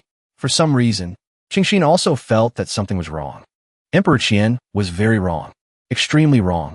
His behavior was too abnormal. It is said that Emperor Qian ascended the throne by killing his elder brother. Therefore, Emperor Qian's own methods and schemes should not be comparable to ordinary people. It's even very likely that he is more formidable than the late emperor. Even if he cultivates year-round and cares more about longevity, He would absolutely not let power slip from his control. But looking at it today, his control over the entire court was too weak. Even the regular army generals and the imperial clan relatives stood up to oppose him. This is absolutely not the level an emperor who ascended the throne through harsh methods should have. She was observing Emperor Qian. He looked straight at Qingxin. It seemed he realized he was being watched. Qingxin worried if she was mistaken. It seemed like he was looking at me just now, seeing that Emperor Qian was still hesitating. Changkong stepped forward and said, "Your Majesty, now that the Imperial Preceptor is dead, the conflict between Great Qian and the Cultivator Alliance is unavoidable. War could break out at any time. This subject begs your Majesty to keep your promise and continue to focus on your cultivation." The Prime Minister also chimed in. "Please rest assured, your Majesty. Great Qian belongs to the Jun family. This subject only wants to fight to the death. I would not dare to delay your Majesty's cultivation." Emperor Qian slowly stood up and laughed loudly. "Huh, it seems you are determined to depose me. Do you really think you can achieve your goals without me?" He walked away just like that. He laughed maniacally. "Huh, very good. I will do as you wish. I will hand this country over to you. Let me see where you rebellious subjects and traitors can lead Great Qian in the end." Changkong and the Prime Minister bowed their heads together. "We respectfully see your Majesty off. It's too strange." Qingxin was also worried. "It's really not right at all. Too weak. Emperor Qian is really too weak." It's unknown if he read Qingxin's thoughts. He directly used a voice transmission technique to speak to Qingxin. "After court is dismissed, come to Qingxin Hall to see me. Also, no matter what you see or guess, you are not allowed to tell anyone." Qingxin was also extremely surprised. It's His Majesty's voice transmission. Everything was over. Only after arriving at the Imperial College did Wei Jun learn the truth of the battle in the 100 Herbs Garden. Elder Chun was an undercover agent sent by the Iron Blood Nation Saving Society to the Longevity Sect. It was also Elder Chun who took advantage of the Imperial Preceptor's lack of defense to kill him. Funfun nodded and replied, "That's right, to hide Elder Chen's identity. I had no choice but to take all the blame. Also, the death of that Yi Sanyang was actually Elder Chen's doing. Before Elder Chen left, he specifically asked me to pass a message to you. Thank you for giving him hope. If it weren't for you, he wouldn't have had the chance to kill the Imperial Preceptor with his own hands." Hearing this, Wei Jun was so angry his whole body trembled. He was so angry he wanted to cry. It's bad enough that these women oppose me all day long. But why is even Elder Chun on the enemy's side a person of Great Qian? I said that Zhou Funfin's strength was at most a 50-50 match with the Imperial Preceptor. How could she have killed the Imperial Preceptor? Why is it so difficult for this heavenly emperor to just return home? Seeing this, Funfin asked Wei Jun, confused. "Why are you crying?" Wei Jun used the excuse of being moved. He simply said he was moved by Elder Chen's story. Funfin praised him. As expected, heroes admire heroes. Now you are also a hero who has changed the court of Great Qian. Wei Jun really wanted to curse. This heavenly emperor doesn't want to be any hero. This heavenly emperor just wants to die. Okay? At the same time, in Qingxin Hall, Qingxin was having a secret meeting with Emperor Qian, your disciple, Qingxin. Emperor Qian could tell at a glance that her vision had been restored. He asked by Qingxin, "The poison that blinded you was personally refined by the Imperial Preceptor, who helped you detoxify it." Hearing this, Qingxin was a little flustered. Last time, General Zhao saw through it. This time it's His Majesty. Could it be that others have also seen through it, but just didn't show it? As if understanding Qingxin's doubts, Emperor Qian continued, "Don't worry, ordinary people can't detect it. Only a few people with pure hearts or sharp eyes can discover it." Qingxin found it strange. General Zhao is the type with a pure heart. Then His Majesty must be the one with sharp eyes. Take this. Emperor Qian threw something to Qingxin. Qingxin looked at the jade slip in her hand. Emperor Qian explained, "This is a skill-transmitting jade slip for a technique that conceals one's aura. After activating it, the sealed image inside will be transmitted into your brain, assisting you in cultivating this technique. After mastering it, unless the difference in strength is so great that you cannot resist, people like you will not be able to see through your disguise." Qingxin was even more surprised. "My strength is currently soaring. This is exactly what I need. With this trump card, I can hide myself." Qingxin respectfully expressed her gratitude. "Thank you for your reward, your Majesty. But why are you helping me? Suddenly, Emperor Qian's whole body trembled. His expression was terrifying. It seemed he was enduring something extremely dreadful within his body. Qingxin asked worriedly, "Your Majesty, what's wrong?" A moment later, Emperor Qian suppressed it. He waved his hand and replied, "I'm fine." His whole body was still covered in cold sweat. His expression was extremely grim. By Qingxin, if you have many questions you want answered, first, stay in Qingxin Hall and cultivate this technique. When I have time, I will explain it to you myself. Right now, I have some private matters to attend to. You don't need to ask too many questions. With that, Emperor Qian disappeared without a trace. At this moment, Qingxin had countless questions in her mind. His Majesty's condition is very wrong, and it's more serious than I imagined. Well, I should cultivate this aura concealing technique first. That way, I can help Wei Lang more in the future. She suddenly thought, "Oh right, I might not be able to leave the palace tomorrow. I should use a communication talisman to let Wei Lang know, so he won't worry when he can't find me." Thinking of this, Qingxin sent a voice transmission to Wei Jun. "Lord Wei, I'm taking a day off tomorrow. I won't be able to accompany you." Wei Jun replied, "Lord Bai, please take care of your business first. There's no rush on my end." At this moment, Wei Jun was extremely dejected. "I couldn't die in the court this time. It seems I can't count on Emperor Qian anymore. Right now, I can only rely on requesting the saint's judgment to force those people to kill me." While fiddling with the communication jade slip, Wei Jun turned to ask Finfin, "Teacher, the weapons of the Western continent are more advanced than ours in Great Qian. What about other aspects? For example, in terms of science and technology, like various civilian tools?" Finfin replied, "In that aspect, they're also more developed than us. I heard that the Western continent has a type of carriage that can run without relying on horses. They've also started researching a type of flying ship that can fly in the sky without needing talismans." Hearing this, Wei Jun asked doubtfully, "Learn from the barbarian strengths to control them. Why don't we learn from them?" Finfin pouted and replied, "What's there to learn? The talismans and formation arrays equipped on carriages or flying ships are much faster than the tools developed by the Western continent." This explanation was a bit unreasonable. Wei Jun continued to ask, "But their research direction and tools are more suitable for the common people. Conversely, science and technology, the more developed it is, cultivation not only requires talent, but also resources." Finfin then continued to explain, "I heard they're undergoing a scientific and technological revolution, but science and technology also have very high resource requirements. The consumption is no less than that of cultivation. Remember, nothing can be obtained without paying a price." Hearing this, Wei Jun nodded. "Teacher is right. This student understands." Hearing this, he also understood a few things. The path that Great Qian has taken is completely different. It has already formed its own system. Switching to another path would just be a waste of effort. It's better to improve on the existing foundation. Making it so that ordinary people can also use the tools created by cultivators is the right way. Wei Jun raised another question. "Teacher, the battle between us and the Western continent, is it like a struggle for the Great Tao? Letting two completely different civilizations clash with each other, and in the end, see which side is stronger." Hearing this, Finfin frowned and said, "You're overthinking it. If it's really as you say, doesn't that mean someone is manipulating things from behind the scenes? What are they plotting?" Wei Jun offered his speculation. "Perhaps this is just an experiment by some higher-level existence. It's possible that our entire world is just a testing ground for some supreme being." He casually sowed some seeds, then waited for them to take root and sprout. When the seeds have grown, he begins to harvest.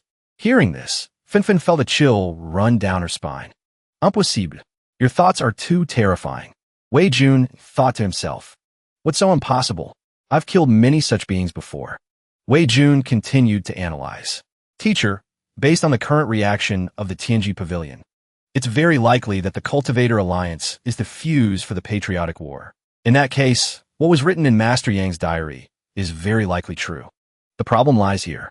He hesitated for a moment and then said, "If there is an unbreakable barrier between us and the Western continent, since ancient times, many people from our side have crossed the sea to seek immortality and the Tao, but no one has ever reached the Western continent. Why has no one ever broken the barrier? Why can the disciples of the Tianji Pavilion break the barrier after breaking through and enter the Western continent? If there really is a higher level existence playing tricks, then everything can be explained. The more Finfin thought about it, the more scared she became. A higher level existence. Could it be the true god of the heavenly phoenix? A true god? I heard that a true god once descended upon the Western continent back then. Is that true? Wei Yun asked. Finfin nodded and said, Great Qian paid a great price to kill that god. Hearing this, Wei Jun became even more worried. It seems this patriotic war may involve the participation of beings from beyond this world. Of course, this is just speculation for now. The evidence is still insufficient. First, I must determine whether Master Yang's diary is real or fake. Then, I'll start investigating from the Tianji Pavilion. Then tomorrow, I will go to the Dali Temple. The saint's judgment will determine whether the diary is real or fake. The next morning, Wei Jun arrived at the Dali Temple. At this moment, he was in an extremely happy mood. Bai Qingxin had taken 6 days off. Yuan Xia had been sent away by Emperor Qian and had not yet returned. Without those two protectors, he suddenly felt much more relaxed. He knew that perhaps before he could request the saint's judgment, someone would rush out to kill him.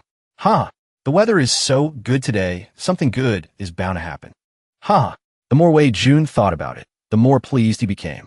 He threw his head back and laughed loudly. Are you Lord Wei? An official leaned close to Wei Jun's ear to greet him. It startled him. Who are you? Where did you pop out from to scare me like that? The official smiled and introduced himself. Lord Wei, I've admired you for a long time. My name is Sherluan, the Shaoqing, specially assigned to receive Lord Wei at the Dali Temple. Yesterday, Lord Wei's impassioned speech in the Golden Hall. Your loyalty and readiness to die for righteousness left me in awe. A talent like you must live a long life. To protect our great Qian. Wei Yun cursed inwardly. Papa, what bad luck.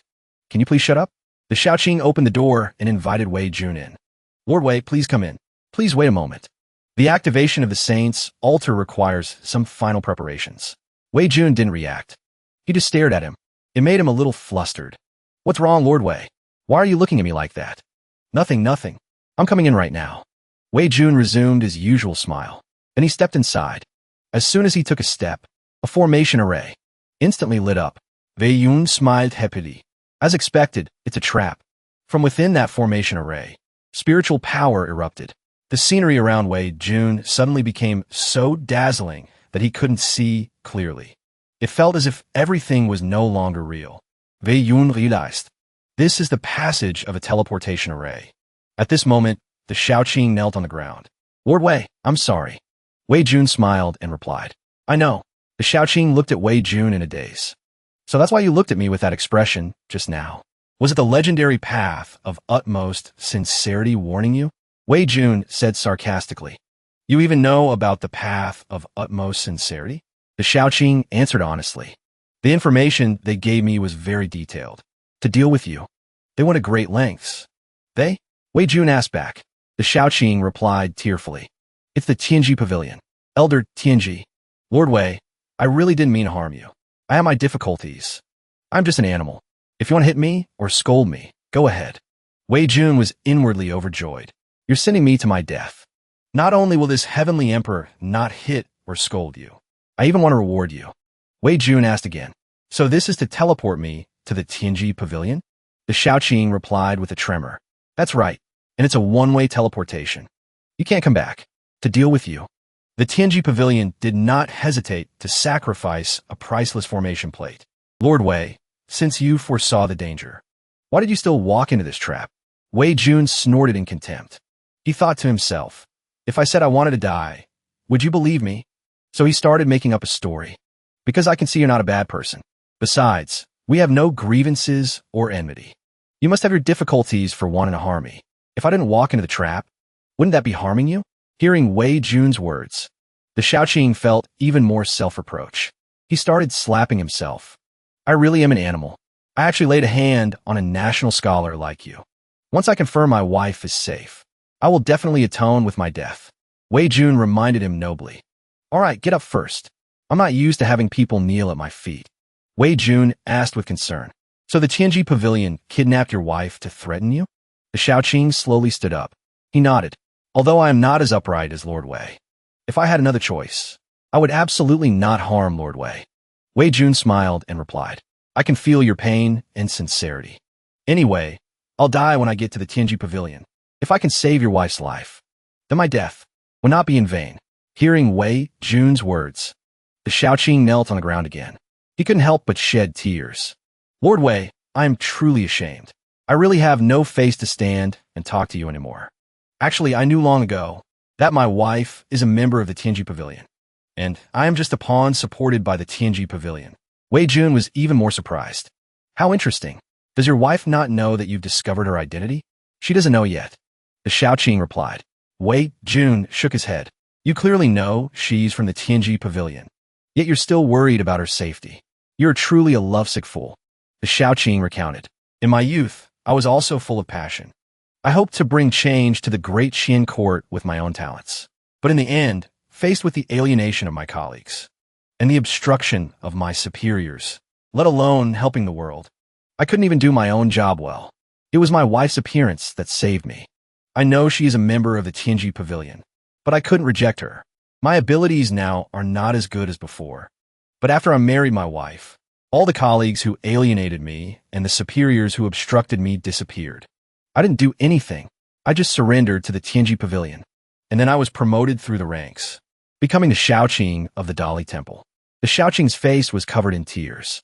I really love my wife, but I really don't understand. I just surrendered to the Tianji Pavilion. Why did everything change? Why has this world become like this? Wei Yun replied calmly. You are at fault, but this environment is also at fault. To turn a good person into a bad person, you just need to let the surrounding injustices exceed his tolerance. Lord Sure, you don't need to blame yourself too much. Your backbone is indeed not strong enough, but you are not wicked to the core. Being enlightened by Wei Jun, the Shaoqing bowed his head and said gratefully, Lord Wei, thank you. Thank you for understanding me. Wei Yun Yu smiled faintly.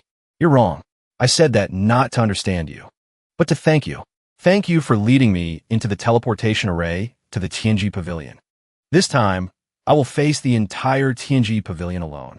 Let's see who can save me now. The scene shifts to Qingxin Hall in the Imperial Palace. At this moment, Qingxin was facing him for the second time. With Emperor Qian, he asked by Qingxin gently, Do you have anything you want to ask me? Feel free to ask. She decided to voice her speculation. Your Majesty, you haven't attended court for 5 years. Ostensibly, you were cultivating immortality, but in reality, you were biding your time, right? I want to know, were you trying to deceive the Cultivator Alliance, or was it because there is a stronger enemy?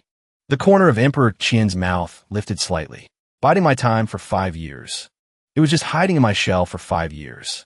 Why don't you ask me why I killed the late emperor? Haven't there always been such rumors? Qingxin replied directly. Because I feel that the late emperor was not killed by you at all. Many things actually don't require too much thought. If your Majesty really killed him, you would not have spared Princess Mingzhu. Even with many female cultivators behind the princess, they couldn't have protected her. You couldn't even kill the late emperor. You couldn't kill a mere Mingzhu. Killing a princess, the impact would not be worse than killing an emperor. Emperor Qian nodded. Qingxin is indeed by. Qingxin, you always see things more clearly than others. Then, Emperor Qian's expression suddenly changed. About what happened to you back then, I was truly at fault. When it happened, I did not intervene, because in my eyes, that was not a good time to counterattack. Because you are not worth me giving you up, so you have the right to hate me. Qingxin was surprised. Then she felt helpless. She asked with a tremor, Then when does your Majesty think is the right time to counterattack? Emperor Qian replied, When there is no way back, then there is no need to retreat. Now is the time when there is no way back. Hearing this, Qingxin suddenly had an epiphany. So your Majesty was actually enduring humiliation, deceiving the Cultivator Alliance. Emperor Qian laughed loudly. To put it nicely, it's enduring humiliation. In reality, it's just that my strength is not as good as theirs. Qingxin asked worriedly. 5 years have passed. What is the difference in strength now?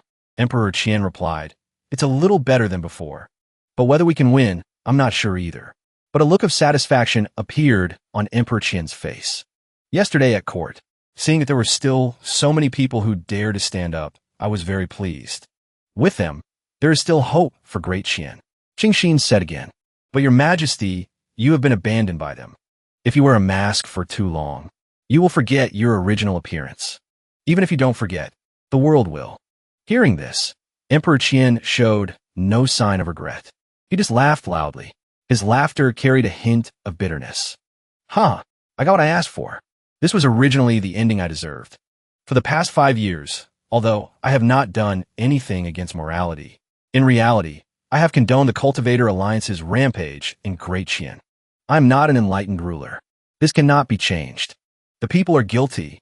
The guilt lies with me. This is an immutable truth. History will remember my sins. Hearing this, Qingxin broke out in a cold sweat. She tried to persuade him.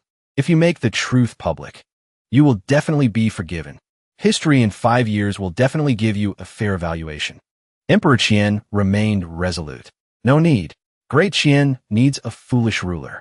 The humiliation that Great Qian has endured over the years needs someone to bear it. Besides me, there is no one more suitable. If one day, Great Qian defeats the powerful enemies from all sides, and future generations look back at this humiliating history, all the misfortune, all the humiliation will have been brought by this foolish ruler. And a new Great Qian will have a new, wise, and martial emperor. And there will be loyal and patriotic officials and diligent and confident common people.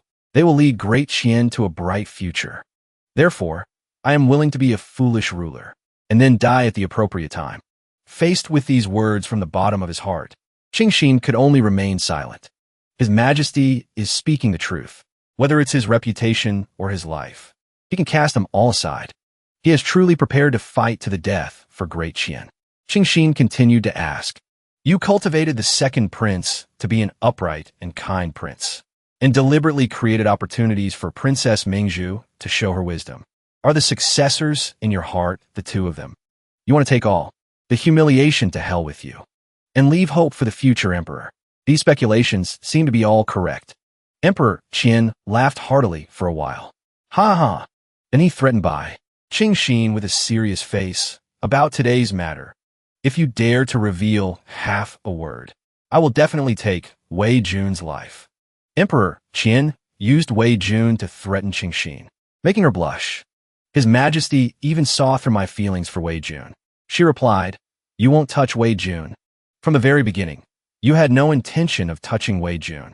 I can even be sure that in the Golden Throne Hall, it was your Majesty who stopped the left censor-in-chief, allowing Wei Jun to survive. Emperor Qian did not confirm whether that speculation was right or wrong. He continued to threaten her. Being too smart will get you hurt. Sometimes, knowing too much is not a good thing. By Qingxin, I'm even thinking whether I should kill you right now. Qingxin still replied confidently. Since the subject dared to come here, I'm not afraid of being killed by you. On the contrary, your Majesty, why must you be so cruel to yourself?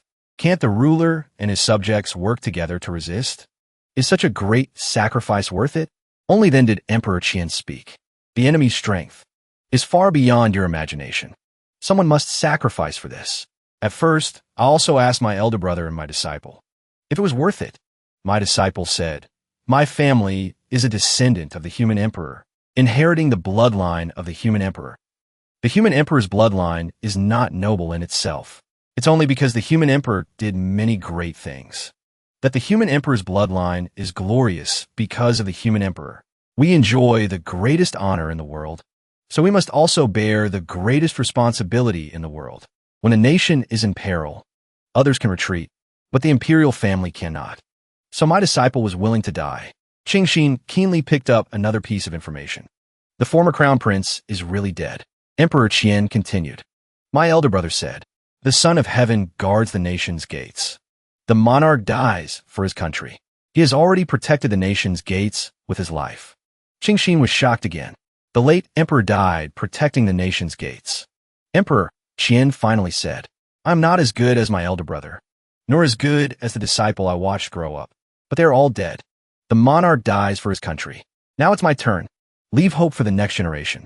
The fighting will be left to Chang Sun Zilong and Lu Qian's group, but the sacrifice must be led by the imperial family.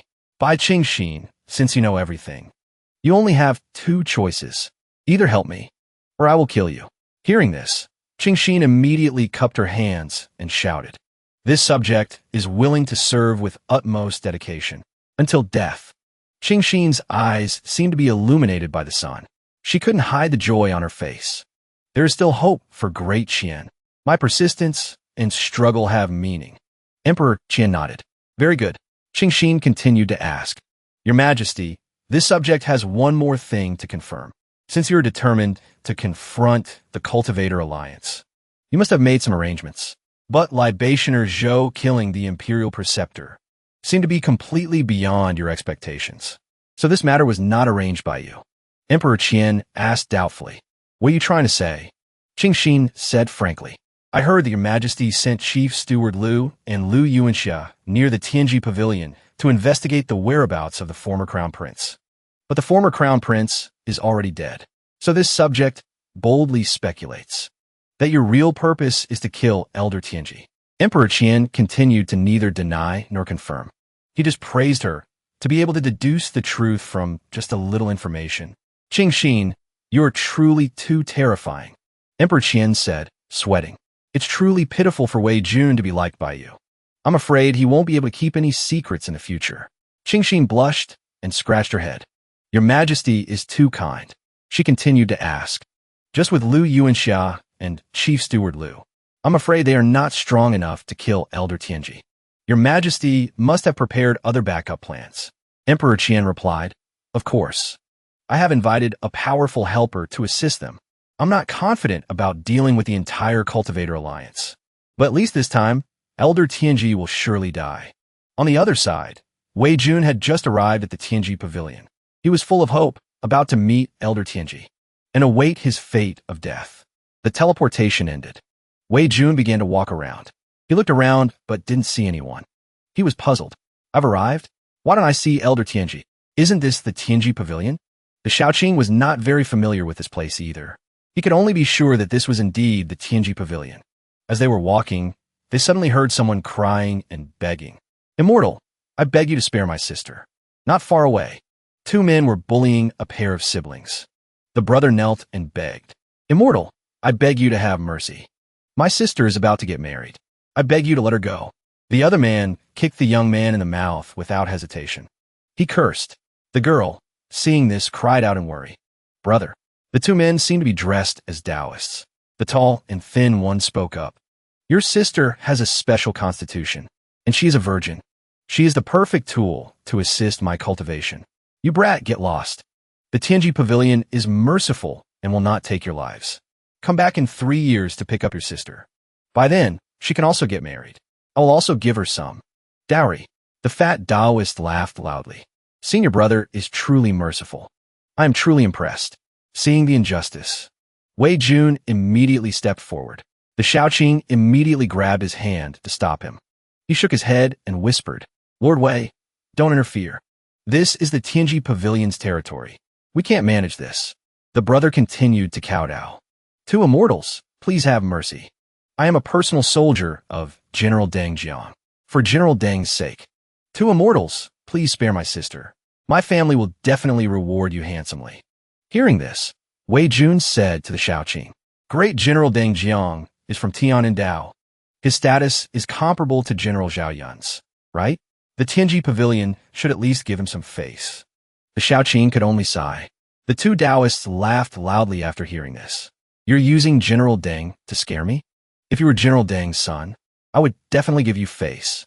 What a mere personal soldier. General Deng is a guest elder of our Tianji Pavilion.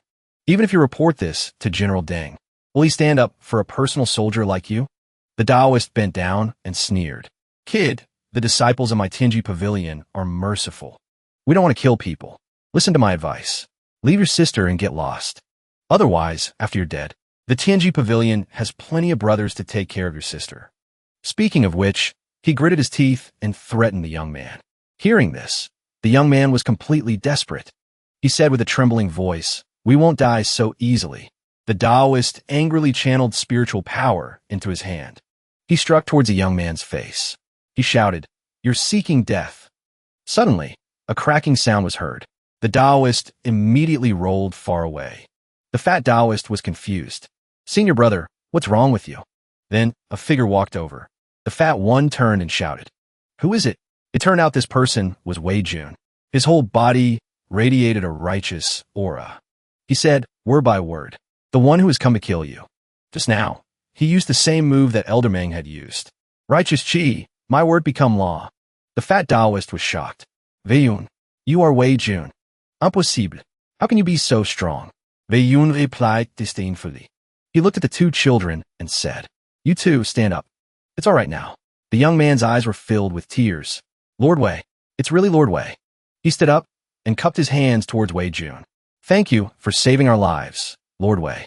In the future, when we come to the Tianji Pavilion again." At this moment, the thin Taoist staggered to his feet. He sneered. How could he come to the Tianji Pavilion? The fat Taoist was overjoyed. "Senior brother, you rolled back." The Taoist wiped his face. The veins on his forehead bulged. He gritted his teeth. "Of course, he was invited by us. Wei Jun, don't think you're a big shot in the capital, with someone protecting you. But in the Tianji Pavilion, you're nothing. Right now, you can't even protect yourself. Yet you want to protect others? What are you dreaming about?" After a long speech, he thought Wei Jun would reply. But unexpectedly, he calmly turned to instruct the Shaoqing. "Great General Deng Jiang in Tianandao is truly a bastard. How can he just watch the common people be bullied by the Tianji Pavilion like this?" The Taoist shouted angrily. "Are you listening to me? You're not allowed to look down on me." He began to get smug. "Wei Jun, have you read too many books and become stupid? Do you think this is the capital? In Tianandao, our Tianji Pavilion is the true supreme ruler. Understand? General Deng is just a guest elder of our Tianandao. How could he offend the Tianji Pavilion for a mere foot soldier?" The Shaoqing was extremely worried. "Lord Wei, you were really too impulsive this time. General Deng will not interfere in this matter." Wei Jun said, "I have seen a statistic. Within 5 years, in Tianandao, countless crimes such as intentional homicide, robbery, rape, and seizure of property have occurred. On average, one case every 2 days. The death toll has reached over 20,000 people. Among them, most of the cases were committed by disciples of the Tianji Pavilion. But not a single disciple of the Tianji Pavilion has been held criminally responsible for their crimes." Wei Jun immediately fell silent. Has the world become this chaotic? The Shaoqing continued. "The capital is a little better. If the great general guarding that place is dedicated to his work, the situation will be better. But overall, the situation in the world is indeed this chaotic." Wei Jun was speechless. Old Madame Yang was right. The people I've come into contact with before were all good people. It's just because I was lucky. I met all good people and didn't see those crimes and darkness. That is the majority of this country, and even this world. So the people I met were clearly the heroes of the world. But they could only barely hold on. They couldn't turn the tide." Wei Jun gritted his teeth and said, "The most terrifying thing is that, for this kind of world, many people have already taken it for granted." The Shaoqing was sweating like rain. He wiped his face with his hand. "Even His Majesty follows the arrangements of the Cultivator Alliance. How dare the officials below object? Lord Wei, in these past few years, the Great Qin Court has also been tough. The result was either demotion or death. Even if we have the heart to save the country, His Majesty has already surrendered. What's the point of us saving the country?" Wei Jun said angrily.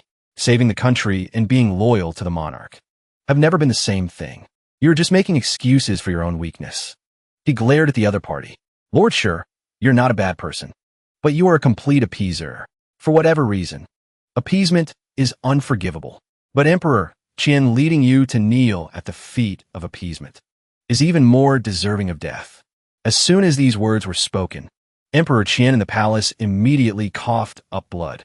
Qing Xin asked worriedly, "Your Majesty, what's wrong with you?" Emperor Qin clutched his chest, coughing up blood as he replied, "I don't know either, but it seems my internal injuries are getting worse." His voice trembled. "I feel very unwell. Could it be because I did something wrong? So the heavens want to punish me?" Back to Wei Jun's side, he continued, "Emperor Qin indeed deserves to die. But you two deserve to die even more right now."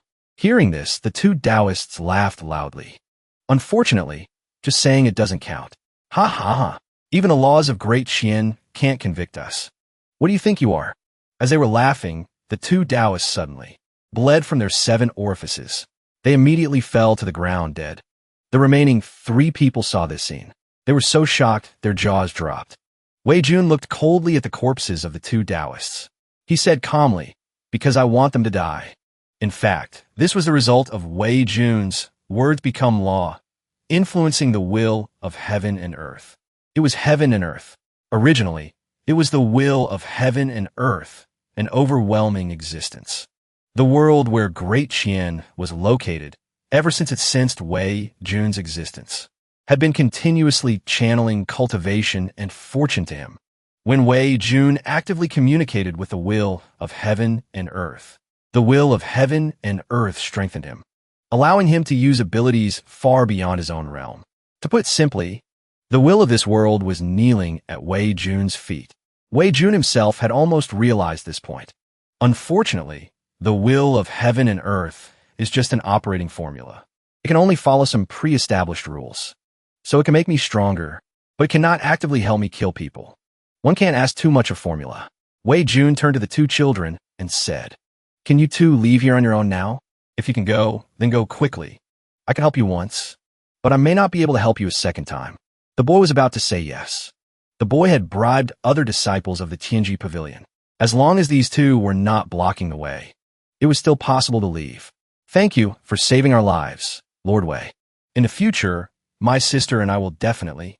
Before he could finish his words, the boy saw something rushing towards Wei Jun. He immediately shouted, "Lord Wei, be careful." In the sky, there was indeed a golden light shooting straight down.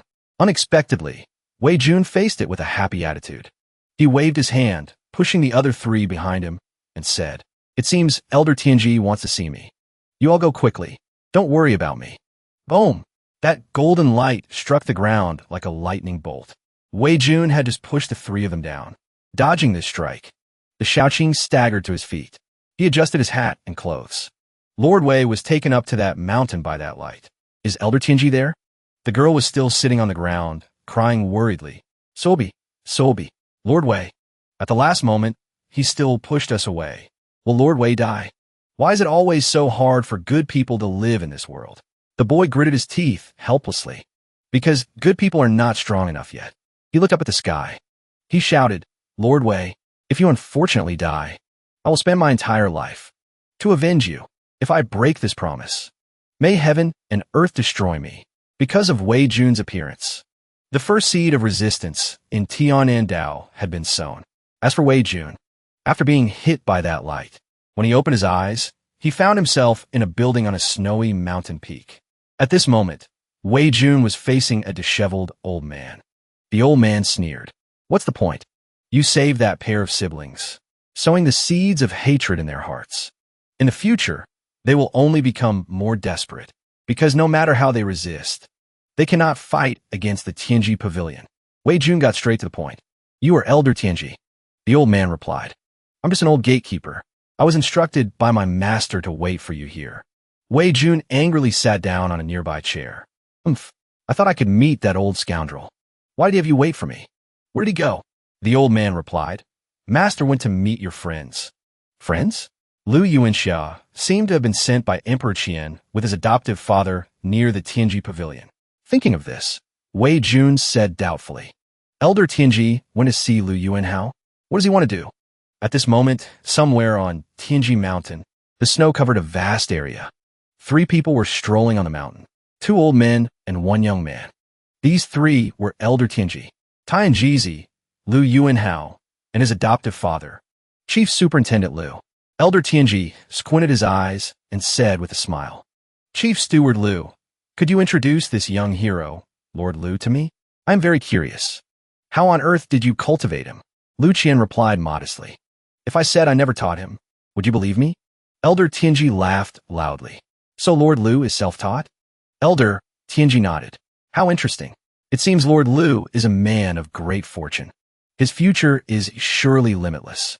Yuan Hao was praised to the point of feeling giddy. "Ha ha ha, you're too kind. I'm just an ordinary fat guy." Hearing this, Elder Tianji looked up to the sky and laughed loudly.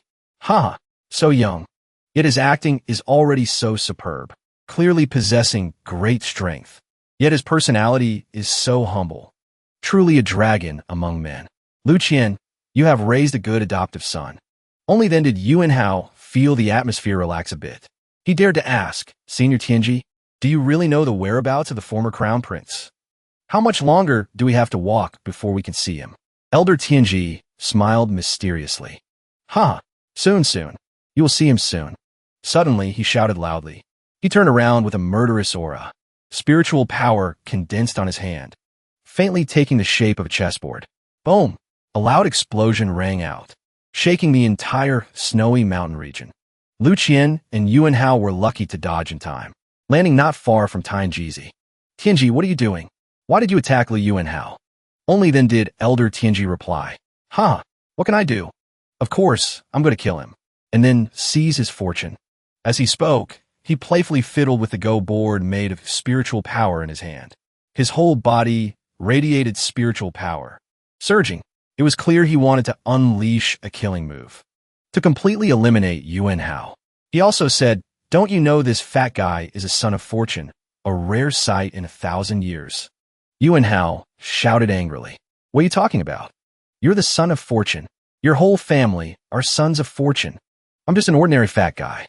If I were really a son of fortune, I would have killed you with one strike long ago. Lu Qian also angrily scolded Tianji. Even if little Jiao is a son of fortune, I won't let you kill him. 2 against 1. If you don't want to die, I advise you to get lost quickly. Elder Tianji still said calmly. Lu Qian, didn't Emperor Qian tell you to cooperate with me in all actions? If you can't bear to help me kill Lu Yuan Hao, then step aside. Otherwise, I can only bury your corpse along with his. Speaking of which, spiritual power condensed into the go board, turning it pitch black. Yuan Hao stared blankly at the chessboard. Why did it turn black? Lu Qian recognized this item. The Lanka chessboard, a powerful divine artifact containing the Tao of time and space. One of the strongest divine artifacts in the world. I didn't expect that something only heard of in legends like the Lanka chessboard would be found by you. Tianji circulated his spiritual power. His eyes shone brightly. He began to launch an attack. Ha. Your knowledge is not bad. Lu Qian, I'll give you a chance. Get out of the way now. Otherwise, you'll both die. Ha. You can't save Lu Yuan Hao today. Everything is within my calculations. Tianji used the Lanka chessboard to attack. Lu Qian and Yuan Hao struggled to defend themselves.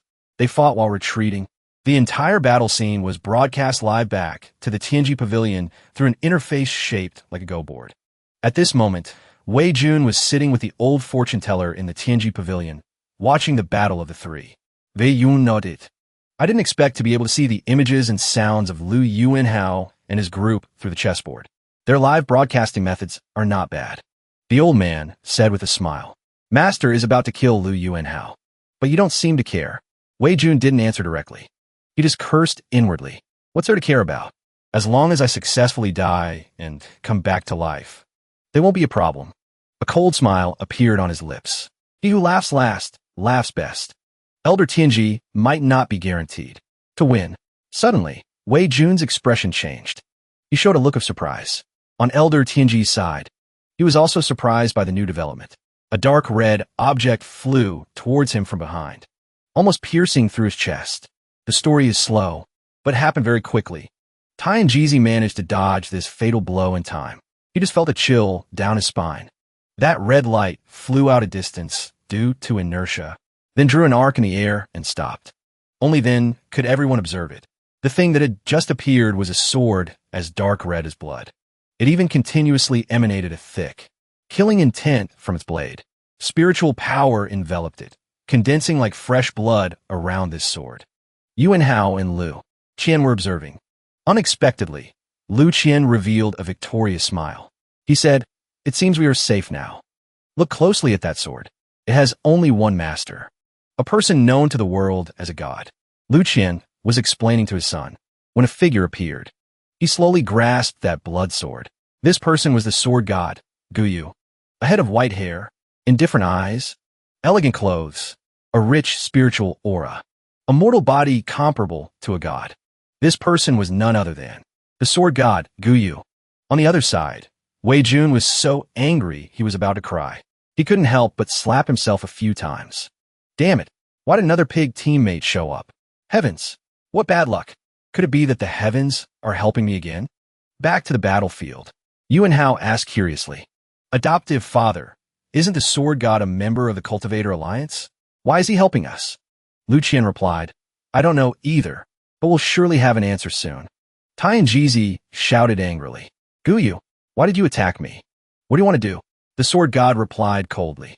I was entrusted by someone to take your life. Guyu's sharp gaze was like a sword light slashing towards Tai and Jizi, making him shudder. Tai and Jizi said, a person from the sword pavilion. You're insane. It seems you've really gone insane. The Tianji Pavilion and the Sword Pavilion have been friends for generations. We are both founders of the Cultivator Alliance. You are still the master of the Sword Pavilion. You want to kill me? Are you trying to provoke a civil war within the Cultivator Alliance? Or do you want to lead to an all-out war between the Tianji Pavilion and the Sword Pavilion? The Sword God still replied calmly. First, I'm no longer the master of the Sword Pavilion.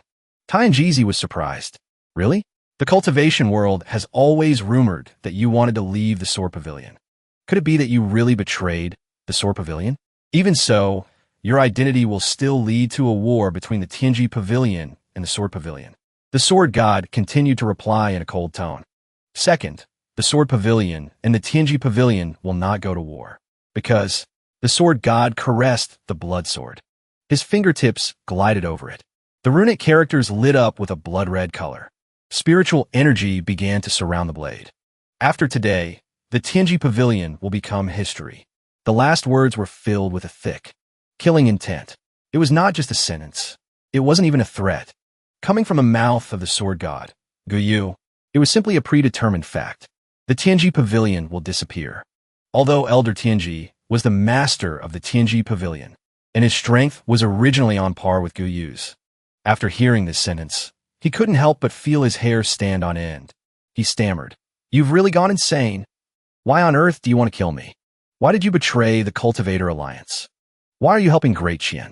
For old time's sake, can you let me die with an understanding? Seeing Tai and Jizi's fearful appearance, Wei Yun cursed inwardly. Damn it, the old scoundrel Tianji has given up.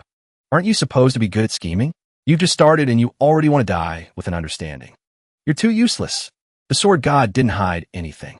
I can tell you, if I really have to say, it's probably because of the Iron Blood Nation Saving Society. Elder Tianji was stunned.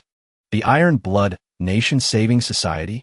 How are you related to the Iron Blood Nation Saving Society? The sword god continued his story. After the Patriotic War broke out, the Cultivator Alliance was hunted down by the upper echelons of the Western Continent's church. I belong to the war faction. A sword cultivator will not retreat, so I killed a lot of people. Then I lost my sword. People from the Sword Pavilion are supposed to get their swords from the Sword Mountain, but the lifespan of the people in the Sword Pavilion is getting longer and longer. Fewer and fewer people are dying. Naturally, there are fewer and fewer swords on the Sword Mountain. At that time, it was already very difficult to find a usable sword on the Sword Mountain. In the end, Zhang Yuan and Wang Qingyang of the Iron Blood Nation Saving Society forged a sword for me. My sword broke. The Sword Pavilion didn't help me. The Cultivator Alliance didn't help me either. But the Iron Blood Nation Saving Society, which had always been at odds with the Cultivator Alliance, came to me. That Crown Prince personally introduced the two great sword forging masters, Zhang Yuan and Wang Qingyang, to me. He recalled the first time the sword god met them. At that time, he was not yet called the sword god. Zhang Yuan said with great confidence, Huh, so you are the number one sword cultivator in the world? Just leave your sword to me, old Zhang. Although I have never been to the front lines, I have forged swords for countless soldiers there. Qingyang also happily agreed. Hee, I only forge swords for talented people. Sword cultivator in the world is qualified enough for me to take action. Guyu still had that indifferent attitude. You talk too much. If you have time to talk nonsense, you might as well get to it quickly. This attitude greatly surprised the two young people. The veins on their faces bulged. Do you know what manners are? We are helping you. Guyu replied with the same attitude. It made these two hot-tempered people unable to hold back their anger. As a result, the conversation between the two sides was like an argument. What's the use of manners? Can they kill people? Besides, I didn't actively seek you out. Qingyang stammered. You. Are all the people in the Cultivator Alliance bastards like you? Zhang Yuan persuaded her. Come on, little Wang. Don't forget what the Crown Prince told us. Guyu crossed his arms and said, "Forge the sword well. Make it look good." Qingyang was so angry her hair stood on end. "Get the hell out of here." "Okay." Just like that, on the first day, Guyu poked his head in.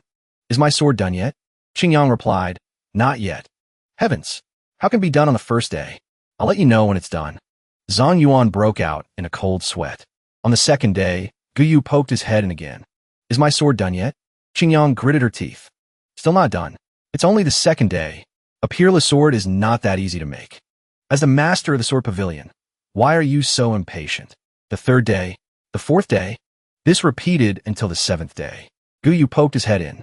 Still the same old question. "Is my sword done yet?" Qingyang went crazy with anger.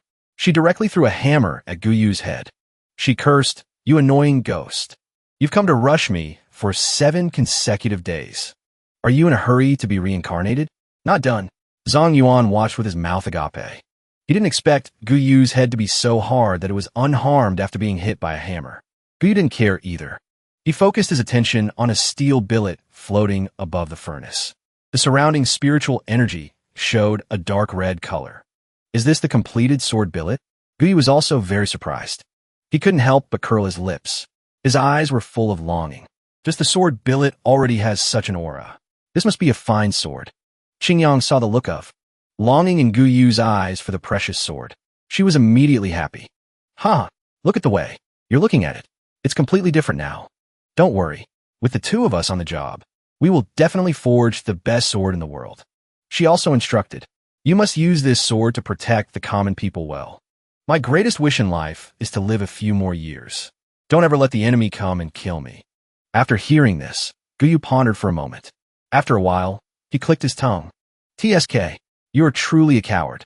The battlefield is indeed not suitable for you. Hurry up and forge the sword for me. Then go home."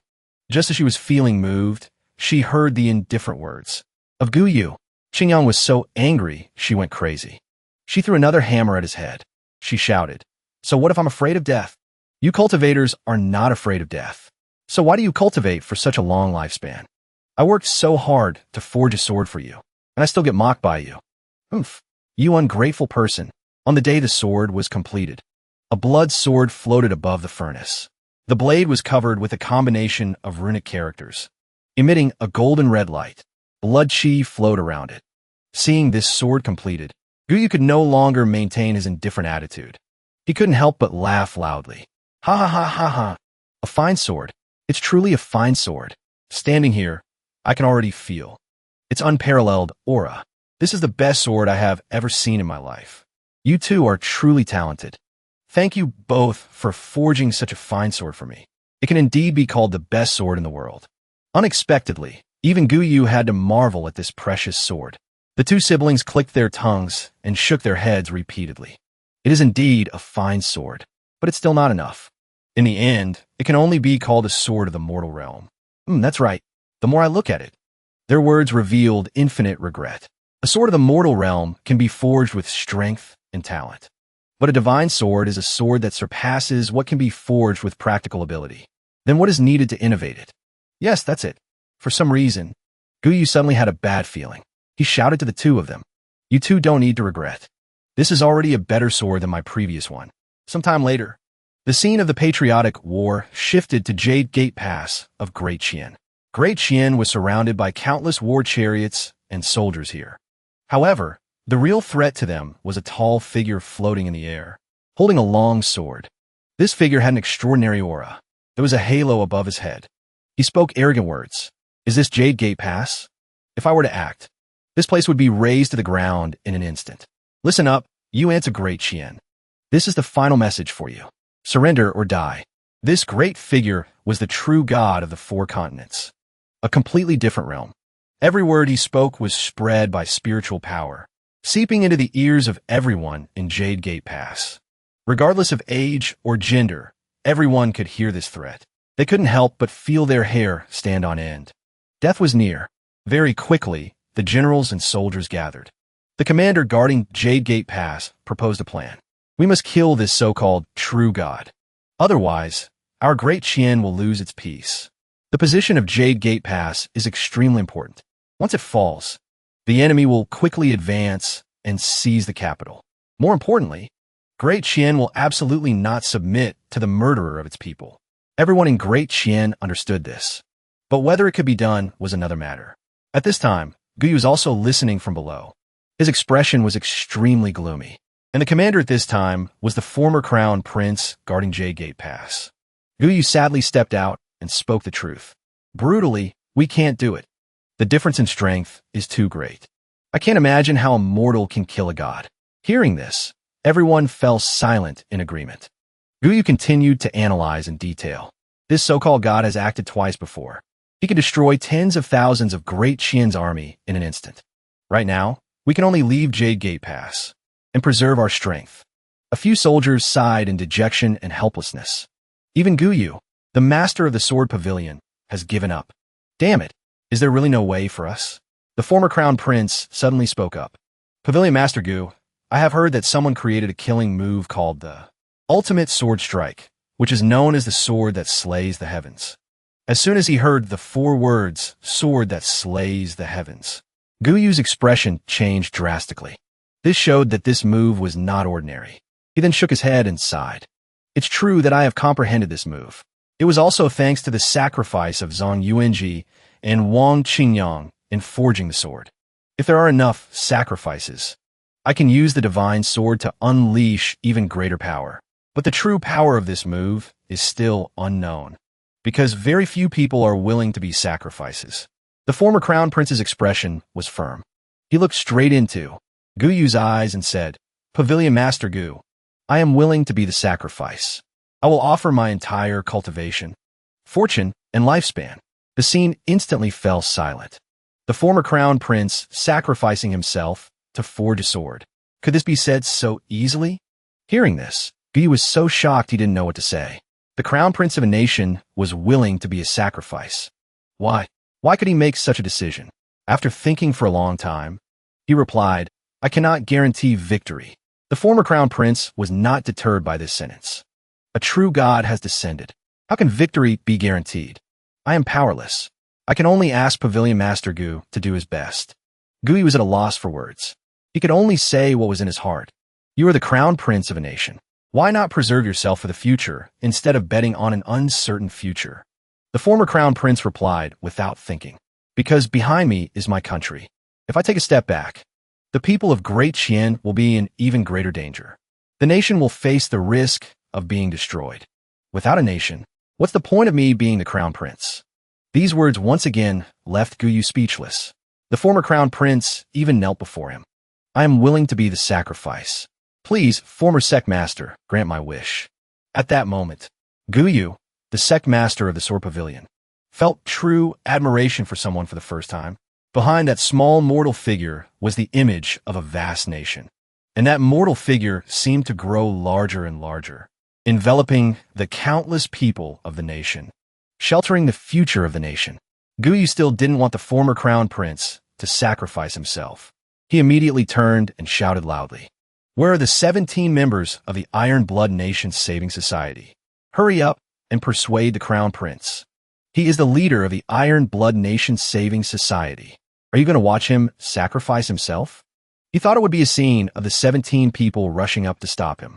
Unexpectedly, what happened shocked Guyu even more. We are willing to be the sacrifice. Please, former sect master, swing your sword. The entire army and people of Jade Gate Pass knelt down. They cupped their hands towards Guyu and shouted in unison. Loyal subjects and martyrs. Iron blood to save the nation. Is this the Iron Blood Nation Saving Society? Guyu asked himself in his heart.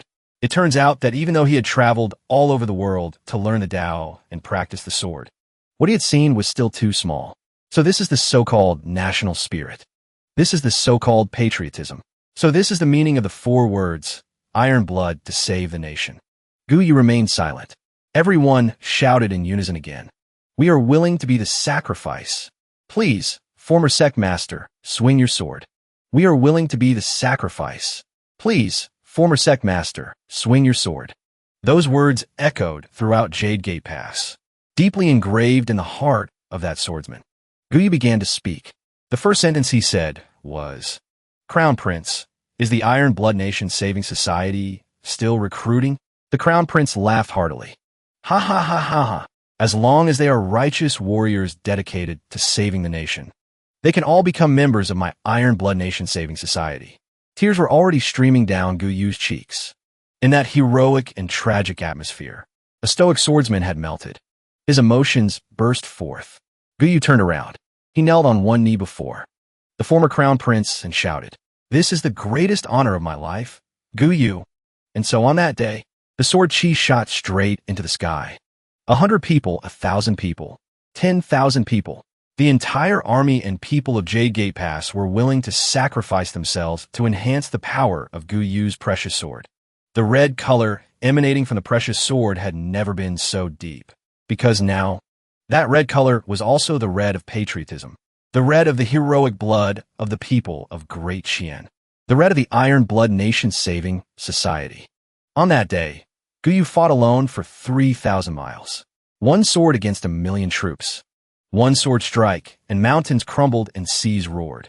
One sword strike, and all things fell silent. One sword strike, and heaven and earth shook. On that day, Guyu, with a mortal body, successfully annihilated a god. Before the iron-blooded precious sword, the descended true god was nothing but an ant. The world was shaken. The heavens were terrified. The battle ended. At some point, Guyu's jet-black hair had turned silver-white.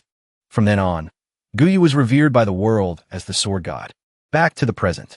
After hearing the whole story, Taiyan Jizi gritted his teeth in jealousy.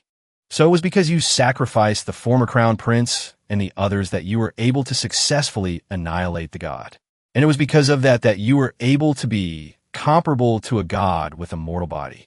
The sword god said coldly, "The mortal body is me, but the one comparable to a god is the crown prince and the 17 brothers of the Iron Blood Nation Saving Society. It is the 3,721 old soldiers of Jade Gate Pass. It was they who sacrificed their entire cultivation and lifespan. They even offered their 3 souls and 7 spirits. They exchanged their lives for the glory of the sword god for me.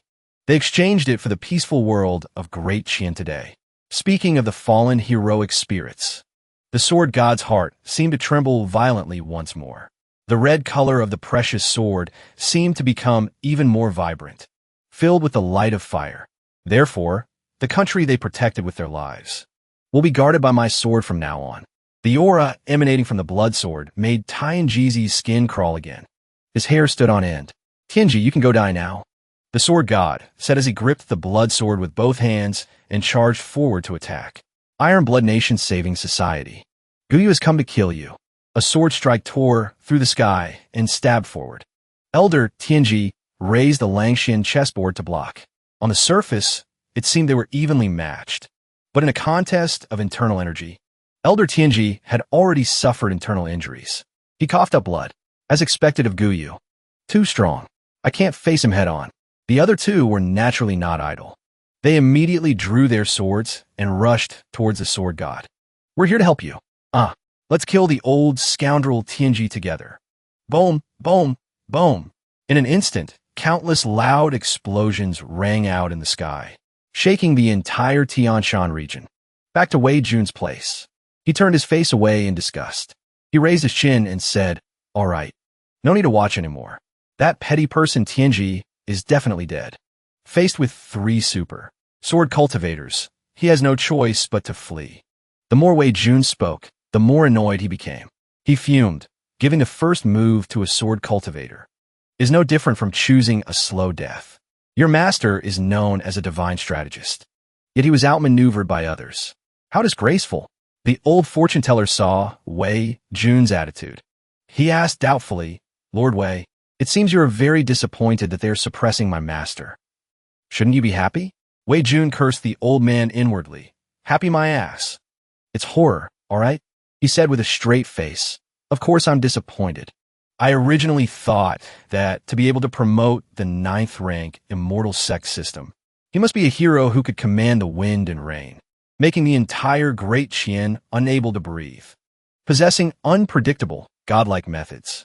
In the end, not only is his combat power poor, his brain isn't very smart either. How can I not be disappointed with such a useless opponent? I advise you to quickly change masters. Following him is a dead end with no future. The old man, being scolded for no reason, could only remain silent. The scene shifts to the battlefield. At this moment, Tianjizi was in a very sorry state. His whole body was covered in injuries. He coughed incessantly, but he had no chance to catch his breath. Just a moment of carelessness, and a sword strike almost took his life. The Langxian chessboard was also knocked away in a moment of carelessness. He continued to channel his energy to flee. The Langxian chessboard is gone. The only way is to hide temporarily. Avoiding this calamity only leads to another. Next came a sword strike from Liu, thrusting straight at his face. Tianjizi barely managed to dodge it, but his body couldn't help but tremble uncontrollably. On the other side, Yuan Hao also flew in. Not done yet, because he underestimated him. The heavenly mystery old man carelessly let Yuan Hao gain the upper hand. A sword slashed down, severing his right arm. He screamed in pain. "Arg, my arm." The heavenly mystery old man then continued to flee. He could only turn his head and curse. "Bastards, you just wait. I won't let you get away with this." Yuan Hao shouted while chasing. "Then stop running. Come back here. The three of us will take turns dueling you alone." Suddenly, Lu Qian shouted from behind. "Old Ninth, watch your back." Yuan Hao turned his head to look. He discovered Tianjizi's severed arm had flown up on its own. It was rushing straight toward his face. Not being skilled in light footwork, Yuan Hao couldn't dodge in time. He only saw the arm glow brightly in an instant, then immediately explode. An earth-shattering explosion illuminated the entire heavenly mountain region. The other two could only watch with their jaws dropped. Seeing this, the heavenly mystery old man laughed triumphantly. "Ha! Stinking brat, tasted my power yet? Even if I can't deal with Guyu, that doesn't mean I can't kill you. Take that, you bald donkey." He hadn't even finished laughing when his face turned into a look of bewilderment. It turned out that after the explosion cleared, Yuan Hao was still safe and sound. His clothes were just a bit dusty. He scratched his head and asked, "Was that just now?" The heavenly mystery old man gritted his teeth and roared. "What? Almost uninjured? What kind of defense do you cultivate? Why is there something as hard as a turtle shell like you in this world? Are you a turtle reincarnation?" Stunned for a moment after being scolded, Yuan Hao angrily continued the chase. "It's one thing to be a villain. Why do you have to insult me? Foster father, sword god, hurry and help me take down this uneducated old man." Tianjizi fled once again. "Arg, damn it, this battle is so frustrating. He's fine even after an explosion like that. How am I supposed to fight this?" Wei Jun watched the scene of Tianjizi being chased like a dog. Pathetic to the extreme. Truly miserable. Even I can't bear to watch anymore. The fortune-telling old man also lamented. "I knew Lu Yuan Hao was a master swordsman, who once killed 3 great demons with a single strike. But I never expected him to be this strong. Looking at it now, I'm afraid even Lu Qian isn't his match either." Wei Jun said coldly. If those two wanted to determine a winner, it has never been just about raw power. Lu Yuan Hao isn't very smart. Chief Steward Lu has rich experience. If they fought to the death, the final winner could only be Chief Steward Lu. You really are just like your master, only knowing how to look at the surface. Truly two useless people who don't know how to use their brains. The old man didn't get angry. He just smiled meaningfully. "Haha, do you really think the heavenly mystery old man is such a useless person? Let's just wait and see." After speaking, the old man focused on observing the chessboard. On the other side, the heavenly mystery old man fled for a while before being cornered by the 3 experts, surrounded on 3 sides. "Tianjizi, give up. With me and the sword god here, you can't escape." He raised his chin high, angrily saying, "The 3 of you ganging up on me alone? What kind of skill is that?" Yuan Hao argued back. "What do you know? This is called unity. Unity is strength. Strength is skill." Lu Qian also chimed in. "You're already so weakened. There's basically no need for the sword god and me to act. We are just preventing you from escaping, then borrowing your death to train the younger generation. That's all." The sword god calmly instructed. "Little fatty, Tianjizi's body is very strange.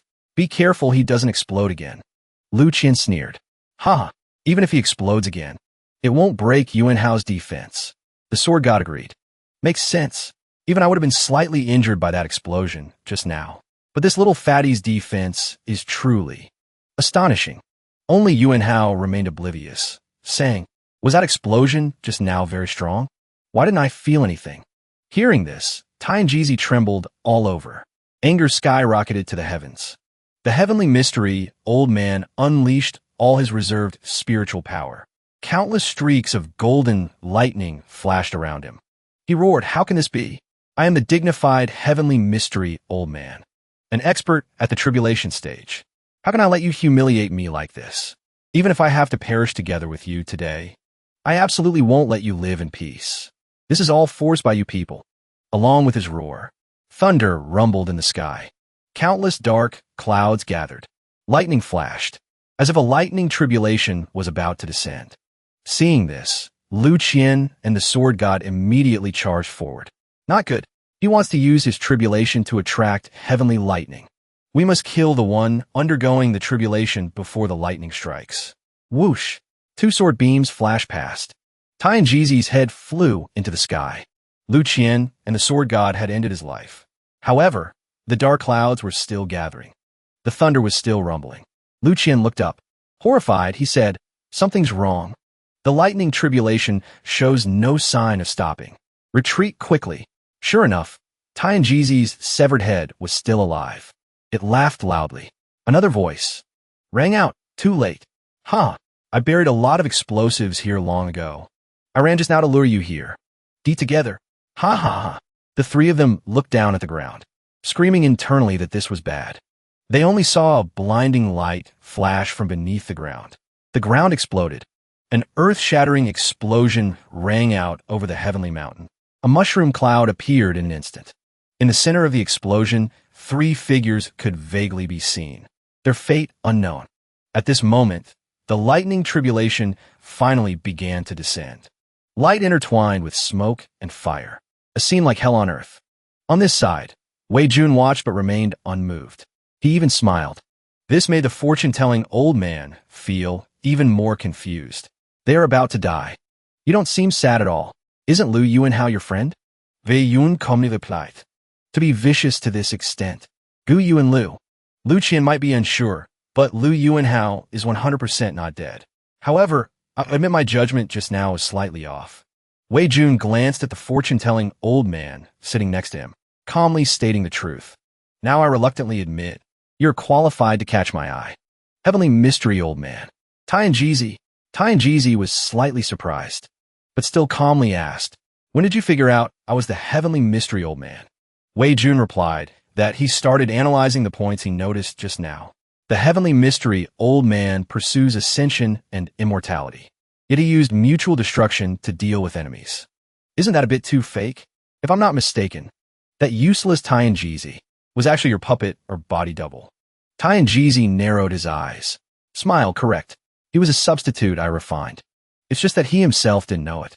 So he truly thought I was his servant, and that he was the heavenly mystery, old man. Hearing this, Wei Jun stood up and laughed loudly. Ha ha, just as I thought. Not bad, not bad.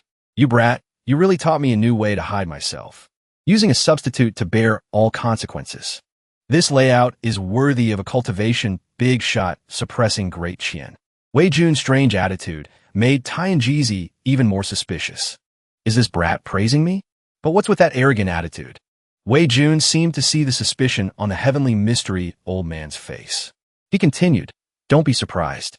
I rarely praise others. Your chessboard truly lives up to its reputation. It didn't disappoint me. Actually, Wei Jun was very smug inside. The villain this time has brains.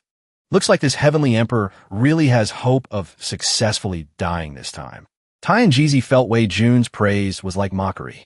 Frowning, he said, then thank you, Lord Wei, for the praise. However, what will truly surprise you is yet to come. He looked toward the chessboard, hinting, do you know why you can observe the battle so clearly? Wei Jun rolled his eyes and looked around, exclaiming, could it be that this is the true Longhorn chess game? So the three of them were brought into your chessboard long ago without realizing it? Huh, interesting. Truly a wonderful chess player. Still that strange laughter.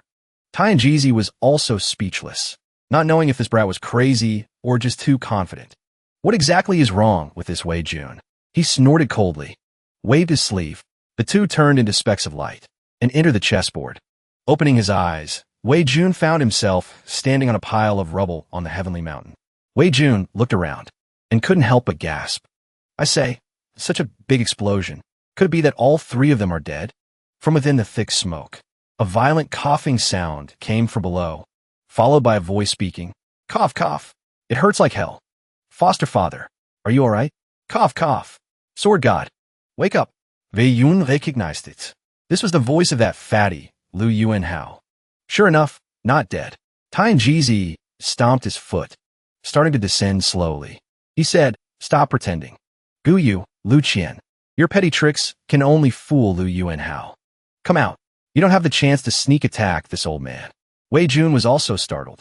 Almost even this heavenly emperor was deceived by these little foxes. Sure enough, three figures supporting each other appeared from the smoke. All three were alive, except for Lu Yuanhao, who jumped out with minor injuries. The other two were heavily injured, looking very miserable. Lu Qian held his sword, trembling as he spoke.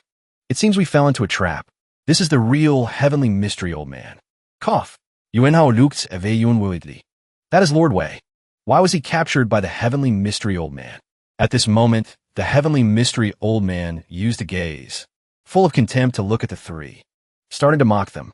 I must say, you truly surprised this old man. I sacrificed a substitute, set up such a wonderful situation, yet you still managed to survive. I calculated Lu Qian, calculated Gu Yu. The only one I didn't calculate was Lu Yuanhao. So young, yet possessing such shocking strength. This talent is truly too terrifying. Give you another 15 years. This old man fears I truly wouldn't be your match. Indeed, although only one small detail was miscalculated. But the overall situation changed greatly. Lu Qian recalled the dangerous situation just now. If old Ninth hadn't desperately protected me and Gu Yu at the critical moment, I'm afraid the two of us would be dead. If he hadn't borne the greatest shockwave and the most lightning tribulation runes, with old Ninth's ability to take a beating, he basically wouldn't have been injured. The sword god situation wasn't optimistic either. He realized the severity of his injuries, so he had to try to stall for time to regulate his breathing. Only then would there be hope to continue fighting. He started stalling. You said you calculated me. In terms of realm, you are half a step higher than me. But in terms of true strength, you are half a step lower than me. You basically shouldn't be able to calculate me. This detail didn't escape Tien Jizi's eyes. He said, stalling for time is useless. This is inside the Longhorn chess game. Your injuries will remain forever at their worst moment. I won't give you any chance. However, I can answer your question. You are right. I indeed couldn't calculate you directly. Unfortunately, I cast a divination for myself. The hexagram showed that I would die by a sword. He continued speaking, and in this world, the sword that can kill me is only the god-slaying sword, the sword that once slaughtered a god. So I used the death of a substitute to deceive the world, luring you into my Longhorn chess game. Gu Yu, this setup was laid out specifically for you. Gu Yu continued to be suspicious. Impossible. People of the heavenly mystery pavilion cannot divine for themselves. I know this rule very well. Tien Jizi smirked, calmly replying, people of the heavenly mystery pavilion are divided into two types. One type is the others. The other type is the heavenly mystery old man. Hearing this, Wei Jun couldn't help but exclaim, I say, this arrogant line is truly domineering. He really pulled it off. Tien Jizi clasped his hands behind his back. Looking down at the sword god, he said, all right, we almost created a result where Gu Yu died in my hands. I won't insult your status. The sword god stepped forward furiously. Do you really think you've secured victory? Immediately, a cold aura erupted, making those standing next to him shiver. Tien Jizi was slightly stunned. Then he praised the sword god. Very good. Even at this point, I didn't expect I could still feel the threat of death from you. As expected of sword god Gu Yu, after you die, I will take good care of your sword. Whoosh. The sword god raised the blood sword high, aggressively saying, you cannot take this sword away, because it carries 3,721 soldiers at Jade Gate Pass who willingly sacrifice themselves. Such a sword, you are unworthy of possessing in your entire life. Tien Jizi paused slightly. He didn't reveal any emotion, calmly saying, is that so? This old man also really wants to know if there is any sword in this world that I cannot hold. I'll let you make the first move. Unleash your move, Guyu. The sword god actually wasn't sure he could win. He turned to ask Lu Qian. Manager Lu, I still have enough strength for one strike. I am willing to risk death to create a sliver of survival for a young person like Lu Yuanhao. Can you still fight? Lu Qian cupped his fists and replied, tremblingly. Regrettably, I can't anymore. I'm already old. He didn't say this to make excuses. Lu Qian raised his hand and suggested, kill me. I am willing to be a sacrifice for Brother's sword. Hearing this, Yuanhao, tears streaming down his face, said, Foster father, what are you saying? Lu Qian continued speaking. Come to think of it, back then the former crown prince also invited me to join the Iron Blood National Salvation Society. I saw they were mostly young people, so I didn't join. I only sent a few adopted sons there. Brother Gu, that day at Jade Gate Pass, my fourth son was also there. This truth was something even the sword god hadn't expected. Yuanhao sobbed uncontrollably, but he didn't stop him, because he knew, once his foster father decided to do something, he would persist to the end. Lu Qian looked at him and said, a scholar dies for his soulmate, both sorrowful and fortunate. If I have to choose a way to die, I'd rather die on the battlefield like those children. Do it, sword god. Tianjizi obviously saw the whole process, but he still showed contempt. Is it the sword-sacrificing, world-slaughtering god formation used back then? Fine. This old man also really wants to see how powerful the god-slaying sword will be after being sacrificed. The sword god added, if I can't kill him, I will sacrifice myself to leave Lu Yuanhao a chance to strike. After speaking, he pointed the sword straight at Lu. Brother Lu, go peacefully. Gu fears he will follow soon. Wait. Wei Yun shouted loudly, rushing to where the three were standing. He analyzed, sword god, with manager Lu's current state. Even if you sacrifice him, I'm afraid it won't have much effect. These words were not unreasonable. The three stopped because of this. Wei Yun continued analyzing. Look at that old thief Tianjizi disdainfully waiting to act. He must have calculated that even sacrificing manager Lu poses no threat. So, Wei Jun grabbed the sword god's shoulders with both hands, loudly saying, sacrifice me. Quickly, please kill me. I guarantee the power from sacrificing me can definitely kill that old thief Tianjizi. In his heart, he was also screaming, kill me, kill me. What are you waiting for? It's urgent. Hearing Wei Jun's words, Tianjizi laughed sarcastically. Just sacrificing you can kill this old man? Kid, I really admire your confidence. Wei Jun heard these mocking words, cursed silently. I really hope you can still laugh like that after I die. With this heavenly emperor's luck, let alone a tiny heavenly mystery old man like you. When the time comes, Guyu destroying this world with one sword strike would be a small matter. The sword god pondered for a moment, then replied, Lord Wei, I know you, but you're too weak. I'm afraid it won't be effective. Wei Jun wasn't angry at all, generously saying, have a bit of heat, emit a bit of light. Back then, those old soldiers at Jade Gate Pass when the gate closed, not everyone was strong either. Moreover, I am young. The power of sacrificing vitality is definitely not small. I am willing to be the sacrifice. Please, sword god, grant me death. Hearing Wei Jun say this, the sword god was also somewhat moved. Lord Wei, you are even more righteous than I imagined. I agree to your proposal. If your death is useless, Manager Lu and I will definitely sacrifice our lives as well. Thus, the sword god raised his sword, thrusting straight toward Wei Jun. I'm coming. Lord Wei, go peacefully. Tianjizi still observed calmly, completely without any worry. Stupid to the extreme.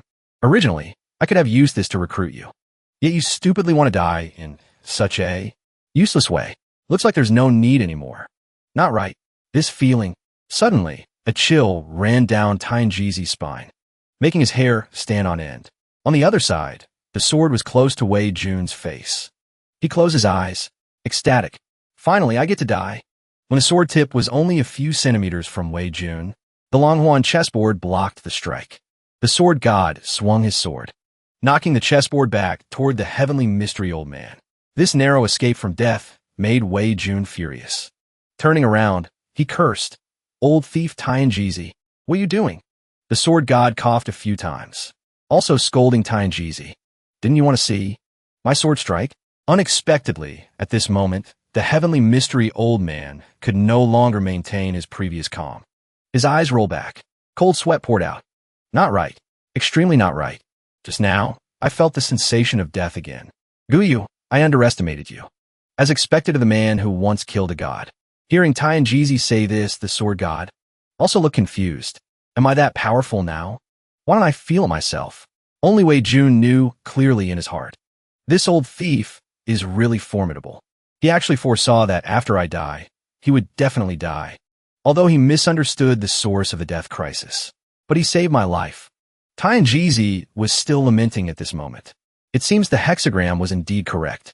This old man truly has a possibility of dying under your sword. It's a pity. I originally wanted to experience your god-slaying sword.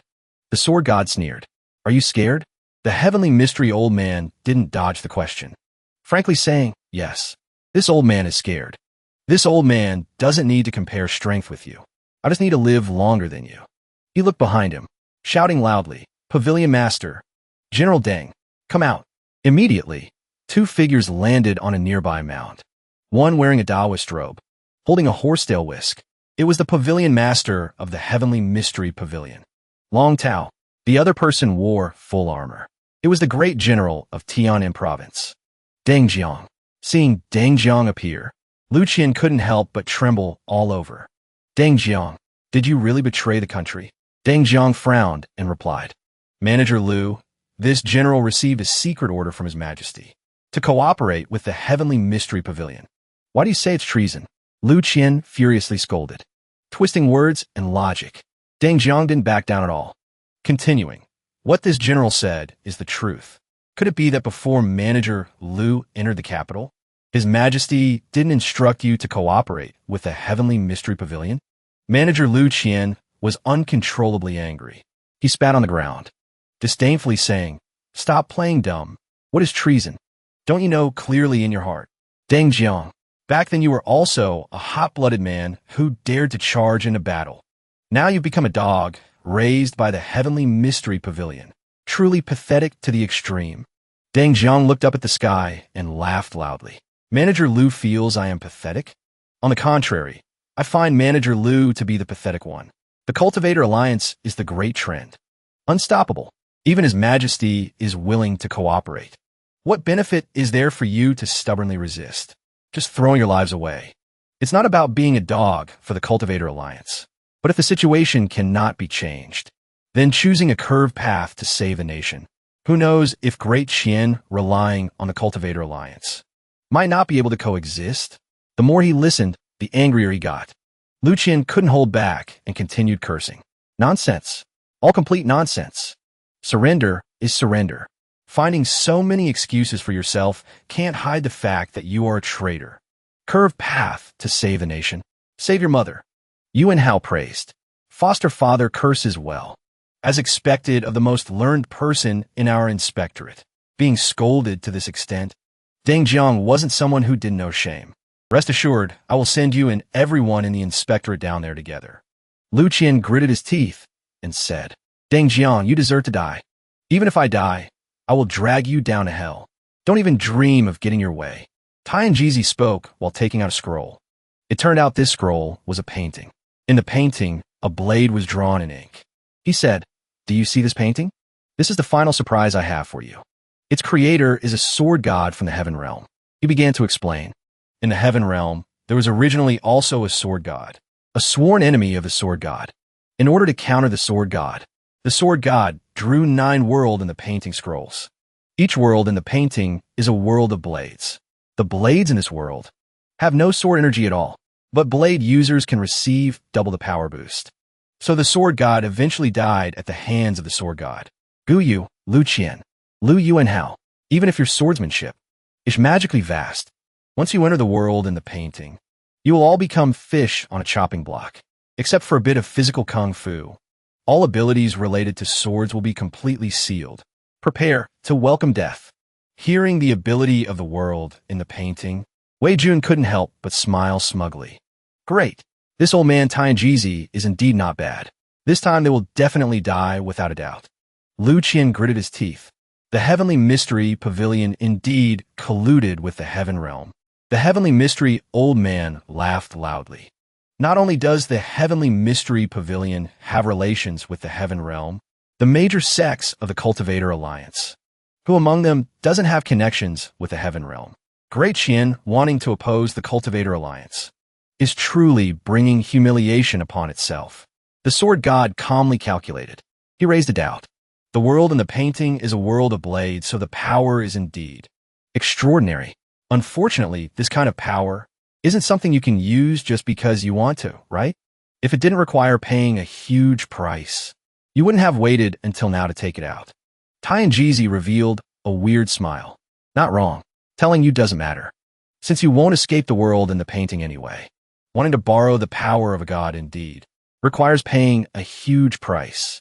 Activating the world in the painting, I'm afraid it will drain the mana of me and the Pavilion Master.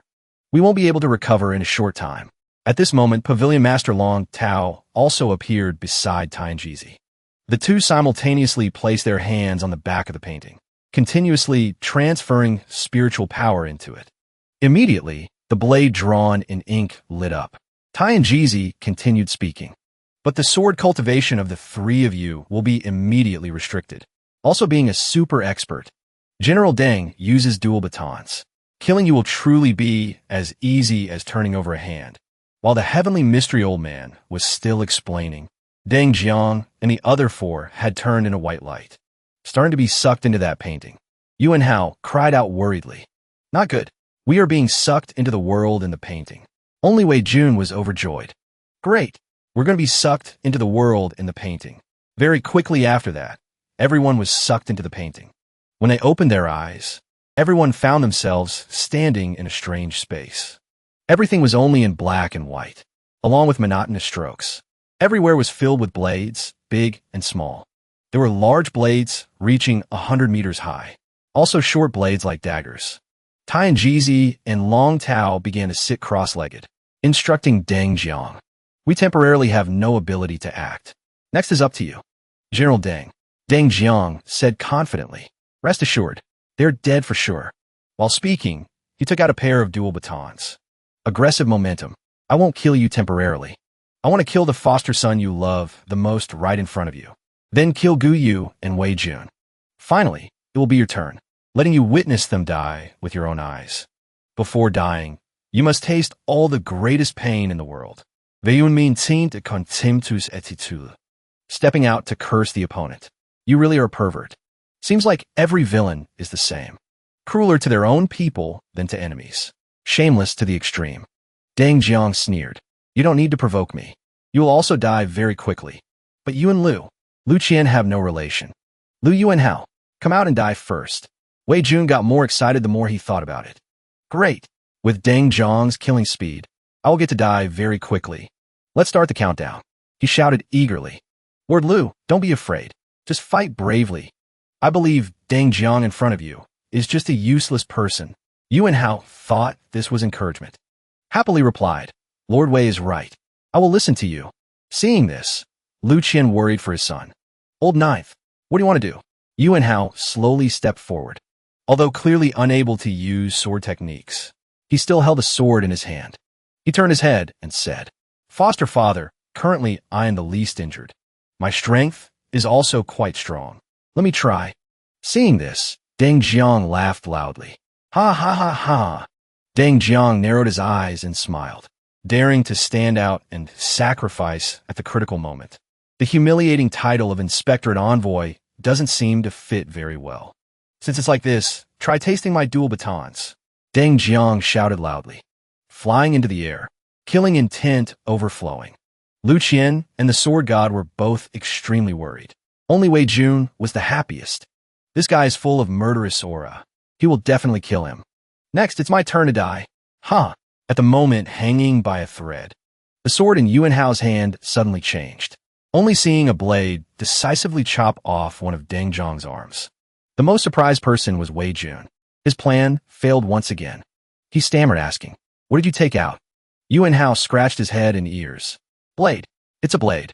The two stood there talking, completely ignoring Deng Jiang, who was holding his severed arm, screaming miserably in the distance. Wei Jun covered his mouth and asked, Blade? Blade. Why'd you take out a blade? This is a world of blades. Blades are very scary.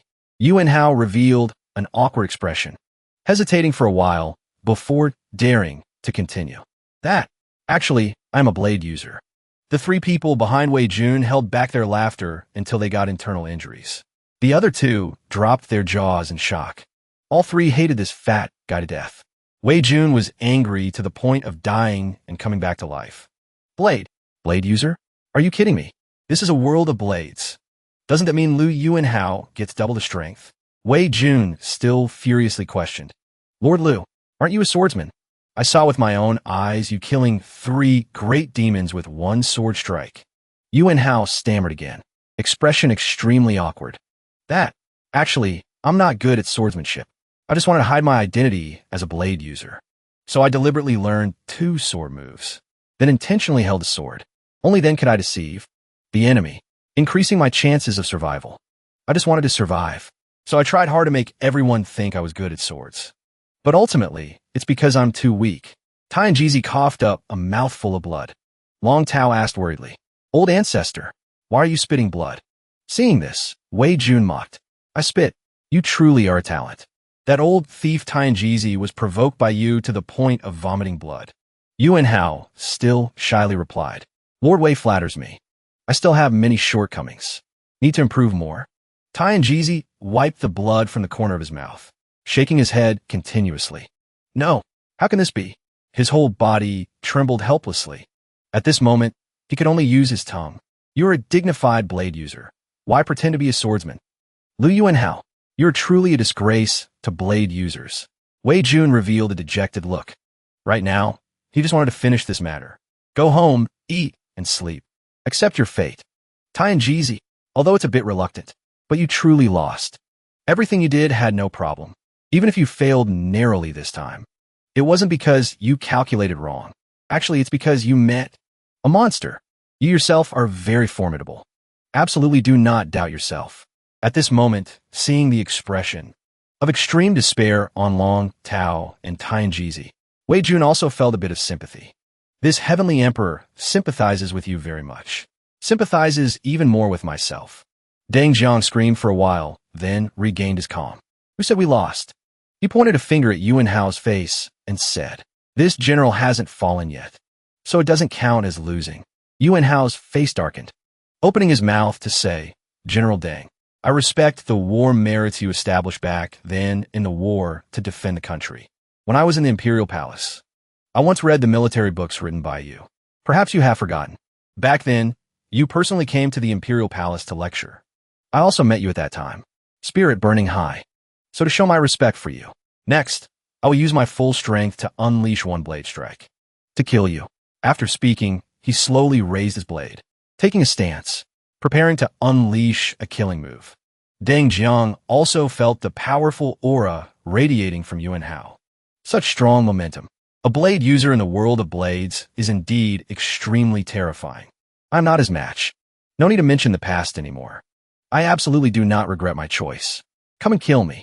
Lu Yuan Hao, but I won't lie down and wait for death. Deng Jiang shouted back loudly. Suddenly, Lu Qian spoke up. Old Ninth, wait a moment. Don't kill him yet. Lu Qian stared into Deng Jiang's eyes and questioned. Since you have the resolve to fight to the death, then why betray Great Qian? Deng Jiang sneered. Betray? I betrayed Great Qian. The result was becoming a high official. Quan Fanggang. Delhi. Master Yang didn't betray Great Qian. Are they living well today? Lu Qian. I feel a bit guilty towards Lu Yuan Hao and the others. Some of them even grew up listening to my stories. So when facing them, I feel extremely ashamed. People of our generation have experienced everything. Lu Qian, tell me, all these years in the imperial court, those with high positions, wholeheartedly for the country, who hasn't colluded with the Cultivator Alliance? Has the imperial preceptor? Has Prime Minister Shangguan? Even you, have you? In this world, am I, Deng Jiang, the only one colluding with the Cultivator Alliance? Hearing these absurd words, Lu Qian immediately retorted, We are not like you. We are just enduring, waiting for an opportunity. Deng Jiang laughed loudly. At first I thought so too, but wearing a mask for a long time makes you forget your true face. Later I thought it through. What's wrong with that? Lu Qian shouted furiously. Of course it's wrong. You betrayed your country. Forgot your ancestors. Down in the underworld, you won't have the face to see your ancestors. Even less face to see those heroes of the past. Speaking of this, Deng Jiang still looked up at the sky and laughed. Only, in his laughter, there was a bit of bitterness and regret. Why didn't I think like that before? But when Her Majesty started listening to the imperial preceptor in everything, what meaning did my persistence have? Lu Qian, you are formidable. You are righteous. You can lecture me like this. Do you dare lecture His Majesty like this? What's even more ridiculous is, even the emperor surrendered. What can we subjects do? I was just learning. From His Majesty, that's all. Lu Qian, winner takes all. Today you won. So whatever you say is right. But if I had won today, 100 years later, you would be the rebellious traitor. And my surrender to the Cultivator Alliance would be loyalty and patriotism. This was Deng Jiang's last statement. Like a dying wish. General Deng, in this world, there is no clear justice or evil. The winner is naturally justice. The atmosphere suddenly became serious. Everyone was silent. The person who broke the silence was a sarcastic remark. All nonsense. Listening to it makes me sick. This person was none other than Wei Jun. He picked his ear. With a disgusted look, he pouted and said, "Listening to you talk, my ears are about to deform. Do you feel you are very reasonable? Talking for a while, and then moving yourself to tears?" Being mocked, Deng Jiang felt ashamed. What was even more shameful was, these words came from Wei Jun's mouth. A brat not yet grown up. He angrily retorted, "Wei Jun, I know you. I also know you are a hero who treats death lightly. But you are young. You haven't experienced what I experienced when I was young.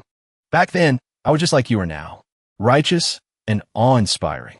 Wei Jun immediately cut off Deng Jiang's words. "Don't compare me with you. You are not worthy." Wei Jun scolded straight into the face of this lousy general. In this world, right is right. Wrong is wrong.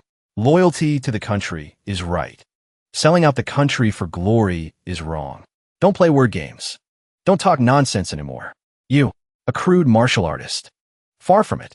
Deng Jiang was scolded into a daze. Selling out the country for glory? You say I sold out the country for glory? The ruler is the emperor. Even he doesn't care about his own country. Why should I care? Wei Jun asked back. You are dissatisfied with the ruler? Deng Jiang immediately puffed out his chest and replied, "Does a Tao-cultivating emperor deserve my respect? But as long as he could shoulder half the responsibility of the late emperor, I would also be willing to fight with him to the end." The result? He surrendered first. Then didn't my persistence become a joke? Wei Jun started acting like a teacher, pointing out Deng Jiang's mistakes. First, you never persisted. Second, if you're dissatisfied with a ruler, even not hesitating to become a traitor selling out the country, why didn't you choose another path? Deng Jiang was stunned upon hearing this. What path? Wei Jun replied without hesitation. Kill the ruler. Then change to a new, responsible emperor. You have 10,000 ways not to sell out the country. But you deliberately chose to sell out the country and act self-righteous about it. Head held high, these treasonous words were spoken by Wei Jun as if they were everyday matters, making Yuan Hao terrified as well. Even Deng Jiang completely lost his initial confidence. What are you saying? How can a subject kill the monarch? Wei Yun sneered, looking at Deng Jiang with contempt. A subject also cannot betray the country. Didn't you already do it? Have the guts to betray the country, yet no guts to kill the king. In the end, you were just a coward, because betraying the country is easier than killing the king. So you chose the easier path. Kneeling down ends the matter. Deng Jiang was rendered speechless, starting to be stubbornly conservative. Wei Yun, you are sophist. In this world, there is no such thing as a subject wanting to kill the monarch. Wei Jun once again looked at Deng Jiang with contempt. I just want to, in my opinion, the imperial preceptor and Prime Minister Shangwan probably also had such thoughts. So a traitor is a traitor. Don't make excuses. The country is in trouble. You were the first to surrender to the enemy and pretend to recount your hardships. Deng Jiang, you're like a whore who wants to erect a monument of chastity, making me nauseous to death. General Deng, always proud, majestic, and awe-inspiring, at this moment, was scolded by Wei Jun until his face turned pale. Sweating profusely, Wei Jun lowered his voice and asked, But there is one thing I don't understand.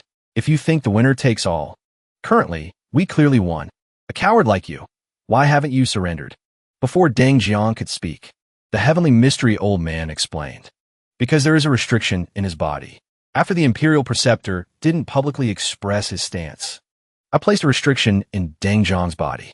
As long as I want, he will definitely die. Tianjizi frowned, sweat dripping on his forehead. Lowering his voice, he said, "This old man admits defeat this time. Why don't we make a deal? Release me and the pavilion master. I will help Deng Jiang remove the restriction. How about it?"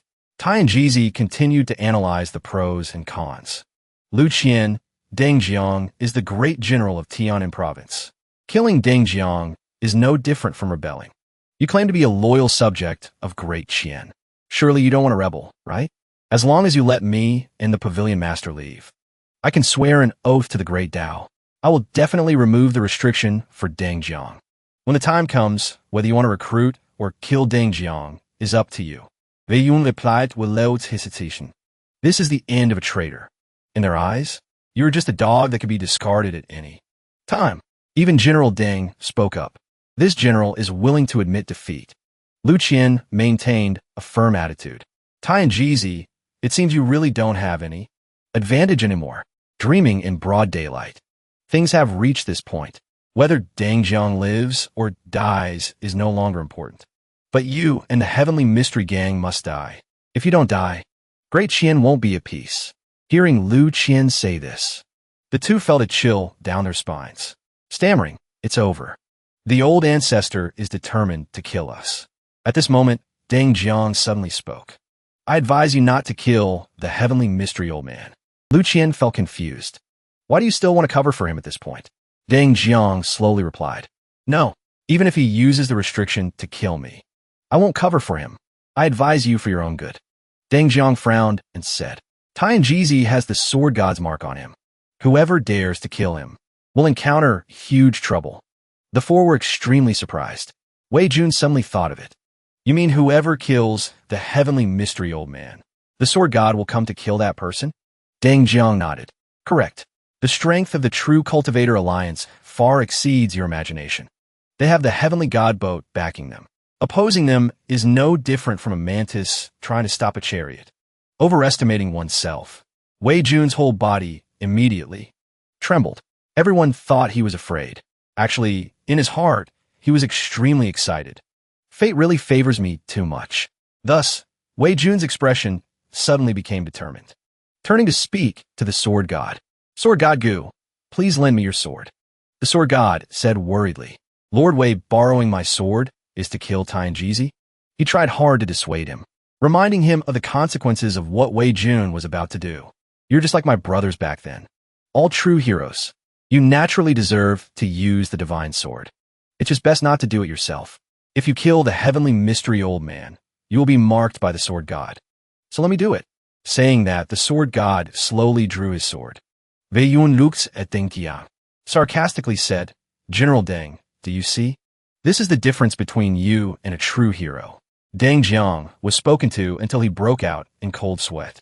After mocking, Wei Jun said to the sword god again, "Sword god Gu, currently you are heavily injured and suppressed by the blade momentum. Your strength is probably not even equal to mine, so the decision lies in my hands." Wei Jun took advantage of the sword god being off guard, snatched the divine sword. Happily said, "You should continue to live. Leave the seeking death business to me." The sword god still loudly reminded, "Lord Wei, I know my body currently can't stop you, but you are young. You should cherish your life." Wei Jun shook his head. Age is not important. He didn't turn back, speaking to everyone as if saying his last words. Each person's life happens only once. So Wei refuses to watch others sacrifice for him. These words made the sword god relive the heroic feeling of Jade Gate Pass back then. He respectfully cupped his hands and said, "Lord Wei is truly noble." Lu Qian also said, "Brother Gu, is this Wei Jun? This is the hope of Great Qian, the hope of the world, the hope of the human realm." Hearing the praises, Wei Jun said smugly, "Just whether I'm hope or not isn't important. The important thing is you can't stop me from seeking death." Wei Jun slowly walked with the sword to Long Tao and Tianjizi. He asked coldly, "What is your name?" Long Tao stammered, "My name is..." Stop. Not important. Wei Jun swung the sword down without hesitation. One strike beheaded the heavenly mystery pavilion master. Supporting roles don't deserve names. Long Tao sounds like supporting role. Dying with eyes wide open. Is it a coincidence? My name really is Long Tao, extra. Head separated from the body. The heavenly mystery old man watched with a cold spine. Wei Jun swung the sword to his neck and said, Tai Jizi, your turn. Do you have any last words? At the moment, hanging by a thread, he started damage control. If I don't say something valuable, he will definitely kill me without hesitation. Thinking for a moment, he shouted loudly, I know the truth of the patriotic war. The patriotic war was indeed deliberately provoked by us. This information is a bit interesting. Wei Jun withdrew the sword. Interesting. Congratulations, you can live a little longer. Continue. Tai and Jeezy began to confess everything. We provoked the patriotic war for 2 reasons. The first reason is just as Yang Shui guessed. It was for luck. Hearing this reason, the sword god couldn't help but shout, How dare you? You are cultivators, yet you provoked this kind of secular war. You will be burned by karmic fire, doomed eternally. The heavenly mystery old man replied, Correct. So the one who provoked the patriotic war has already had their soul scattered. Wei Jun, with the identity of the heavenly emperor, could indeed confirm these words made sense. Supernatural forces cannot interfere in mortal affairs. This was a rule set by this heavenly emperor in the past. Only those willing to pay a huge price or possessing absolutely powerful strength could go against this rule. These heavenly mystery old men didn't look powerful enough to oppose the heavenly emperor. That means they paid a price large enough. He continued asking, What is the second reason?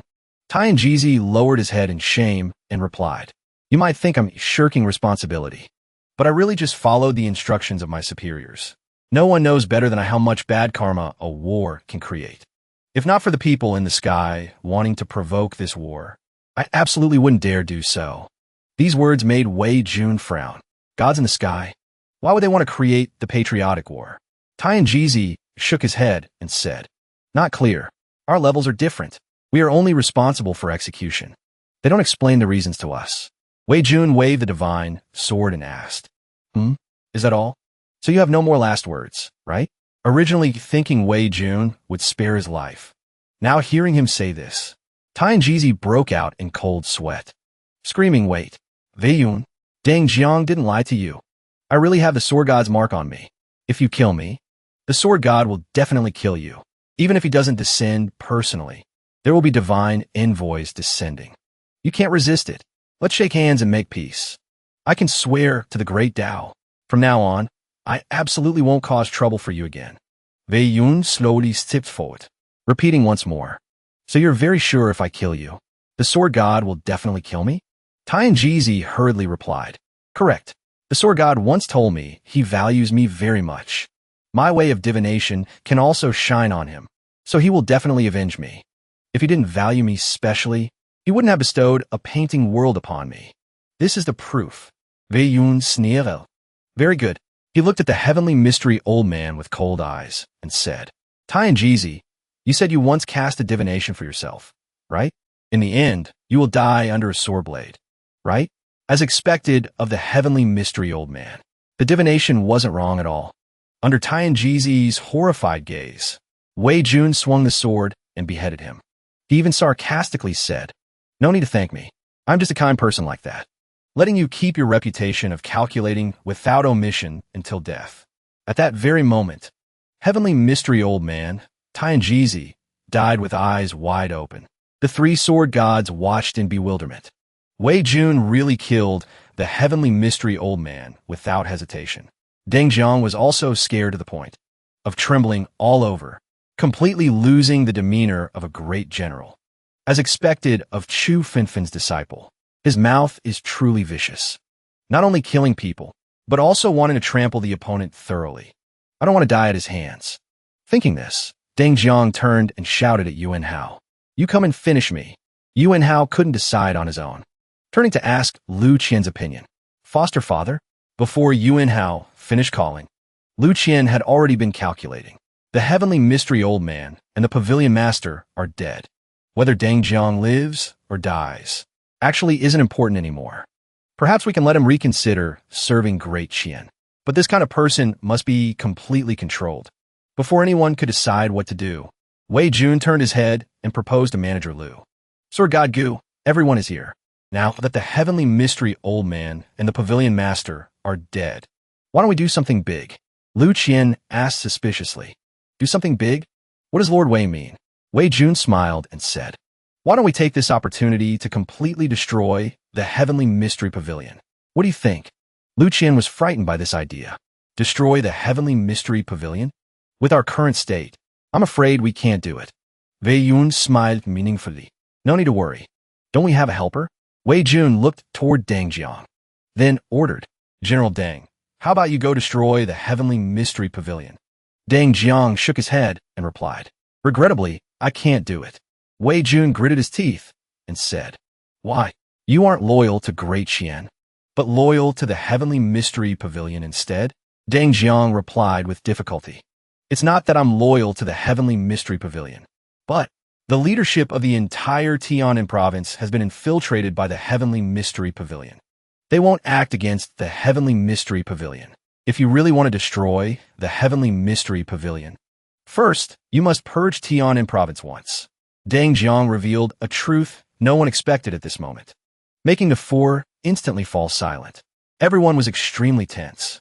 Lu Qian gritted his teeth and said to Deng Jiang, you truly deserve to die. I really don't understand. How did you become like this? And drag so many people to change with you? I really don't understand. How did you become like this? And drag so many people to change with you? Deng Jiang calmly replied, the king likes something. Those below will definitely overdo it. I have close relations with the heavenly mystery pavilion. People not close to the heavenly mystery pavilion will definitely be eliminated. People like me who are close to the heavenly mystery pavilion have smooth official careers. Tianan province is a miniature imperial court. The situation in Tianan province is a microcosm of the imperial court. Lu Qian, you say I deserve to die, fine. I indeed deserve to die. What about Quan Zhanzi? Does he deserve to die or not? Thinking of the Qian emperor, Deng Jiang's words became even more resentful. Lu Qian was a bit at a loss for words. What do you understand? His Majesty is... Wei Jun is different. Deng Jiang calmly replied.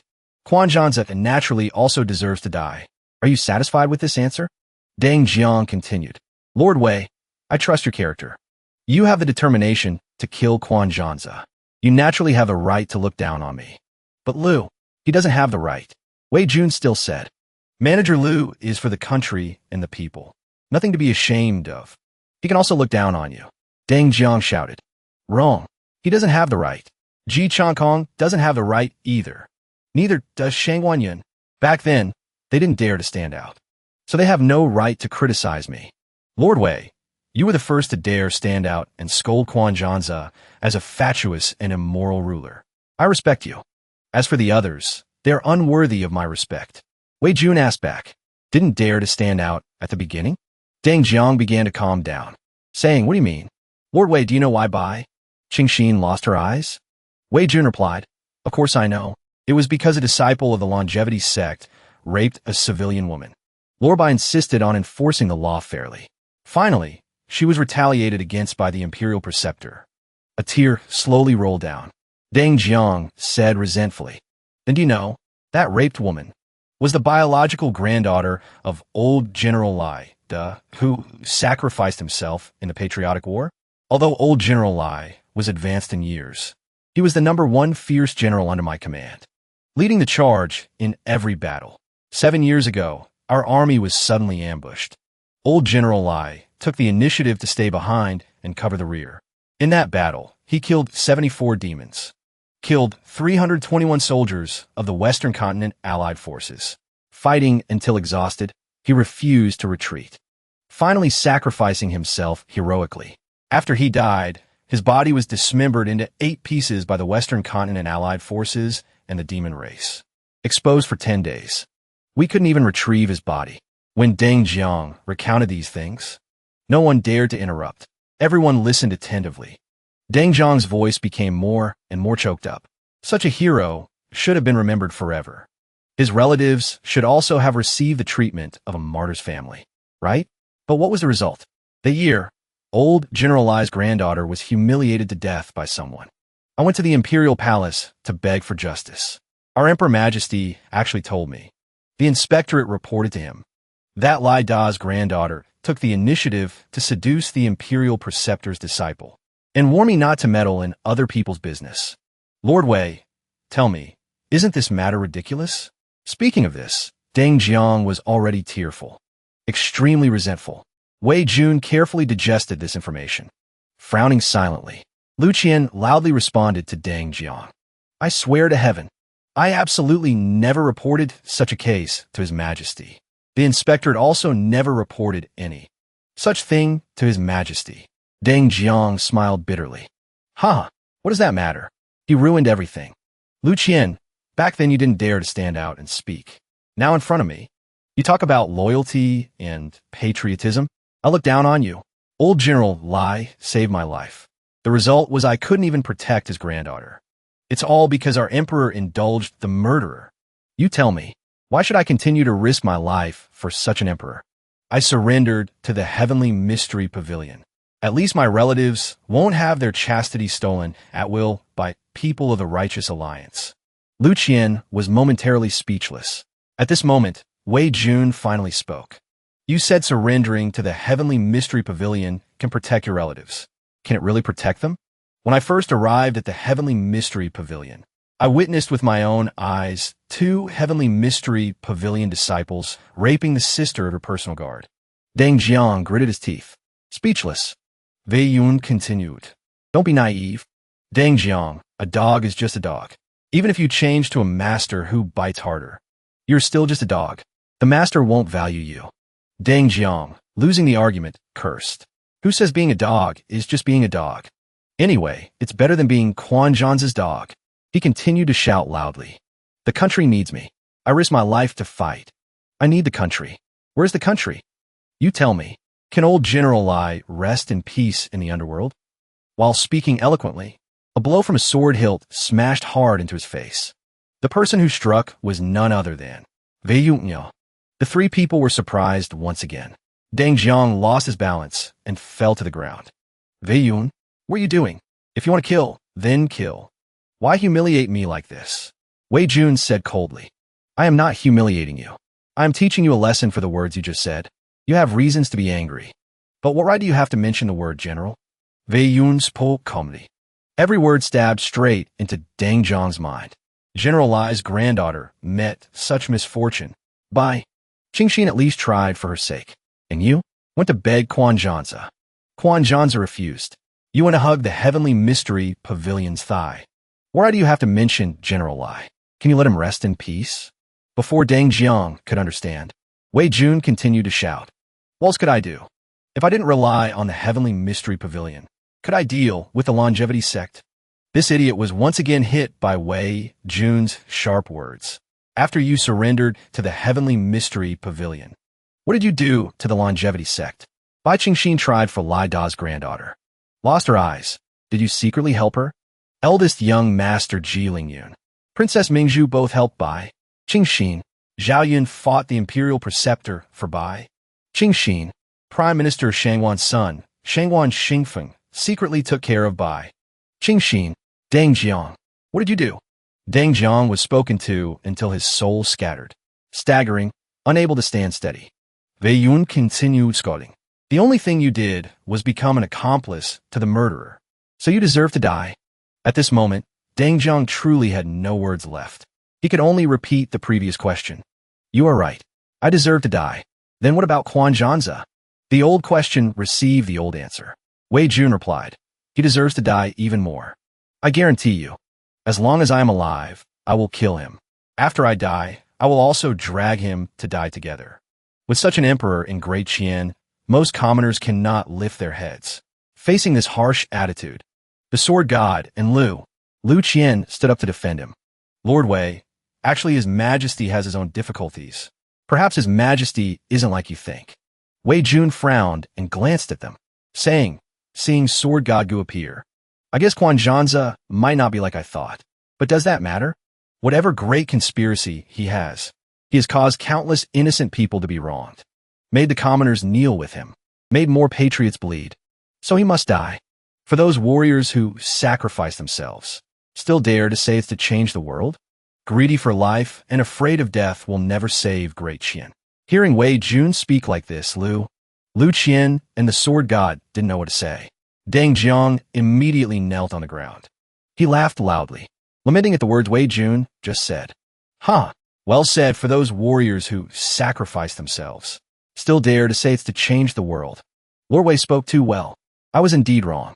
I, Deng Jiang, willingly accept death to atone for my crimes. At this moment, Deng Jiang was moved by Wei Jun's heartfelt words, tears streaming down his face. Lord Wei, if the person sitting on the dragon throne were you, I, Deng Jiang, would absolutely never betray the country. I would definitely follow you to charge into battle. I, Deng Jiang, was also once a warrior who sacrificed himself to save the country. Not a born traitor. Wei Jun looked down. A sword silently descended. Wei Yun behedel Deng Jiang. Deng Jiang, born in the 7th year of Chongkong, died in the 7th year of Yong'an, buried in the 6th year of Yong'an. 2 years ago, on the day Quan Zhanzi, abandoned Lai des Grandot. Deng Jiang already died. It's just that he was buried today. The three watched silently. No one said anything. Wei Yun looked at Deng Jiang's corpse, sorrowfully saying, I will make Quan Zhanzi kneel before the graves of General Lai and his granddaughter, the Cao, and apologize. I promise. This is the oath of the Heavenly Emperor. Wait for Wei Jun to calm down. Lu Qian finally spoke. The world in the painting is maintained by the cultivation of the Heavenly Mystery Old Man and the Pavilion Masters. Lord Wei, before this place collapses, I have a few words to say to you. Actually, you misunderstood His Majesty. His Majesty has his own difficulties. He is the supreme ruler. He cannot act on emotion. Hot blood cannot solve problems. Wei Yun replied coldly. The Qian Emperor isn't hot-blooded at all. What problems has he solved? Lu Qian stammered. At least His Majesty endured for many years, making the opponent complacent to wait for an opportunity. That's why we could kill the Imperial Preceptor and the Heavenly Mystery Old Man. Wei Jun laughed coldly and sarcastically, saying to Manager Lu, You are indeed a spy chief, able to tell a lie that even you don't believe without changing expression. Disgusting. Does the death of the Imperial Preceptor and the Heavenly Mystery Old Man have anything to do with Quan Zhanzi? You can even whitewash this? If not for me, the Imperial Preceptor and the Heavenly Mystery Old Man would still be riding on Great Qian's head right now. Is that right? Lu Qian continued. Lord Wei, you overestimate yourself. His Majesty has many backup plans. Wei Jun found it even more amusing. Directly questioning. Backup plans? Manager Lu, then tell me, who killed the Imperial Preceptor? Zhu Fanfan. Why could Chu Fanfan kill the Imperial Preceptor? It was because Chu Fanfan broke through to Half-Saint. Wei Yun asked loudly. Then why could Chu Fanfan break through to Half-Saint? Lu Qian finally realized he was trapped.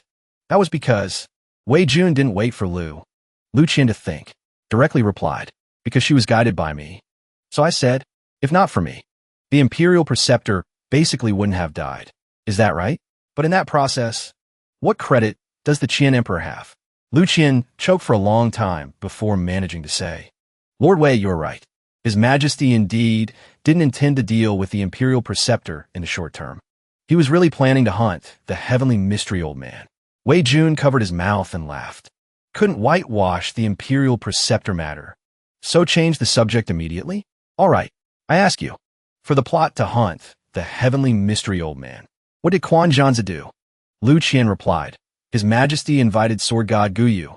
Wei Jun continued to point out the key, leaving aside that Sword God Gu acted out of respect for the former Crown Prince.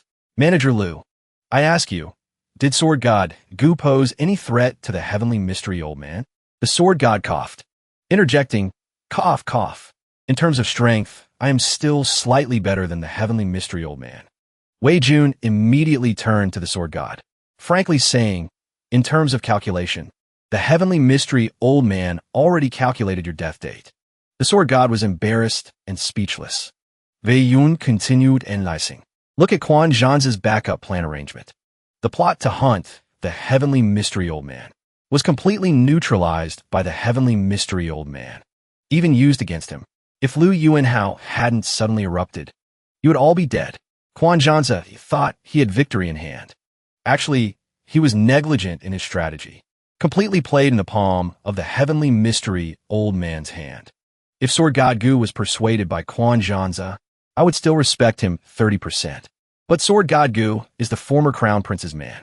He has no relation to Quan Zhanzi either. Manager Liu, you tell me to respect Quan Zhanzi. I really don't know what about him is worth my respect. Learning from him the skill of shrinking his head like a turtle? Sharp words, tight logic. The three could only stand still, sweating cold sweat. It seems His Majesty will have a hard time escaping the title of Shrinking Turtle. Lu Qian still persisted. But Yuan Hao was also sent by His Majesty. His Majesty isn't, as you say, without any calculation. Wei Jun refuted Manager Liu once again. Ask your own heart. Did Quan Zhanzi know Lu Yuanhao was this powerful? Did he really regard Lu Yuanhao as hope? Was Lu Yuanhao's strength part of his plan? Or, on the other hand, if not to isolate me in the court, helpless, Lu Yuanhao would be here with me. Manager Liu, you probably know the answer to this question best. Lu Qian was speechless once again. Finally, he could only sigh to save face. Lord Wei, you're right. It's just that His Majesty is also a good person. Wei Jun shook his head. Judge by deeds, not by heart. I only know that before he ascended the throne, disciples of the True Cultivator Alliance killing Great Qian civilians was still illegal. Cultivators didn't dare run rampant against Great Qian citizens.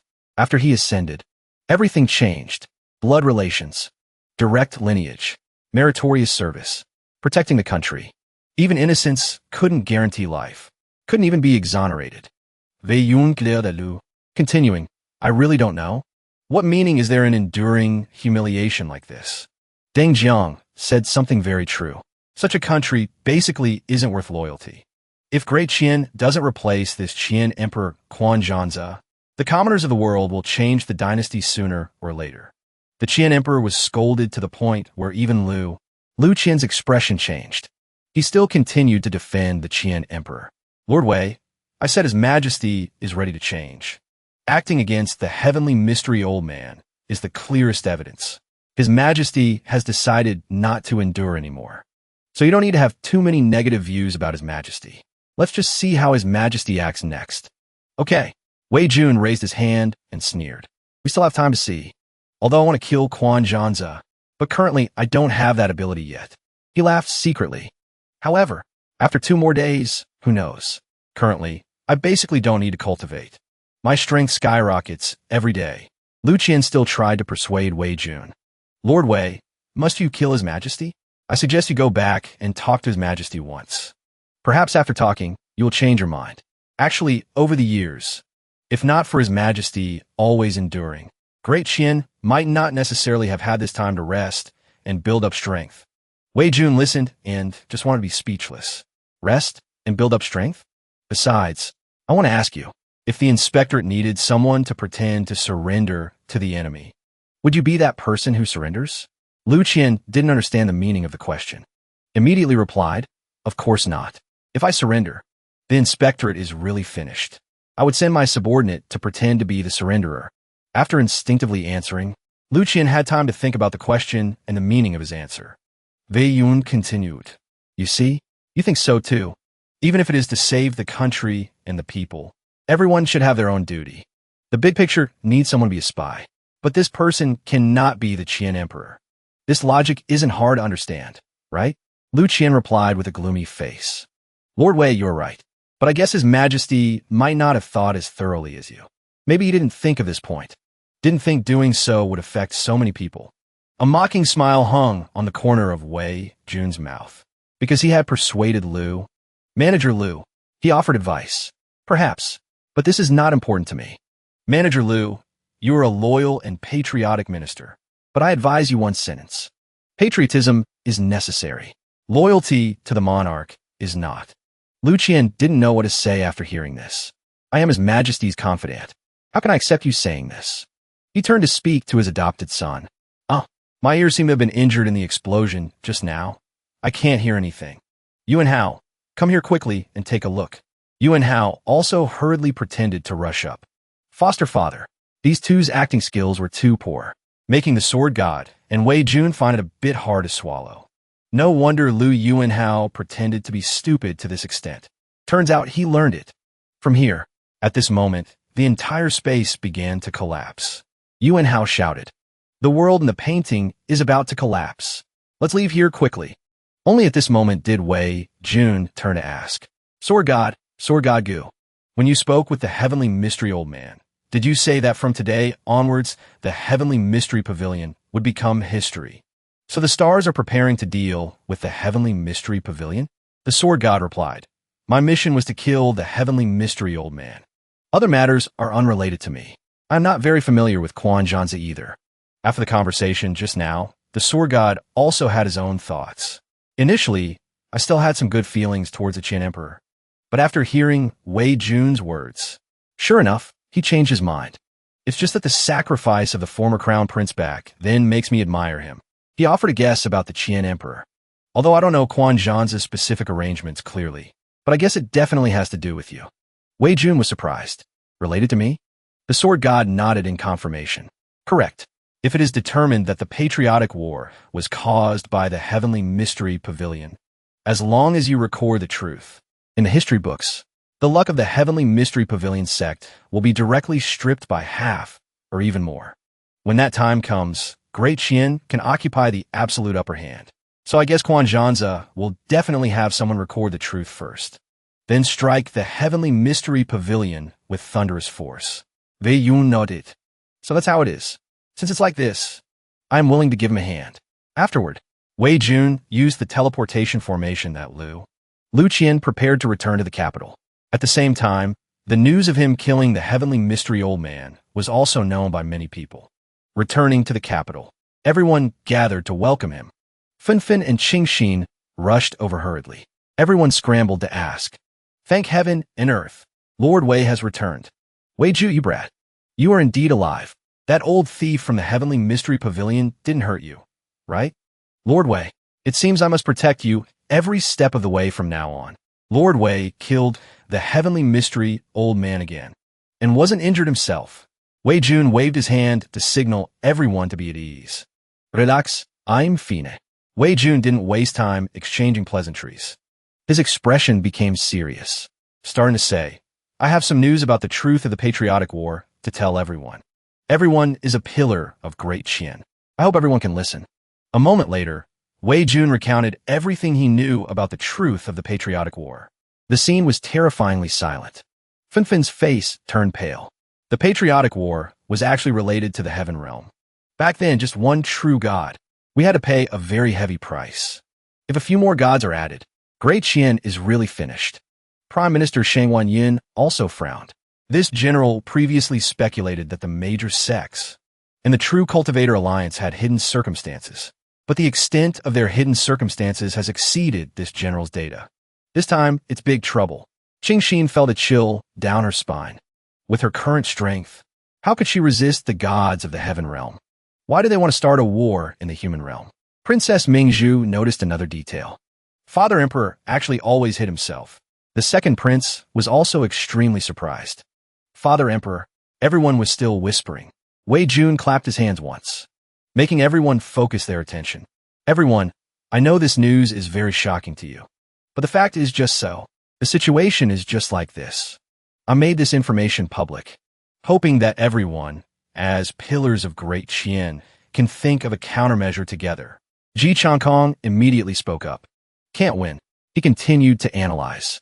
After the Imperial Preceptor and the Heavenly Mystery Old Man, including the Heavenly Mystery Pavilion Masters, suddenly passed away, we still had a glimmer of hope of winning an all-out war with the True Cultivator Alliance. But if the Heaven Realm intervenes, we are definitely not opponents. Great Qian's current strategy, compared to true gods, is far too inferior. These words were very true. Wei Jun also paused for a moment.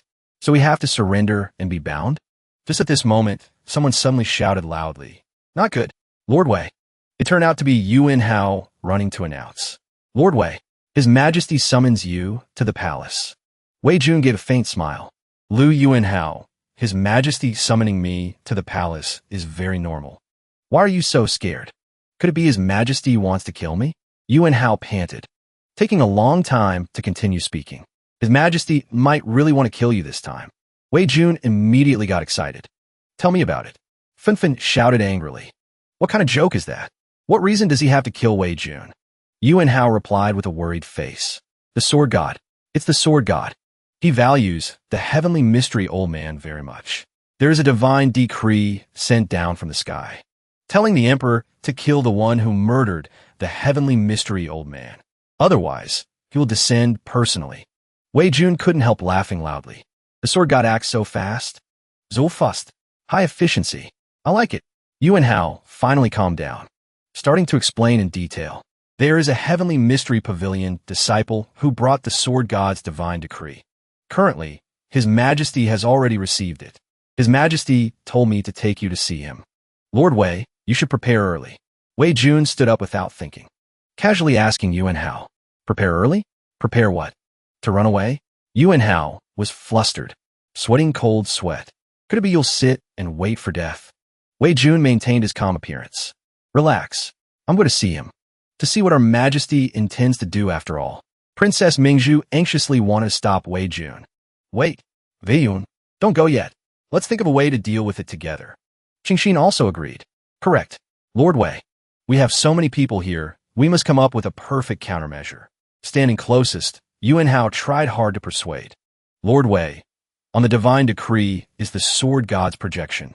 Facing a true god's descent, His Majesty might not necessarily protect you. Might not even necessarily come out to protect you. Wei Jun still firmly refused all help. Everyone, don't worry. Wei doesn't need his protection even now. He said with a determined tone. If I were afraid of death, I wouldn't have become a recording historian. Thus, Yuan Hao could only escort Wei Jun into the court. The others could only stand and watch Wei Jun leave. The princess said worriedly, Everyone, what should we do now? Are we just going to watch Wei Jun be killed by the sword god? A moment later, the scene shifted to the imperial palace. Yuan Hao had escorted Wei Jun here. He calmly walked into the main hall. Just stepping into the hall, someone called his name. Wei Yun. This person was a Taoist, wearing a Taoist robe embroidered with the 3 words, Heavenly Mystery Pavilion.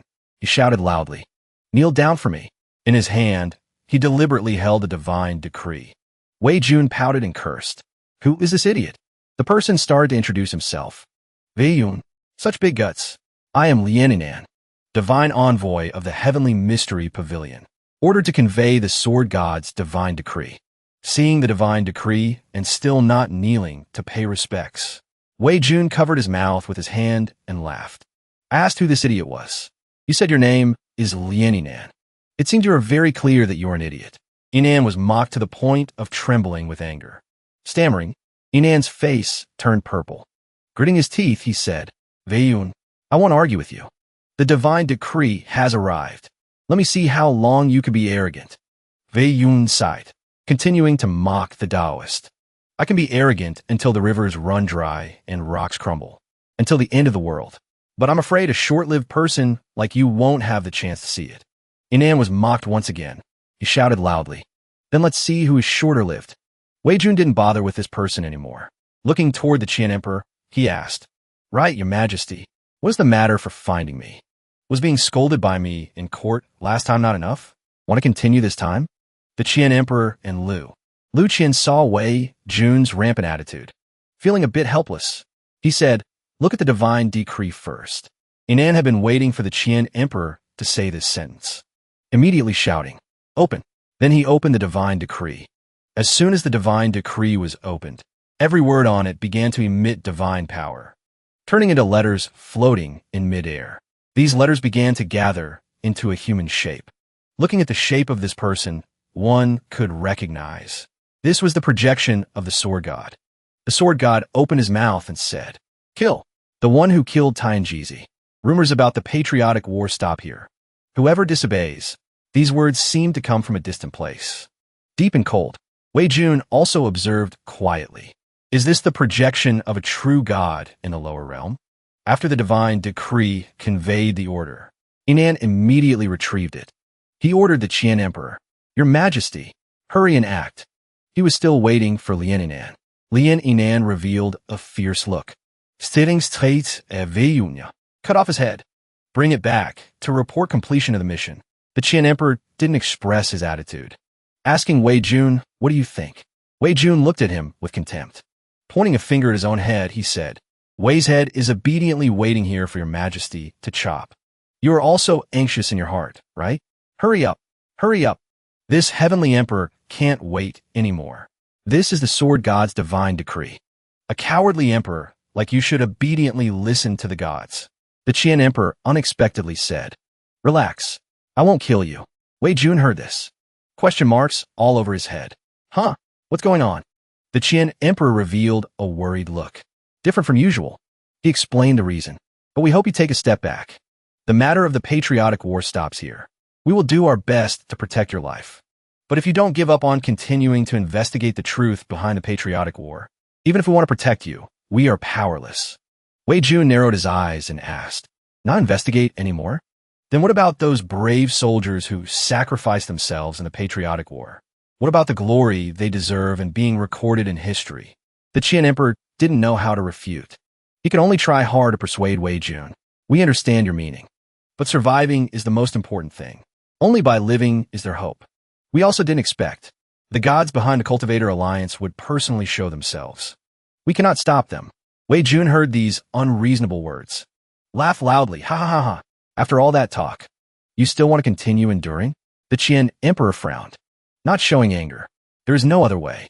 Wei Jun, we know young people are vigorous, but acting on emotion won't solve the problem. Today you are angry. Destroying Lianinan is not hard.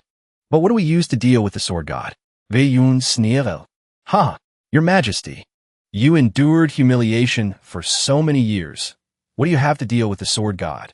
The Qian Emperor clicked his tone full of helplessness. "Right now we indeed have no way. But maybe in a few years there will be a way. Maybe a peerless hero will appear, saving the people from the sea of suffering." Wei Jun became even more furious after hearing this, continuing to scold the Qian Emperor. "Useless person. Indeed, I misjudged you. In your bones, you're a compromiser. Weak people will forever only know how to place hope in the future. But you will never understand. The future doesn't come by waiting, but by relying on doing one's utmost in the present to create it." The Qian Emperor was spoken to until his face turned pale. Lu Qian could only sigh helplessly. Lianinan took the opportunity to add fuel to the fire. "Your Majesty, your good intentions are treated as malice by Wei Jun. Since it's like this, why not just kill him? That way we can also give the sword god an explanation." Wei Jun also chimed in. "Well said. Useless person. Kill me. Kill me. Give you a chance to catch your breath. If you don't kill me, I will naturally continue to investigate the patriotic war. Moreover, very soon I will write the truth behind the patriotic war into the history books. Announce it to the whole world." The Qian Emperor was in a dilemma. The more he thought, the less he understood. Extremely uncomfortable in his heart. "Wei Yun, are you crazy? Currently, Great Qian is not yet ready for an all-out war. Don't be impulsive. Give me some time. Things can still be turned around. Currently, Great Qian cannot win. We must try to stall for time. Prepare more." Seeing the Qian Emperor still stubborn like this, Wei Jun shouted loudly, "Useless person, give up your illusions. Prepare for battle. What will come will come. The enemy won't wait for you to be ready before coming. You have already knelt once. If you kneel again, you really won't be able to stand up. If you die, Great Qian still has hope. Even if you die, there will be another emperor to replace you. But if you keep kneeling, there won't be a second emperor born, nor will there be a new Great Qian." Lord Wei speaks reasonably. At this moment, a few more people appeared from outside the hall. Wei Jun turned around, shouting angrily, "Princess Mingzhu! Second prince, why did you two come here?" Just arriving were Princess Mingzhu and the second prince. The princess walked in and said, "Where we are needed, we will definitely come." After speaking, the princess summoned a bow from the void. Then she poured spiritual power into the arrow, drew the bowstring taut, aiming straight at the heavenly mystery pavilion Taoist holding the divine decree. Seeing this, Lian Yinan shouted loudly, "Mingzhu, you want to act against me? I'm a divine envoy. You dare be disrespectful?" Before he finished speaking, the arrow had pierced through his brow. The Qian Emperor and Lu Qian finally understood the current situation clearly. As soon as Lian Yinan died, the divine decree released all the writing, once again gathering into the projection of the sword god. The huge projection immediately rushed to attack. Audacious wench. Disrespectful to the gods. The princess was not afraid at all, continuing to draw the bowstring taut. Gritting her teeth, she said, "It's just a tiny projection. What is there to fear?" She glared, focused her mind, once again aiming at that projection to launch an attack. Spiritual power began to swirl. The bowstring glowed. The Qian Emperor was worried beyond description. Shouting loudly, "Ming, stop quickly!" Whoosh! The arrow flew through the air. The sword god didn't care at all, glaring and shouting. When she doesn't know her own strength. Are you tired of living? However, Princess Mingzhu was not fighting alone. 6 more people attacked simultaneously. There were swords, there were blades, there were horsetail whisks, there were palm strikes. Wei Jun was also surprised by this unexpected situation. The sword god projection carried an extremely powerful aura. It was easily destroyed by 7 experts, shattered into fragments. The Qian Emperor and Wei Jun were both stunned. Just like that, the moment the sword god dissipated, he could only curse. Damn it, the god-expelling decree also lost its mana because of this. Slowly falling down, Ji Changkong reached out to catch it. "Your Majesty, please look." He used his power to burn the divine decree. Majestic and awe-inspiring, declaring, killing a god isn't a difficult task either. The Qian Emperor stood up, hesitating a bit, then clicked his tongue and said, "You think too simply. That was just the sword god's projection, not his true body." Mingzhu also stepped forward, firmly saying, "It's not like we haven't killed a true god before. Back then, my eldest brother and 17 warriors of the Iron Blood National Salvation Society, 3,721 old soldiers of Jade Gate Pass sacrificed themselves, helping Guyu successfully kill a god. Second uncle, you are the person being sacrificed in this generation. For me, killing a true god is no longer a difficult task." The Qian Emperor's face changed immediately. Mingzhu continued eloquently, "Rest assured, after you die, this princess will be the second person willing to sacrifice. My eldest brother could sacrifice for the country. Father Emperor can sacrifice for the country. This princess can too." The second prince wasn't as harsh. He encouraged his father Emperor, "Don't compromise anymore. Let's fight. If we continue to compromise, all of Great Qian will really kneel down." The princess and prince took the lead. Next were Shangguan Yun and General Ji. "Your Majesty, this old subject believes if you still cannot make a decision, then just continue cultivating Tao in the Hall of Pure Heart. Princess Mingzhu and the second prince have all grown up. This old subject will discuss handling state affairs with them."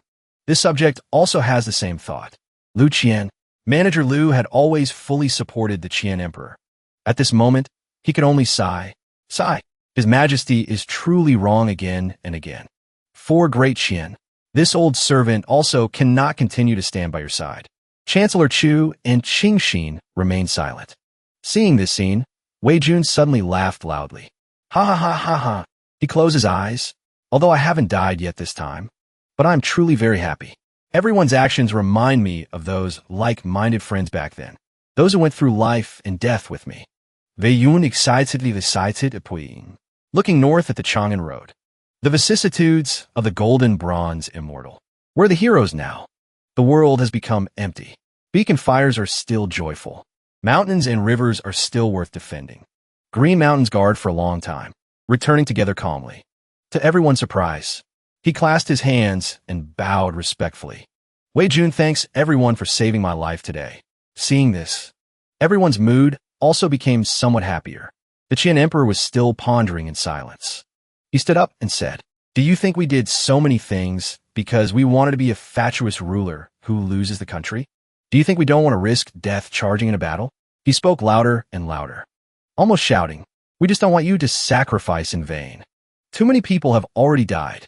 Royal brother entrusted the country to we. Entrusted you all to we. We cannot let you throw your lives away. Now our strength is not equal to the opponent. Is there any other way? Knowing clearly it is death, must we watch helplessly as you go to die? The strength of the sword god's projection and his true body are worlds apart. God starting a war with the mortal realm won't be just the sword god alone. If multiple true gods oppose us at the same time, how exactly are we supposed to fight this war?" Ji Changkong frowned, and replied to the Qian Emperor, "Your Majesty, actually the gap between a sword god like Guyu and a true god isn't world apart.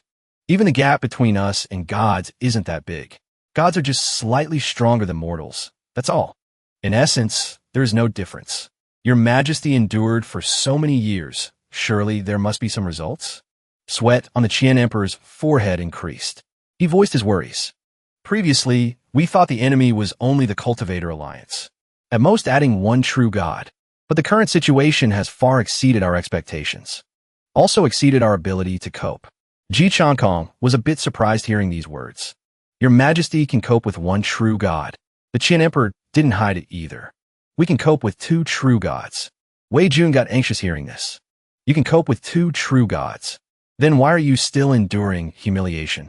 Hit them." The Qian Emperor's face was a bit unsightly. "I said I can cope with two true gods," referring to sacrificing all the royal family's reserves. If the royal family has no reserves, what do we use to suppress the world?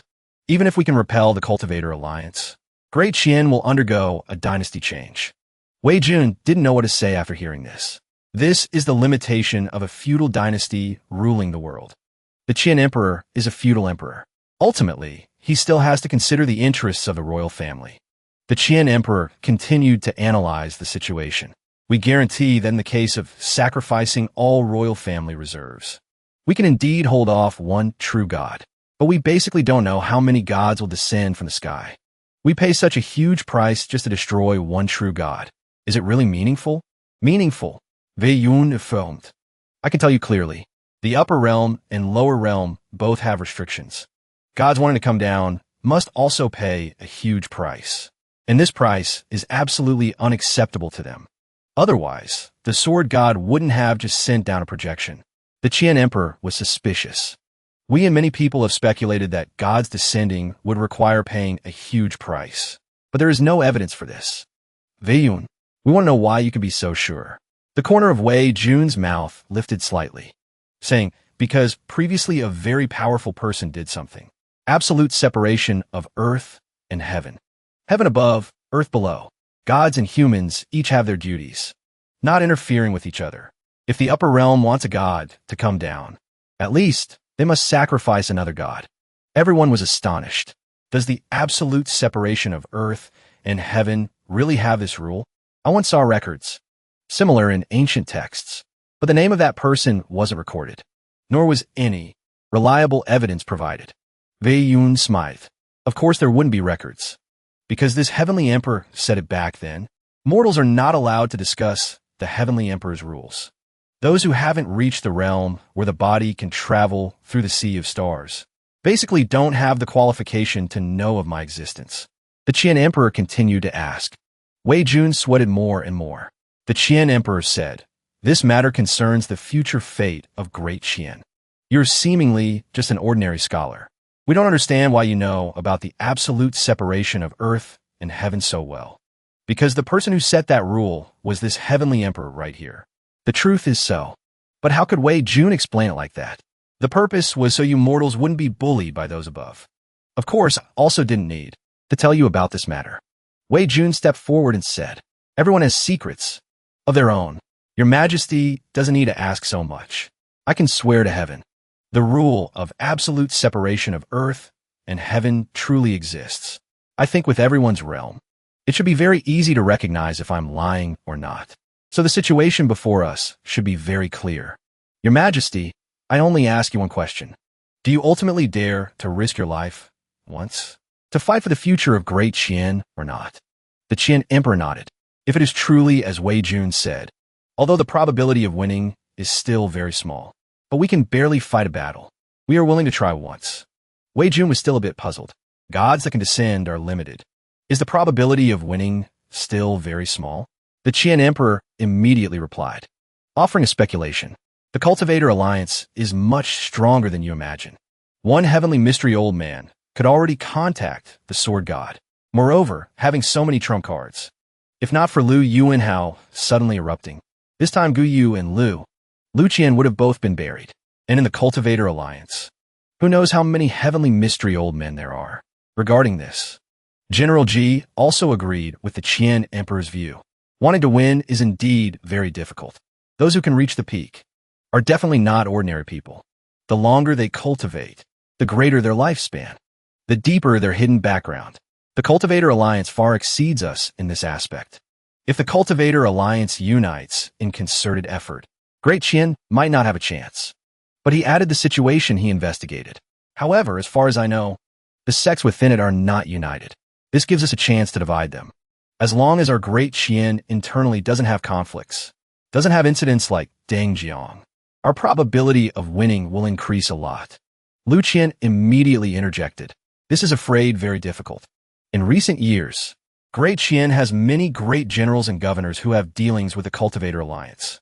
In fact, not just Deng Jiang alone. The Cultivator Alliance indeed cannot unite in concerted effort. But we can't do it either. In recent years, many officials of Great Qian and the Cultivator Alliance have been allies. Close as one body. If the court wants to start a war with the Cultivator Alliance, which side will they ultimately stand on? Currently, no one can guarantee. The Qian Emperor's face darkened, saying, "Leave those people to we.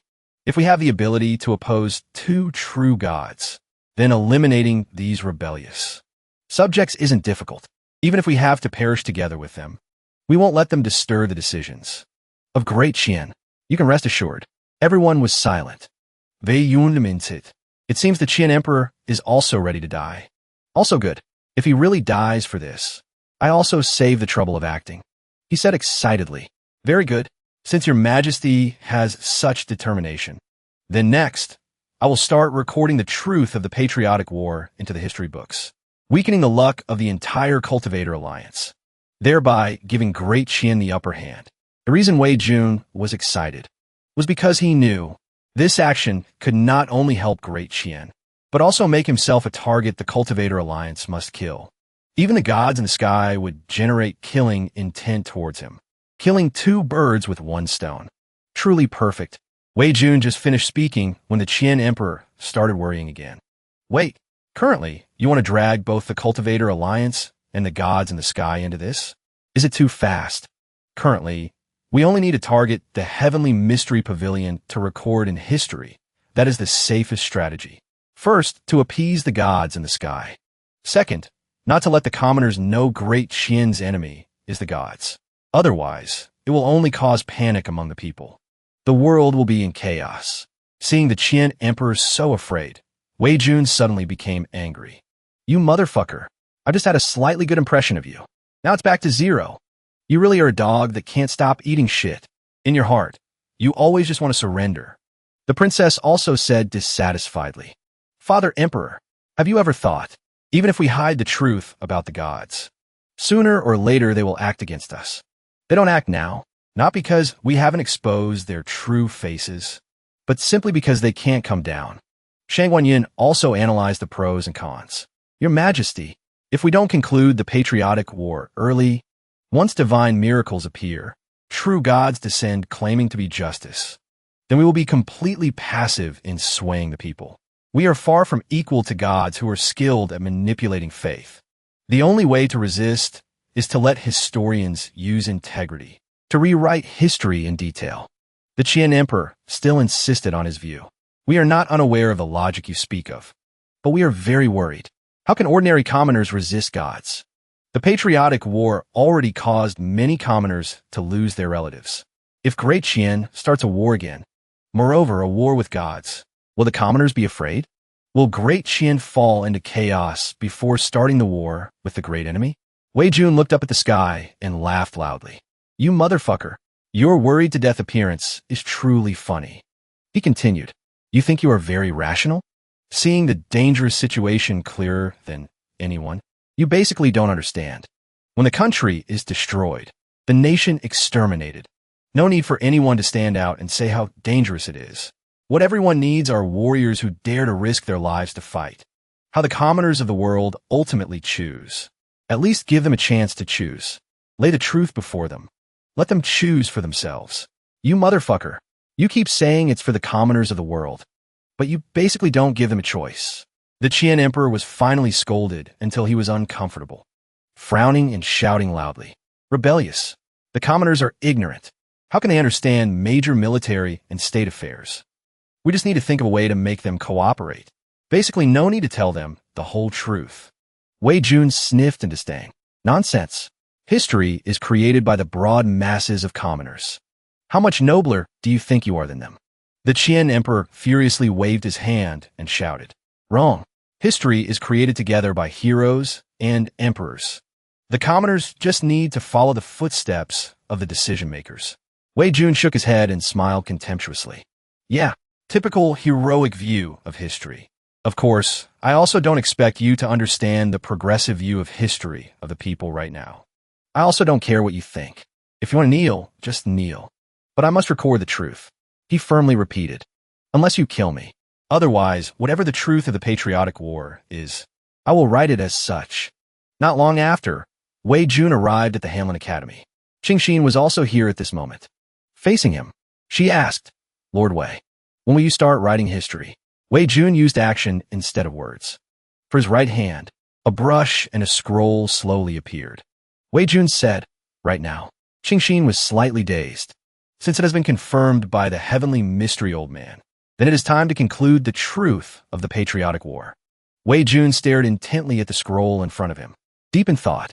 Seeing so many people striving for great Qian, I can't be lazy anymore either. Rest assured, as long as I am alive, I will definitely fight with you to the end. Thus, Wei Jun finally began to put pen to paper, rewriting all historical events of the patriotic war. At the same time, at the wonderful sound pavilion, countless people cheered. It's out. It's out. The light from Lord Wei's book appeared. There is the light of Lord Wei's book. We can see the cause of the patriotic war. The atmosphere here instantly exploded until they read the content. Everyone was horrified. Heavens, Lord Wei really learned all the truth. It really is the Cultivator Alliance. There are also gods in the sky.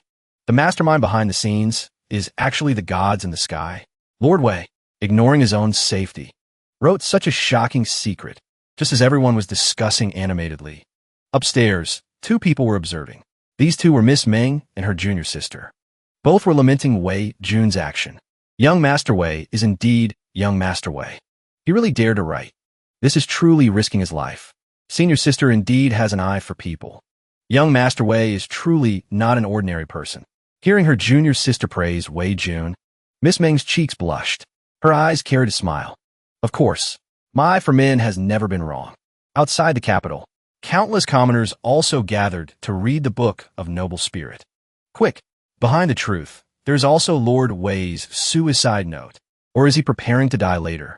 Just as the commoners were pondering the content of the book of noble spirit, a middle-aged man shouted loudly, we must choose our own stance.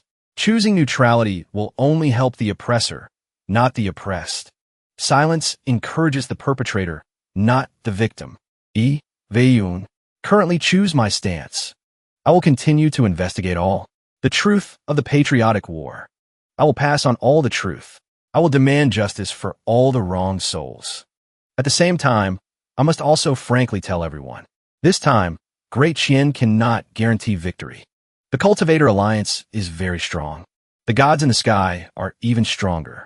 Inside our Great Qian, there are many problems. If we rashly start a war, Great Qian will even face the danger of destruction. Besides, I must also say, if war starts, Great Qian will have more deaths. It might be even more cruel than the patriotic war. Families currently happy and warm will be separated. Very likely everyone will have to experience the pain of losing wives and children. I cannot guarantee everyone we will definitely win. I cannot promise Great Qian will become the final winner. I also cannot guarantee everyone standing up to fight with us can preserve their lives. But I can promise everyone, from now on, Great Qian will abolish all privileges of the Cultivator Alliance on Great Qian territory. From today onwards, on Great Qian territory, if there are still cultivators acting recklessly, oppressing the people, compatriots can directly take up arms. The whole country will punish that person together. I can guarantee everyone standing up to fight will have a dignified death. The era of cultivators running rampant on Great Qian land has ended. I can promise everyone, Weiyun will be the leader to launch the attack. Every sentence seemed to awaken the fighting will of all great Qian people. Everyone felt Wei Jun's boiling blood, preparing to oppose the cultivator alliance together, sacrificing for righteousness, to change the world. Wei Yun, when the commoners read the last few lines, they were all silent. Suddenly, a middle-aged man noticed a change in the Book of Noble Spirit. Someone signed their name after Lord Wei's name. The number of signatures is still increasing constantly. Do they want to express they will fight together with Lord Wei? Even if I have to crawl, I must sign my name. Someone come help me. Li the Xuan. Also want to sign. And my 2 dogs too. I Songwenza. Also sign. Just like that, the signatures on the Book of Noble Spirit became more and more numerous. At this moment in the palace, the Qin Emperor was also extremely surprised by this change. Are they all commoners? Clearly knowing the hope of victory is so slim, knowing clearly they might face separation from wives and children, broken families. Why can they still sign their names regardless of everything? Are they really ready to sacrifice? Perhaps we were really wrong. The Qin Emperor was silent. A feeling hard to describe rose in his heart. We always thought we were humiliated, suffering, but compared to them, were those grievances and sufferings worth? The Qin Emperor had tears in his eyes. Choking, he said, the one supporting great Qian has never been Wei, but Wei Jun. It's Shangguan Yun. It's Ji Chongkong. It's Liu. It's Chu Fenfen. It's Liu Yuanhao. It's Bai Qingxin. It's Yun Luoshen. It's Yun Siegen. It's the tens of thousands of commoners in the world unwilling to kneel as slaves of a lost country. They're the true, solid pillars of Great Qian. The scene shifted to Wei Jun. At this moment, he and Qingxin were observing the changes in the Book of Noble Spirit. The number of people signing kept increasing. Is this the choice of the commoners? This country is indeed worth risking my life to protect. Just as Wei Jun was rejoicing in his heart. Suddenly he felt his head splitting with pain. Getting excited unlocked the seal on the Heavenly Emperor's memory again. Seeing this, Qingxin asked worriedly, Lord Wei, are you all right?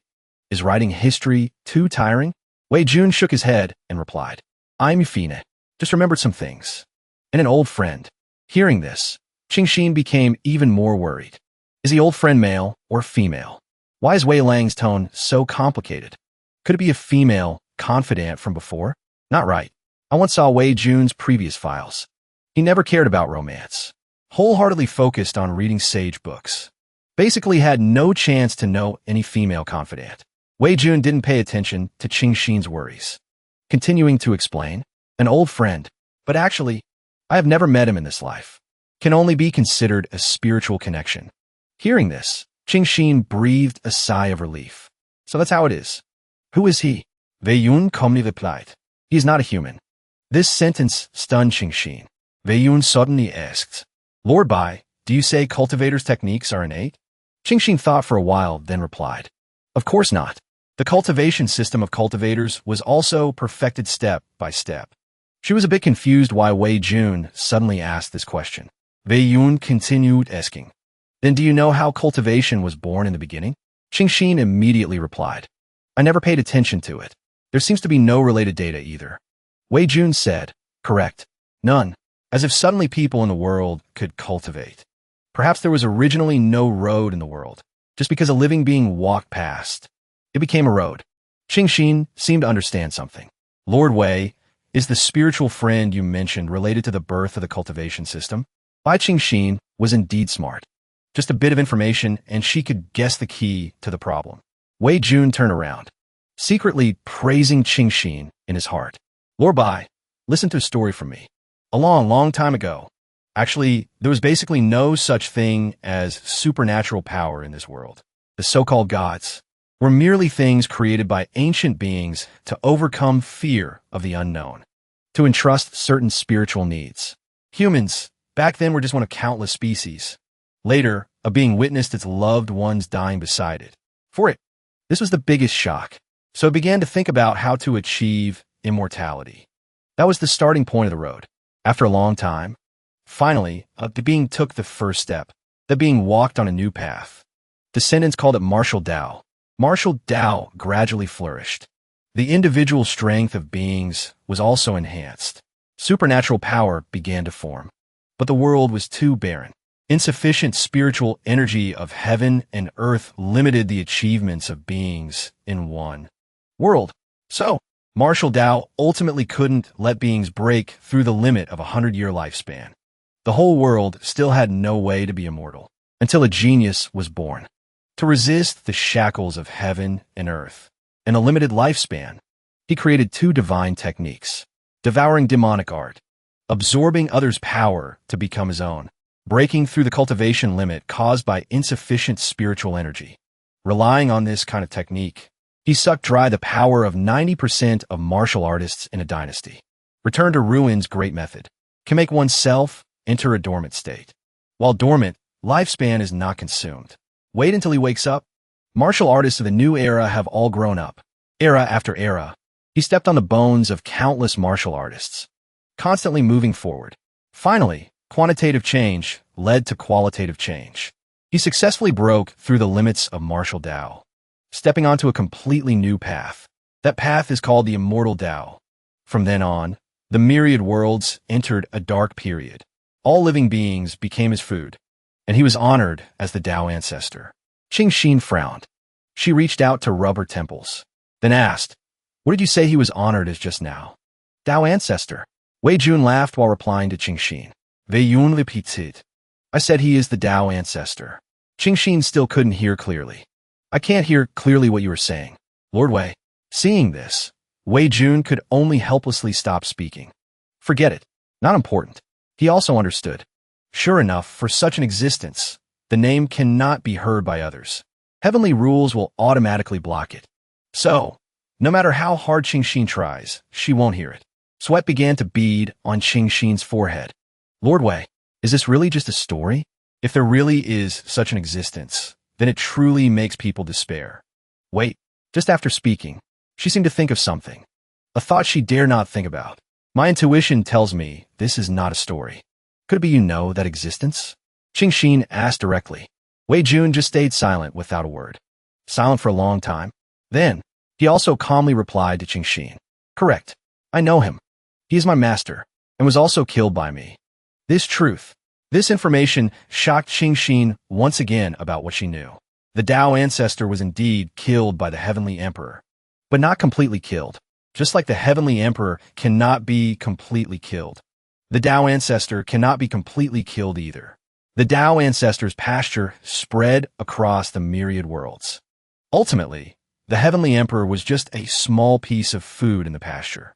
He accidentally obtained the technique the Tao ancestor scattered in the human world, stepping onto the path of cultivation. When he revealed his talent, showing shocking aptitude, he finally caught the eye of the Tao ancestor to make the food more delicious. The Tao ancestor accepted the Heavenly Emperor, who didn't know the truth, as a disciple. Thus, the Heavenly Emperor became the disciple the Tao ancestor favored most. Unfortunately, on the day the truth was exposed, when the Heavenly Emperor thought he couldn't escape death, the Tao ancestor smiled and said to him, "Disciple, don't you want to live? Then abandon yourself. Become a capable assistant to me. Then, replace master to find even more food." At that time, the Heavenly Emperor rejected the Tao ancestor's invitation, rejected abandoning his self, also rejected becoming food. This time, the Tao ancestor finally let the Heavenly Emperor go, because at that time the food wasn't ripe enough yet. But that didn't mean the Tao ancestor's lackeys would let him go. They had the responsibility to make their master's food become delicious quickly. Just like that, a counterattack shocking the myriad worlds officially unveiled. Step by step, overcoming hardships, risking death to kill again and again. The youth became stronger and stronger. The followers became more and more numerous. The Tao ancestor, no matter what, didn't expect. He ended up nurturing a tiger in his bosom. The Heavenly Emperor killed the master and seized the throne, completing a counterattack that in the eyes of all living beings was the most impossible thing to happen. From then on, the Tao ancestor era ended. The Heavenly Emperor era began. The myriad worlds opened a new chapter. Wei Jun clicked his tongue and shook his head slightly, lamenting. "Master, are you about to revive?" Qing Xin, who had just heard the whole story and fully understood, suddenly felt a headache strike at this moment. She only felt a sharp pain in her brain. Dizzy, not knowing heaven from earth. Qingxin held her head and asked Wei Jun, Lord Wei, what were we discussing just now? Why don't I have any impression at all? Seeing this, Wei Jun immediately understood the cause. Sure enough, it doesn't belong to the category she can contact. Even if she knows, she will be forcibly made to forget by the rules using some method. Then just treat it as finding someone to confide the secrets in my heart. He changed the subject. Nothing important. Lord Bai, it seems someone is looking for you. Sure enough, just as Wei Jun finished speaking, a voice came from outside. May I ask if Lord Bai is here? The Prime Minister has an urgent matter to discuss, inviting you to make a trip. Hearing this, Qingxin bid farewell and left. Lord Wei, I'll go first. Wei Yun waved goodbye. Go. Qingxin was a bit puzzled. Strange. How'd he know someone was looking for me? Wei Jun raised a hand. Spiritual power flowing. He sighed. Divine consciousness can already sense people outside. Strength skyrocketed again. Completely can't suppress it anymore. Wei Jun's expression then became more serious. He closed his eyes and muttered, Master, if it's really you here, maybe I have to kill the master and destroy the ancestor once again. On this side, Bai Qingxin followed the invitation. Immediately went to the Prime Minister's residence to find out the reason. The Prime Minister didn't beat around the bush, directly saying, Lord Bai, I have a favor to ask. Qingxin nodded. Prime Minister, please speak. The Prime Minister turned around, hands clasped behind his back, glanced at Qingxin and said, I hope that besides assisting Lord Wei, you also search for the traces of the Demon Lord. The two words Demon Lord startled Qingxin. She asked again to confirm she heard correctly. Demon Lord?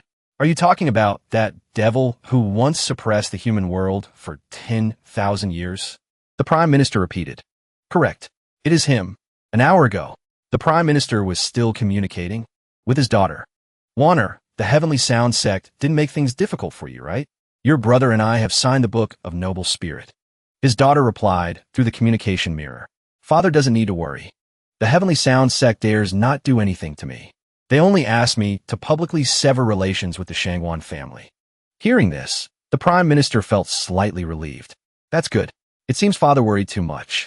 After all, your true identity is the reincarnation of the Yin God, and the Heavenly Sound sect is the orthodoxy you passed down to the human world back then. Appearing in the mirror was Prime Minister Shangwan's daughter, Shangvan Vania. The Prime Minister continued to instruct with concern. But your current strength hasn't recovered yet. The upper echelons of the Heavenly Sound sect might not be completely loyal to you. If necessary, you must clear relations with us yourself. Don't delay your own great matters. Warner asked her father emotionally. You already know Great Qian's enemy is the gods in the sky. I also come from the sky. Why do you still care about me like this? The Prime Minister replied sincerely. I only know you are my daughter. As a father like me, naturally, I must worry for you. Vania, father is the Prime Minister of Great Qian. Loyalty to the country is what should be done. But father is also a father. As long as you don't force me to choose between you and the country, I will help you wholeheartedly. Of course, when two sides are at war, everyone has their own stance. If one day you become my enemy, father can only ask others to kill you. And when you meet me, you also won't regard father-daughter feelings. Warner hesitated for a moment, then replied, Father, rest assured. In this life, I won't kill you. You, and I already have karma, cannot be severed. Just let nature take its course. Vania continuit. I descended only to find a devil who returned from the sky. This matter is unrelated to you and Great Qian. We won't become sworn enemies. Back to the present. Qingxin was puzzled. A devil returned from the sky? As far as I know, the only record of breaking the void and ascending is only that demon lord who was invincible in the world for 10,000 years. She put her hand on her chin and thought, but didn't he choose to ascend because he couldn't find an opponent in the human world? Why come back down from the sky? The Prime Minister speculated. The biggest possibility is the demon lord was defeated in the sky. I once read some historical records. During the period the demon lord ran rampant, half of today's 10 great righteous sects were called demonic cults back then, and those sects currently called demonic cults were chasing the 10 great righteous sects of the past. Speaking of this, Qingxin immediately saw the clue. You mean the demon lord was defeated in the sky, so those cultivation sects supporting the demon lord became demonic cults? Did Miss Warner reveal anything about the relationship between the 10 great sects and the gods in the sky. The Prime Minister immediately shook his head. Wander is probably controlled in the Heavenly Sound sect. She probably wanted to use this news to remind me. His voice became deep. The gods in the sky are not invincible. The Demon Lord definitely did something in the sky to make the gods hunt him. If we find the Demon Lord first, maybe we will have leverage to negotiate with the gods. Speaking of this, he turned around and sighed again. But the world is so big. Wanting to find the Demon Lord isn't an easy task. We can only try our best. Qingxin thought for a while, then said, the Demon Lord's current state is definitely not very good. He won't risk going to those sects that have become demonic cults. The Cultivator Alliance will definitely also follow the gods' instructions to hunt him. And currently Great Qian and the Cultivator Alliance are at odds. The enemy of an enemy is a friend. If I were the Demon Lord, I would hide in the Great Qian capital. Qingxin immediately deduced this answer. This was indeed a very reasonable answer. The Prime Minister was also a bit surprised. Lorbai truly lives up to her reputation. Immediately narrowing, the scope down to the capital is indeed accurate. Qingxin didn't show anything. There was even some doubt on her face. Prime Minister flatters me. There will definitely be clues to track the Demon Lord. What puzzles me is, the Demon Lord is someone who can easily kill a tribulation stage expert. What kind of existence could force him to flee back to the human world? Back to Wei Jun. At this moment, he was still worrying about the problem just now. If the Tao ancestor really started to revive, then he should have made some moves already, right? The things happening now, how many are done by him after all? Speaking of which, myself in this life probably wasn't specially arranged by the Yin messengers, right? Otherwise, I wouldn't need to die at the hands of others to reach the perfect realm. If killed by the Tao ancestor, then perfectly reborn, finally counter-suppressing the Tao ancestor. Everything is very logical. Thinking like this, he himself broke out in cold sweat. Is this heavenly emperor such a despicable person? Or have I misunderstood myself? Forget it. Currently, clues are too few. Thinking too much is useless. I'll just be an upright gentleman viewing death as returning home. Other matters are unrelated to me. Just let nature take its course. Whatever tricks others play, I'll just respond with a sincere heart. He was thinking wildly. When he had thought it through, Princess Mingzhu had appeared in front of Wei Jun. She said happily, great. Sure enough, Wei Jun is here. Wei Jun was also a bit startled by this coincidence. So fast. Just made up my mind and something happened? He asked. I wonder what matter Princess Mingzhu is looking for me for? Princess Mingzhu went straight to the point. When you were tricked to the Heavenly Mystery Pavilion by the corpse puppet, did you save a brother and sister? According to the secret report from the person planted in the Heavenly Mystery Pavilion, the Heavenly Mystery Pavilion acted against that brother and sister again. Wei Jun asked in a deep voice. The Heavenly Mystery Old Man and the Heavenly Mystery Pavilion Master are both dead. What do they rely on to dare challenge the court after these two died? The princess also had the same question. Something abnormal must have a hidden cause. This princess guesses they did it on purpose, very likely probing the court's bottom line. The one behind the scenes might not necessarily be the Heavenly Mystery Pavilion.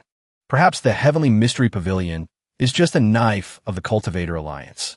Wei Jun nodded, starting to stand up and walk towards the princess. Very likely so. I wonder what the princess needs me to do. The princess's eyes immediately became determined. She said, the commander-in-chief has arrived at the general's platform. Today the court will prepare for the great war with the Cultivator Alliance. Lord Wei, you are a person with very high prestige in the human world. Can you go to the imperial palace and reassure the commoners through the blue sky mirror? Hearing this request, Wei Jun replied immediately without hesitation. Of course, I will take charge. The setting shifted to Tianan province. At this moment, countless Taoists gathered in front of Civilian House here. Looking at the attire of these Taoists, they were all disciples of the Heavenly Mystery Pavilion. Leading them was the Heavenly Mystery Pavilion's head disciple, Gan Shun. A Taoist standing next to Gan Shun pointed at that house and said, Senior brother, it is the home of that brother and sister. Gunsken replied solemnly. Push the door and enter. That Taoist broke out in cold sweat. Senior brother, do we really want to barge in? Do we want to challenge Great Qian when the Heavenly Mystery Pavilion is weakest? Gan Shun closed his eyes helplessly and sighed. Sigh, precisely because we are too weak. So now we have to do this. The Heavenly Mystery Pavilion currently has no autonomy, can only obey the orders of the Cultivator Alliance.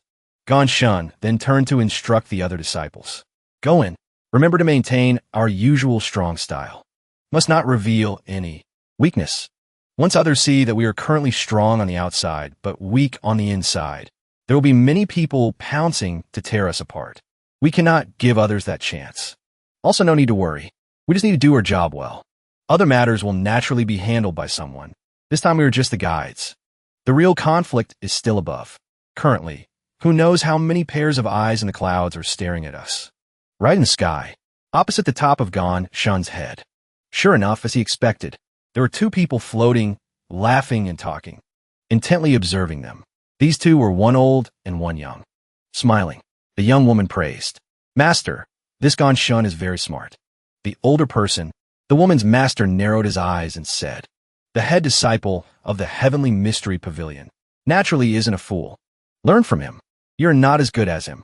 The young woman was compared and belittled, angrily clenching her fists to retort. Who says I'm not as good as him?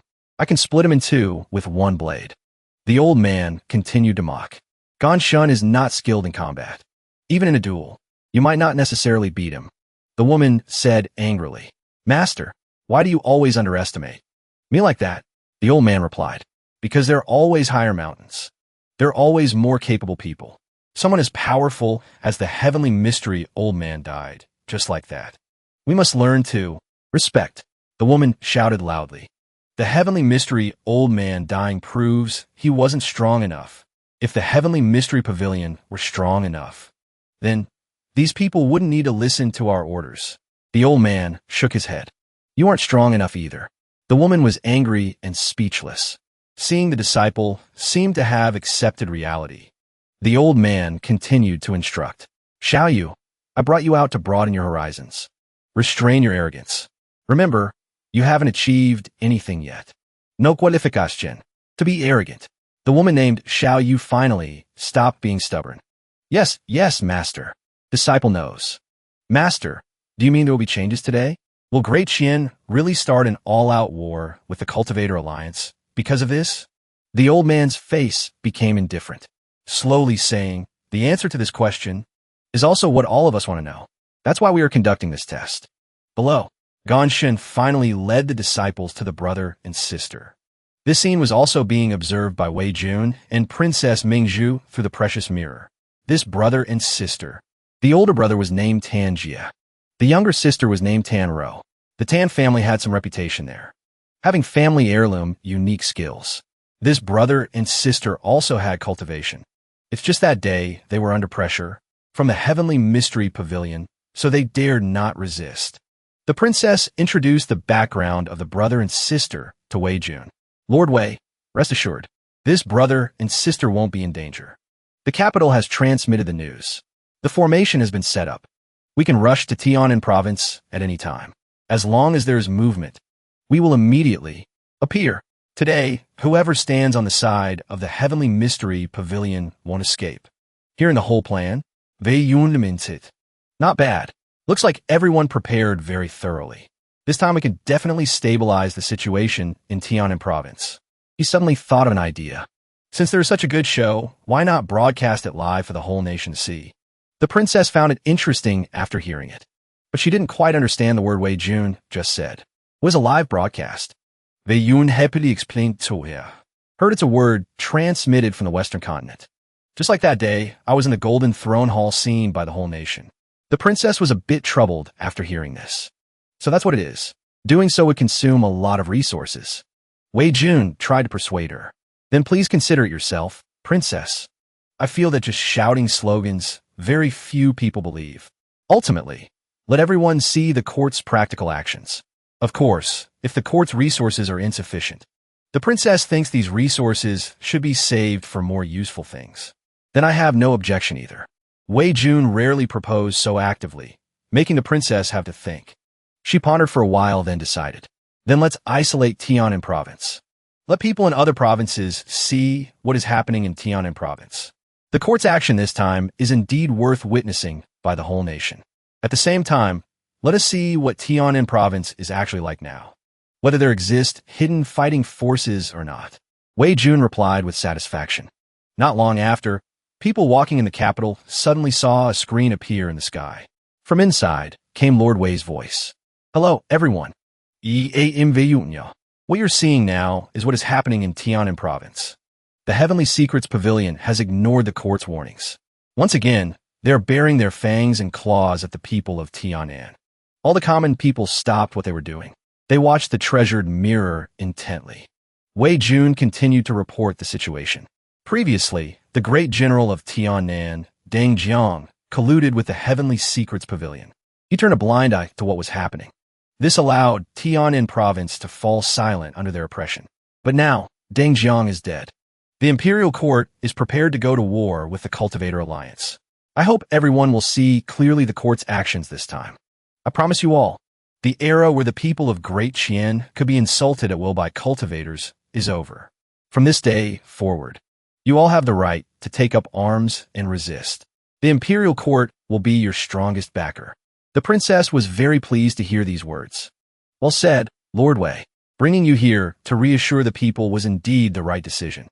Wei Yun replied humbly. You praise me too much, princess. What's important is that the court shows the right attitude from now on.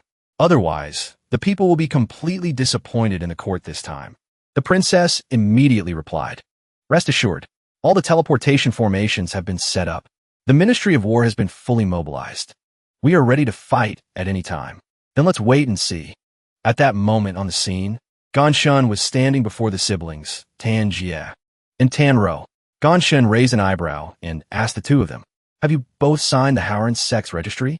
Tan Jie gritted his teeth and replied, Ganshun, the senior disciple of the Heavenly Secrets Pavilion. I recognize you. What do you want bringing your men here? This is Tianan province. Gunsken snatted.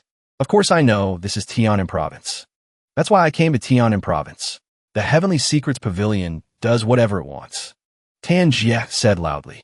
Lord Wei once said, the times have changed. The court has abolished all the special privileges of the Cultivator Alliance within Great Qian's territory. Don't think you can continue to bully our Tan family as you please. We will absolutely not surrender. Ganshun was contemptuous. He sneered. Wei Yun?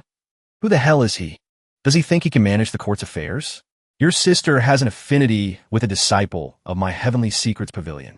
We are here today to take her back to the Heavenly Secrets Pavilion. Tan Jie, just you try and stop us. Let's see if anyone in this Tianan province dares to stand up for you. After speaking, he turned and ordered the other disciples to take Tan Ro away.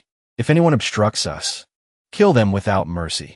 In Tianan province, the Heavenly Secrets Pavilion is the law. It was so in the past.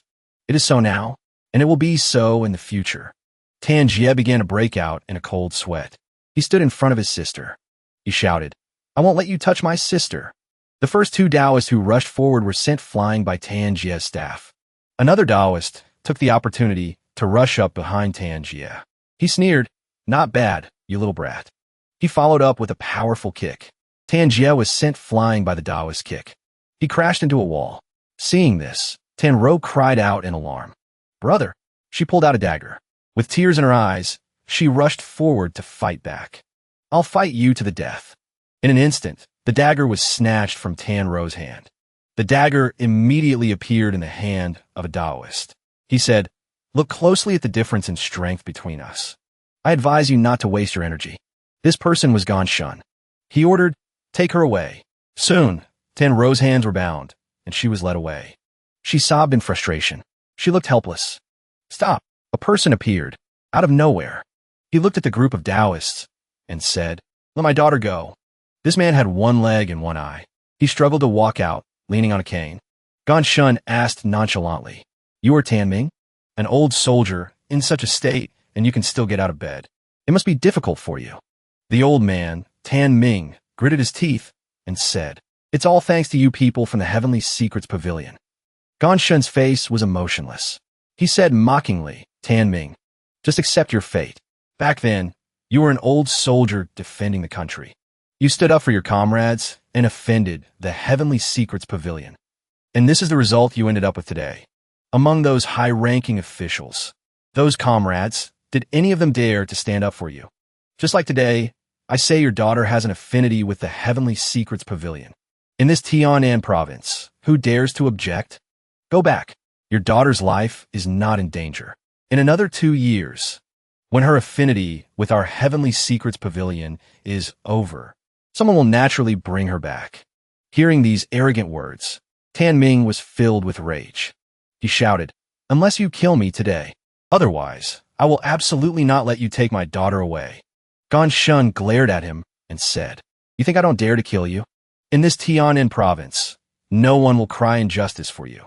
Believe it or not." "I don't believe you." Suddenly, someone shouted in unison. From a distance, a group of people approached. They were all clad in armor. A squad of soldiers appeared out of nowhere. Each one was imposing and full of vigor. They said heroically, "I will cry injustice for Old Tan.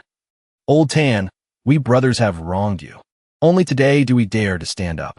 Back then on the battlefield, we said we would be brothers for life.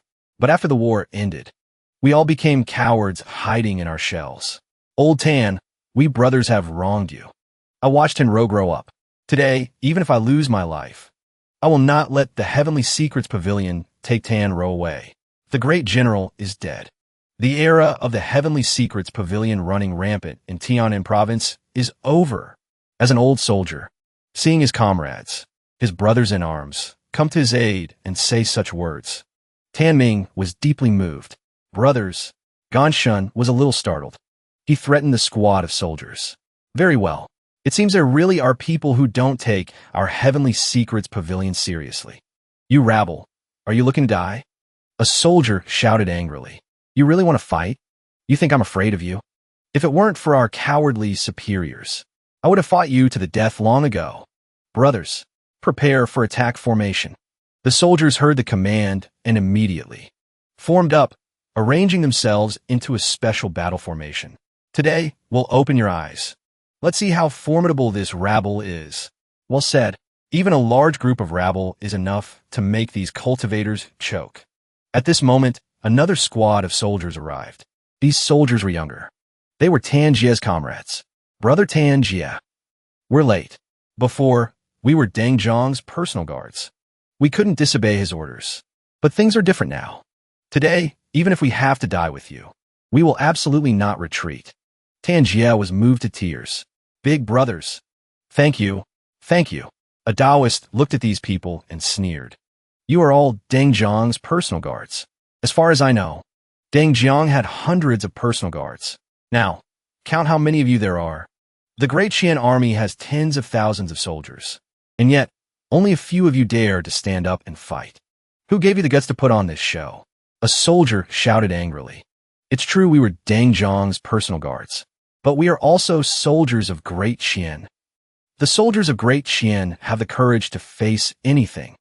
More and more people will stand up and fight. We are just the first. We will definitely not be the last. Heavenly Secrets Pavilion, your good days are numbered." Gan Shun turned and glared. He channeled his spiritual power and lunged forward to attack. "Insolent words. You are too presumptuous." Suddenly, something blocked his path. More accurately, a beggar appeared, and he actually had the strength to resist Gan Shun. This beggar erected a solid defensive barrier. It blocked all attacks. The soldiers who saw this were stunned. Who is he? He could block Gan Shun's heavenly secret palm with his bare hands. No, that's not right. That's no beggar. That's our young general. It's General Deng Zhang's son, Deng Bai. He really came back to Tianan province? Princess Mingzhu spoke up. Wei Jun, observing Deng Bai at this moment, was also a bit puzzled. "Princess, you know him?" The princess then told him about Deng Bai. Deng Zhanyas Eldestisson. At only 13, he followed Deng Jiang into the war to defend the country. After the war ended, Deng Jiang went mad for the Heavenly Secrets Pavilion. Deng Bai felt ashamed of Deng Zhang's actions. He publicly announced that he was severing his father-son relationship with him. Then he left Tianan province. He is one of the young geniuses of the Great Qian army. For the past few years, he has always been on the front lines. The Western Coast and Tianyuan City are the places he frequents most. Returning to the scene. After blocking Gan Shun's attack, Bai turned and said to the soldiers, "Sorry, everyone. I'm late." All the soldiers cheered. "It's great that the young general is back. We've been waiting for you for a long time." Young general, the great general, Bai said coldly. I know. Deng Zhang's death was not enough to atone for his crimes. He turned to face Gan Shun and asked, Do you want to die too? Gan Shun was now breaking out in a cold sweat. His whole body trembled. According to the Heavenly Secrets Pavilion's intelligence, Deng Bai had even infiltrated the Western continent and the Demon Court, and yet he was able to return safely. Compared to this god of slaughter, his own cultivation might not be inferior, but his combat experience was far behind. He quickly regained his composure. His face was grim as he said, Deng Bai, what are you doing back in Tianan province? The Heavenly Secrets Pavilion has its problems, but it's not something you can destroy. Bai glanced at Gan Shun and said, If I can't destroy it, someone else will. You don't need to worry. Gan Shun heard this threat. He knew it wasn't a joke. Cold sweat poured down like rain again. That look in his eyes. He's definitely going to make a move today. Those other sects want me to be their opponent. They really don't know their own limits. Weighing the pros and cons, he immediately threw his head back and shouted to the sky, I invite the seniors to act. His words were directed straight at the master and disciple in the sky. The girl named Xiao Yu said in surprise, How did he know we were here? The old man sighed. He guessed. The disciples of the Heavenly Secrets Pavilion are very good at calculations. This sect is even a master of playing dirty tricks. Xiao Yu asked, Senior, should we intervene? Of course. The old man held out his hand. He summoned a black saber. The body of the saber emitted a dark spiritual light. If the Cultivator Alliance doesn't protect the Heavenly Secrets Pavilion, everyone's morale will be shaken. Saber King, if you don't want to die, don't make a move. A warning directly entered the mind of the old man, called the Saber King. The Saber King muttered, You dare to threaten me with just that? Are you underestimating me too much? Princess Ming. It turned out that the one who had just used telepathy to warn the Saber King was Princess Ming. She continued to threaten him. Of course, I am no match for you. But with the heaven monitoring mirror, you will surely die. The Saber King laughed eerily. Is that so? Then I'll wait for you to come and kill me. After speaking, the black saber shot straight down towards the ground. It tore through the sky. Bai below also gradually sensed that something was flying towards him. The opponent is too strong. I can't dodge it. Suddenly, a woman appeared out of nowhere. She knocked the saber away. She blocked the attack, aimed at Deng Bai. Below, he also sensed through his spiritual sense who had just intervened. The newcomer used a golden sword. She said, The Divine Power Sect will seal its mountain today. Any objections? You can stand up to the Saber King. The person who just appeared was Zhu Fong. Zhu Fong. The Saber King looked at Zhu Fong. He gritted his teeth and said, You even dare to bring out the sword that the saint carried with him when he roamed the world? Zhu Fong, do you want the Confucian school and the Divine Saber sect to go to all-out war? Zhu Fong was indifferent. She looked provocatively at the Saber King. Come on up if you have the guts. What are you screaming about? Calm down. Calm down. Don't be angry. A voice suddenly rang out. Semi-Saint Zhu, can you listen to this old man for a moment? Beside Zhu Fong, a giant golden figure appeared. It was like a god descending to the world. This god continued to speak. This old man does not want Great Qian to go to all-out war with the Elysian sect. Before he could finish, Marshal Ji interrupted the god. Shut your mouth for me today, Grand Preceptor. Marshal Ji, does Great Qian really want to go to war? A figure holding a horsetail whisk appeared faintly in the clouds. The voice seemed to come from a distant place. It was extremely majestic. Do you really think you are that capable? Marshal Ji did not answer. He just raised his hand and signaled. A row of artillery beside him was ready to fire. With a wave of his hand, countless explosions rang out. The entire artillery position began to attack. Wei Jun watched from the side. He was extremely excited. That cannon fire. Could it be Marshal Ji's determination to go to war? The common people who witnessed the whole event were moved to tears. Lord Wei was right. The era of Great Qian being oppressed by cultivators is finally over. Meanwhile, Marshal Ji was still in dialogue with those divine beings. Great Qian cannot destroy the Cultivator Alliance. But I can guarantee you, destroying 2 or 3 immortal sects is still possible. Now, whether we go to war or not is up to you to decide. He frowned and gritted his teeth. But once the war starts, when it ends will be up to us. His words still echoed on the battlefield of Tianan province. He deliberately targeted the disciples of the Heavenly Secrets Pavilion. If you don't want war, then get out of Tianan province. Stop meddling in Great Qian's internal affairs. It seems you have been abandoned. Sure enough, the black saber in front of Zhu Feng also became faint. The golden god sitting next to her also gradually disappeared, and the figure holding the horsetail whisk was also gone. Bai sneered. It seems all the gods have abandoned the Heavenly Secrets Pavilion. Gan Shun angrily shouted to the sky, Signal, don't fall into Great Qian's trap. They're just bluffing. The Cultivator Alliance is still united as one. Bai said arrogantly, Great Qian is just bluffing. Marshal Ji's threat is real. Great Qian cannot destroy the Cultivator Alliance, but it can destroy 2 or 3 immortal sects within the Alliance. Who do you think wants to be those 2 or 3 destroyed sects? Gan Shun still stubbornly shouted, I don't believe Great Qian dares to be so reckless. Bai sneered in reply, whether Great Qian dares or not, I'm not sure. But these cultivators who train day and night for longevity, these old misers in the Cultivator Alliance, they definitely don't dare. The 3 gods were so ridiculed that they were speechless. Bai then rushed forward to attack. The times have changed. Gan Shun, prepare to disappear along with the Heavenly Secrets Pavilion. The battle erupted. Wei Yun asked anxiously, do we need to go and support Deng Bai? The princess replied, no need. Deng Bai will win quickly, although their strengths are equal. A cultivator who has been secluded in the deep mountains for years is never a match for a battle-hardened martial artist. She added, Deng Bai is Deng Zhang's son. He is the young general recognized by every household in Tianan province. Now that Deng Jiang is dead, and Deng Bai has returned, Tianan province will undergo a transfer of power. This is our chance. Wei Jun was surprised. Does the princess mean we should take the initiative to attack the Heavenly Secrets Pavilion?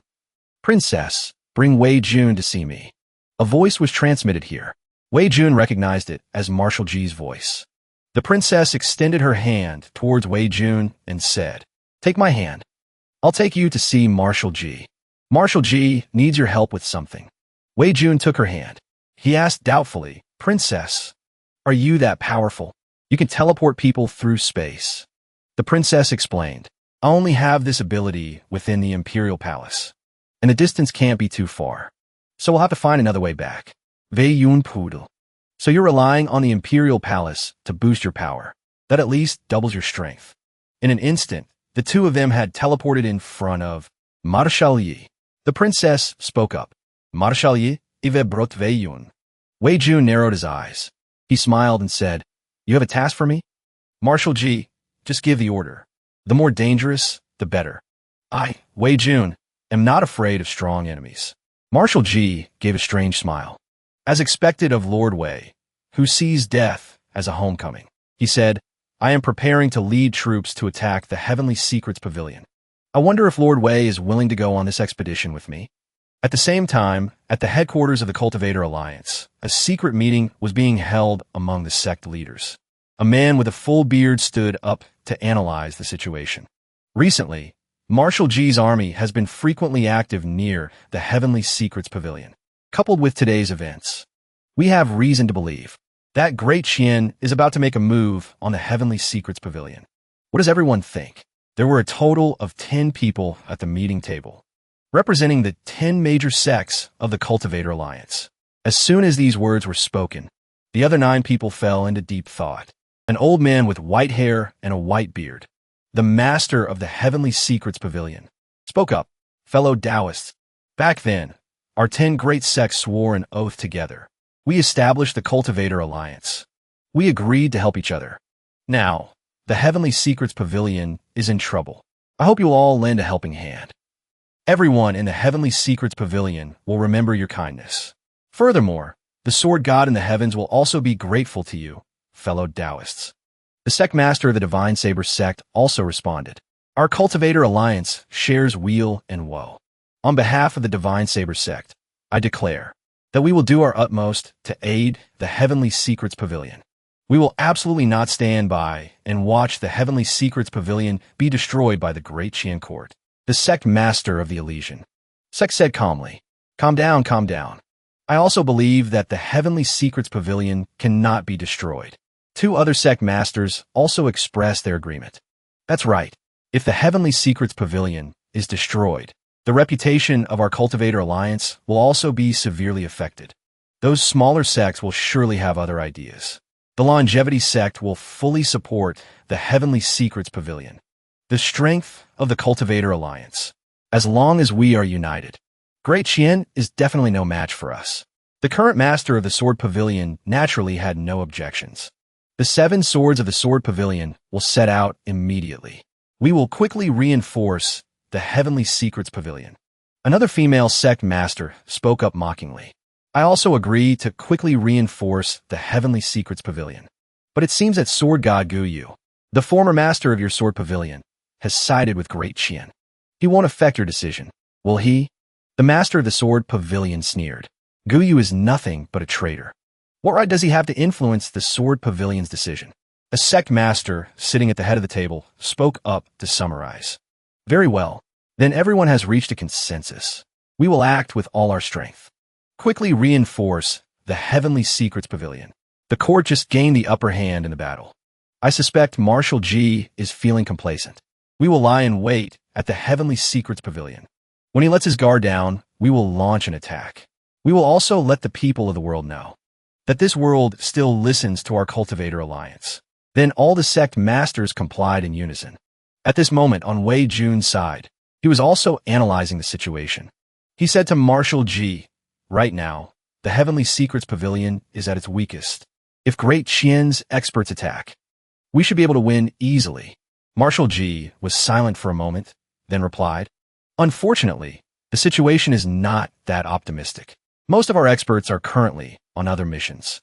For this attack on the Heavenly Secrets Pavilion, besides my army, I'm only bringing General Zhang Bin and my son, Jiling Yun, and the Cultivator Alliance will certainly not stand by and do nothing. So this time, when we attack the Heavenly Secrets Pavilion, many people will surely die.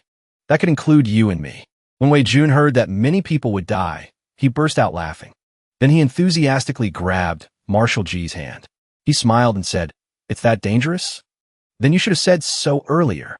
Since I was a child, I have been a true man, decisive and brave, not afraid of danger, not afraid of hardship. I agree. I must participate in this battle. Seeing Wei Jun's attitude, both Marshal G and the princess were bewildered. Wei Jun, however, was extremely pleased with himself. Although I'm not intentionally seeking death, the opportunity is right in front of me. I have no reason to refuse. If you don't try, how will you know? The princess asked doubtfully. Lord Wei, don't you want to know why we want to bring you along? Wei Jun waved his hand dismissively. It doesn't matter. Marshal G needs me. I will not fear any powerful enemy. Marshal G couldn't help but say, you may not ask, but I must make it clear. It's like this. Marshal G then explained a reason to Wei Jun. After hearing everything, Wei Jun's face turned pale, then green. So that's how it is. This was the first time he felt death was so close. Perhaps this time, I really might die. It must be said, the probability of dying in battle is higher than any time before. Because of this, Wei Jun's estimation of Marshal G grew even higher. Marshal G said, you are the only one willing to sacrifice your life for this heavenly emperor. You truly have a discerning eye, a true talent. Rest assured, after this heavenly emperor dies, I will definitely let you ascend to heaven and enjoy blessings. In the tense atmosphere, Marshal G suddenly felt his whole body become lighter. It was puzzling because at this moment, he was being blessed by the heavenly emperor. Suddenly, the jade slip signaled. On the other end was Yuan Hao. Lord Wei, are you with Marshal G right now? Wei Jun replied, yes, I am. Lord Wei, is something the matter? Yuan Hao answered, His Majesty wishes to see Marshal Yi. Please have the marshal come to the imperial palace immediately. The princess, standing beside them, didn't understand the great Qian emperor's intention. Why does father want to see Marshal G now? Could it be that he wants to stop us from attacking the Heavenly Secrets Pavilion? If that's really the case, Marshal G will be very upset. She muttered to herself, father shouldn't be that foolish. A few minutes later, Marshal G arrived at the imperial palace. Unaware of who was cursing him, The great Qian Emperor suddenly let out a loud sneeze. Marshal Ji clasped his hands in salute. Your Majesty is in good spirits. The great Qian Emperor asked, Chong Kong, have you really made up your mind to dispatch the troops? Marshal Yi replied resolutely. Yes, this is a rare opportunity. It is the best time to weaken the Cultivator Alliance. The great Qian Emperor took a scroll from his chest and threw it to Marshal Ji. Take this. This is... Marshal Ji was a little surprised by His Majesty's action. The great Qian Emperor explained the scroll's function. The diagram for the heaven-sealing grand formation. Once activated, it can be used immediately. Within 2 hours, it cannot be broken, unless 2 venerable realm experts from the outside world join forces to break it. After realizing the power of the grand formation, Marshal Ji exclaimed, I never expected such a thing to exist. I wonder where your Majesty obtained it. The great Qian Emperor replied, My years of forbearance were not spent idly doing nothing. The great Qian Emperor did not forget to remind Marshal Ji not to be careless. Don't celebrate too soon. Although the heaven-sealing grand formation can seal the Heavenly Secrets Pavilion, once activated, this formation will indiscriminately cover everything within its range. You will also be sealed within the heaven-sealing grand formation. You will automatically enter the heaven-sealing grand formation. In other words, if you don't use the heaven-sealing grand formation, even if you fail, you still have a chance to escape. But once you activate the heaven-sealing grand formation, you will no longer have a chance to escape. I am entrusting this heaven-sealing grand formation diagram to you, whether you want to use it or not. The decision is in your hands. Marshal Ji clenched the grand formation diagram tightly. His face was filled with determination. Of course I'll use such a good thing. I've already made up my mind to attack the Heavenly Secrets Pavilion. I am prepared to fight to the last man. That night, at Wei Jun's estate, he was staying up late. With an expression of extreme joy on his face, he muttered, This Heavenly Emperor has a premonition. This time, I can definitely die. He calculated, although I guess in this life, I was most likely specially set up to deal with the Tao ancestor. But the layout of this world was most likely arranged by a small fry under the Tao ancestor. To pass up a chance to die, just to wait for the Tao ancestor. The variables are too great. It's better to just go with the flow. Having thought it through, he finally made up his mind. It's decided then. Tomorrow, I will transform into the Heavenly Emperor, and then I'll smash everything to pieces. After seeing through his own heart, Wei Jun slept soundly. He even happily talked in his sleep. Let's have a good fight. Suddenly, a figure appeared. Wei Lung. This person was by Qin Xin. She was looking at Wei Jun. Her face was extremely pale. I already know that you want to attack the Heavenly Secrets Pavilion. I'm really worried about you. She felt helpless. She bit her lip. But don't worry. I won't advise you to give up going to the Heavenly Secrets Pavilion. I know you are that kind of gentleman who would never run away from trouble. I still have to find the Demon Lord. So tomorrow, I can't go to the Heavenly Secrets Pavilion with you. The Heavenly Secrets Pavilion has too many cultivators. Even if I go, I might not be able to protect you completely. But even if I can't be by your side, I will do my best to protect you. After speaking, Qin Xin slowly placed her hand on Wei Jun's forehead. Then, she transferred spiritual power into the center of his brow. A torrent of spiritual power flowed in continuously. The spiritual power was still being transferred. Another version of Qin Xin within her heart shouted angrily, Are you crazy? This is the power we've accumulated for so long. Why are you giving it all to him? The Dar personality has successfully merged. You could clearly use this power to merge with me right now. Do you know that if you merge with the third personality, your power could rival that of Saint? Her spiritual power was gradually depleting. Qin Xin was also drenched in sweat. She gritted her teeth and said, It was Wei Lang who gave me a new life. Even if I lived in this world, I would just be a soulless shell. So I must help him. No matter the cost. I will not regret it. The other personality could only click her tongue. A woman in love is truly foolish. You have no idea what you're giving up. Qin Xin smiled with satisfaction. Her face became a few shades paler. I don't care. As long as Wei Jun can live, that's all that matters. The spiritual power continued to pour into Wei Jun's body. The next morning, Wei Yun woke up. He was completely unaware of what had happened the previous night. He changed into a new set of clothes. His spirits were high. The battle armor Lu Yuanhao gave me isn't bad. Heavenly Secrets Pavilion, here I come. As soon as he left his estate, he met Qin Xin. Lady Bai, why are you here? Qin Xin smiled at him and said, I came to see you off for a bit. Lord Wei, I wish you a safe return. The words were simple, but they contained an indescribable emotion. It made Wei Jun feel a bit emotional as well. He narrowed his eyes and smiled. Don't worry, Lady Bai, we will definitely meet again. He thought, when I transform into the Heavenly Emperor, I will come back to find this friend. Qin Xin opened her arms and said, no need to say it. I also believe we will definitely meet again. To be able to be your companion. I'm very happy, Lord Wei. Let's have a hug. After speaking, her cheeks flushed red. She looked incredibly charming. Wei Jun was once again stunned. It was as if Qin Xin's feelings from the bottom of her heart had touched his. So he also stepped forward and hugged Qin Xin tightly. He promised once again, Lady Bai, until we meet again. Qin Xin hummed softly with happiness. See you later. After that, Marshal Ji led his army to surround the Heavenly Secrets Pavilion on Heavenly Mountain. In front of the Heavenly Secrets Pavilion, a huge protective barrier appeared. The scene was magnificent. The Great Qian army was arranged in neat formations. Their morale was sky high. They were all waiting for the right moment to attack. At this moment, the military strength and other important factors were being closely monitored. On the side of the Heavenly Secrets Pavilion, the Taoists were also countless. Their banners flew high.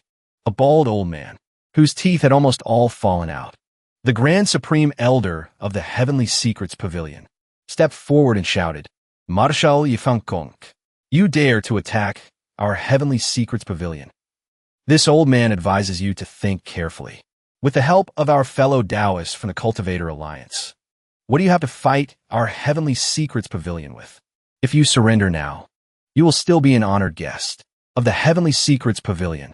The Ji family clan will still be regarded by the world as a first-rate immortal sect. Marshal Yifronde.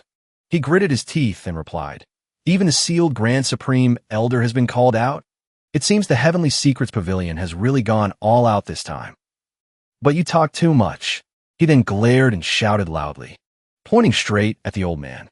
Am I, Ji Changkong, the kind of person who betrays his comrades on the battlefield? Less nonsense. Let's fight. When it comes to fighting, you are no match for me. The Grand Elder clicked his tongue and shook his head. Insolent. In that case, don't blame this old man for being impolite. The old man then gathered all his strength and shouted. The shout contained internal energy. It stirred up all the Taoists. Disciples of the Heavenly Secrets Pavilion, hear my command. I invite all fellow Taoists to work together. Kill all the elite soldiers of Great Qian. Kill all the elite soldiers of Great Qian. Let them know the might of our Cultivator Alliance. Of course, the Great Qian army was no pushover. Marshal Yishouti Loudli. Form up and prepare for battle. And so, the two armies clashed. The great battle erupted. A Taoist leading the charge opened his third eye. He seemed to have discovered something. He suddenly shouted loudly, fellow Taoists, wait. Something's not right. This is not Great Qian's main force. Except for Ji Changkong, Zhang Bin, Ji Lingyun, and Wei Jun. The other experts are all fakes. They're just cannon fodder. Sure enough, as the charging army got closer, they discovered that they were all just illusions. They flickered in and out of existence. Marshal Ji sneered as his plan was exposed. TCH, this tactic of using fakes to fight a real battle really can't last long. Marshal Ji took out a scroll containing a grand formation from his clothes. He activated it immediately, but this time you won't escape. Invincible Grand Formation. Activate. Spiritual power was released from scroll. The entire battlefield was covered by a cage. On the cage, dense characters and talismans looked extremely majestic. The Taoists understood the power of this grand formation even more. They began to panic. This is bad. All four directions are sealed. We can't leave this place. What the hell is this thing? Why is the spiritual energy of heaven and earth that I can feel so weak?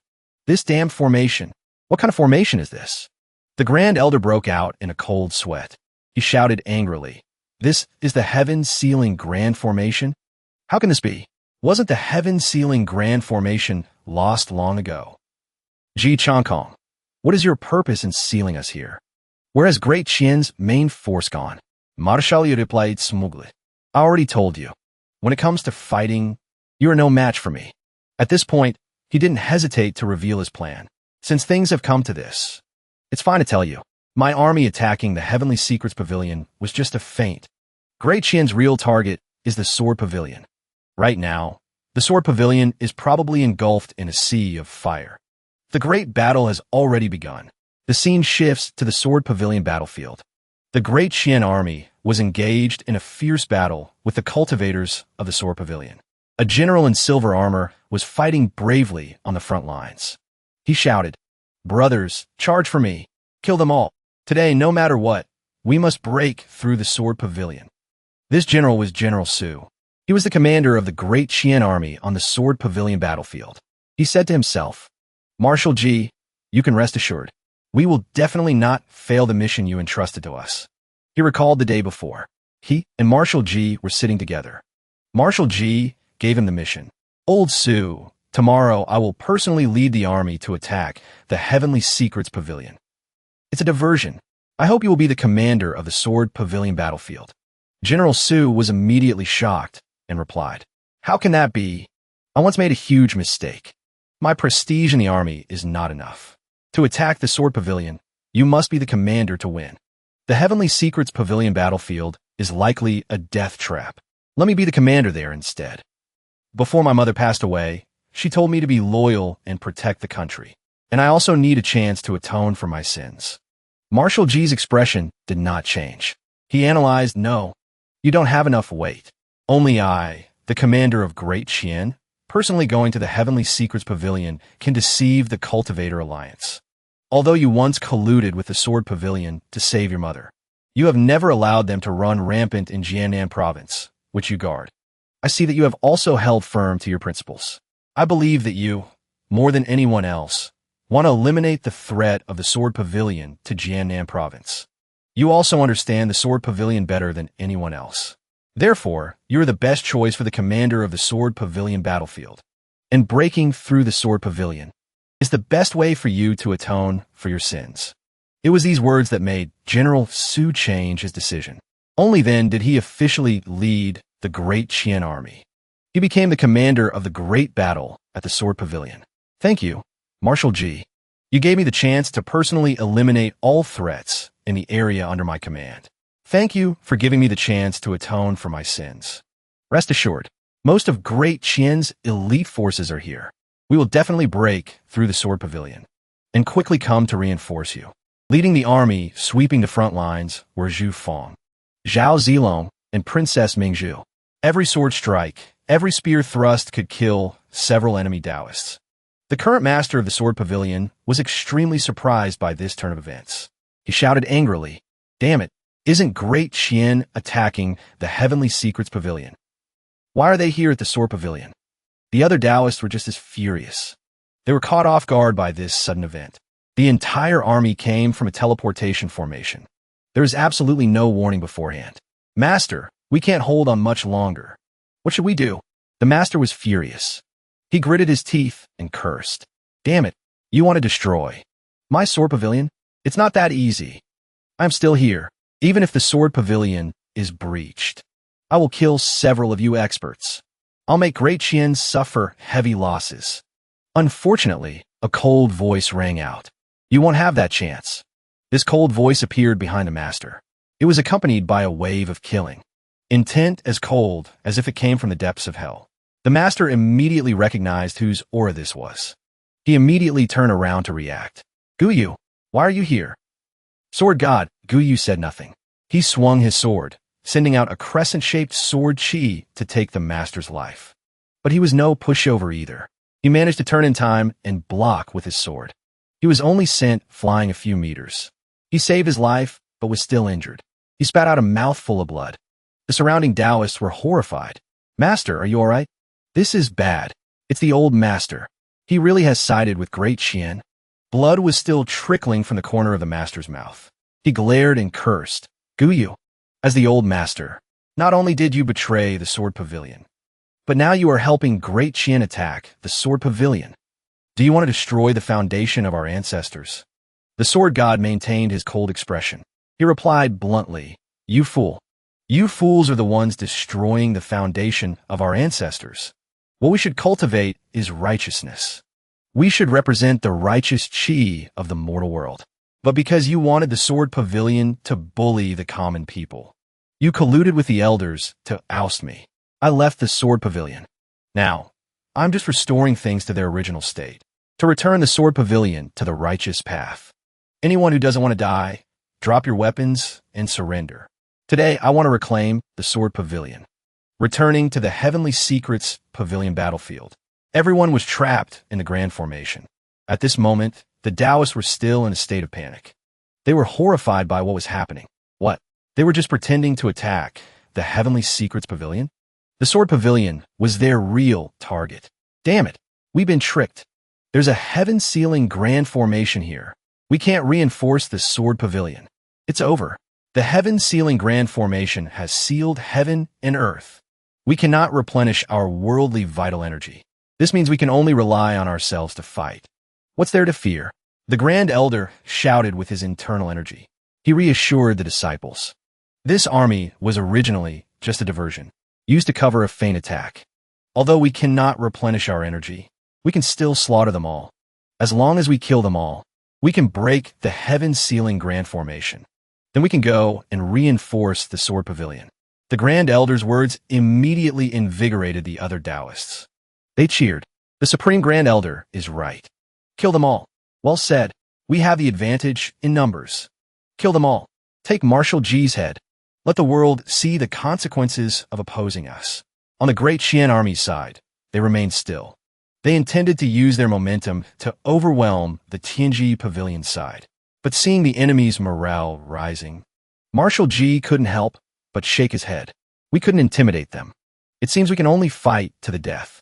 Old Zhang Bin, the deputy general replied, "I have long been prepared to sacrifice myself. But Marshal, you are the commander-in-chief. You came here only to deceive them. Therefore, you cannot die here." There was a hidden meaning in his words. Marshal G asked old Zhang, "What do you mean?"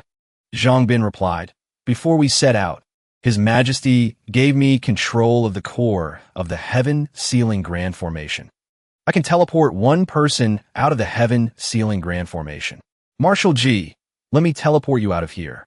Hearing these words, Marshal G roared in anger. "What kind of joke is this? I'm the commander-in-chief. How can I run away? Teleport Lord Wei out of here. He is a civil official. He cannot die on the battlefield." Bringing him here was to attract the attention of the Cultivator Alliance. His mission is complete. Wei Jun was riding his horse in the back. He happened to hear these words. His face immediately turned frighteningly grim. "What does this have to do with me? I wasted my blessings on you yesterday. Are you kidding me? No, I must be firm.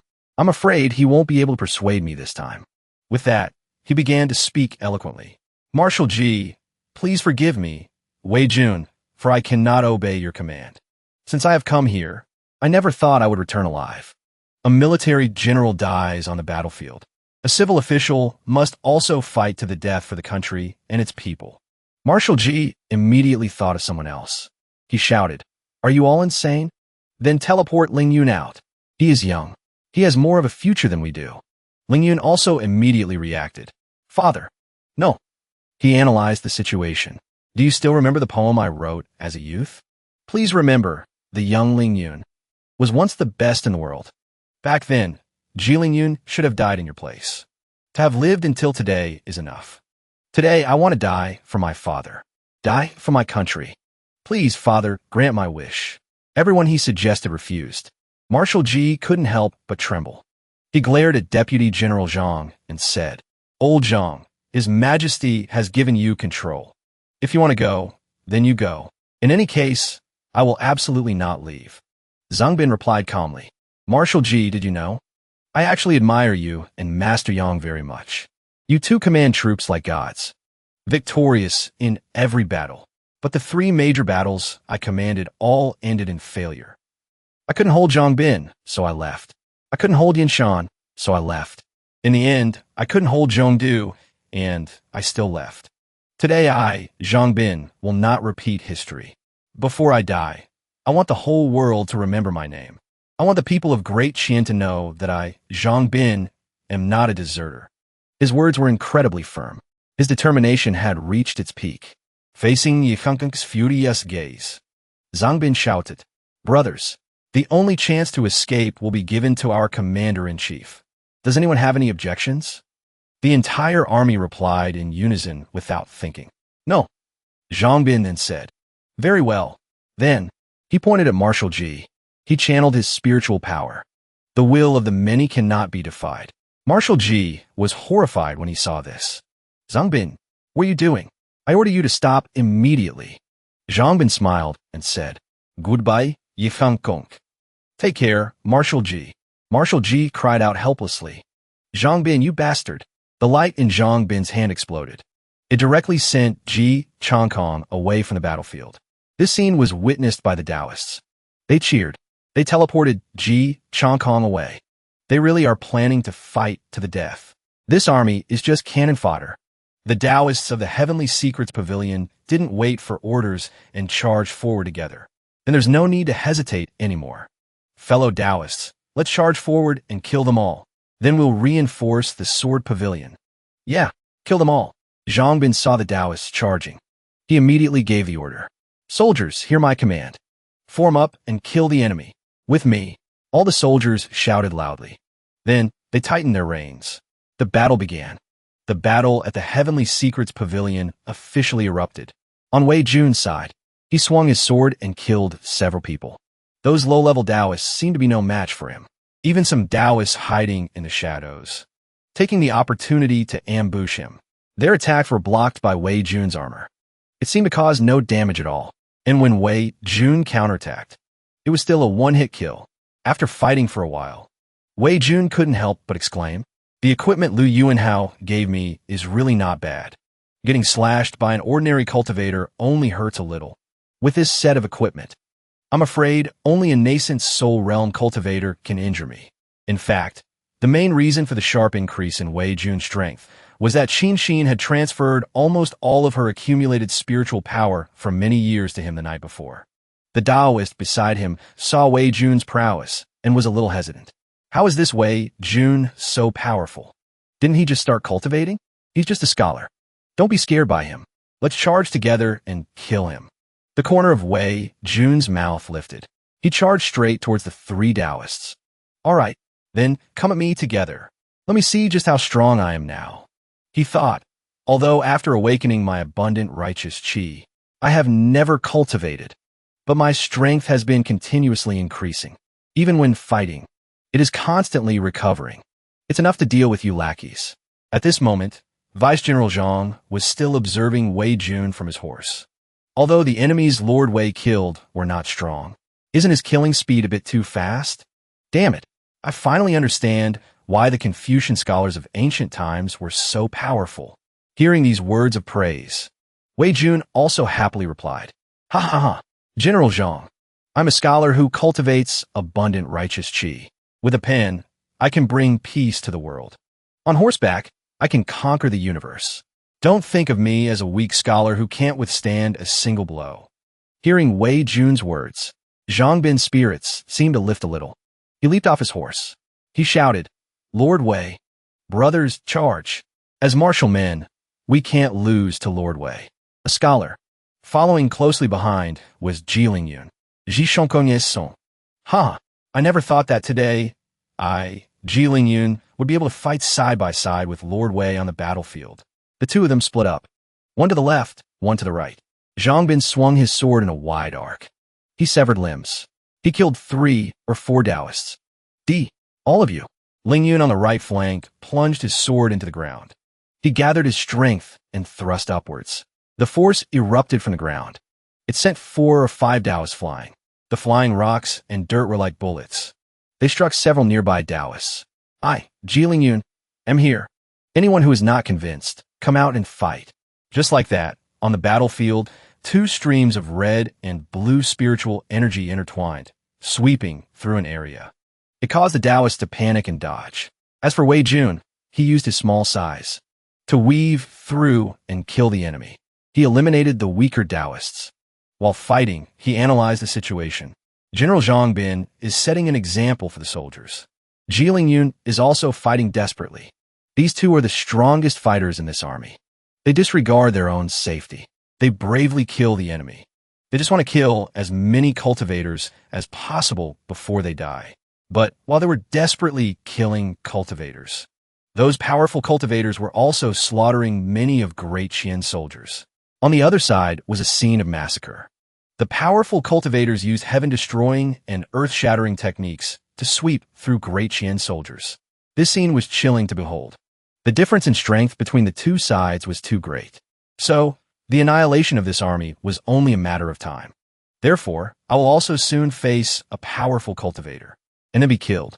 The moment for the Heavenly Emperor to appear is approaching.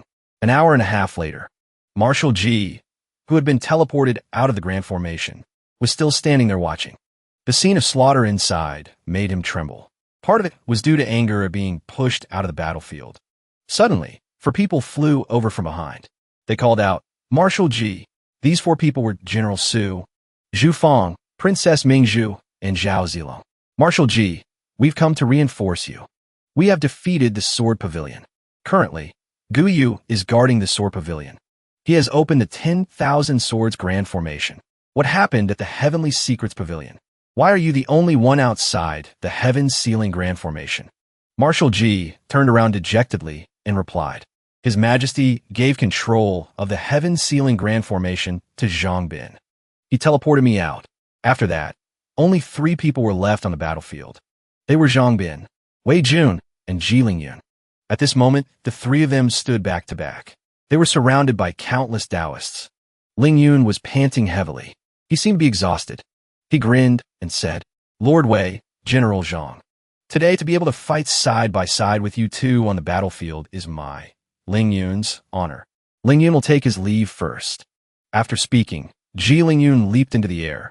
He rushed straight to where the enemy was most concentrated. His whole body shone with a brilliant light. He laughed loudly. "Come on, let's have another good fight." The people outside the formation who saw this were horrified. This is bad. Lingyun cultivates the self-destruction Tao. He wants to take those experts down with him.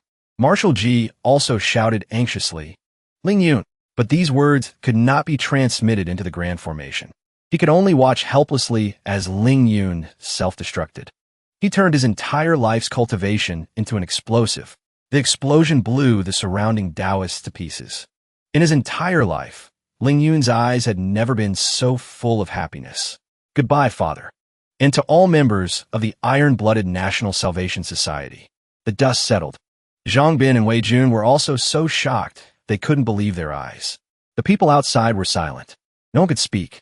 Marshal Ji suffered the greatest blow. He had lost his last son. At this moment, Zhao Zilong broke the silence. He comforted Marshal Ji.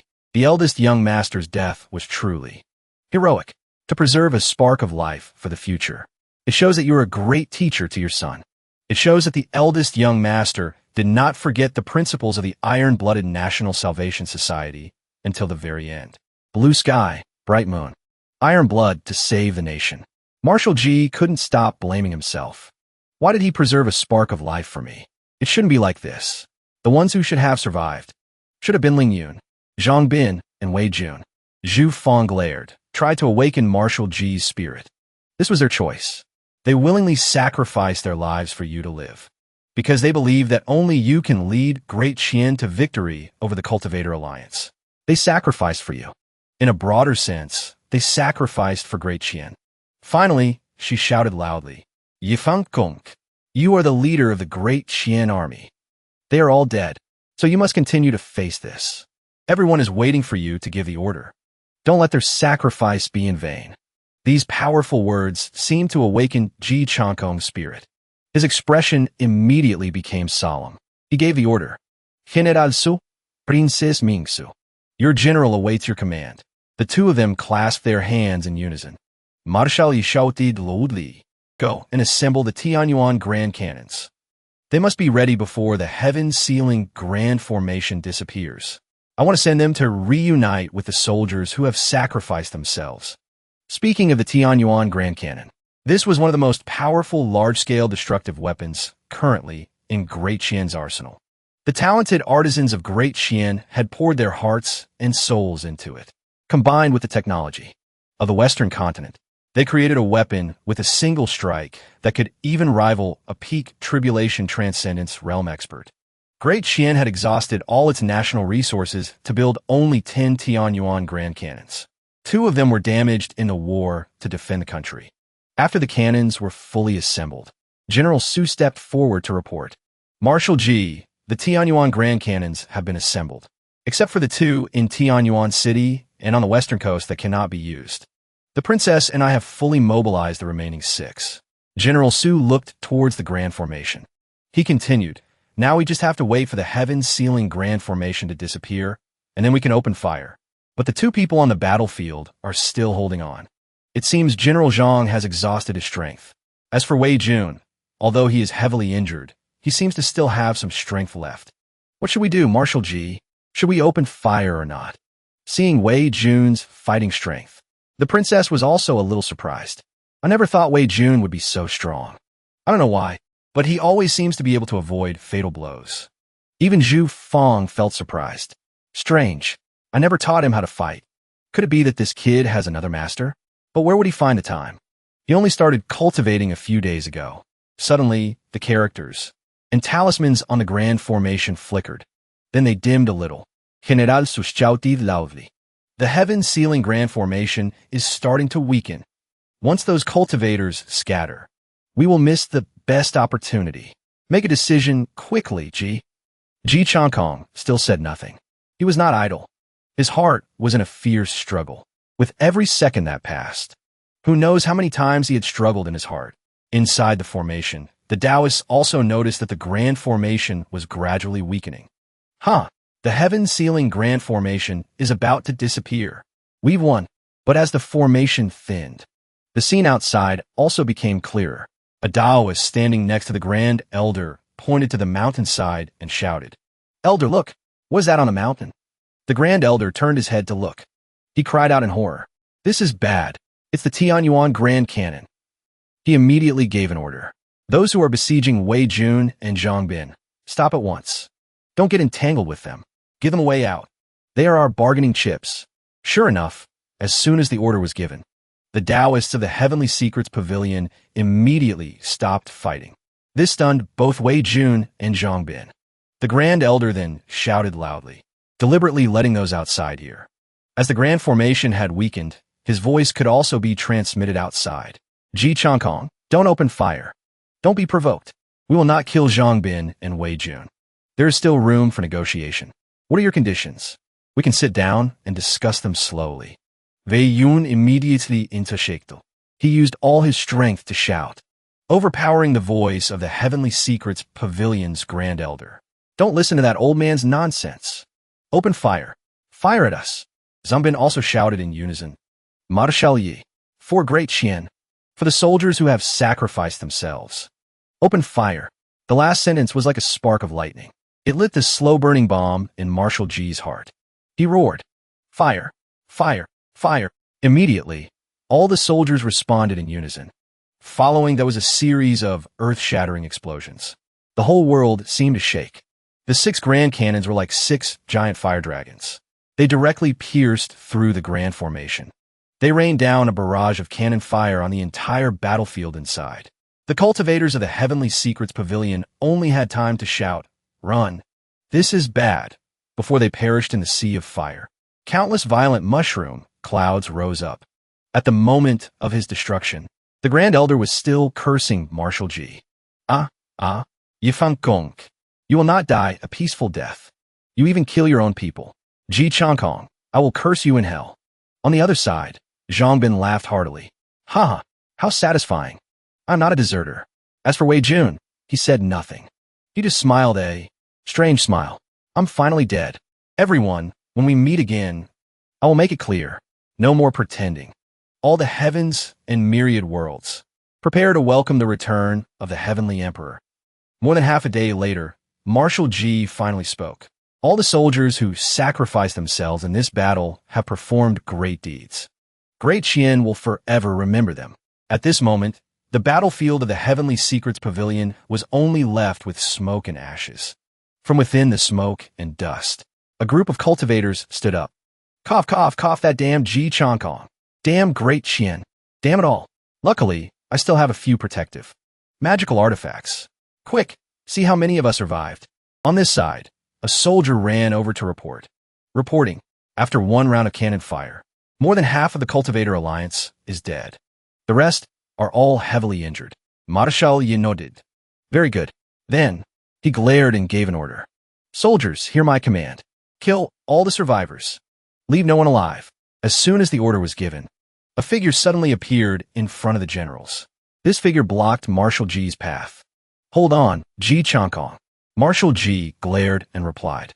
To dare appear before my army at this time. Are you here to die? Alliance leaders you. It turned out the person who appeared in front of Marshal Ji was the dashing Taoist, the leader of the Cultivator Alliance. Zwabugwa. Bugwa raised his head and said, Ji Changkong, the sword pavilion has fallen. Today, Great Qian has also gained a great advantage. How about we stop here? You surely don't want a situation where both sides perish, do you? Marshal Yisnedet. And if I don't stop? Bugwa analyzed. It's not difficult for us cultivators to recover from our injuries. If we continue to fight, Great Qian will lose at least another half of its great generals today. Of course, we will also suffer heavy losses. The only result can be mutual destruction. You will die. Yuan Yiting will die. General Su will also die. Many people will die. Are you sure you still want to continue fighting? Marshal Ji frowned and sneered in reply. I, on the other hand, feel that you will also die. Bugwa continued to threaten. Today, the Cultivator Alliance has only used half of its strength. Even if I die, do you think Great Qian has the ability to deal with the Cultivator Alliance? Furthermore, even if you can damage the vitality of the Cultivator Alliance this time, are you prepared to face the true god behind the Cultivator Alliance? Everyone felt a chill down their spines after hearing this. Marshal Ji thought for a moment before replying. The heavens cannot allow too many true gods to descend. If only one or two gods descend, then Great Qian will show you what it means to fight to the death. But it's not impossible for me to withdraw my troops.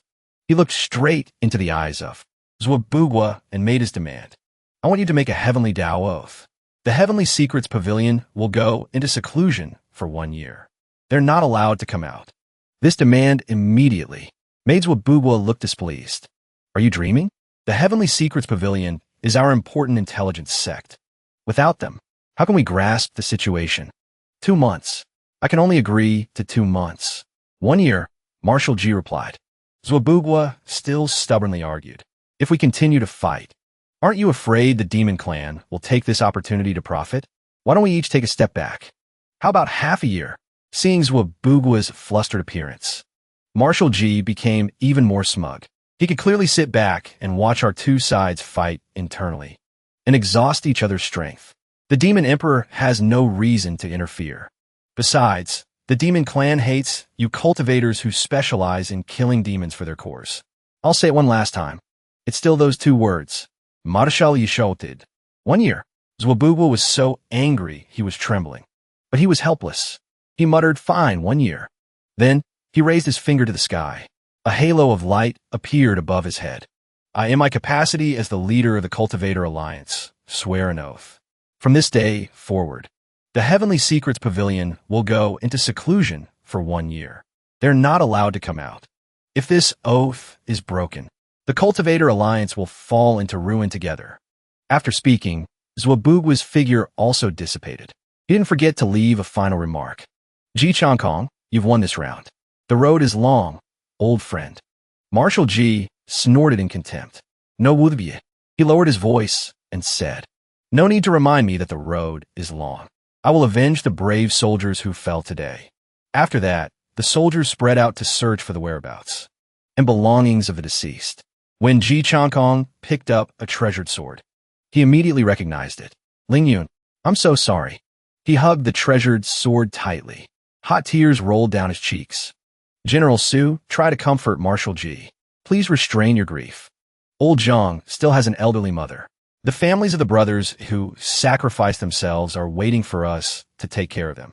Marshal Ji bit his lip in pain. He almost bit it until it bled. Old Su is right. Now is not the time for grief. When we return to the capital, we must hold a grand memorial service for the soldiers who sacrificed themselves.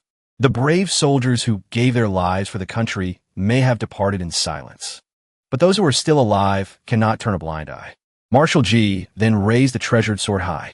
He ordered, "Brothers, quickly clean up the battlefield. Then, bring the news of our victory today back to the capital." In another development, Princess Ming seemed to have discovered something. She called out, "Zhu Jizi, quick, come and see." Zhu Fangfang ran over to see. She was also startled. Unbelievable. His body wasn't blasted to dust by the Tianyuan Grand Cannon. It turned out they had found Wei Jun's charred body. Fangfang placed her hand on Wei Jun's body. She exclaimed, "This is truly a miracle." Princess Ming asked curiously, "Sister Zhu, should we try to save him?" Fangfang began to tear up. Unfortunately, it's too late. He's completely dead. Wei Jun's body just lay there quietly. Motionless. You're really dead. At the same time, Qin Xin was on her way to find the Demon Lord. Suddenly, she lost all her strength. She could only lean against a wall, gasping for breath. She also sensed that Wei Lang was truly dead. Not long after, news of the battles at the Sword Pavilion and the Heavenly Secrets Pavilion spread throughout the land. The entire Great Qian was shaken. From the court to the common people, everyone was in an uproar. The whole country rejoiced. As the ruler of the land, the Qian Emperor was also extremely happy. That very day, he and Liu Qian went on an incognito tour to the most prosperous place in the capital. And the most prosperous place in the capital was the Union Restaurant.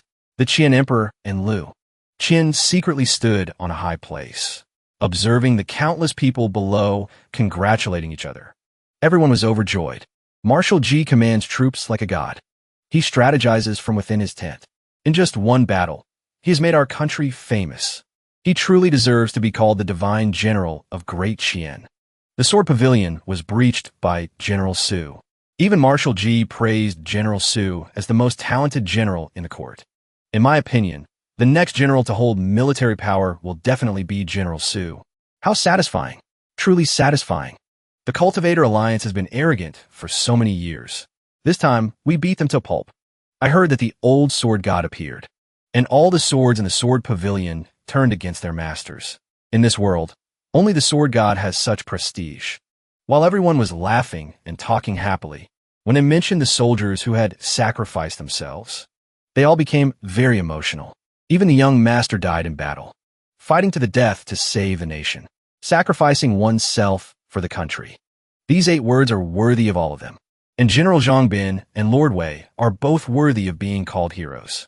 The Qian Emperor listened for a while. He felt the joy, the sorrow, the anger, and the elation of the people below. He exclaimed, "This kind of normalcy makes me very happy. This is the Great Qian that I want to see." But he stroked his beard and frowned and thought, "Why isn't anyone praising me? Before, the rumors about me were not good, and that was fine. But now, under my rule, we have achieved such a resounding victory. Hurry up and praise me.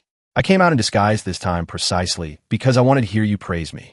Just as he was thinking about our emperor, the Qian Emperor thought. Sure enough, someone mentioned him. He immediately perked up his ears to hear what the person would say next. What an incompetent, good-for-nothing. Veins suddenly popped out on the Qian Emperor's forehead. Great Qian won the battle, and you're cursing me? What's the meaning of this? Is cursing me a trend now? After that, the Union Restaurant became even more lively. That's right. If it weren't for winning these 2 battles, I wouldn't have known that Great Qian was so strong. If the court had been tough earlier, we wouldn't have had to endure for so long. Now it seems it's not that Great Qian is too weak, but that his majesty is too cowardly. Fortunately, our Great Qian is not lacking in heroes. Civil officials die for their remonstrations. Military generals die in battle. Otherwise, our country would really be doomed. Shoo, watch your words. Drink, drink. Right. To our brave soldiers. Cheers. The Qian Emperor's face darkened. He looked very unsightly. Liu Qian was naturally perceptive. He had already noticed this. Sigh, Your Majesty, you want to be praised, don't you? I really don't know what to say. This victory, surely all those in the pro-war faction will be praised. But this has nothing to do with you. although you were the one who brought out the heaven-sealing grand formation. The common people don't know about this. Moreover, everyone has long known about your timid and cowardly personality. He smiled and said to the Qian Emperor, Your Majesty, don't stoop to their level. To those ignorant people, they don't understand your intentions. The Qian Emperor replied coldly, No need to advise me. I'm not that petty. He immediately turned around to prepare. His expression had also softened by now. It seemed he really didn't mind being bad-mouthed just now. I want to hold a state funeral for the soldiers who sacrificed themselves in this battle. The common people said something very right. These people are not treacherous officials. I want them to die a glorious death. The Qian Emperor did not turn his head back. He gave an order to Liu. Qian, this matter will be handled by the Ziwei Divine, Maiden, and Ming. I will not show my face anymore. Return to the palace. Liu Qian breathed a sigh of relief. His Majesty is wise. He felt lucky. But since His Majesty knew this would happen, why did he still? Looking at the Qian Emperor's back, for some reason, Qian felt that the Qian Emperor seemed a bit more weary at this moment. 2 days later, as planned, the entire Great Qian held a state funeral. Throughout the capital, there was joss paper everywhere. Every household wore mourning clothes. Everyone gathered in a square. In the middle of the square was a blazing fire. At this moment, the eulogy began to be read. Today, we gather here to hold a memorial service, to express our respect and sorrow for the heroes who have sacrificed themselves. Most of them have no remains left. We can only set up a tomb for their belongings. A few lucky ones still have their bodies intact. The court has helped to restore their appearance. After that, the remains and belongings of these heroes will be cremated together. The person who stood up to read the eulogy was Wei Jun's master, Headmaster Zhu Fangfang. She looked at all the people. She said, Before we perform the ceremony, allow me to briefly introduce the lives and great contributions of those who have sacrificed themselves. In the end, these heroes will return to Nirvana with the flames. The first person is General Zhang Bin, the famous general who defended the country. He took the initiative to go to the battlefield to kill the enemy, and he sacrificed himself heroically. He made the greatest contribution in the Battle of the Heavenly Secrets Pavilion. Ji Lingyun, a member of the Iron-Blooded Salvation Society, the son of Marshal Ji, when he had a chance to survive, he had given up. He would rather die than become a prisoner of the Cultivator Alliance. He died a heroic death. In the end, he took the enemy down with him. Wei Jun, the new top scholar, an academician of the Hamlin Academy, my student.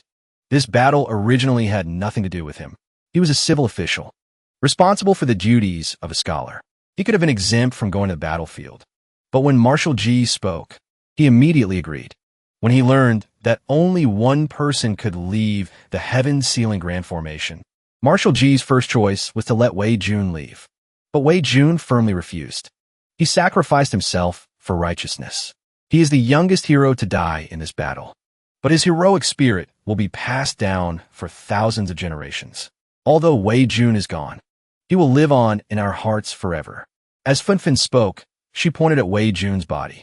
Who would have thought, at this very moment, as everyone's eyes were focused on where the libationer was pointing, Wei Jun's body suddenly sat up.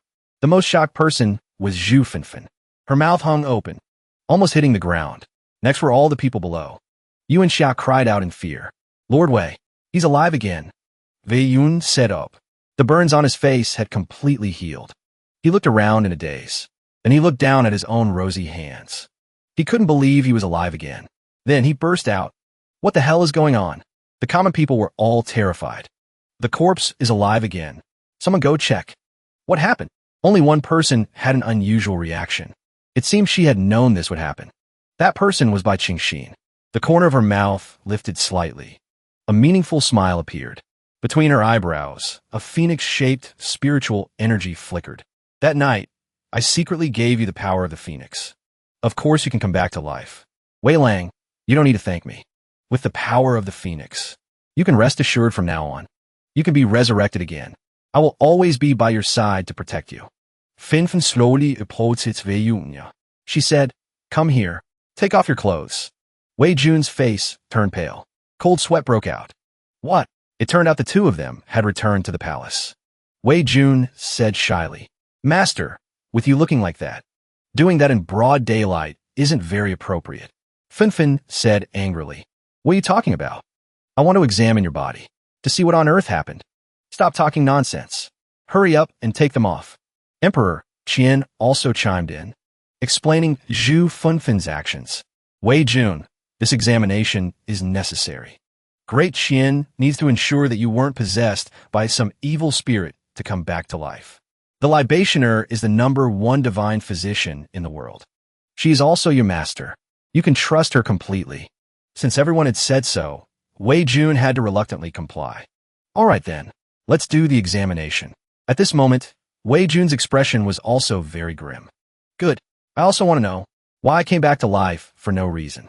You'd better hope this heavenly emperor doesn't find out who the culprit is. Otherwise, this heavenly emperor will make him wish he were dead. Preparing for the examination, everyone was watching intently. Qingxin was cautious and reserved.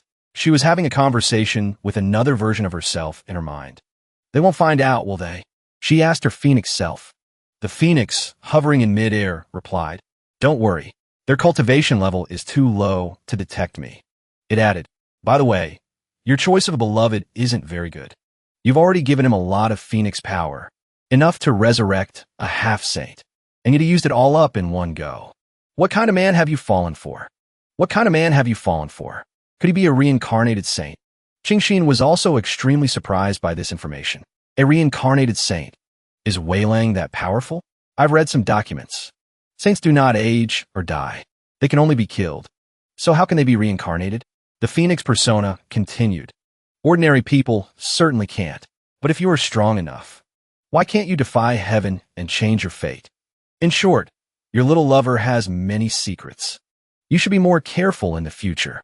It's good that these things happened. The more secrets he has, the harder it is for him to discover your secrets.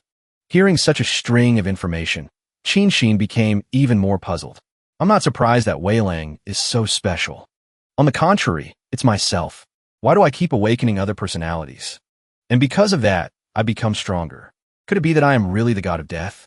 Or the demon lord that no one can find? Returning to reality. At this moment, Fangfang was using her abilities to examine Wei Jun's body. Half a day later, Fangfang opened her eyes. Then she gave her conclusion. Wei Jun was not possessed by an evil spirit. He really did come back to life. Immediately, the entire hall was in an uproar. That's great. Lord Wei is indeed a man of heavenly fortune. This is a good deed for a good person. I must drink 3 bowls of wine today. 3 bowls of wine is not enough. I want to drink 3 jars of wine. Ming Zhu still looked skeptical. Sister Zhu, what is going on? At the Heavenly Secrets Pavilion, didn't you confirm that Wei Jun was already dead? Fangfang also understood her feelings. She replied, I can't find a specific reason, but I found that Wei Jun's body is very unusual. His talent is extremely outstanding. So outstanding that he doesn't seem like an ordinary person. The second prince interjected. When Lord Wei went up the mountain of books, he broke Lord Zhu Jiziu's record. Everyone knows that his talent is superb. Fangfang immediately refuted, it's not that simple. The gap in talent between me and Wei Jun now is huge. It's like the gap in talent between me and you. It's insurmountable. Do you understand? Do you know how terrifying this is? It turned out she felt underestimated and was a little angry. Ming Zhu and the second prince understood when they saw Zhu Jiziu's attitude. They quickly replied, We're sorry. We know we are very incompetent. We will work harder in the future. Fangfang turned to Wei Jun. She added furthermore, there's a mysterious power in Wei Jun's body. It was this mysterious power that caused Wei Jun to die and come back to life. The Qian Emperor also curiously stepped forward. A mysterious power? Even Zhu Jiziu can't find its origin? Fangfang nodded. Then she continued. Yes, this is the first time I've encountered it. I can only confirm that. This power contains an extremely dense, deathly aura. But hidden within it is an extremely abundant life force. It's like a phoenix's nirvana and rebirth. As long as the nirvana is successful, one will gain a new life. Suddenly, the prime minister shouted, could it be the legendary thing that can make a person live 9 lives? The 9 deaths demonic art. Everyone was extremely surprised. Only Wei Jun's face became even more unsightly. The civil and military officials said in shock. Impossible. The 9 deaths demonic art. Hasn't it been lost for a long time? If I remember correctly, the 9 death demonic art is the secret of the legendary demon lord. Lord Wei and the demon lord cannot possibly have any relationship. I also don't believe that Lord Wei knows the demon lord. Besides, hasn't the demon lord already ascended? The prime minister frowned. He continued to put forward his speculation. According to reliable information I have received, the demon lord has now returned to the mortal world. He is very likely hiding in the capital.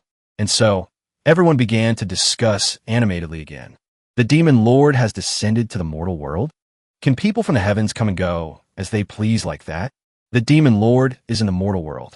Could it be that Lord Wei is the successor of the demon lord? I feel that it's possible the demon lord saved Lord Wei's life for some reason. Could it be that the demon lord intends to take Lord Wei as his successor? Or has the demon lord planted a demon seed in Lord Wei's body? He wants to turn Lord Wei into a cultivation furnace. Fong Fong waited for them to finish before loudly clarifying. Wei Jun is definitely not the successor of the demon lord.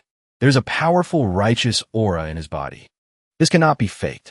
But there is no trace of cultivating the 9 deaths demonic art in his body either.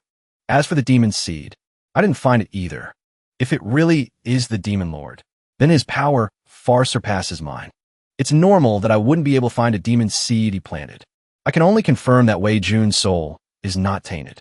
The current Wei Jun is the same Wei Jun as before. Hearing these analyses, Qin continued to ponder. Phoenix personality, could it be that you are the demon lord? She directly asked that personality. The other party replied nonchalantly, "Don't lower my status. These people have a limited perspective. They just think it's the 9 deaths demonic art. It's precisely because their perspective is limited. It's good that these things happened. Let the demon lord take the blame for you. That way, no one will pay attention to you. We could just grow in peace." The prime minister stroked his beard and said, "In that case, it seems the possibility of the demon lord being in the capital is even greater. In order for Great Qian to have another chess piece, we need to find him quickly." The Qian emperor also chimed in. "The demon lord's strength is immense, and he is hiding in the capital. If we can find him, it would be a good thing for Great Qian." Only the Minister of War was the most clear-headed. He reminded, "Your Majesty, please don't let victory cloud your judgment. In the war against the Cultivator Alliance, we are still at a disadvantage. The weak have no right to be complacent. We must act unexpectedly. If everything goes according to plan, we will surely lose." Ming also nodded in agreement. "We need to find the demon lord to know what he has done to Lord Wei. Otherwise, Lord Wei's safety is hard to guarantee." Fong Fong's face was extremely serious as she said, "I also really want to know what the most powerful prodigy in 1,000 years wants from my disciple. If he really planted a demon seed in Wei Jun's body, then we can't let it go." Of course, at this moment, the most annoyed person was definitely Wei Jun. He gritted his teeth. "So that bastard demon lord is the one who saved me? Who gave him the guts to ruin my good fortune? Are you looking to die? You just wait. This heavenly emperor will find you." At the same time, in a small courtyard in the capital, a man was coughing up blood. This person was resting in an ordinary house. He wiped the blood from his mouth. He muttered to himself, "Damn it, how did he come back to life? My injuries shouldn't have recovered for another 3 days. Why so soon?" The next morning, at Wei Jun's house, it was a new day. Wei Jun straightened comfortably. As soon as he stepped out the door, he saw someone sitting on the adjacent wall, waiting. "Lord Wei, good morning." It turned out that Qin had been waiting outside since early morning. Wei Jun was stunned. "Lady Bai, what are you doing sitting on my wall?" Qin pointed behind her. "It's my wall now, too. Lord Jiziu has assigned me to be responsible for your safety, so I've moved in next door to you." Wei Jun was surprised. "Lady Bai, this isn't appropriate. Men and women should maintain a proper distance. If word gets out, it will affect your reputation." Qin raised an eyebrow and replied, "I'm not even afraid." "What are you afraid of, Lord Wei? Do we need others to gossip about us being neighbors?" Then she jumped down. She walked to Wei Jun's side. "Lord Wei, let's rest for 2 days. Let's see if we can find the demon seed in your body. I will do my best to find the demon lord's hiding place.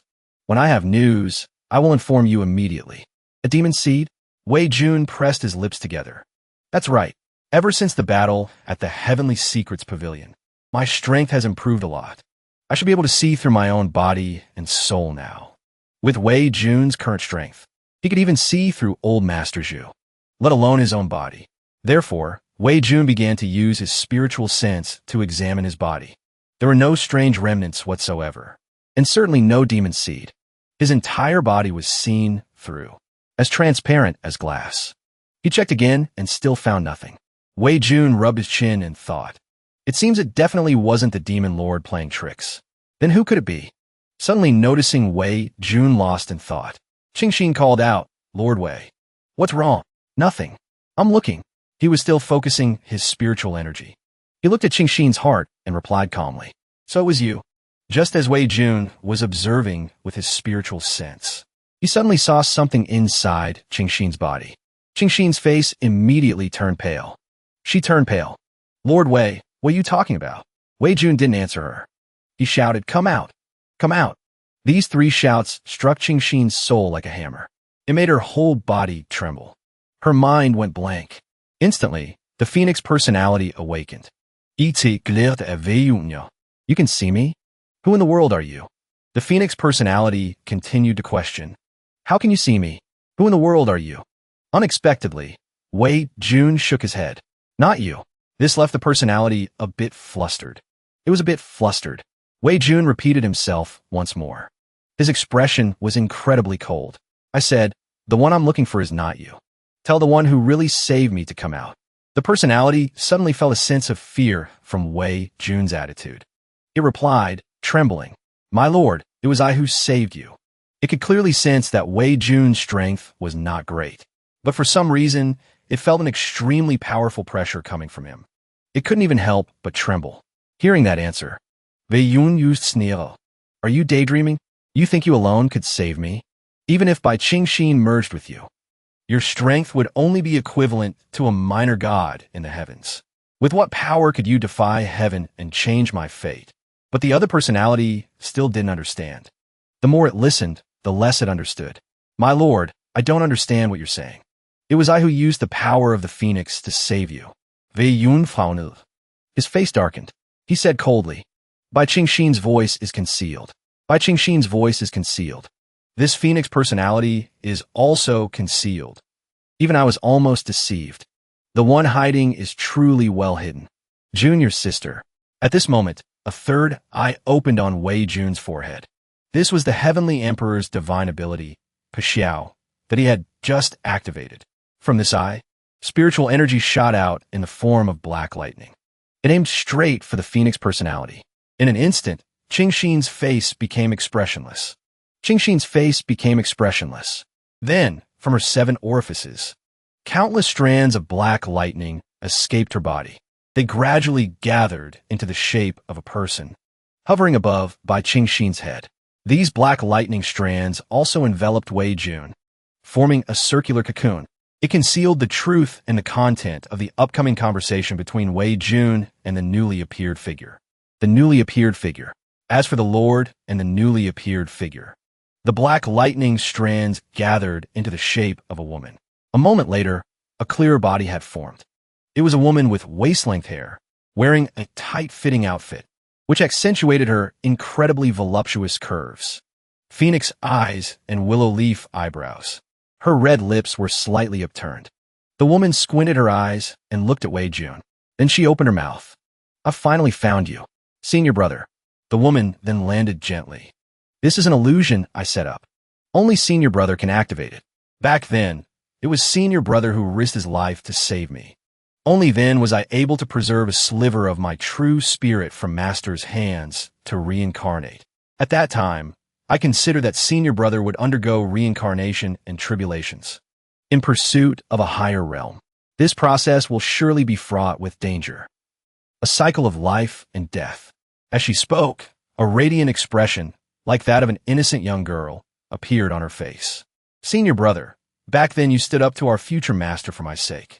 Let me protect you through this tribulation. This is a thank you that is 10,000 years late.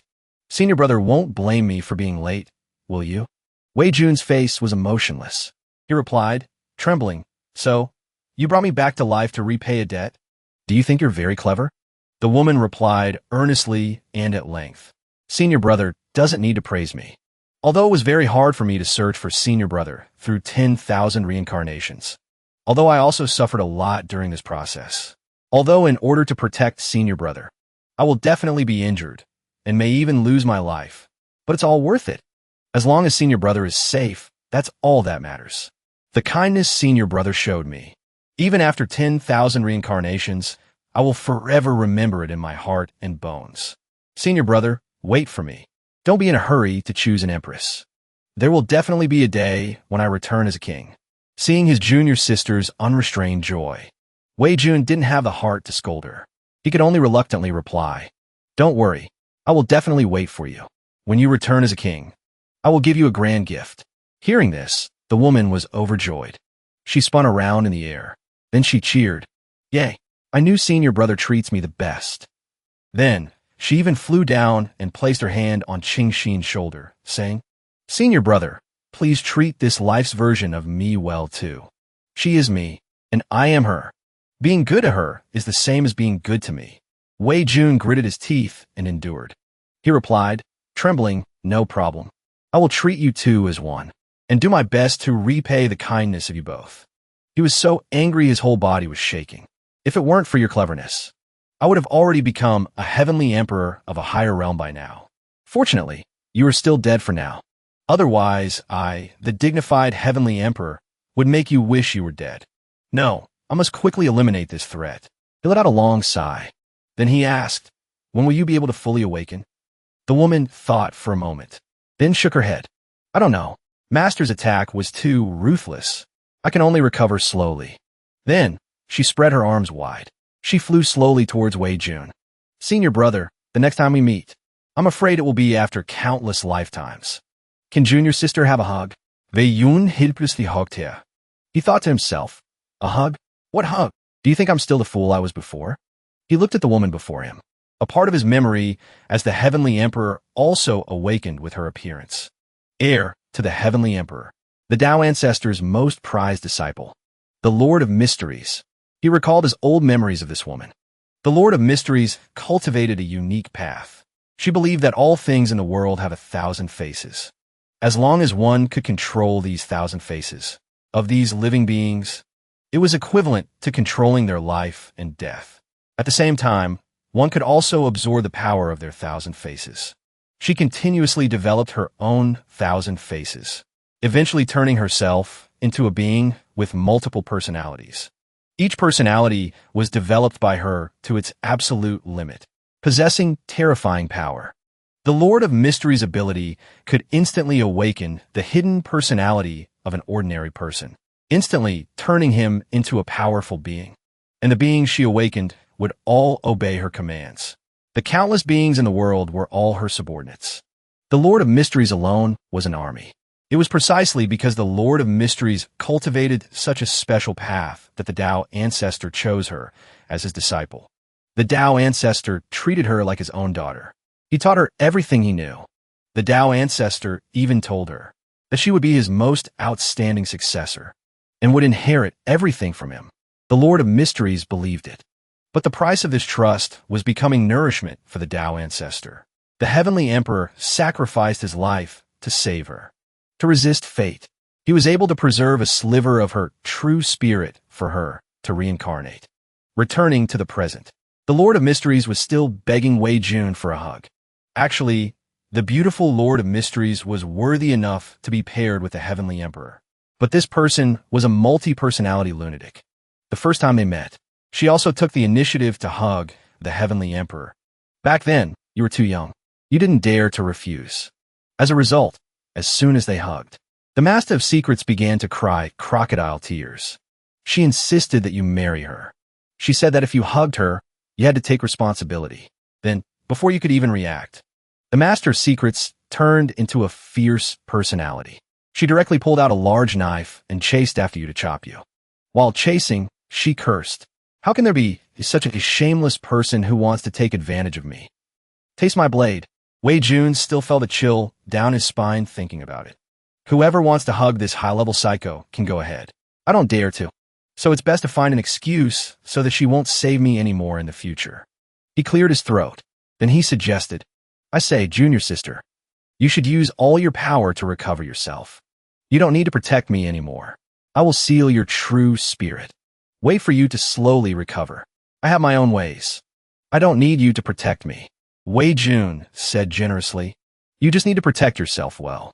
I suspect that master might be plotting something. If you don't have enough power, you might become his food. The master of secrets said in surprise. Master? Before I was absorbed by master, I traveled through time and space and discovered that you had already killed him in the future. Wei Jun immediately tried to cover it up. Junior sister, are you joking? It's hard enough to kill you, let alone master. Try to recover. Don't waste your energy. For me, I can save you once, but I'm not sure if I can save you a second time. Hearing this, the master of secrets nodded and replied, Understand, senior brother. When I face master this time, I will definitely fight alongside you. Seeing his junior sister's attitude, Wei Jun breathed a sigh of relief. I can't believe it. I actually managed to persuade her. That's great. If she's here, I won't die. Then what's the point of living? Unexpectedly, the master of secrets continued. Senior brother, I owe you too much. I feel like I can never repay you. Why don't I repay you with my body? After saying that, she even winked. She looked extremely cute. But Wei Jun maintained his indifferent attitude. He replied, Are you done? Is this the pretending to be innocent personality? The master of secrets replied, I'm done. I can go now. Wei Yun shul hiawi. The master of secrets pouted and huffed. Suddenly, she pulled out a knife from her waist and threatened. Her expression and attitude changed 180 degrees. Shameless. You're smart, I'll give you that. You didn't dare to take advantage of me. If you dared to hug me, I would make you completely chaste for the rest of your life. Wei Jun said wearily, That's enough. And so, the master of secrets changed her attitude once again. With tears in her eyes, she said coquettishly, Senior brother, I was just joking with you. Little sister doesn't understand big brother. Little sister just loves big brother very much. Senior brother, if you marry me, I can give you different surprises anytime, anywhere. Wei Jun said nonchalantly. Here we go again. Still the same old formula. Still the same familiar flavor. He just stood there quietly. He broke out in a cold sweat watching the master of secrets constantly change personalities. Marrying me is like marrying thousands of women. Are you really not tempted? Ha! Luckily you didn't agree. Otherwise, big sister would have killed you. Senior brother, actually I like girls. How about we become brother and sister? Senior brother, why are we still in this space? Whatever you want, I'll transform into it for you. Junior sister, come here for a moment. After watching the show for a long time, Wei Jun called the master of secrets over. She obediently came over. Unexpectedly, Wei Jun suddenly used all his strength to throw a punch. He shattered the master of secrets form. At the same time, he cursed, Get lost. At the same time as the master of secrets form shattered, this spherical space also collapsed. Everything returned to normal. Wei Jun looked up at the sky and sighed. To be honest, having new stimuli like this all the time is really tiring. If she changed her personality every day, I might still consider it. While Qin Xin was still unconscious, Wei Jun gave her the middle finger. The purpose was to target the master of secrets hidden in her body. He cursed, You don't even know how to seduce people. So useless. After an unknown amount of time, Qin Xin slowly opened her eyes. When she woke up, she found herself lying on a bed. Wei Jun was sitting beside her and said, Lady Bai, you're awake. Qin Xin was a little shy. Wei, what happened to me? Wei Jun looked at Qin Xin with a sympathetic gaze and said, Lady Bai, I have seen through everything about you. When Qin Xin heard this, she blushed. She pulled the blanket up to cover herself. She said in a small voice, Lord Wei, you've already seen it. Why did you have to tell me? It's so embarrassing. Wei Jun felt that something was not right. Are you really playing dumb? If it weren't for the fact that you're blind, I would have. Thinking of this, Wei Jun used his spiritual sense to observe Qin Xin carefully. He suddenly realized, no, her eyes are healed. She has indeed started to awaken her personalities. It would be strange if her eyes weren't healed. This woman has been pretending to be blind in front of me all this time. Today, this heavenly emperor will not expose you. Let's see how long you can keep up the act. Wei Jun pondered for a moment and then continued. Lady Bai, you've misunderstood. I mean, You have awakened other personalities. Qin became even more embarrassed. Lord Wei, how did you know? Wei Yun understood Qin's worries. He comforted her. Lady Bai, don't worry. Everyone in this world has their own secrets. Although I already know everything, I have absolutely no interest in your secrets. He reminded Qin. I also have my own secrets. Lady Bai, you don't need to ask. You just need to know that the gradual awakening of your other personalities is not a bad thing for you. Slowly merge with them. Control them. Become stronger. That's all you need to do. You don't need to secretly protect me. Doing so will ruin my plan. Qin finally felt at ease. She sat up, but she also had a question. Lord Wei, I can't see through you. Could it be that you are really the reincarnation of a saint? Wei Yun sneered. A saint is billions of times weaker than me. Qin couldn't believe it. She stammered. Are you bragging? Saints and demon lords are true peak experts. I heard they are even stronger than the gods in the heavens. Wei Jun still said bluntly, it's not just me. A saint is also billions of times weaker than you. Of course, you are still a little weaker than me. Qin tried to look at this matter rationally. Her intuition told her. That Wei Jun was telling the truth. Her face slowly turned pale. So we were once that strong? More accurately, we were once that strong. Then why we become so weak now? Wei Jun saw that Qin was interested in her past life. He was happy to explain in detail. Good question. You fell into this situation because you trusted an unreliable existence. As for me, I have my own plans. You don't need to worry about it. You just need to know that from now on, not helping me is helping me. Although she couldn't believe this shocking truth, Qin still used her intuition to judge. Something's not quite right. But Wei Lang wouldn't lie to me. Just the fact that he can know how many personalities I have means he doesn't need to lie to me. As a smart person, she suddenly thought, could it be because I saved him once, that I ruined his plan? That is indeed the truth. But Wei Jun is not a petty person. He wouldn't get angry with her for that. He replied, don't worry. You still couldn't save me. Something like that won't happen again. Qin was silent for a moment and then asked, Lord Wei, you said I am the reincarnation of some great figure, right? Wei Jun didn't quite understand the meaning of his question. He replied, something like that. What? Qin immediately became worried. Then, after she awakens, will I still be me? Compared to the rich experience of a powerful expert, my short 15 years of life are truly worthless. It's like a drop of water flowing into the sea. Wei Jun finally realized Qin's worries. He tried to comfort her. Lady Bai, do you remember what you did when you were 1 year old? Could it be that you weren't you back then? If you deny the value of your own existence, then you're no different from a good-for-nothing. But as long as you believe in yourself, you will exist forever. A drop of water merging with the sea doesn't mean it disappears. It still exists. The principle is the same. On Qin's face, she still couldn't hide her sadness. Lord Wei, let me think about it some more. Before Wei Jun turned to leave, he advised, you can think for as long as you want, but you absolutely shouldn't dwell on trivial matters. Also, you can get off my bed now. Qin was startled when she heard this. Her cheeks flushed red with embarrassment, but she was also a little reluctant. I'm lying on Wei Lang's bed, and I'm covered with his blanket. Wei Lang's scent is all around me. It smells so good. I really want to stay a little longer. Thinking this, Qin said coquettishly, Lord Wei, I have no strength left in my body. Can you help me up? Wei Yun teased. Do you need me to walk you home too? Qin smiled sweetly and replied, yes. I can't see anything. And now I have no strength. If I walk by myself, I might hit a wall. Knowing that Qin's eyes were healed, Wei Jun was a little helpless. He didn't know what to say, so Wei Jun really did help Qin home. At the door, he asked, Lady Bai's house is right next door. Now that we're here, you can probably get home by yourself, right? Qin still held her head with her hand. She staggered. Oh dear, I'm so dizzy. Please, Lord Wei, take me a little further. Anyway, you're on leave now. How about coming to my place for a few drinks? At this moment, someone appeared and greeted them. Brother Wei, are you going out? Both of them recognized this person.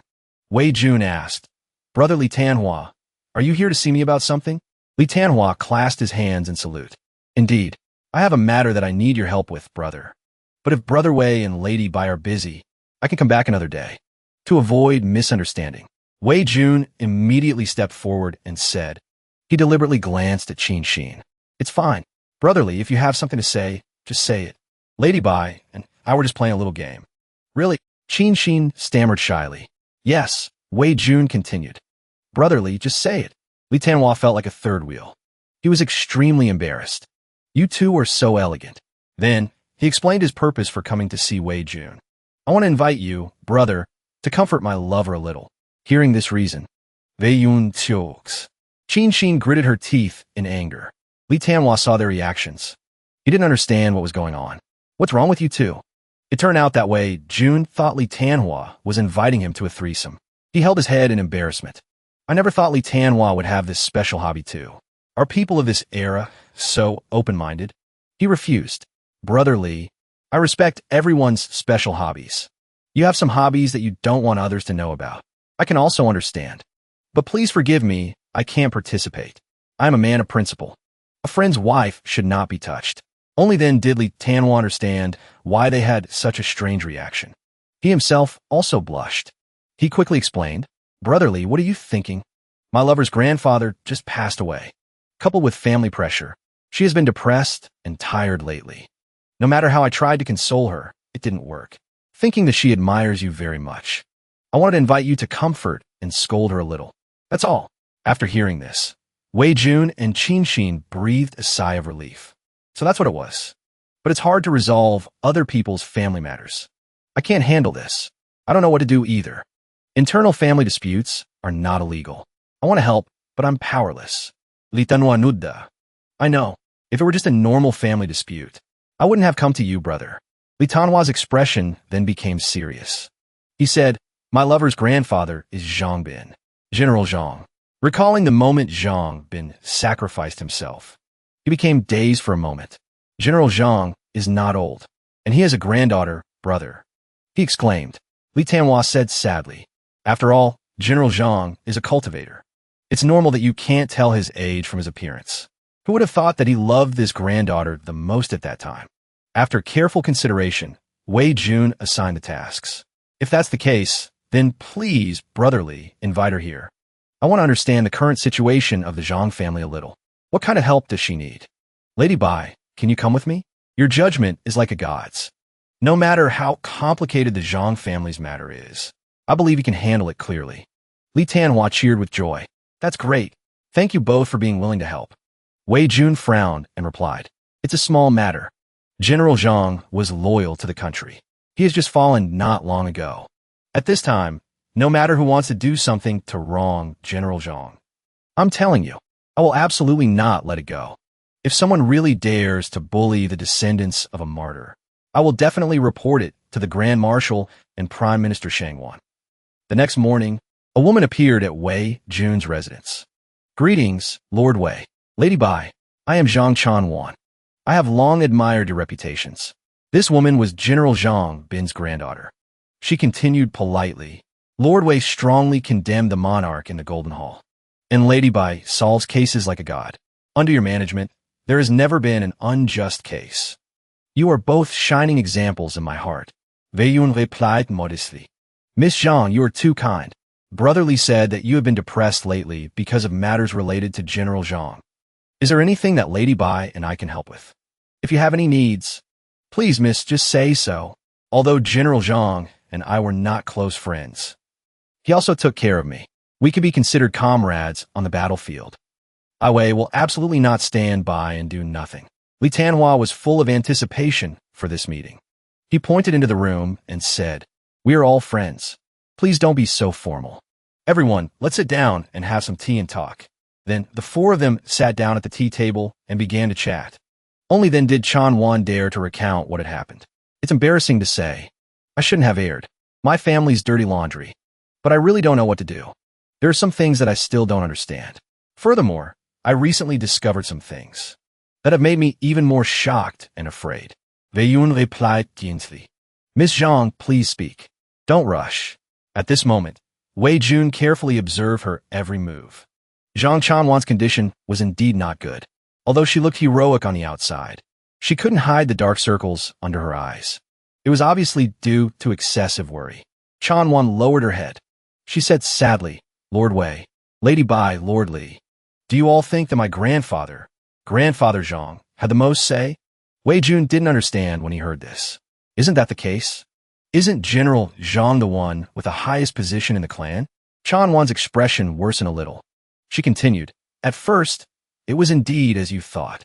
But since I became sensible, I discovered that. She recounted with grievance. Actually, my grandfather was not welcome in the Zhang family. Although my grandfather had the highest position, my two granduncles, who had no official positions, were more favored by my great-grandmother. They're my grandfather's two younger brothers. My branch of the family has only had single heirs. My grandfather only had one son, who is my father. And my father also only had one daughter, which is me. Now, although my grandfather has just passed away, my second granduncle has proposed to divide the family assets. He uses the excuse that I am a daughter and wants to inherit the entire Zhang family's estate. What I don't understand is, my great-grandmother actually supports my second granduncle. They're all her sons. My grandfather's contributions were clearly greater. But how can my great-grandmother be so biased? Qin Xin interjected when she heard this. I remember hearing a rumor before. It said that after old Madame Zhang heard that General Zhang had died in battle, she shed silent tears. But there was a smile on her face. Chan Wan gave a bitter smile when she heard these accusations. Sigh. The part about the smile on her face is true.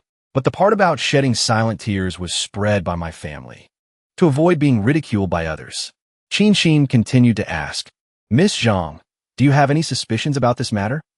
Chan Wan clearly wanted to say something, but she pressed her lips together tightly and didn't dare to speak. Li Tanhua, who was beside her, spoke up to encourage Chan Wan.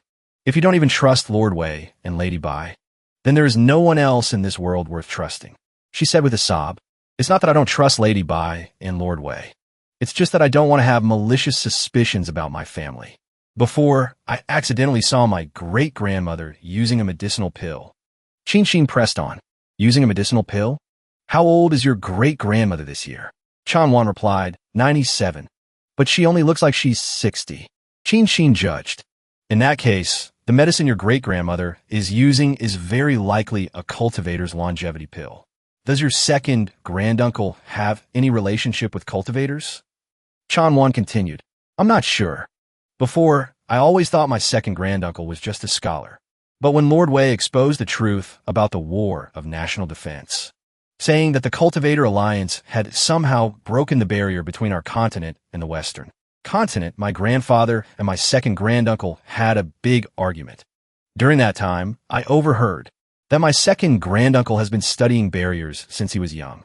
The matter of breaking the barrier is very likely related to him. Hearing this, everyone was shocked. Wei Jun's expression became solemn. He frowned and said, from the beginning, I had no intention of standing by and doing nothing about this matter. Now it seems, this is indeed my responsibility. Then I, Wei, have even more reason to intervene. Then, Wei Jun began to reassure Chan Wan. Miss Zhang, please rest assured, in this world, evil cannot triumph over good, no matter what your second granduncle does. General Zhang Bin is still a hero who sacrificed himself for the country. No one could change that. His contributions will forever be recorded in the annals of history. I will also use the most impartial pen to record it. Chan Wan clasped her hands in gratitude with joy. That's great. Thank you, Lord Wei. Wei Yun replied politely. I'm just doing what I should. Miss, you don't need to be so polite. By the way, on what day does the Zhang family plan to hold a funeral for General Zhang Bin? I, Wei, will come to the residence to pay my respects. At the same time, I will pay a visit to old Madame Zhang and a second Master Zhang. Hearing this, Chan Wan gritted her teeth and said, my second granduncle and great-grandmother think that since the court has already held a state funeral, the Zhang family doesn't need to hold another one. When Li Tanhua heard this, he shouted angrily, outrageous! The state funeral is the court's sentiment. But where is the Zhang family's sentiment? Although Wei Jun was angry, he didn't show it. He just continued to instruct. Please, miss, go back and inform your family. The Grand Marshal, Prime Minister Shangwan, Princess Mingzhu, the second prince, Zhu Jizu, and Chief Steward Lu will come to the Zhang family to pay their respects in 2 days. When Chan Wan heard this, she exclaimed in surprise. If that's the case, then my great-grandmother will definitely have to hold a funeral for my grandfather. Will those great figures really come? Wei Yun affirmed. Of course, we must see General Zhang been off on his final journey. 2 days later, just as Zhang Chanwan had announced, the Zhang family was forced to hold a funeral for General Zhang. At this moment, the entire clan was gathered. They were preparing to welcome those who came to pay their respects to General Zhang. Standing in the middle, representing the Zhang family, were old Madame Zhang and second Master Zhang. At this moment, it seemed to be the end of the ceremony. Old Madame Zhang stepped forward with a smile and said, "Thank you, esteemed lords, for coming to mourn with this old woman and her children and grandchildren. Now that the funeral is over, please return and rest comfortably." Wei Yun stood below, observing her. He and Qin Xin began to see the guests off. "Why are you ending the funeral in such a hurry, old madam? I heard that the Zhang family is planning to divide the assets." Someone spoke up. It was none other than the Grand Marshal. Yifang Gong.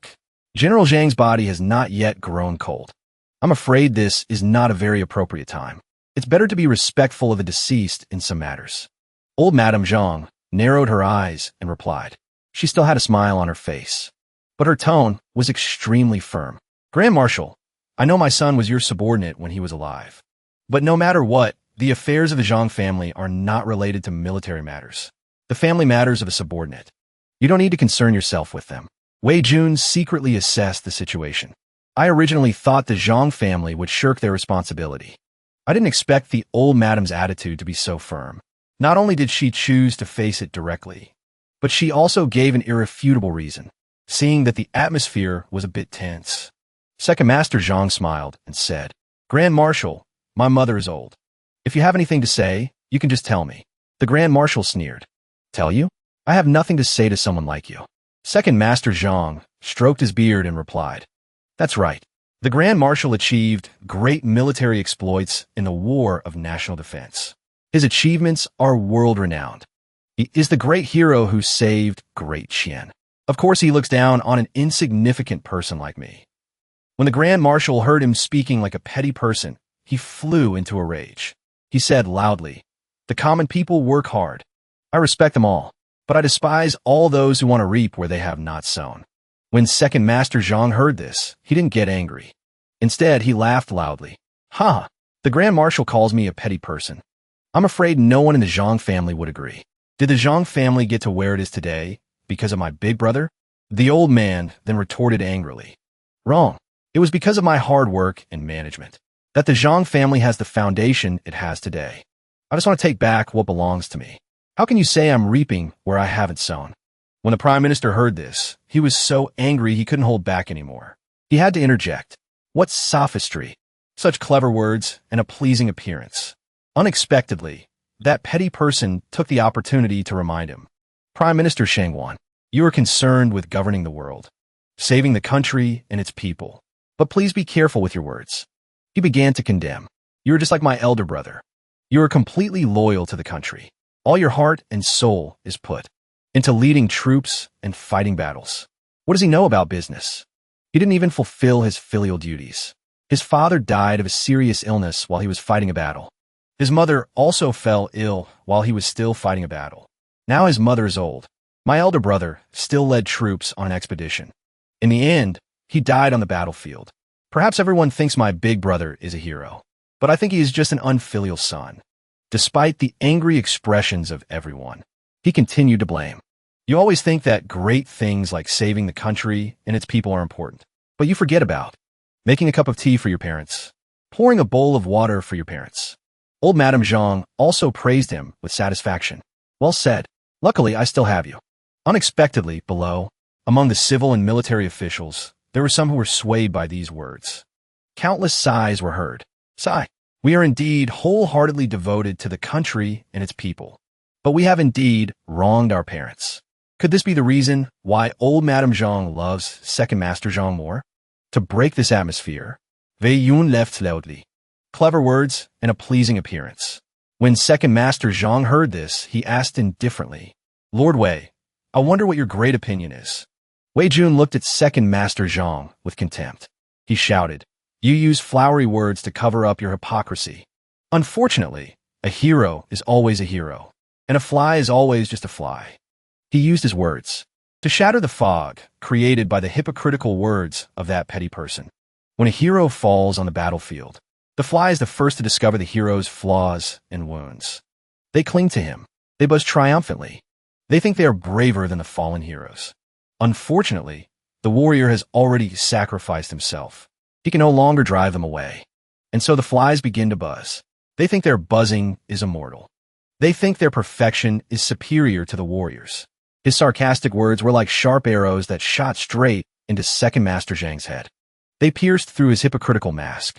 Indeed, no one discovers the flaws and wounds of a fly. But a hero, even with flaws, is still a hero. And a fly, even if perfect, is still just a fly. No matter how loudly it buzzes, it's still just a buzz. It can only survive by sucking the blood of heroes. His hypocritical mask was torn off. Second Master Zhang glared and gritted his teeth at Wei Jun. Wei Jun continued to shout. You say that people like General Zhang Bin always think about great things like saving the country and its people, and forget about making tea and pouring water for their parents. What you say may be true, but you forgot one thing. When the country is in peril, if there were no heroes to save the country and its people, then people like you wouldn't even have the chance to make tea and pour water for your parents. At this moment, the officials who heard Wei Jun's words were as if awakened from a dream. Wei Jun is right. Although he is not perfect, he is still a hero. The world always demands that heroes be perfect, but it is too tolerant of petty people. How shameful. I was almost deceived by Second Master Zhang's sweet words. When old Madame Zhang saw that her son was speechless, she spoke up. This lord, isn't it too much to call my son a fly? Wei Yun directly scolded. You still dare to open your mouth? Shut up. You clearly have a son who is a hero. You enjoy the wealth that he risked his life to obtain, and yet you still dare to complain that he didn't make tea and pour water for you. If General Zhang were by your side, every day making tea and pouring water for you, then how could you enjoy the wealth of a first-rank official's widow? Or would you rely on that son of yours who only knows how to flatter others? She scolded angrily. You little brat. Don't look down on my second son. His abilities are not necessarily inferior to my eldest son's. Wei Jun sneered and said, if you say that selling out the country is also a kind of ability, then I have no choice but to agree. As soon as they heard the two words, selling out the country, the two of them were immediately startled. Wei Jun did not stop. He continued to use his most contemptuous gaze to scold. But you too should understand. Selling out the country can fetch such a high price not because you too have ability, but because this country has people like General Zhang Bin. If it weren't for those heroes who saved the country and its people, do you too think the Cultivator Alliance would treat you so well? You two are truly disgusting. The two of them were so angry they were trembling. Second Master Zhang could no longer maintain his calm expression from before. He shouted angrily, Wei Yun, you dare to insult me. This is the general's residence. Even if you have just been promoted to a fifth-rank official, you have no right to speak here. These words were even more ridiculous. Wei Jun couldn't help but throw his head back and laugh loudly. Even when threatening others, you have to borrow the prestige of General Zhang Bin? The Zhang family prospered because of him. How ridiculous. Without General Zhang, what is the Zhang family? If you don't borrow General Zhang's reputation, what exactly have you, the second master, been managing? Old Madame Zhang narrowed her eyes. Her expression was unhappy as she said, Lord Wei, you've gone too far. Wei Jun saw that she was starting to back down. He pressed his advantage. Then, that's unfortunate. I will absolutely not let this matter go today. Second Master Zhang was at a loss for words. He shouted loudly, Wei Jun, don't push your luck. Men, throw him out for me. Wei Jun stood as still as a statue. He summoned a treasured sword. If General Zhang were here, with his status as a first-rank general, it would be fine if he threw me out. But you are just a commoner. You have no official position. Second Master Zhang was still staring at the origin of the treasured sword, when Wei Jun slapped him straight in the mouth. You want to hit me? You're not worthy. He was slapped so hard his mouth was crooked. He held his face. He shouted angrily, You dare to hit me? Men, are you all dead? Hurry up and throw this monster out for me.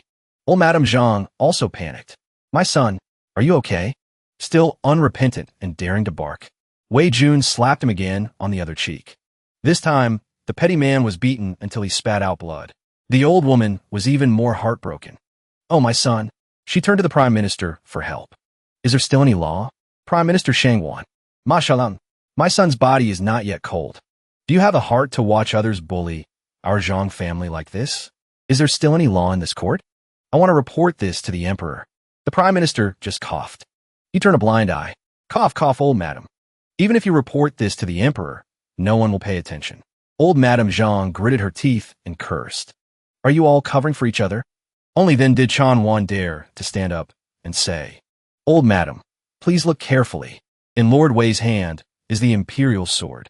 The Imperial Sword is the embodiment of His Majesty. Anyone who dares to resist will be killed without mercy." Only then did the two of them realize the origin of the treasured sword Wei Jun was holding.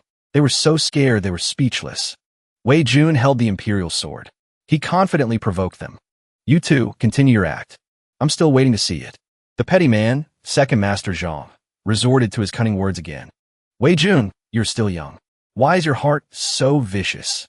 It's really not worth repaying," Wei Jun said nonchalantly. "Second Master Zhang, before coming to the Zhang family, I also did some research on you. You were once a scholar. You also once had heroic ambitions. Let me see what your heroic ambitions are like now." Saying that, Wei Jun approached this second master. His whole body exuded a righteous aura. He provoked him. Second Master Zhang replied, trembling, "Today, you used the Imperial Sword to threaten me. I have nothing more to say. But in any case, this is still the Zhang family. You have no right to interfere in the affairs of the Zhang family. If you insist on interfering and make a big deal out of it, you will definitely not be able to bear the consequences." Wei Jun plunged the Imperial Sword into the ground. He sneered at the foolish petty man. "Huh, to be honest, I have to thank you. Originally, I really had no right to interfere in the affairs of the Zhang family. But thanks to you, I now have the right," he began to solemnly declare. According to the investigation, Zhang Ziyuan is related to the cause of the War of National Defense. Before the truth is clarified, Zhang Ziyuan is not allowed to leave the Zhang family. He must be ready to be summoned by me at all times. If he attempts to escape during this period, he will be killed without mercy. The other officials and the members of the Zhang family heard Wei Jun's order. They all began to whisper among themselves. Related to the War of National Defense? This crime is truly too terrible. Even if Wei Jun wanted to deal with Second Master Zhang, he wouldn't go so far as to accuse him of such a serious crime. Could it be that Second Master Zhang is really related to the cause of the War of National Defense? Being accused of a crime. The petty man Ziyuan stomped his foot and cursed at Wei Jun. "What nonsense are you talking about?" Wei Jun replied with a calm attitude. "Whether it's nonsense or not will be clear after I investigate. If you are innocent, I will personally uphold justice for you. You can rest assured." He looked at Qin Xin. He continued to hint. "Lady Qin Xin will be in charge of this case. If you have been wronged, she will definitely not wrong you." Qin Xin's eyes lit up. She opened her mouth and said, "Second Master Zhang, please rest assured. I will definitely investigate thoroughly."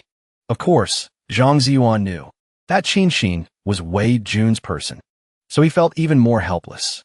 He immediately shouted, "Wei Jun, what right do you have to investigate me? I am a scholar registered at the Imperial Academy. I don't need to be investigated by a fifth-rank official like you." Wei Jun replied coldly. "Zhang Ziyuan, I am ordered to investigate the War of National Defense. I can bypass officials one rank higher than me. All those related to the War of National Defense are within the scope of my investigation." Ziyuan gritted his teeth. The veins on his face bulged. He cursed, "This is too much. If the National Preceptor were still in power, would a petty person like you dare to be so arrogant?" Knowing her son had misspoken, old Madame Zhang loudly reminded him, "Ziyuan, don't talk nonsense. What do the two words National Preceptor mean?" The Prime Minister stroked his beard and said, "It even involves the National Preceptor. It seems we really need to investigate this thoroughly. Just confining him to the Zhang family is probably not enough." Marshal Han also agreed. "Just in case, it's better to bring him in for investigation. We'll have to trouble Lady Bai. Also, one more thing." He emphasized the last sentence. "Investigate old Zhang's 3 defeats from 5 years ago. See if anyone was playing tricks behind the scenes. If it's not related to him, then fine. But if it is related, I will definitely pursue it to the end. Qin looked at Meng Jia. She gave an order. Understood. Leave this matter to me.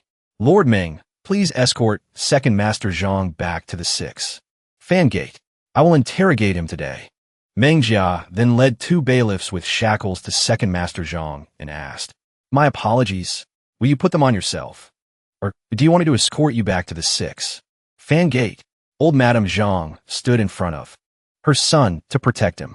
What evidence do you have to prove that my son is related to the war of national defense? I suspect you are deliberately framing my son. You are covering for each other just to help the eldest son. Meng Jia narrowed her eyes and looked at her with contempt. General Zhang is also your son. Old madam, you are truly biased. The old woman cried and lamented. The eldest son is already dead. Now I only have this son left. And now you want to take this son away too? How is this old woman supposed to live? Are you forcing me to die? Then you might as well just die. A wretched voice interjected. Of course, it was Wei Jun. He pouted and said, If you really die, under the pressure of public opinion and morality, we might have to make a concession. That is also the only way for you to break today's deadlock. Unfortunately, I bet you don't dare to die. Otherwise, you wouldn't have used so many pills to maintain your appearance and prolong your life. Isn't that right? An hour later, the scene shifts to the 6th Fan Gate. At this moment, Zhang Ziyuan had been tortured for the whole morning. Meng Jia stood with her hands on her hips. She said helplessly, We couldn't get anything out of him. He's determined not to talk. Is there no other way? Qin asked, What about torture? Meng Jia immediately replied, Of course we can use torture. But even if we use torture, it won't work. Meng Jia continued to report the results of the investigation. If it checked, there's a restriction in his head. A powerful expert has tampered with it. Once he says certain words, he will immediately self-destruct.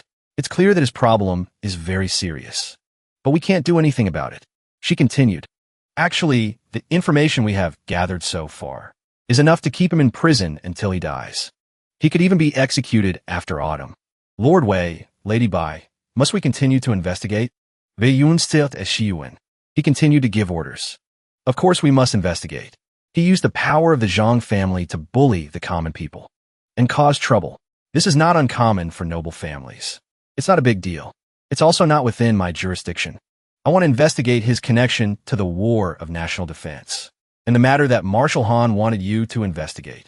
Hearing Wei Jun's order, Meng Jia was the one with the biggest headache. Then we have to find a way to break the restriction in Zhang Ziyuan's head. Unexpectedly, he laughed loudly. Huh, don't even dream of it, he said with a smug smile. Do you know who placed the restriction on me? It was the old man of heavenly secrets. Just you people. You dare to talk about breaking the old man of heavenly secrets restriction? Come back after cultivating for another 300 years. The truth was revealed. The faces of the 3 darkened upon hearing this. Qin spoke with deep concern. This is truly troublesome. I don't understand the cultivation system very well. The heavenly secret old man's power is far above mine. I cannot dissolve his restriction seal. Wei Jun whispered a suggestion to Qin. Actually, when it comes to soul manipulation, if you claim second place, no one would dare claim first. Qin tried to grasp Wei Jun's meaning. So, I should wait until I'm stronger to interrogate him? Wei Jun waved his hand. No need to wait that long. I have another way. Qin let out a surprised sound. Meng Jia, standing nearby, was even more astonished. Lord Wei has a way to dissolve his seal. Wei Yun nodded. But I need Lord Bai's help. Lord Bai and I need to find a secluded place.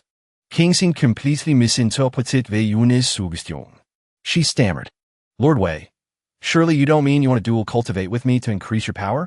Standing aside, Meng Jia also turned awkward. Wei Yun spoke sternly. No, don't let your imagination run wild. A moment later, the two found a private space. Wei Jun placed his hand on Qin's forehead. From within his hand, a glowing stream of spiritual power spread over her body. The Nalai Pearl, also known as the White Dawn Divine Art. It is a technique created by the Heavenly Emperor himself. Once used, it can copy the skills of other living beings. This is a technique so powerful that even the Tao ancestor would get a headache over it. With the growth of his power, Wei Jun had once again grasped the Nalai Pearl. Only then did Qin ask curiously, My lord, you said you wanted to learn my soul control ability, to dissolve the heavenly secret old man's seal, and simultaneously control Zhang Ziyuan, to force him to reveal his true nature. But I haven't even mastered this skill yet. How can you possibly learn it from me? Wei Yun replied tearfully. Actually, you have already mastered it. You just can't use it at will yet. Whatever has happened must leave a trace. Whatever exists can be learned. No lie, all things in this world belong to the Emperor. Immediately, the glowing spiritual power of the Nalai pearl manifested the copying process. In the blink of an eye, amidst the sparkling particles around Xingxin, a ray of light slowly drifted into Wei Jun's palm and settled peacefully within it. Copy successful. A moment later, snap. Someone snapped their fingers in front of Zhang Ziyuan. Immediately, he began to spill every secret. Spare me. Spare me. I am an elder of the Heavenly Secret Pavilion's Dark Division. You cannot touch me. Otherwise, the Heavenly Secret Pavilion will definitely declare war on the Imperial Court again. Meng Jiao was ecstatic. He actually talked. How did you do that? Even Xingxin felt amazed. That easy? Truly magical. Wei Jun, however, put on an indifferent expression. Investigating crimes is your specialty. You should be the ones to interrogate him. Don't worry. Right now, Zhang Ziyuan will say whatever he knows. Let's get back to business. Meng Jia began the interrogation of Zhang Ziyuan. Are you really an elder of the Heavenly Secret Pavilion's Dark Division? Ziyuan answered honestly. Yes. Furthermore, I was invited to join by the Heavenly Secret Old Man himself. Meng Jia continued to press. Why did the Heavenly Secret Old Man invite you to join the Heavenly Secret Pavilion? The man continued to answer. There were two reasons. First, my older brother is a general commanding the Imperial Army. Second, I have conducted deep research on barriers, so they wanted my assistance. Xingxin continued asking about other issues. Opening a barrier involves massive karma. Why aren't you suffering any retribution? Ziyuan smiled lewdly. I only provided the idea to open the barrier. I wasn't the one who opened it. What does that have to do with me? As for that unlucky guy who opened the barrier, he's probably down in the 18th layer of hell by now, receiving his well-deserved ending. Xingxin, furious, continued the interrogation. So only the kind-hearted scapegoat suffers, while the true mastermind gets to walk free outside the law. Do you know the consequences of opening that barrier? Ziyuan continued to smile and speak. Of course I know. East and West will go to war. The whole world will be submerged in warfare. These words made Xingxin grind her teeth in anger. Knowing the consequences, you still helped the Heavenly Secret Pavilion open the barrier? Ziyuan kept rambling on. Once the war breaks out, the whole world will drown in a sea of fire. Living beings will suffer devastation. Xingxin finally couldn't take it anymore. She scolded Zhang Ziyuan directly to his face. Once the war breaks out, the whole world will drown in a sea of fire. Living beings will suffer devastation. Don't you feel a shred of guilt? How dare you sell out your country like that? Slapped across the face by Meng Jia, Ziyuan finally fell silent for a moment. Of course, I hesitated too. But who would have thought he would scream again? This is the will of God. Do you believe it? Furthermore, the Cultivator Alliance is so powerful, with immortals backing them up. How can Great Qian fight against them? It's better to cooperate with them. Perhaps after the Cultivator Alliance rules Great Qian and the Cultivator Alliance will become one, coexisting and developing together. Everyone will be better off. Xingxin felt this man was beyond saving. She continued to ask, you don't even believe those words yourself, do you? Truly hopeless. Last question. Were General Zhang Bin's 3 defeats related to you? Ziyuan waved his hand, denying any involvement. My brother had average talent. I always advised him not to join the war. He wouldn't listen. He even said Great Qian would definitely win. He cried out in anger. Whip my ass. 3 battles in a row. He lost them all. What did Great Qian have to fight with? If he could have won those 3 battles, maybe I would have reconsidered my stance. But he lost. He lost. That forced me to side with the Heavenly Secret Pavilion. I am not a coward. I simply chose to stand with the winner. What did I do wrong? Did you want me to be like him and go seek death? This final confession left even Wei Jun unsure of what else to ask. Not long after, everyone returned to Wei Jun's room to talk. Meng Jia held her head, speaking sadly. Same father, same mother, same environment. Yet they made completely different choices. Now, I realized General Zhang Bin and his men were far greater than I imagined. She lamented, tears streaming down her face. When they bravely stood up, the pressure and tragedy they faced were far deeper than I imagined. When General Zhang Bin decided to sacrifice himself, he didn't even know if we would definitely win this war. But he was still determined to sacrifice himself. They carried their hot blood and overflowing faith to trade for a future that even they weren't sure of. This is the first time I've realized this. The first time I realized that many things aren't as taken for granted as I thought. Qing Xin took a harder stance than Meng Jia. After interrogating Zhang Ziyuan, I understand why there are always those who want to be running dogs. To be traitors, because those people don't believe we can win. That is why so many people rush to kneel the moment they see the enemy. They accept the result of defeat beforehand. That is why so many people, who are clearly scholars, cannot live upright lives, but want to be running dogs. To be traitors. Zhang Ziyuan might not have believed we could win the war against Wei. It turns out, the things we take for granted today were not historical inevitabilities. Wei Jun finally offered his perspective. Of course, it wasn't an inevitable result. Nothing has ever been taken for granted. Those traitors didn't believe we could win the war.